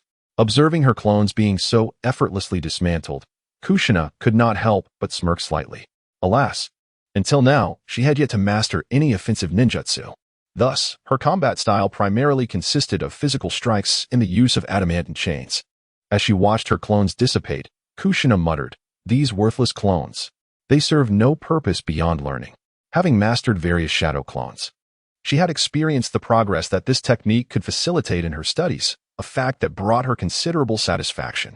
However, her aspirations diverged from those of the ordinary. She believed that apart from this singular advantage, these multiple shadow clones did not augment her combat capabilities. After all, she was determined to become Hokage. If her strength was lacking, how could she command respect? Nevertheless, despite her disdain, the battle raged on. In every sparring match, Kushina exerted her utmost effort. Even knowing defeat was inevitable. This was a situation that promised victory, given that Konan had only recently acquired chakra. Aside from transforming her body into paper to nullify attacks, her means of offense were limited to converting paper into shurikens. She had yet to master other ninjutsu. In contrast, Kushina boasted not only the multiple shadow clones, but also the formidable adamantine chains. At that moment, 6 chains erupted from within Kushina, her bloodline powers awakening further, adding 2 more chains and amplifying their sealing and restraining strength. The adamantine chains advanced towards Konan in a constricting formation. Upon witnessing this, Konan wore an expression of resignation. She was well aware of the capabilities of the adamantine chains, having faced them before. Her paper transformation was utterly ineffective against such chains. And soon she found herself thoroughly ensnared. Seeing Kushina's smug demeanor, Konan resignedly declared her surrender. Kushina chuckled and retracted the chains, approaching Konan with an air of maturity. "Don't be disheartened, junior sister. I believe you will surely break free from the chains next time." Konan retorted with mock annoyance, "Thanks for the encouragement, senior sister Kushina." With another smile, Kushina replied, "No need for thanks. It's what a senior should do. Now, let us seal the pact." As she formed the reconciliation seal, Konan followed suit. Jiraiya, having observed the battle, leaped into the arena, drawing the attention of the onlookers. They called out, "Teacher," and gathered around him. Jiraiya smiled, patting each of their heads in turn before addressing the elder sages. "Thank you for your hard work, big sister and big brother." Shinzua, the immortal, waved his forepaws and sighed, stating that he was merely guiding them in their training. It was also a perfect opportunity for him and the child's mother to stretch a bit. After a brief pause, Shinzua lamented, "Ah, little Jiraiya, your disciples are quite extraordinary. Their performance far surpasses yours in the past." After Minato mastered the Flying Thunder God technique, Shinzua began to take them through sparring lessons. Each individual faced off against one another. Among them, Minato emerged victorious in every match, while Nagato only fell to Minato. Following him were Uchiha-en, then Yahiko, and finally Kushina, with Konan at the bottom of the ranking. Nagato not only awakened the bloodline of the Uzumaki clan, but also fully harnessed the power of the Rinnegan. Though he could not yet utilize its large-scale abilities, he could manage to use Shinra Tensei and Bansho Tenin with some effort. These 2 ninjutsu, combined with the other techniques taught by Shinzua, rendered his combat prowess quite remarkable. As for Minato, after mastering the Flying Thunder God technique, his speed had reached its pinnacle, even without employing the technique itself. Coupled with the Rasengan, Nagato's techniques were largely rendered ineffective. Had he grasped the Earth Explosion Star, he might have been able to rival Minato. However, such mastery was beyond his reach in the short term. Upon hearing this, Jiraiya laughed heartily, saying, "That's splendid. The more outstanding they are, the happier I am as their teacher." The 6 individuals smiled at his words, with Kushina and Yahiko displaying the most exuberance. The latter raised an eyebrow, his grin nearly reaching his ears. Shinzua nodded, and then inquired, "Have you completed your training?" Jiraiya replied, "Yes, it can be temporarily concluded. The time has come for us to return to Konoha." Upon hearing this, the expressions of Nagato and his companions changed noticeably. Minato and his team exchanged glances. To be honest, they also wished to return to Konoha, but they were reluctant to part with Nagato and the two immortals. After all, the bonds formed during this time had deepened significantly. Jiraiya sensed their reluctance and said, "Nagato, you and your companions must continue your training in Myaboka Mountain. Be sure to listen well. In a few days, I will take Minato and the others on a mission, and I will bring you into the ninja world then." Upon hearing this, the expressions of the three brightened somewhat. Jiraiya, noticing the change, chose not to elaborate further. After all, they were still young, and it was natural for them to struggle with farewells. He offered some final words of encouragement and engaged in conversation with the two immortals for a while longer, expressing gratitude and making requests once again. Subsequently, Jiraiya directly took Minato and the others away from Myaboka Mountain. When they reappeared, they found themselves back in Jiraiya's home. Noticing that Minato and his companions were all looking at him, Jiraiya smiled and said, "All right, you all can head back now. We will meet outside the Hokage building at 9 o'clock tomorrow morning." The three responded and then departed. Jiraiya glanced at the dust scattered across the furniture and created several shadow clones to begin tidying up the house. As for him, he ascended to the upper floor, indulging in a thorough cleansing and donning a fresh set of garments. He then created a clone to continue his literary pursuits in the study, while he himself flung himself onto the bed, reflecting on the gains of this period and contemplating the direction of his future endeavors. His cultivation could momentarily reach a pause. From now on, he merely needed to absorb the natural energy and complete the cycle. Thus, it was time to execute some plans. Lost in thought, Jiraiya soon succumbed to slumber. When he awoke once more, the sun had begun its descent, and evening had arrived. After refreshing himself with cool water, he engaged his psychic energy to survey his surroundings. Upon confirming Tsunade's location, he departed from his home. Before long, Jiraiya found himself at the entrance of the hospital, where he stood patiently awaiting her arrival. As the workday concluded, the medical staff began to emerge, and upon spotting Jiraiya, they were momentarily taken aback. In their eyes, he exuded an aura of a dashing gentleman. His features were chiseled, his posture regal, and a subtle smile graced his face, rendering him strikingly ethereal. Chapter 48. The explosive talisman. However, among them, some were not familiar with Jiraiya, while others did not know him at all. Hence, they refrained from interrupting. Shortly thereafter, Jiraiya spotted Tsunade emerging, accompanied by none other than Cat Dan, who appeared to be pleading with her, his face marked by a desperate expression. Tsunade, on the other hand, was shaking her head in refusal with an air of resignation. At that moment, Tsunade's gaze fell upon Jiraiya, and her expression brightened as she sprinted towards him. Seeing this, Jiraiya opened his arms with a smile. Tsunade rushed into his embrace, wrapping her arms around his waist. "Jiraiya, you have finally returned," she whispered softly. Jiraiya tightened his hold and leaned down to speak near her ear. "Yes, I finished my training and came back immediately." Tsunade looked up at him and smiled. "You seem to have become more handsome." Jiraiya raised his chin and replied, "Haven't I always been this handsome?" Tsunade scoffed playfully. "How shameless." Then she released him and stepped back to scrutinize Jiraiya closely. After confirming that he indeed looked more attractive than before, she nodded in satisfaction. "Yes, quite good. You can be taken out in public now." Jiraiya laughed heartily. "Then I truly thank you. Are you hungry? Let me take you out to eat," he inquired. Tsunade extended her hand. "Sure, I want to eat glutinous rice balls." Jiraiya took her hand. "Whatever you wish to eat." The two strolled towards the commercial street, chatting and laughing, creating a warm and harmonious atmosphere. At the entrance of the hospital, Cat Dan sighed as he watched them leave before turning away. In a tavern within the commercial street, Jiraiya and Tsunade reserved a private room and ordered a lavish spread of dishes along with several bottles of sake. Once the food and drinks were served, they began to toast and share stories about their recent experiences.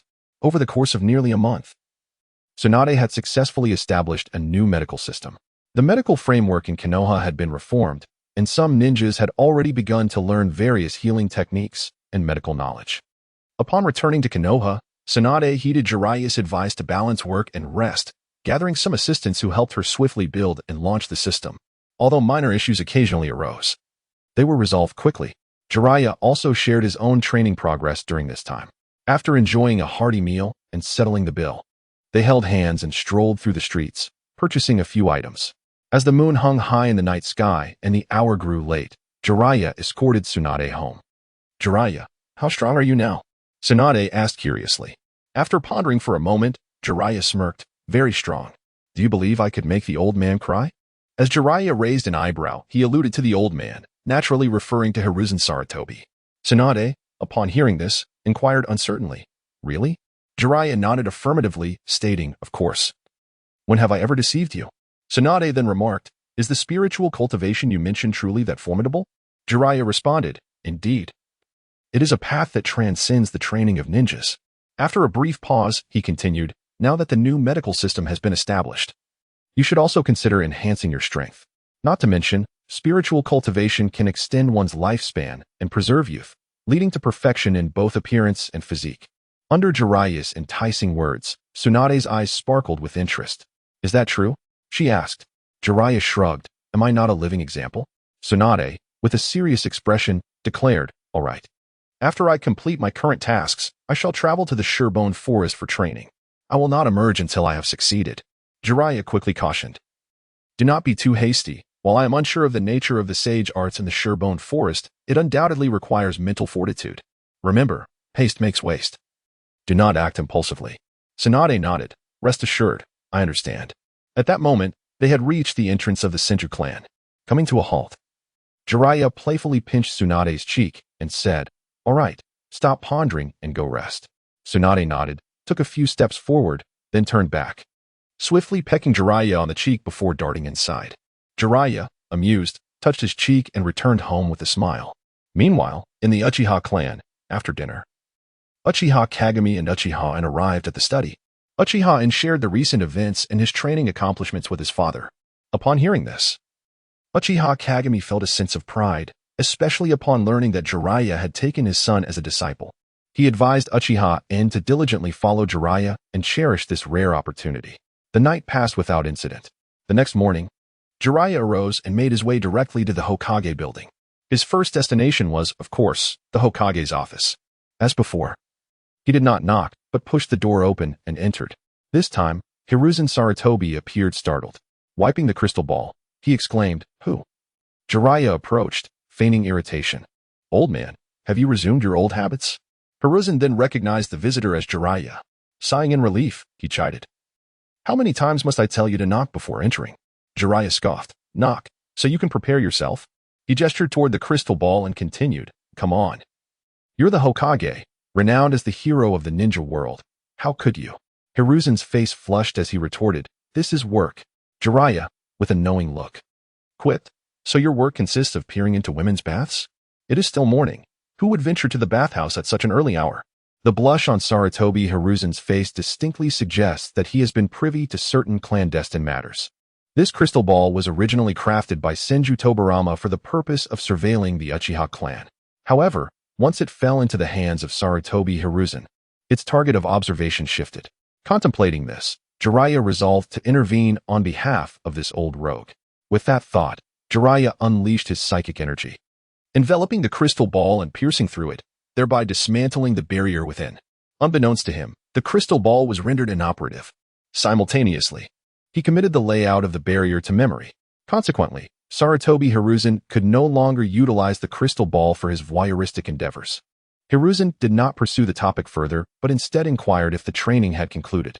Jiraiya nodded affirmatively, stating that it had, and that he intended to increase the task load for Minato and the others in the forthcoming period, if time permitted. He hoped they could participate in this year's CH9 selection exams. Hiruzen asked if the three youngsters were prepared. Jiraiya replied in the affirmative, noting that their abilities had fully matured, though they were somewhat lacking in experience. Hiruzen smiled, expressing his anticipation for their performance when the time came. After this exchange, Hiruzen handed a document from his desk to Jiraiya. Jiraiya, puzzled, opened it to discover a letter enclosed within.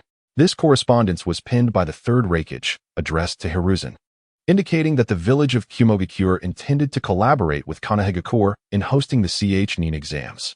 Other villages were also invited to participate, with a preference for the exams to be held in Konoha. Upon reading the letter and the accompanying analytical reports, Jiraiya furrowed his brow. Such an event had not transpired in his previous life. The reasons behind this occurrence remained unclear to him, yet he was certain that something was amiss. With the war having recently concluded and Konoha having suffered losses, Kumogakure, as a non-combatant, retained its strength and might harbor ulterior motives. Furthermore, this could potentially involve Danzo's machinations, perhaps with the aim of abducting Kushina. As these thoughts proliferated, Jiraiya suddenly recalled something significant. Thus, he promptly released his psychic energy to meticulously explore Konoha's architectural landscape. As he delved deeper, he inwardly affirmed his suspicions. Throughout Konoha's numerous structures, Jiraiya observed explosive tags, particularly concentrated at Hokage Rock and the Hokage Building. Other locations displayed a similar distribution. Should these explosive tags detonate simultaneously, half of Konoha would be reduced to ruins. In the wake of such an explosion, even ninjas would find it difficult to escape unscathed. Jiraiya approached one of the walls in the office. Under Hiruzen's questioning gaze, he raised his hand, transforming it into a claw. With a swift thrust, Jiraiya's arm penetrated the wall. Hiruzen's eye twitched, feigning composure, yet his mind was rife with confusion. He could ascertain that Jiraiya had not utilized any chakra moments ago. This implied that he had merely thrust his arm into the wall. To shatter and to pierce are two entirely different matters. He silently mused about that impudent brat. Has he grown stronger again? However, the next moment, what Jiraiya extracted from the wall caused Sarutobi Hiruzen to rise abruptly. What on earth is this? Sarutobi Hiruzen exclaimed in astonishment. Jiraiya approached and handed over the explosive tag, stating, "This is an explosive tag." He gestured broadly around, adding, "They are everywhere." Sarutobi Hiruzen, in shock, replied, "What? Are you certain?" Jiraiya nodded affirmatively. "Indeed, they are present even in the Hokage Rock and many structures within the village. Were it not for my exceptional sensory ability, I would never have detected them. If these explosive tags were to detonate simultaneously, they could obliterate half of Konoha." Upon hearing this, Sarutobi Hiruzen's expression darkened, and he commanded, "Tenkai." At that moment, a figure materialized within the office. This individual belonged to the Umbu and was also part of Sarutobi Hiruzen's guard. "Go. Summon the head of the Hyuga clan." Tenkai responded promptly before vanishing swiftly from the office. At this juncture, Sarutobi Hiruzen turned to Jiraiya and inquired, "Can you determine the extent of the area where these explosive tags are located?" Chapter 49, The Essence of War. After Jiraiya nodded, Hiruzen Sarutobi immediately brought forth a map of Konoha's layout. As Jiraiya circled a specific area, Hiruzen's expression turned grim and resolute, confirming the designated range. Hiruzen swiftly summoned all members of the Umbu stationed in Konoha, instructing them to evacuate the residents within that zone and to seal off the area. This commotion plunged the village into a state of panic. Simultaneously, the three advisors arrived at the Hokage's office, accompanied by the heads of various prominent clans and some formidable ninjas, including Tsunade and Orochimaru. Upon seeing Jiraiya, the two hastily approached him. Tsunade directly inquired about the sudden lockdown of such a vast area. Jiraiya did not conceal the truth. He candidly explained that numerous explosive tags had been buried within the buildings of that region. This revelation startled those present, causing a wave of alarm to ripple through the room. At the desk, Hiruzen, Danzo Shimura, Kohara Udatane, Hamura Midokado, and Hinata Tenki formed a tense circle, their expressions grave, including that of Danzo. Particularly, when Hiruzen cast a glance toward Danzo, the latter felt a tightening in his chest. Hiruzen then turned to Hinata Tenki, expressing gratitude for the efforts of the Hyuga clan.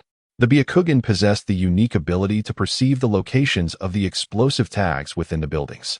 Tenki nodded, assuring Hiruzen that he would lead his clan members to extract all the tags. With that, he left the office, swiftly returning to his clan's grounds, gathering all those who had awakened their Byakugan, and promptly commenced the search for the explosive tags within the designated area. Back in the Hokage's office, silence enveloped the room as everyone awaited the outcome. Several hours later, Tenki returned, accompanied by several members of the Hyuga clan. Upon entering the office, he proclaimed, "Hokage-sama, I have fulfilled my duty. All explosive tags have been retrieved, and the area beyond the circle has been thoroughly examined, confirming the absence of any remaining tags." Hiruzen nodded appreciatively. "Well done. How many explosive tags were recovered?" Tenki gestured to the members behind him, who stepped forward to place a pouch of ninja tools on the desk. Only then did Tenki reveal a total of 100,000 explosive tags. The revelation left everyone present in a state of shock. 100,000 explosive tags, should they detonate, the area would be devoid of any survivors. Typically, even the most skilled jounin would struggle to withstand even 3 to 5 tags in an unexpected scenario. Hiruzen's eyes gleamed with fury as he slammed his fist onto the table, exclaiming, "Damn it! Whoever is responsible, once identified, I shall personally send them to the underworld." The other attendees echoed his sentiments, their indignation palpable as they vowed to unearth the perpetrator behind this heinous act. However, Jiraiya was aware of the identity of this individual. Years ago, Konoha underwent a significant renovation, during which there was a shortage of craftsmen. As a result, a group was summoned from other regions, among whom were ninjas from foreign lands. It was one of these ninjas who had planted the explosive tags. Now, there was a similar proposal from the Cloud Village, which caused Jiraiya to focus his attention on Shimura Danzo. It was evident that the recent actions of the Cloud Village were closely connected to him. However, Jiraiya could not ascertain whether the explosive tags were related to Danzo. After some contemplation, he stepped forward and said, "Old man, leave this matter to me." Sarutobi Hiruzen looked up at Jiraiya and, seeing the seriousness in his eyes, nodded in agreement. "Very well. I grant you the authority to handle this matter. Regardless of who it is, you have the power to deal with them." As he spoke, Hiruzen cast another glance at Shimura Danzo. This action caused Danzo's brow to furrow slightly, yet he displayed no signs of panic. He had indeed been in contact with the Cloud Village. But the discussion was merely concerning Kyuubi's matters. The explosive tags had all been removed, and Sarutobi Hiruzen instructed everyone to leave while calling back the Umbu, bringing the residents back once again. The crisis was temporarily averted, yet the number of Konoha's patrols had significantly increased. After everyone departed, only Sarutobi Hiruzen and Jiraiya remained in the office. It was then that Hiruzen inquired, "Jiraiya, do you believe this proposal from the Cloud Village should be accepted?" Jiraiya smiled slightly, responding, "Naturally, it must be accepted. Otherwise, how would the hidden mice of Konoha dare to emerge?" Hiruzen pondered for a moment before asking, "Are you certain of your confidence?" Jiraiya, appearing at ease, waved his right hand and said, "Relax, they can come as they please. As long as it isn't all four great ninja villages coming out in full force, they won't stir up much trouble." Tsunade and Orochimaru, standing nearby, were left in confusion. Observing their reaction, Hiruzen handed the document to them for review. After reading it, both were taken aback. They had not anticipated such a proposal from the Cloud Village. There had never been a precedent for such a thing in the ninja world. A sense of unease lingered in both their hearts. As for Hiruzen, witnessing Jiraiya's confidence, he boldly declared, "Very well then, let them come. Whether it's the cloud, rock, or sand villages, I shall see what they truly intend." At that moment, Hiruzen exuded an air of dominance, embodying the essence of a true ninja leader. Upon leaving the office, it was already past mealtime. Minato and the others had been called back by Jiraiya earlier in the morning. Today's mission was cancelled, and they would continue tomorrow. Although the three were puzzled, they refrained from asking further questions. Glancing at the time, Jiraiya and the others decided to go for lunch together. The three individuals arrived at an izakaya.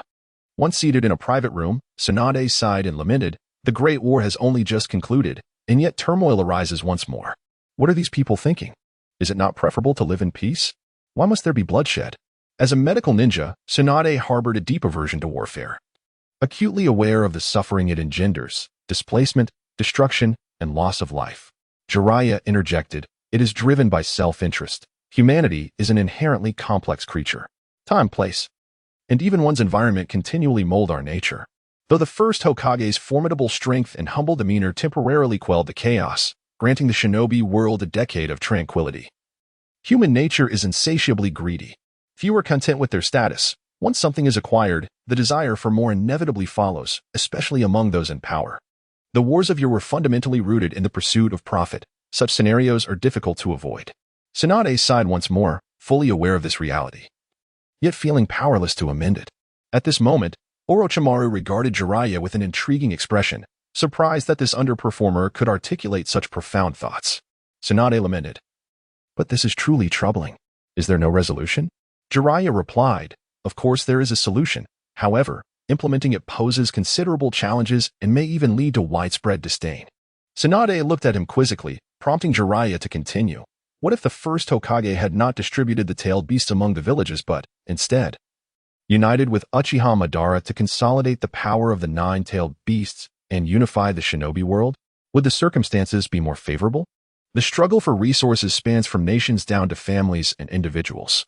As long as humanity exists, with its inherent greed, such conflicts cannot be eradicated. Nevertheless, had Senju Hashirama and Uchiha Madara successfully unified the shinobi realm under a singular governance, the situation would undoubtedly be improved. Of course, there was another reason Jiraiya refrained from mentioning. Under the current system of the shinobi world, Even the mightiest ninja serve merely as enforcers for the nobility. Many decisions are dictated by these aristocrats, with the ninja villages tasked solely with execution. These nobles resemble parasitic leeches, draining the lifeblood of the shinobi world for their own gain. To effect genuine change within the shinobi realm, beyond the unification of villages, it is imperative to eradicate such parasites. The most effective means of doing so is through lethal force. Naturally, Jiraiya would not voice such thoughts, not at present.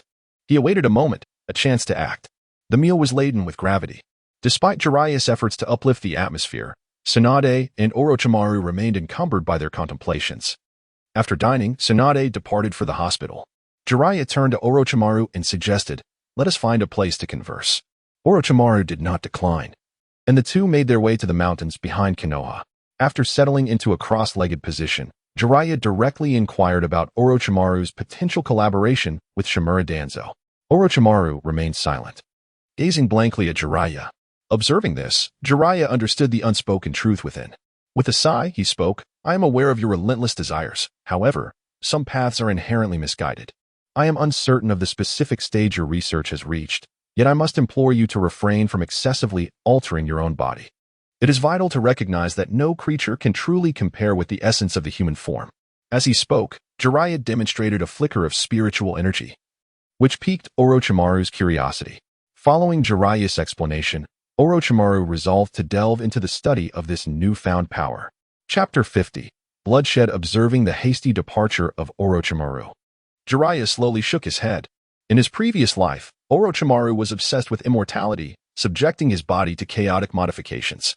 He also pioneered those seemingly formidable, yet profoundly perilous forbidden techniques, leading to the decay of his soul and squandering his remarkable talent.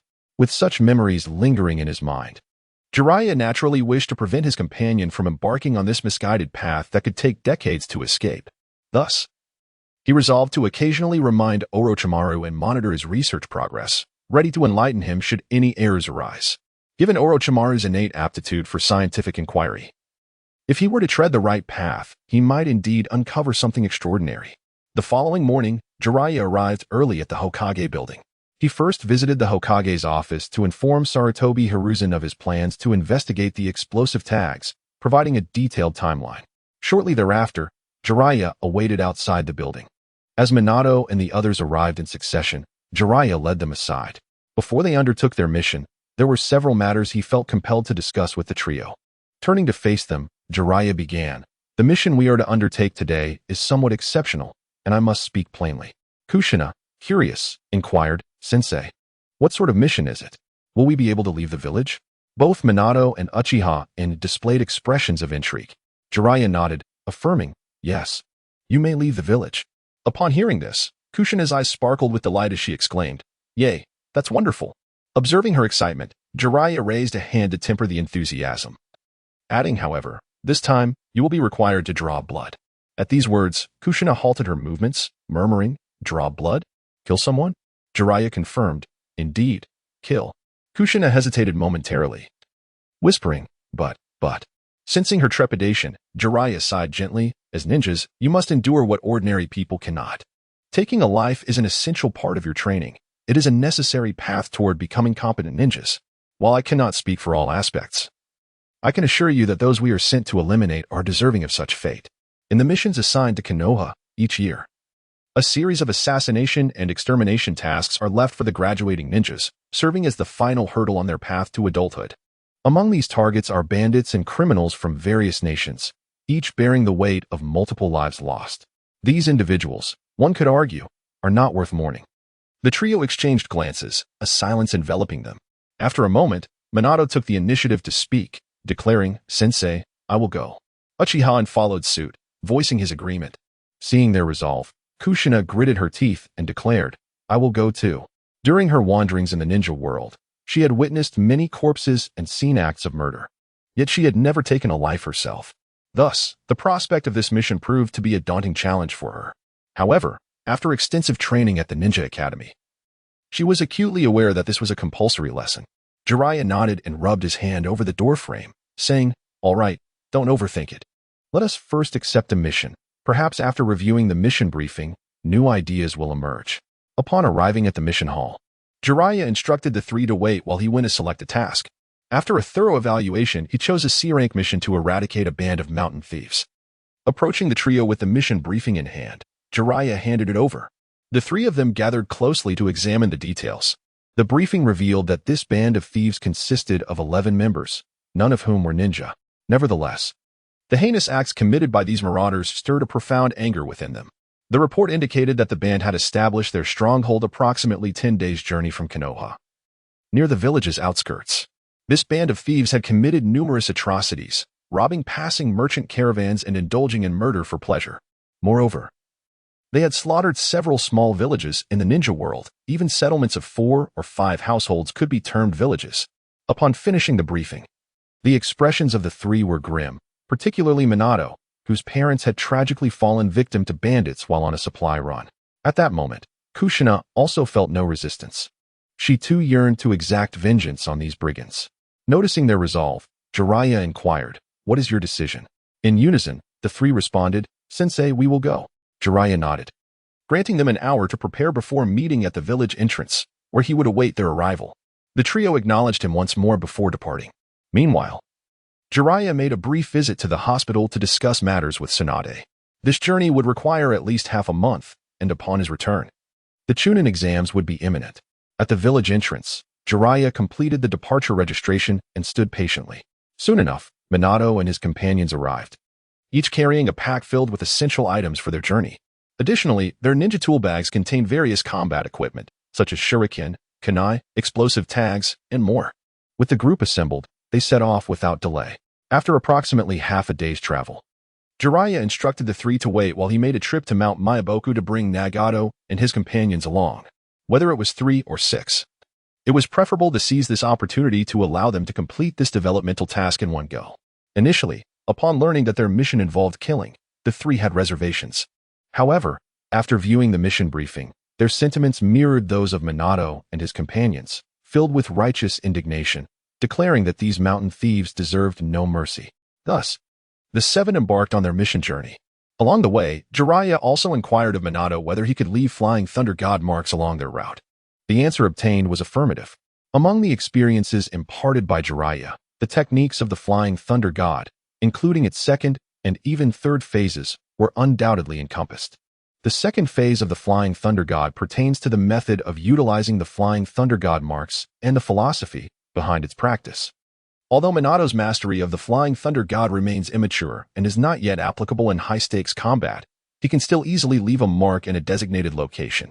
Jiraiya's instruction to him was to leave a mark at regular intervals. The precise distance would depend on Minato's chakra reserves. Each day, they were required to maintain a certain speed, and it was essential for Minato to accomplish this task under those conditions. After some calculations, Minato effortlessly fulfilled this assignment.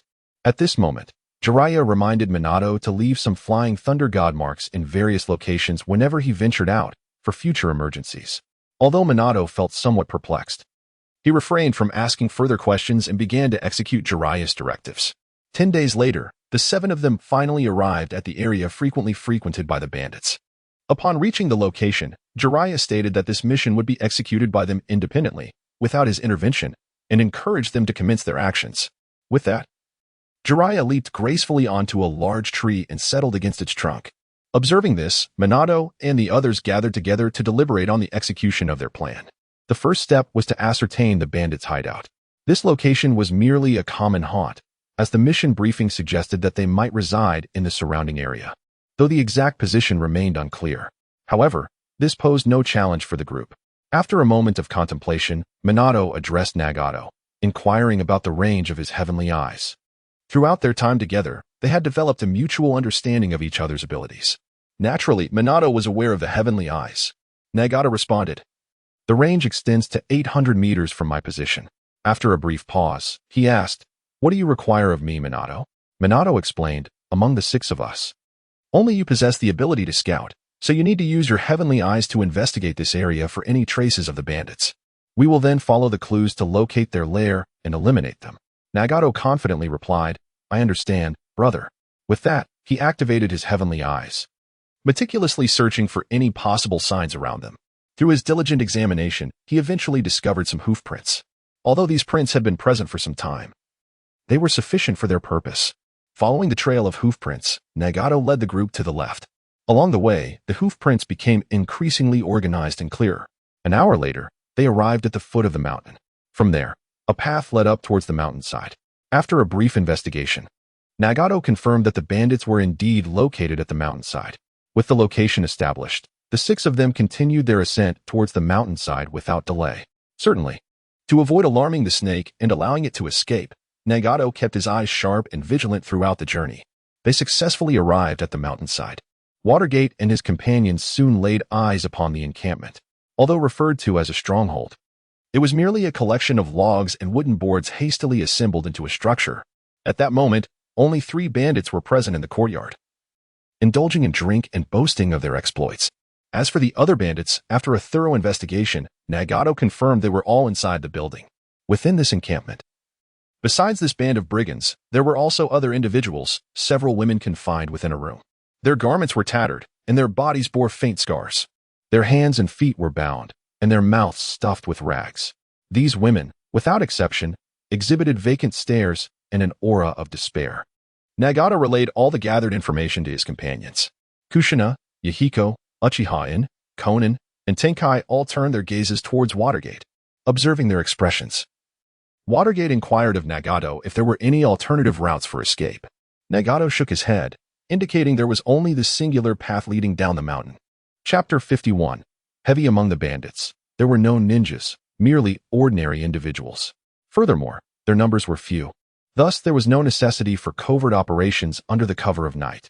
In a short while, as they charged in, Kushina and Konan were assigned to handle the 3 bandits outside, while Nagato was tasked with one and Yahiko with another. Additionally, Kushina and Nagato were instructed to remain vigilant. Should any unforeseen circumstances arise, they were to employ the adamantine chains at the earliest opportunity to restrain the bandits, thereby preventing any collateral damage to others. After receiving their orders with solemn nods, Minato commanded, "Let us move." With that, he sprang forth ahead of the others, who swiftly followed in his wake. Minato did not exert his utmost speed, but maintained a pace comparable to that of Nagato and the others. The nearly 100 meters distance posed no challenge for them, and they arrived in mere breaths. Upon entering the courtyard, the 3 inebriated bandits finally discerned their presence. However, before they could react, 3 golden chains surged forward, binding them tightly. Simultaneously, several paper shurikens followed, embedding themselves into their bodies, launched by Kushina and Konan. Minato and his companions, undeterred by the fate of the bandits, proceeded to a nearby house and broke through the door. Soon after, they breached another room, and the air was filled with cries of pain and shock. The 4 swiftly completed their task and emerged, albeit in a rather disheveled state. After all, they had taken lives. It was commendable that they managed to suppress their physical and psychological discomfort at that moment. As for Kushina and Konan, upon witnessing the 3 bound figures gradually cease their breaths, blood oozing from their wounds, both girls turned pale.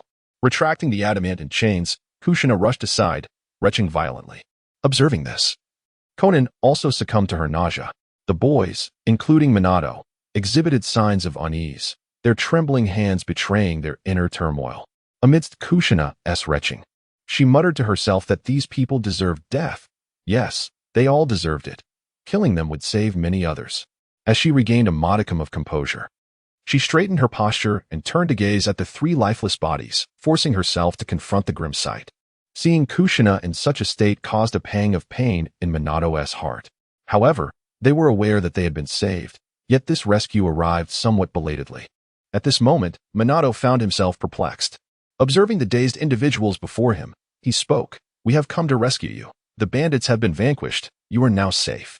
As his words fell, the room began to echo with sobs, which soon melded into a collective wailing. Minato and Nagato, witnessing this, were momentarily at a loss, standing there in helplessness. Outside, Kushina and the others also heard the cries and hurried over. Minato, realizing their need to grieve, led Nagato outside. If they wished to weep, let them do so freely, purging the fear and worry that lay within their hearts. Before long, a different commotion arose within the room, and the weeping gradually subsided. Those who sensed that something was amiss quickly entered. However, the scene before them was beyond their expectations. 3 of the women lay on the ground, clutching sharp objects, with bloody wounds gaping at their necks, crimson liquid oozing forth. Yet, Remarkably, there was no anguish upon their faces, only expressions of relief adorned them. This surreal tableau rendered Minato and the others speechless. The two remaining women mirrored similar actions. Observing this, Minato swiftly stepped forward and grasped their hands. These women appeared to be in their 30s. Minato urgently exclaimed, "Aunties, what are you doing? You are safe. The bandits are dead." One of the women, with tears brimming in her eyes, turned to Minato and murmured, "Child, thank you. Thank you for slaying those bandits, for avenging us. I am so weary. I wish to find my husband, my son. Please, do not hinder me. Let me be free, will you?" These words struck a chord in Minato's heart. The other woman, too, struggled against his grip, pleading, "I beg you, allow me to die." They were victims abducted by the bandits. Having witnessed the slaughter of their families during the abduction, their torment continued on this mountain, where the bandits exploited them for their base desires. Such experiences had ravaged their souls. For them, living had become a torment. Only death could grant them release. Seeing the desperate expressions in their eyes, Minato's grip faltered. With a sudden thrust, both women pierced their own necks. As blood flowed, a serene smile of liberation graced their faces, as they collapsed lifelessly to the ground. Minato's pupils dilated, his heart a tumultuous storm of emotions. Outside, Kushina and the others were visibly shaken by this scene, their minds swirling with a singular question. Why? Why? Having been saved, would they choose to die? How could they smile in the face of death? Just as they grappled with their confusion, Jiraiya appeared. As Jiraiya suddenly appeared, he let out a sigh and called out for Minato to come forth. Upon hearing Jiraiya's summons, Minato turned and stepped out, his expression filled with confusion and uncertainty. Jiraiya surveyed the 6 disciples, who mirrored his sentiments. He then spoke, declaring that their hearts had long since perished, extinguished on the day they were captured by bandits and taken to the mountains. There is no greater sorrow than the death of the heart. They had witnessed their loved ones perish before their very eyes, only to endure torment, imprisonment, and control, stripped of even the right to choose death. Thus, for them, this was akin to liberation. The 6 remained visibly perplexed by his words. Observing their expressions, Jiraiya continued, stating that some matters were beyond their comprehension at this moment. But with time, they would come to understand. Now, you may leave. I shall take care of things here. The 6 exchanged glances, but said nothing, making their way outside the mountainside stronghold. Before long, a wave of intense heat enveloped them. Turning back, they saw flames beginning to rise. Jiraiya swiftly joined them, urging, "Let us go. The mission is complete, and we may return." He had merely set the building ablaze, paying no mind to the corpses of the bandits. For such individuals deserved no less than to be reduced to ashes. The pungent scent of blood would attract nearby beasts, rendering any special handling unnecessary. As evening descended, the 7 found themselves beside a small stream. Jiraiya glanced at the time and decided to make camp for the night. After dinner, the 7 sat around the campfire. But unlike previous evenings, there was no laughter or merriment. Instead, a heavy atmosphere lingered, accompanied by the furrowed brows of the 6 disciples. Noticing this, Jiraiya cleared his throat. When the 6 turned their attention to him, he inquired if they had any questions. After a moment of silent exchange, Yahiko raised his hand, asking, "Teacher, are there many such occurrences?" Jiraiya pondered briefly before responding, "Indeed, there are many, and some situations are even more dire than today's." Kushina, Yahiko, and Konan had all lived as wanderers. Perhaps by fortune, they had been spared from witnessing scenes akin to what they encountered today. Back then, despite their hardships, they had envisioned the world as a beautiful place. However, after witnessing today's events, they found themselves deep in thought. It was clear that this incident had etched a profound mark upon their hearts. Yahiko murmured, "Many, you say?" After a moment of reflection, he added, "Teacher, I do not wish to see such things happen again." In response, Jiraiya remarked, "This world is both small and vast, teeming with a myriad of individuals, some noble and others vile. Once certain malevolent thoughts are unleashed, some desires can magnify indefinitely. It is the nature of humanity, and such occurrences cannot be wholly avoided." Yahiko gritted his teeth and declared, "Then let us kill. Eliminate these people."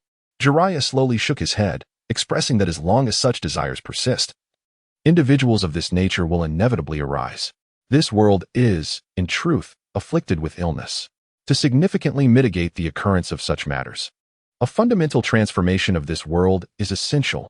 However, achieving this is a formidable challenge. It necessitates the possession of absolute power. Therefore, the teacher does not wish for you to succumb to despair over this issue, but rather, He hopes you will forever remember the events that transpired today, using them as a catalyst for your advancement, continually growing stronger while remaining true to your original intentions. As for the act of killing, leave that to your teacher. Trust in him. He will forge a completely new world for you. This world will be entrusted to you to alter gradually. Upon hearing this, the 6 individuals nodded thoughtfully. Jiraiya was reluctant to burden them excessively. To alter the fabric of this world, how many lives must be extinguished? Such a reality would weigh too heavily on Minato and the others. Thus, Jiraiya resolved to take matters into his own hands, allowing this ninja world to be reborn through slaughter and establishing a new order amidst the chaos. Chapter 52. Individual choices. Every individual requires constraints. The reconstruction of order is inevitable. Even in the previous life, Naruto ushered in a new era. However, after his demise, this new age withered away. The ninja world once again descended into chaos and conflict. What led to such an outcome?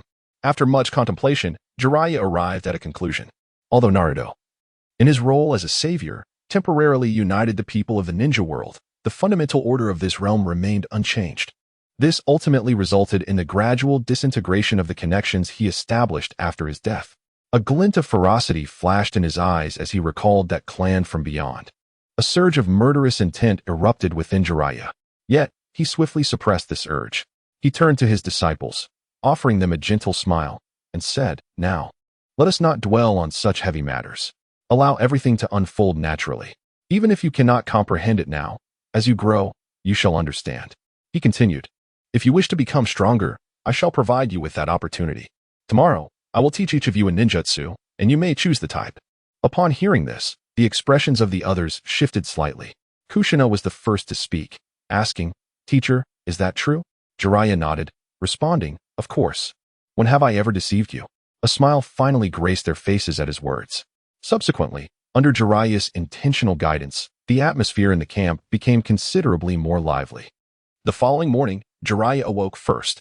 Emerging from his sleeping bag, he glanced at his still slumbering disciples and dispelled the shadow clones assigned for the night watch. After a casual wash, he began preparing breakfast. The meal was simple, a cup of hot milk and 2 slices of bread. As the flames toasted the bread, its delightful aroma began to waft through the air. The 6 disciples, still lost in their dreams, gradually stirred awake. Seeing this, Jiraiya encouraged them to freshen up.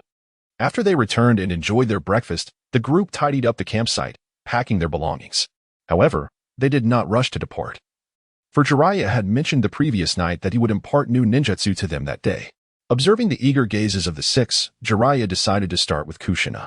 Although she turned her head aside, feigning indifference, her demeanor betrayed her inner urgency. Kushina exclaimed, "Yea," as she approached Jiraiya, grinning, "Thank you, teacher." Jiraiya waved his hand and asked, "What type of ninjutsu do you wish to learn?" Her eyes sparkled as she replied, "An offensive type. The stronger, the better." Jiraiya chuckled. "You little rascal." After pondering for a moment, he said, "In that case, I shall teach you a water-style ninjutsu." Kushina possessed dual chakra affinities, wind and water, with her water affinity being slightly stronger. Jiraiya had only a few water-based techniques at his disposal, but there was one particularly suited for her current training. Upon hearing the mention of water release, Kushina furrowed her brow and inquired, "Teacher, is it truly that formidable?" Jiraiya, in response, refrained from elaborating and swiftly performed a series of hand seals while channeling his inner chakra. Water release, flowing blade. Upon completing the seals, the chakra followed a designated path. The water elements in the air began to coalesce in Jiraiya's grasp. Soon, a crescent-shaped water blade materialized in his hand. With a casual flick, the blade was launched, expanding as it met the wind. By the time it struck the water surface, the blade had swelled to an impressive 9 meters in length. With a sharp sound, the water blade pierced the surface, unleashing a burst of energy that cleaved the water into 2, revealing the riverbed beneath. Only when the energy was exhausted did the stream converge once more. Witnessing the immense power of the water blade, Kushina's smile grew increasingly exaggerated. In her mind, images of chains dancing, water blades slashing, and a triumphant victory in the assessment began to take shape. Observing her reaction, Jiraiya remarked, "It's not over yet." And with a mere lift of his hand, the water elements began to gather anew, this time not in his palm, but before him. As more and more water elements congregated, a multitude of water blades filled the space ahead. With a powerful shout, these blades surged towards the opposite bank. Boom, crack, drip. Accompanied by a cacophony of sounds, the row of trees on the far side was mercilessly battered, collapsing under the onslaught of the water blades. Although Jiraiya had limited mastery of water release techniques, he could execute them instantaneously with precision. The earlier hand seals were merely to provide Kushina with a more vivid understanding. Turning his gaze back to Kushina, Jiraiya explained, "These are the two applications of this technique, single target and area attack. The sequence of the hand seals is rat, tiger." He continued detailing the chakra manipulation, and then summoned a shadow clone to guide Kushina to practice separately. Grateful, Kushina expressed her thanks and skipped away with delight. Next, it was Conan's turn. Although she had acquired paper release by merging her 3 elemental affinities, Jiraiya lacked knowledge in that particular ninjutsu, leaving her to develop it independently. Nevertheless, she was still capable of utilizing techniques from the water, earth, and yang elements. Thus, Jiraiya inquired, "Conan, what ninjutsu would you like to learn?" After a moment of contemplation, Conan asked, "Teacher, may I study medical ninjutsu?"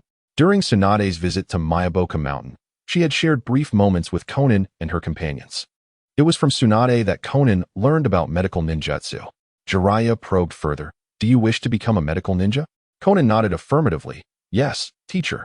I have little interest in combat, but for Yahiko, Nagato, and my senior brothers and sisters, I aspire to learn medical ninjutsu to assist them." Conan had always been a gentle-hearted girl, and her desire to study medical ninjutsu was easily understood. With a smile, Jiraiya responded, "Very well, if that is your wish. Then persevere. I believe you will undoubtedly become a remarkable medical ninja." After a brief pause, Jiraiya began to speak about medical ninjutsu. Although he had not fully mastered it, he was familiar with the fundamentals of the healing palm technique. He decided to impart this medical ninjutsu to Conan and promised that upon his return to Konoha, he would seek Tsunade for a detailed training method. Conan's expression brightened, and she bowed in gratitude, saying, "Thank you, sensei." Jiraiya waved his hand dismissively and proceeded to teach her the method of the healing palm technique, which involved channeling chakra through the palms at specific frequencies to enhance the body's healing abilities. This technique was relatively common among medical ninjutsu, yet few had mastered it. He then created a shadow clone to guide Conan to a nearby area for practice. Next was Yahiko, who, as Jiraiya had anticipated, opted for a powerful offensive ninjutsu akin to Kushina's choice. Thus, Jiraiya taught him wind release, gale palm. Nagato, on the other hand, selected a technique that could amplify his Rinnegan abilities. To enhance the power of his bloodline, Jiraiya recognized that he could not assist Nagato in that regard at present. However, he could help in strengthening his mental prowess through the spirit transformation technique. This technique, apart from being a formidable offensive jutsu, also served to elevate one's mental capacity. After a moment of contemplation and seeing Nagato's eager gaze, Jiraiya entrusted him with the spirit transformation technique, confident that his guidance would keep Nagato on the right path. As for the rules of Konoha, Jiraiya had never been one to adhere strictly to them. Then came Uchiha, whose chakra affinity was predominantly fire. Due to this, training in other ninjutsu would yield minimal results. Thus, Jiraiya imparted to him the advanced version of Fireball Technique, Great Fireball Technique. Building on the foundation of the Fireball Technique, he would be able to quickly master it, thereby enhancing his strength. Finally, it was Minato's turn. "Sensei, I do not require any new ninjutsu for the time being," Minato stated respectfully. Jiraiya smiled slightly, thinking to himself that Minato truly was commendable. "Oh, and what is your reasoning?" he inquired. Minato replied, "At present, I have already mastered the body flicker technique, which suffices for pursuit and evasion. I possess the Rasengan for offensive capabilities, and I need time to further develop the Flying Thunder God technique, so I prefer not to learn new ninjutsu at this moment." Jiraiya nodded and asked, "Very well. Is there anything specific you wish to study?" Minato nodded and smiled, saying, "Yes, if possible, I would like your guidance on chakra nature training." Jiraiya responded with a grin. "Of course. Which nature would you like to explore?" After some thought, Minato reflected on his chakra affinities, lightning, wind, and fire. Yin and Yang could not be detected by the test strips, leaving Minato unaware of any special attributes he might possess. Given that their trio included Uchiha, who had exceptional explosive power, both fire and lightning attributes could be temporarily set aside. The remaining option is to embrace the wind. Moreover, the wind possesses a remarkable continuity, which perfectly compensates for the lack of sustained offensive capability within the team. Thus, he spoke, "Teacher, I wish to understand the wind attribute." Jiraiya, intrigued, replied, "Do you wish to further develop the Rasengan?" Minato raised his hand, scratching his head, and said, "Yes, teacher. Did you not mention that the Rasengan is merely a prototype? I wish to see if it can be further refined." Jiraiya chuckled, "Aha, ambitious indeed." He then proceeded to personally demonstrate the characteristics of the wind attribute for Minato. Picking up a leaf, Jiraiya placed it in the palm of his hand and commenced his instruction. Under Minato's watchful gaze, a miniature cyclone materialized in Jiraiya's palm. The cyclone spun relentlessly, encasing the leaf within. In the next moment, the leaf hovered motionless, and the cyclone underwent a transformation. Subsequently, the leaf was neatly sliced into several pieces. Jiraiya dissipated the cyclone and handed the fragments to Minato. After receiving them, Minato naturally inquired, "What did you observe? Please share your most immediate thoughts." Chapter 53. Nature Transformation. Without a moment's hesitation, Minato responded with a sharp and precise demeanor. His innate talent was undeniable. Through this brief observation, he had already comprehended the nuances of wind nature transformation. Jiraiya nodded in satisfaction, affirming, "Indeed, that's correct." As he spoke, he picked up a leaf and continued, "From today onward, you must endeavor to sever this leaf using your chakra. Once you accomplish this task, you shall progress to the next stage of your training, at which point I will provide further explanation."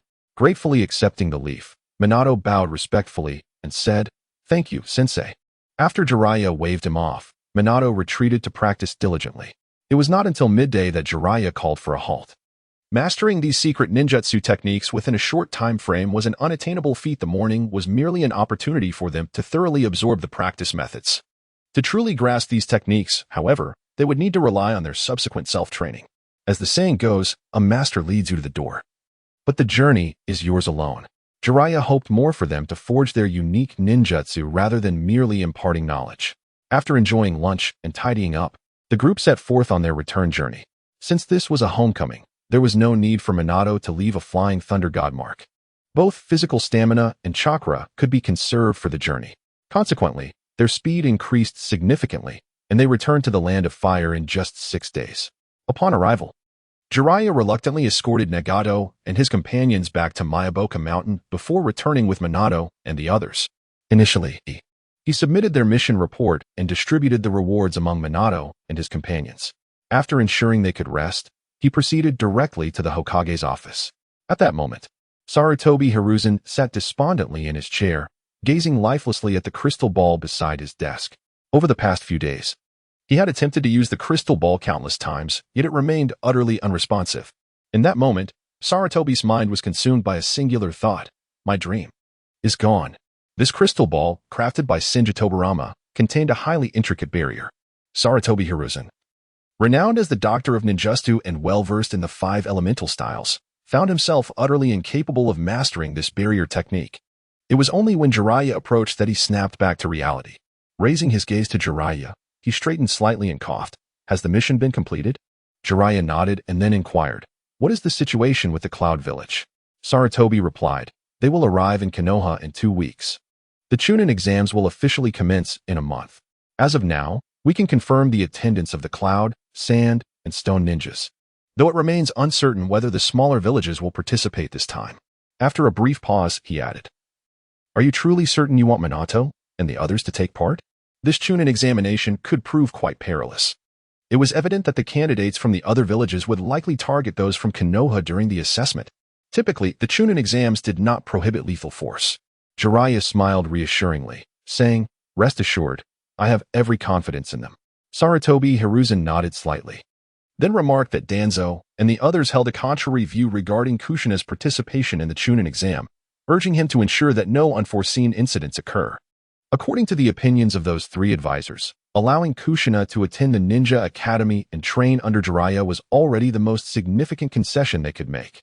Should Kushina ascend to the rank of Chunin or even Special Jonin, capable of accepting missions independently, that would be utterly unacceptable.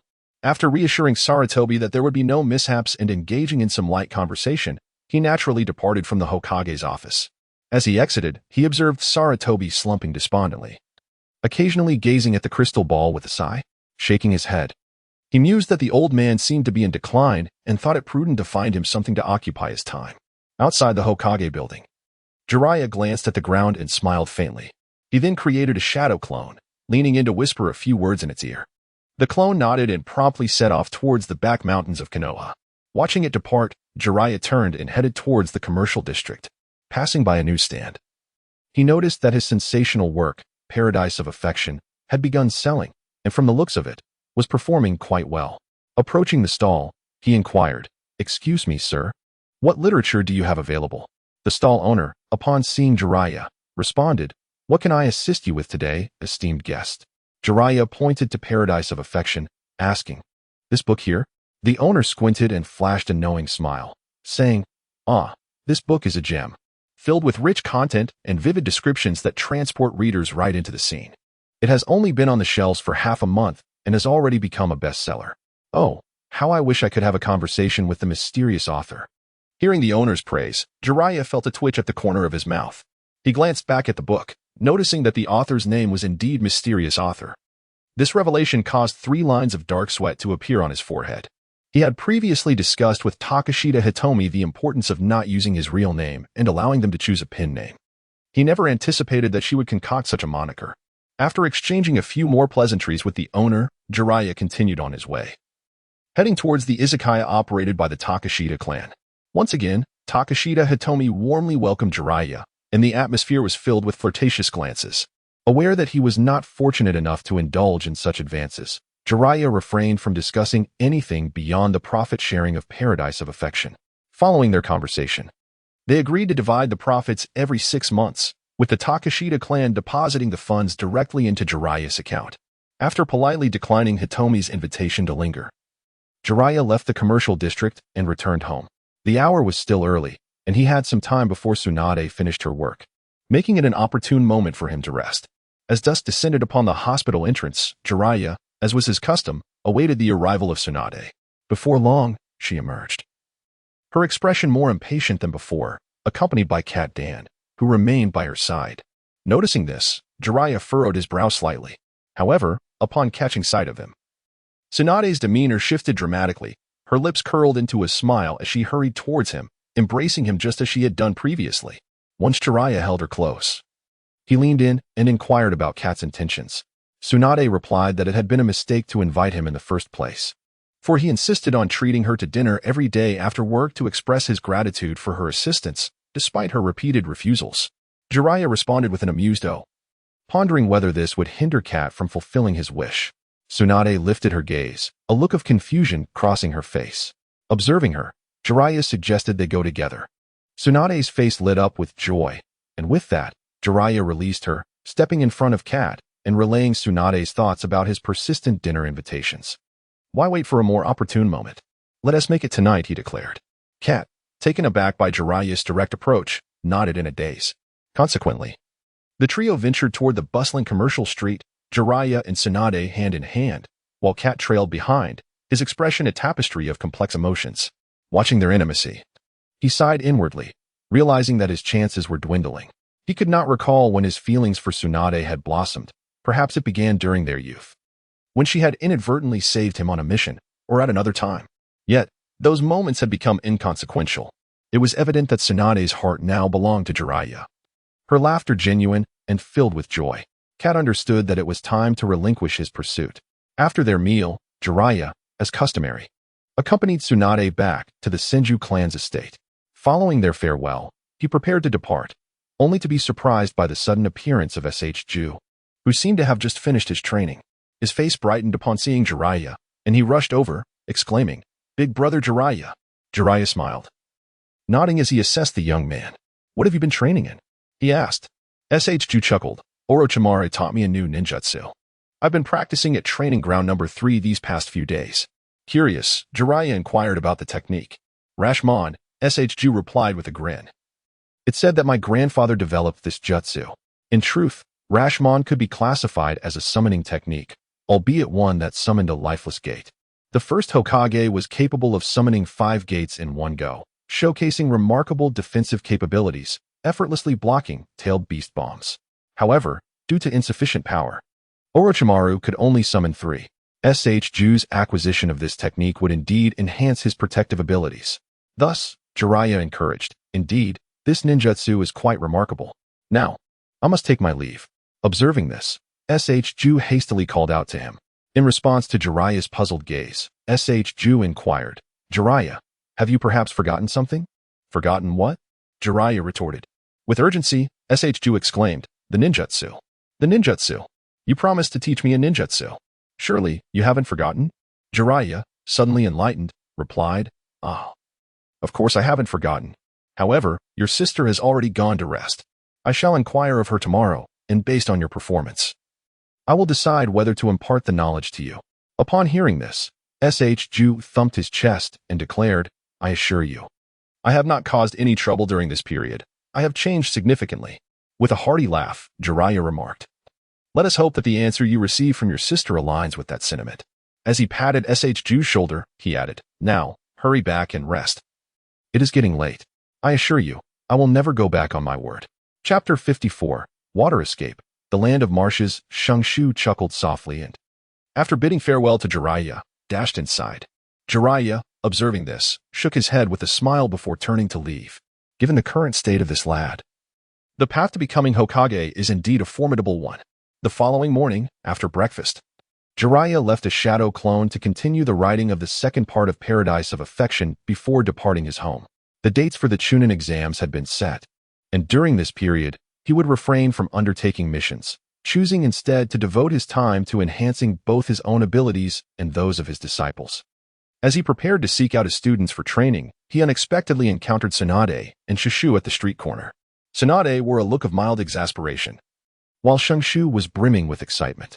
Upon spotting Jiraiya, Shu's expression transformed into one of delight as he rushed over. Jiraiya and I. Jiraiya nodded in acknowledgement and then turned to Tsunade, inquiring, where are you headed? With a hint of resignation, Tsunade gestured towards Shu, stating, it's this little rascal. He has been pestering me since dawn, insisting that I provide him with proof. Jiraiya couldn't help but chuckle at Shu's tenacity. Nodding to Tsunade, he suggested, leave him to me. You should attend to your matters and not let this delay important affairs. Though the medical system had undergone significant reforms and implementation, Tsunade still faced a multitude of trivial tasks awaiting her attention, ensuring that she would remain quite occupied for some time. With a gentle smile directed at Jiraiya and a few words of caution towards Shishu to behave and not cause trouble, Tsunade turned to depart. As he watched his sister walk away, Shu exhaled deeply, then eagerly exclaimed, Jiraiya, shall we head to the training grounds? Jiraiya replied, first, let us gather Minato and the others, and then we'll take you to training ground 7. Shishu nodded enthusiastically, then curiously asked, Jiraiya and I. Are Minato and the others participating in the Chunin exams? Indeed, Jiraiya confirmed, they have been out of the academy for nearly 2 years now. It took them a substantial amount of time to accumulate enough mission experience, and today, they too will be partaking in the exams.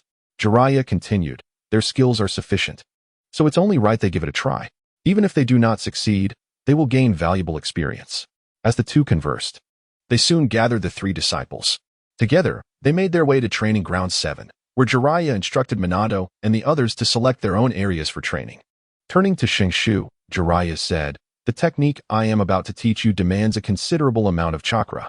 With your current chakra levels, even if you master it, you will likely only be able to use it 3 times. Therefore, you must practice with moderation and avoid rushing the process. After Shu nodded vigorously in understanding, Jiraiya commenced the demonstration, deliberately executing the hand seals at a slow pace to ensure Shu could clearly observe. As Jiraiya completed the intricate formation of 23 seals, a surge of spiritual energy began to flow quietly within him. Water release, land of swamps. The potent energy surged forth, summoning and coalescing the surrounding water elements. In an instant, several fist-sized spheres of water appeared, accompanied by a faint mist. At this moment, Jiraiya spoke, this is a ninjutsu I developed. Water release, land of swamps. It transforms the surrounding area within 100 meters into a realm of flowing water, allowing you, as the caster, to easily perceive the movements of your adversaries. Moreover, when you execute other water release techniques, you will experience an enhancement. Of course, you can also manipulate these water spheres to launch attacks, like so. With a swift motion of his hand, the suspended water spheres shot forth like cannonballs towards the nearest large tree. Bang, bang, bang. With each resounding impact, the tree was battered, ultimately collapsing under the relentless assault. This water release technique could also be classified as a secret art or a miniature domain, proving exceptionally effective against fire release ninjas. At this moment, SHK's eyes began to glimmer with excitement. Once Jiraiya concluded his demonstration, he promptly bowed and implored, "Please, Jiraiya-sensei. I earnestly request your guidance." SHK was acutely aware of his strengths. This ninjutsu resonated deeply with him. Mastering it might grant him the power to contend with elite shinobi. Observing his fervent demeanor, Jiraiya raised a hand and playfully ruffled his hair, saying, "There is no need for such formality if you wish for me to teach you. Just ensure that you remain vigilant at all times and do not cause your sister any further worry." SHK quickly nodded. "Yes, Jiraiya-sensei, I understand." Yet Jiraiya, sensing a lingering concern, continued, "You must be cautious. Your sister cannot endure the pain of losing another loved one." Upon hearing this, SHK's expression turned serious as he replied, "I know, Jiraiya-sensei. The events on the battlefield are still fresh in my memory. That is why I desire to grow stronger, so that my sister will no longer have to worry about me." Jiraiya felt a sense of relief and pride as he patted SHK on the shoulder. "I am truly pleased to see you think this way." After a brief pause, Jiraiya began to formally instruct SHK on the sequence of hand seals for the technique. "You have witnessed it. Now I will explain the flow of chakra in some finer details. Come, observe closely." As Jiraiya elucidated the intricacies of the ninjutsu, SHK's understanding deepened. Simultaneously, he marveled inwardly at the distinction of Jiraiya's teaching method, which was far more meticulous compared to Orochimaru's, as if it reached directly into the essence of the ninjutsu, making it much more accessible to grasp and master. Upon concluding his lesson, Jiraiya affectionately tapped SHK's forehead. "All right, go practice on your own. I will point out any mistakes you make." SHK responded joyfully and promptly rose to begin his training. Although he had comprehended the essence of the technique, he recognized that diligent effort was still required for successful mastery. Leaving a shadow clone behind, Jiraiya wandered to the side. At this moment, Uchiha Yin was diligently engaged in the training of the Great Fireball technique. Compared to the standard fireball technique, the Great Fireball required a more intricate series of hand seals and a more complex chakra flow. Despite having a foundational understanding of the fireball technique, he had not yet succeeded in mastering this more advanced ninjutsu. Observing his struggle, Jiraiya offered further guidance. Under Jiraiya's tutelage, Uchiha Yin swiftly grasped the key points and successfully unleashed his first Great Fireball. Although it took him a full 30 seconds, success was indeed achieved. With this initial triumph, all that remained was relentless practice. If he could awaken his Sharingan, his training speed would undoubtedly increase significantly. After pondering for a moment, Jiraiya realized he might assist his disciple in awakening the Sharingan. The Sharingan represented the manifestation of the Uchiha clan's mental energy. Consequently, members of the Uchiha clan often experienced pronounced emotional fluctuations, capable of profound love or deep hatred, leading to numerous extreme behaviors. However, should one attain the eternal Mangeki Sharingan or the Rinnegan, the influence of such emotional upheavals would diminish greatly, perhaps even vanish entirely. Jiraiya was well aware of this method. After contemplating its feasibility, he left a shadow clone behind and proceeded to Kushina's side. In contrast to other locations, this area was quite lively.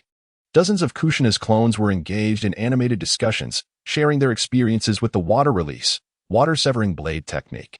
Noticing Jiraiya's arrival, one of the clones dashed over. Beaming with excitement, Jiraiya smiled and nodded, then inquired about her progress. Kushina did not respond verbally but quickly raised her hand, performing the necessary hand seals, and a water blade materialized in her palm. Jiraiya remarked, "Excellent. You've made a good start. Keep up the effort. Your abundant chakra and unique physique are proving advantageous." With dozens of clones practicing simultaneously, the experience gained would amalgamate upon their dispersal, allowing her to transform that knowledge into strength after merely 2 more repetitions. Observing Kushina's somewhat proud demeanor, Jiraiya playfully flicked her forehead and cautioned, "Do not become complacent. You must master this ninjutsu before the exam to ensure a smooth passage. It would be quite embarrassing if Minato and Yin both became Nin while you remained a genin." In response, Kushina pouted defiantly, declaring, "That won't happen. I will defeat them and be the top Nin this year." Jiraiya encouraged her, "Good, that's the spirit. Now go and train. Once you have thoroughly mastered this ninjutsu, I will teach you something new." Kushina acknowledged with a cheerful response and hurried back to continue her training. The new things Jiraiya referred to were not additional ninjutsu, but rather a special method of performing hand seals. The reason ninjas require hand seals to release their techniques is to channel the chakra within their bodies, facilitating better control. However, once a ninja becomes proficient enough in a technique, they can execute it without the need for hand seals, even in moments of instability. There are numerous methods for forming hand seals. Conventional ninjas typically utilize both hands. However, some prodigious ninjas are capable of executing hand seals with a single hand, and others can even employ alternative body parts, such as their feet or hair. After leaving behind a shadow clone, Jiraiya proceeded towards Minato. At this moment, Minato was still diligently engaged in his training on chakra nature transformation, persistently attempting to cut through a leaf. Jiraiya observed for a while before offering some guidance and sharing his insights with Minato. Subsequently, he departed to a tranquil location to commence his own training. Among his disciples, Minato was the most reassuring. He possessed a clear plan, requiring only minimal guidance from Jiraiya. This time, he chose not to bring Nagato and the others along. As SH-10 was still present, Jiraiya wished to keep the existence of Nagato and his companions concealed, as SH-10 was still young and the potential for future leaks was inevitable. Chapter 55. The Sharingan. Jiraiya now finds himself in urgent need of enhancing his strength. Although he has already attained a level surpassing that of the Hokage, there remains a higher realm above, namely the Six Paths and the domain of the Otsutsuki clan. Perhaps due to his rebirth, many aspects have transformed, leading to discrepancies between reality and the experiences of his past life. Thus, he grapples with uncertainty regarding whether the future of the ninja world will continue to unfold in a similar direction as before. He harbors concerns that the Otsutsuki clan might descend prematurely. Should that occur, with his current capabilities, he would possess scant means of resistance against such a formidable lineage. True strength is the foundation of everything. With a surge of chakra, he swiftly mobilizes his spiritual energy within, gathering it in the palm of his hand. Soon, a golden Rasengan materializes in his grasp. Following its emergence, Jiraiya begins to experiment with infusing it with fire attributes, flame, explosion, scorching heat, and transformation. If he successfully develops this fire-infused Rasengan, it will become the most potent technique in his current arsenal. As the fire properties are integrated, the Rasengan gradually takes on a crimson hue. At that moment, the swirling energy within accelerates violently, and without warning, the Rasengan bursts forth, unleashing a torrent of energy that incinerates Jiraiya's sleeve. Simultaneously, he feels an intense heat. However, thanks to the numerous enhancements his body has undergone, the explosion does not inflict significant harm upon him. Gazing at the charred remnants of his sleeve, Jiraiya can't help but chuckle wryly, muttering that one must never be careless. With that thought, he resumes his training. Given that his innate talent is somewhat inferior to that of other prodigies, he relies solely on the experiences of his past life. Thus, he resolves to train even more diligently. On this day, Jiraiya spends the entirety of his time at Training Ground 7. Even the meals for him and his few disciples are procured by shadow clones sent to fetch boxed lunches. The four of them labor tirelessly, striving to grow stronger, until the sun sets and the moon rises, marking the end of their session. Subsequently, Jiraiya leads his disciples along with Shosh back home. Meanwhile, Uchiha arrives outside the hall of his family residence. Each day, he dutifully reports his training progress to his father. After knocking on the door, he stands in wait. However, today, the door remains firmly shut, igniting a sense of confusion within him. At that moment, he catches a faint whiff of blood, causing his heart to race. In a fit of urgency, he forcefully breaks the door open, only to be met with a sight that sends a chill through his spine. His father lies sprawled on the ground, a short blade embedded in his chest. At this moment, his father has drawn his last breath, blood seeping from the wound, and pulling Uchiha staggered for a moment, nearly losing his balance. However, regaining his composure, he swiftly rushed into the room. Embracing his father's lifeless body, he cried out desperately. Despite the corpse being cold and rigid, the chilling sensation igniting his nerves, he refused to relent. As tears streamed down his face, Uchiha laid his father down and approached his mother, only to encounter the same grim reality. Her body was utterly frigid. No. Father. Mother. Who could have done this? At this moment, Uchiha felt engulfed by profound sorrow and rage. A certain latent energy within him began to converge towards his eyes, as his pupils spiraled. In the blink of an eye, his gaze transformed into a blood-red hue, with the left pupil vanishing, replaced by a black tomo, while the right eye bore too. Uchiha Sharingan awakened amidst this tragic scene, yet he remained oblivious to this transformation. His mind was consumed by a singular thought: to find the murderer, to kill him. Setting his mother's body down, Uchiha Yen retrieved a kunai from his ninja tool pouch. Clutching it in his hand, he staggered toward the doorway like a marionette. Just then, the door creaked open, and the scene before him swiftly morphed into a haze, ultimately vanishing. When his vision cleared, he found himself face to face with his father. In disbelief, he exclaimed, "Father!" Uchiha Kagami, puzzled by the myriad emotions in his son's voice, struggled to comprehend.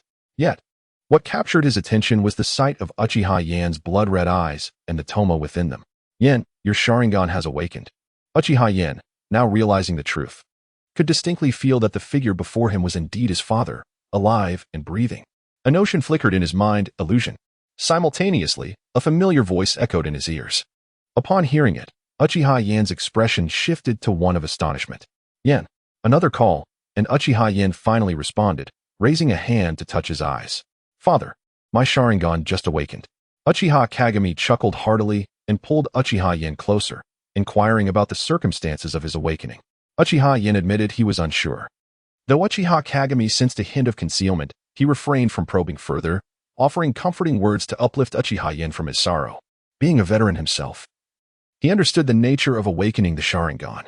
He speculated that Uchiha Yen must have witnessed a friend's misfortune, prompting the awakening. Uchiha Yen, opting for silence, simply nodded in agreement. After their exchange, father and son returned to their respective quarters for rest. Meanwhile, outside the walls of the Uchiha clan, Jiraiya, with his arms crossed and eyes gently closed, smiled slightly before opening his eyes and striding into the distance. The illusion he had just cast was indeed his handiwork. From the moment he resolved to assist Uchiha in awakening his Sharingan, he pondered the most effective method to achieve this. After weighing the pros and cons, he ultimately decided to employ an illusion technique. Firstly, it would not inflict any tangible harm. Secondly, his mental prowess far surpassed that of Uchiha Yen, allowing him to craft an illusion that was exceptionally lifelike. The awakening of the Sharingan necessitates stimulation, and among all possible stimuli, discovering one's parents brutally slain upon returning home is undoubtedly the most harrowing and inciting of grief and fury. The outcome unfolded precisely as Jiraiya had anticipated. Uchiha Yen successfully awakened his Sharingan. Moreover, the presence of the double Tomo in his right eye attested to his prodigious talent. It is worth noting that when Uchiha Madara awakened his own Sharingan, he possessed merely a single Tomo. This starkly illustrates Uchiha Yen's innate gifts. Of course, it also subtly indicates that he is prone to extreme tendencies. Reflecting on this, Jiraiya shook his head slightly, exclaiming that it seemed another sleepless night awaited him. Although his eyes had awakened, this also ushered in a series of challenges. To prevent his disciple from straying onto a path of extremism, Jiraiya resolved to practice modifying ninjutsu, integrating spiritual transformation techniques to develop a secret art dedicated entirely to cultivating mental strength. Using the framework of spiritual transformation, he fused numerous techniques related to mental prowess, including illusions combined with his own understanding of mental strength. Finally, as dawn approached, Jiraiya conceived a new secret technique, Minghun technique. While still in its nascent stages and possessing room for further development, it was perfectly suited for Uchiha Yen's training at this moment. Stowing away the scroll of the Minghun technique, Jiraiya rose to stretch his limbs, glancing at the time. Several hours remained until the training session.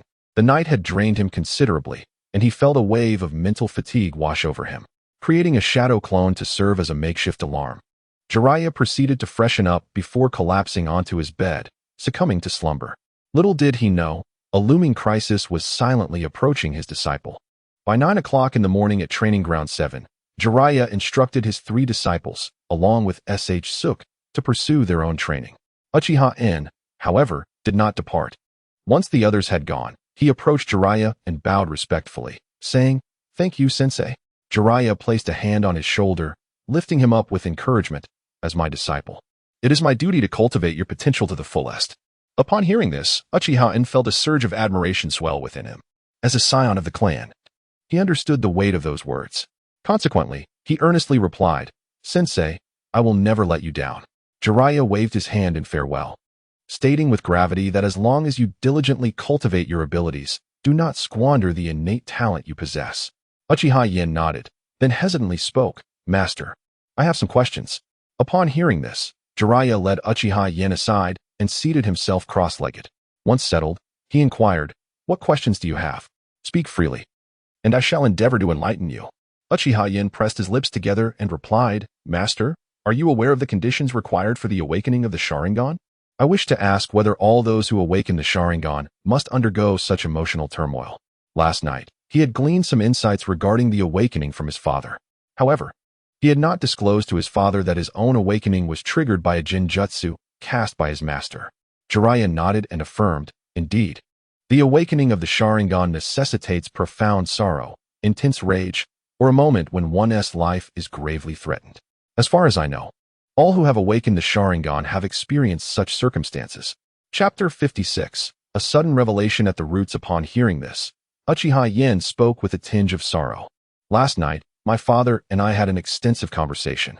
My Sharingan still has the potential to evolve further to the three Tomo, or even the Manjiki. However, the illusion cast by my teacher last night was so vivid. Witnessing the demise of both my parents, I could only awaken to such a level. It is difficult for me to fathom the suffering required to awaken the three Tomo, or the Manjiki.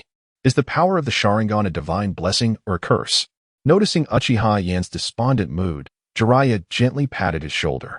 When Yin looked up at him, Jiraiya offered a warm smile and said, Yin, there is no need for such heavy thoughts. This power originates from the bloodline within you. It is neither a gift nor a curse. The reason for such awakening conditions lies in one's physical constitution. Having already awakened the Sharingan, you should understand the essence of this power. Therefore, I ask you to promise me that no matter what happens, do not entertain extreme thoughts. You need only focus on your training as your strength grows. I will clarify any doubts you may have. Uchiha Yin nodded in agreement, replying, Yes, teacher, I will remember. He felt that Jiraiya's smile was infectious, enveloping him in a refreshing warmth. Jiraiya then produced the scroll for the spirit enlightenment technique, unfurling it as he spoke. This is a technique for cultivating spiritual strength. Once you master it, not only will it enhance your ocular prowess, but it will also help mitigate certain negative emotions. Uchiha Yin expressed his gratitude once more. Following Jiraiya's guidance, he diligently noted down the training methods for the spirit enlightenment technique and began to practice. Under Jiraiya's tutelage, he quickly grasped the fundamentals. Techniques of this nature, which are not inherently offensive, are relatively simple to master at the outset. Once understood, one can refine their skills through persistent practice. Jiraiya advised Uchiha Yin that the best time to practice the spirit enlightenment technique is before sleep. When perfected, it can even substitute for sleep, he remarked. Uchiha Yin acknowledged this, and Jiraiya encouraged him to continue his training in ninjutsu. Leaving a shadow clone to assist him, Jiraiya ventured to another area. The spirit enlightenment technique was not solely for Uchiha Yin. Others could benefit from it as well. Thus, Jiraiya decided to impart this knowledge to others, albeit currently limited to his 6 disciples and the Tsunade siblings. After guiding Minato, Kushina, and Shd to mastery, Jiraiya similarly informed them of the optimal training times and urged them to continue their practice. Leaving behind another clone, Jiraiya swiftly arrived at the clearing from the previous day. Just as he prepared to train, he received feedback from several clones in his mind. With a smirk, he murmured, Danzo, let's see how you respond next. As his words faded, a resounding explosion echoed from a distance, the direction of the Hokage building. However, Jiraiya paid it no mind and resumed his training. At this moment, the occupants of the building, along with the surrounding residents, began to evacuate. In the courtyard of the Hokage building, a large pit had emerged, seemingly formed by a collapse following an explosion. Sarutobi Hiruzen was leading a group of ninjas gathered around the edge of the pit. Under his direction, 2 Umbu ninjas leapt directly into the abyss below. Shortly thereafter, one of the Umbu returned to the surface, bearing minor injuries. Observing this, Sarutobi Hiruzen swiftly approached and inquired about the situation below. The ninja responded, Hokage-sama, the root, they, and collapsed, succumbing to unconsciousness. Hiruzen, recognizing the urgency, immediately arranged for the ninja to be transported to the hospital for treatment. His gaze shifted back to the pit, his eyes flickering with intensity. He then led a group of ninjas in a leap downwards. After plummeting approximately 20 meters, they landed on solid ground. Before them stood a group of individuals clad in root attire, wearing masks, along with the lifeless body of another slain Umbu ninja. Additionally, they beheld a vast plaza and a throne at the forefront, upon which was intricately carved the kanji for shadow. Understanding the gravity of the situation, Sarutobi Hiruzen clenched his teeth and muttered, Very well. At that moment, the root ninjas recognized him, their eyes widening in shock. Hiruzen seized the opportunity, commanding, "Put down your weapons and stand still. Should anyone dare to move, you shall perish." As his words echoed, the ninjas who had accompanied him assumed defensive stances. However, to Hiruzen's astonishment, the root ninjas launched an immediate assault. This provoked his ire, and thus, a massacre ensued. The ninjas, upon realizing that they stood before the Hokage, chose to attack, akin to traitors of the village. Consequently, those who had followed Hiruzen showed no hesitation in retaliating. Before long, dozens of corpses littered the ground.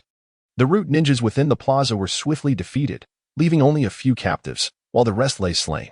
Hiruzen ordered one Umbu ninja to return to the surface and summon reinforcements, while a portion remained to guard the area, and the rest commenced a thorough search of the underground base. Along the way, the root ninjas were either killed or captured. Meanwhile, within the territory of the Uchiha clan, Shimura Danzo, who was engaged in discussions with the clan elders regarding certain matters, also heard the sound of the explosion but dismissed it without further thought. Shortly thereafter, a clan member entered to report an explosion occurred beneath the Hokage building, resulting in a large pit. The area has been cordoned off. Upon hearing this, Danzo's expression shifted dramatically, silently cursing his misfortune. Without further ado, he dashed away, leaving the elders perplexed by his sudden departure. At this moment, beneath the Hokage building, numerous ninjas had thoroughly scoured the underground base. The captured root ninjas were being escorted to the plaza. In addition to this, there exists a plethora of letters and various records. Sarutobi Hiruzen, upon picking up several documents, observed that his expression grew increasingly grave. He ordered the captured root ninjas to be sent to the interrogation facility and subsequently instructed some of his subordinates to deliver the letters, records, and scrolls to the Hokage's office. Leaving a few individuals to guard the base, Sarutobi Hiruzen made his way back to the surface. As he steadied himself, he encountered Uchiha Konohamaru, Mito Gaiden, and Shimura Danzo. With a cold snort, Sarutobi Hiruzen's face darkened as he commanded, "Follow me." Upon entering the office and taking their seats, Sarutobi Hiruzen turned his gaze towards Shimura Danzo and inquired, "What exactly do you intend to do?" Shimura Danzo replied, "I am unaware of what you speak." Infuriated, Sarutobi Hiruzen chuckled derisively and said, "What was your original intention in establishing Root, and what are you currently using it for?" With an impassive expression, Shimura Danzo asserted, "Everything I do is for the sake of Konoha." Hearing this, Sarutobi Hiruzen rose abruptly and retrieved several documents from the nearby pile, hurling them towards Shimura Danzo. The latter did not flinch, allowing the letters to strike him without uttering a word, merely maintaining his unwavering gaze upon Sarutobi Hiruzen. Beside them, Uchiha Konohamaru and Mito Gaiden exchanged puzzled glances before picking up the letters and perusing their contents. After reading through them, both were astounded as they turned to Shimura Danzo, exclaiming, "How could you act in such a manner? How dare you?" The letters contained evidence of his dealings and exchanges with high-ranking officials from other ninja villages, some of which implicated him in betraying Konoha's interests. In response to their inquiries, Shimura Danzo remained unrepentant, stating, "Everything I do is to make Konoha stronger." He then directed his gaze at Sarutobi Hiruzen, declaring, "You are unworthy of the Hokage position." Sarutobi Hiruzen replied with a mocking laugh, "So you believe you are worthy? Do you realize that with these letters, I could classify you as a rogue ninja?" At this, Shimura Danzo's eyes flickered, yet he remained silent. After a moment's contemplation, Sarutobi Hiruzen sighed and remarked, "It seems we are in tumultuous times. Were you involved in the recent Chunin exams? What dealings do you have with other ninja villages?" Shimura Danzo firmly replied, "No." Sarutobi Hiruzen stared intently at Shimura Danzo. After a brief silence, he finally spoke, "For the sake of your former teacher, I shall spare your life. However, from this day forth, you are no longer an advisor to Konoha.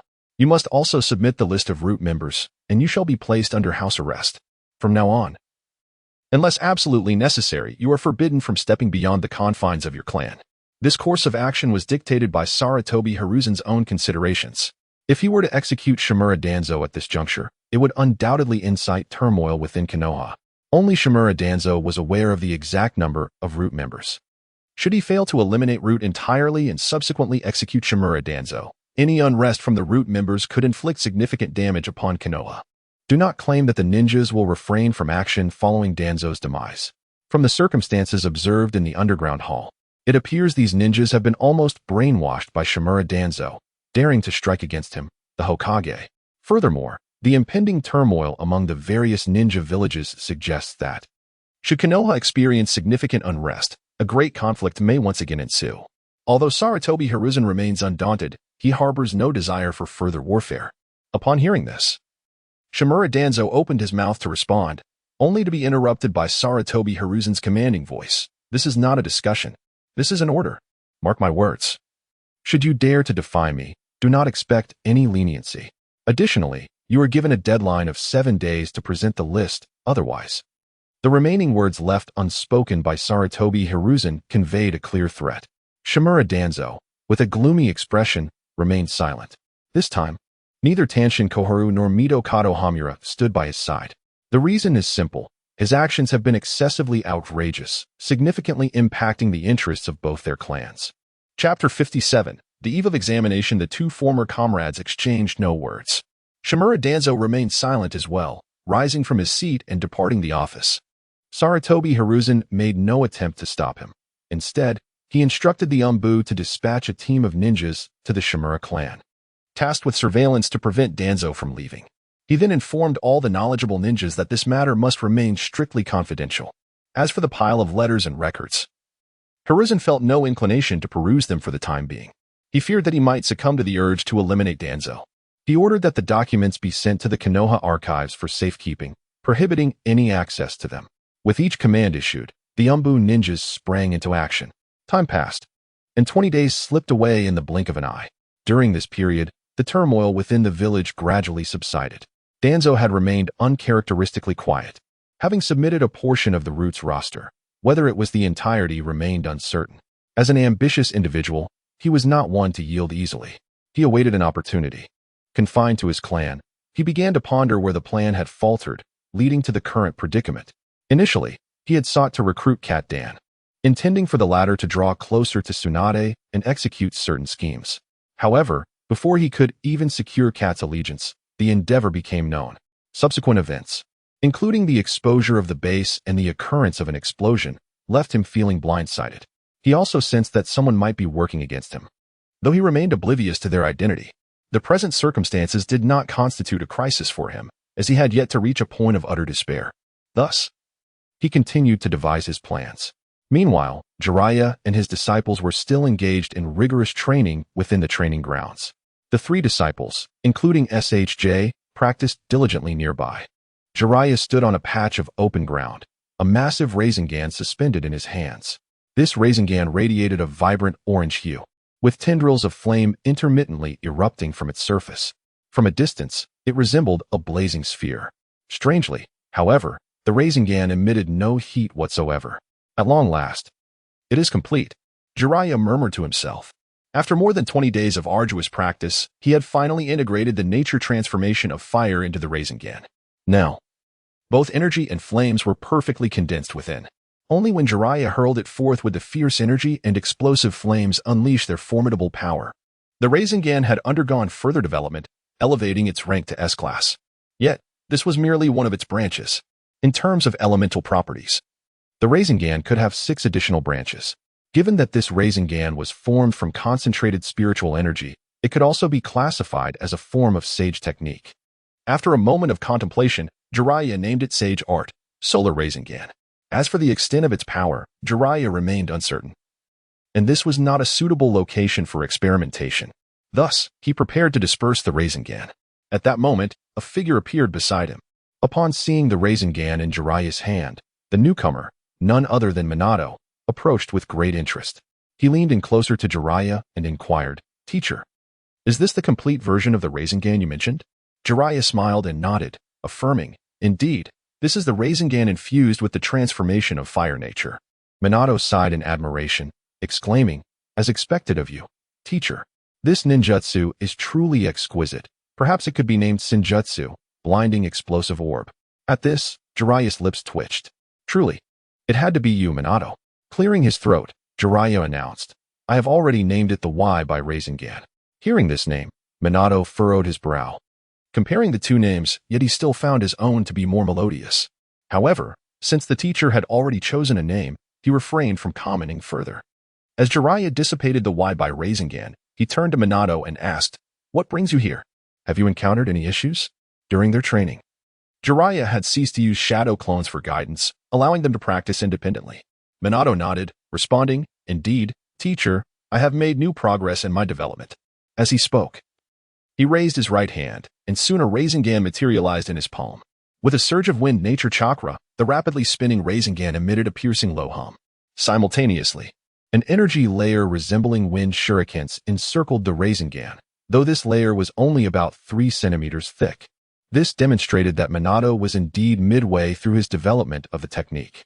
Over the past 20 days, Minato had not only been developing the Rasengan but also the Flying Thunder God technique, refining other ninjutsu as well. Achieving this was quite remarkable. Minato continued, "I have integrated the wind nature transformation into it, completing this prototype.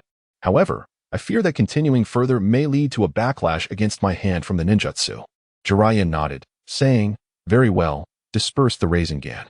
Once Minato had done so, Jiraiya spoke again. "For now, you may temporarily halt your Rasengan development. The prototype you have created is sufficient for practical use. What you described is entirely normal. After all, the completed Rasengan is classified as an S-rank forbidden technique, which can inflict some damage on the body." Minato frowned and asked, "Does that mean I won't be able to use it in the future?" Jiraiya shook his head, replying, "Of course not. Once you learn Sage Mode, you'll be able to use it. At that time, your cellular activity will significantly increase, allowing for rapid recovery even in the face of damage." Sage Mode. Jiraiya had already informed a few disciples about it. The details of its regular practice would come later. Hearing this, Minato felt reassured. As long as he could use it, that was enough. Through the development of the spiraling sphere, he has thoroughly mastered the properties of the wind release. Even without incorporating it into the spiraling sphere, he is capable of applying its principles to other ninjutsu. The master and disciple continued their conversation for a while longer. Jiraiya advised Minato to focus on cultivating his chakra during this period. Once his chakra reserves reached the requisite levels, he would be sent to Mount Mayaboku to train in Sage Mode. Since taking on his apprentice, Minato had been diligently practicing meditation. At this point, apart from his insufficient chakra, he met all other necessary conditions. Just as Minato was about to turn and leave, Jiraiya called out to him. With a look of confusion, Minato turned back to Jiraiya, who inquired, "Minato, how do you plan to name this newly developed spiraling sphere?" Upon hearing this, Minato's eyes sparkled as he replied, "Teacher, I intend to call it Wind Release. 10,000 Blades, Aurora." Hearing the name, Jiraiya displayed a peculiar expression, but quickly composed himself. Looking at Minato, he said, "Minato, promise me one thing." Minato eagerly asked, "What is it, teacher?" "Please, tell me." Jiraiya continued, "In the future, allow me to assist in naming the ninjutsu you develop." Although Minato felt somewhat conflicted, he could not bring himself to refuse upon seeing Jiraiya's earnest gaze, and thus he agreed. Thus, under Minato's reluctant concession, the name Wind Release, 10,000 Blades Aurora was changed to Wind Release, Spiraling Shuriken.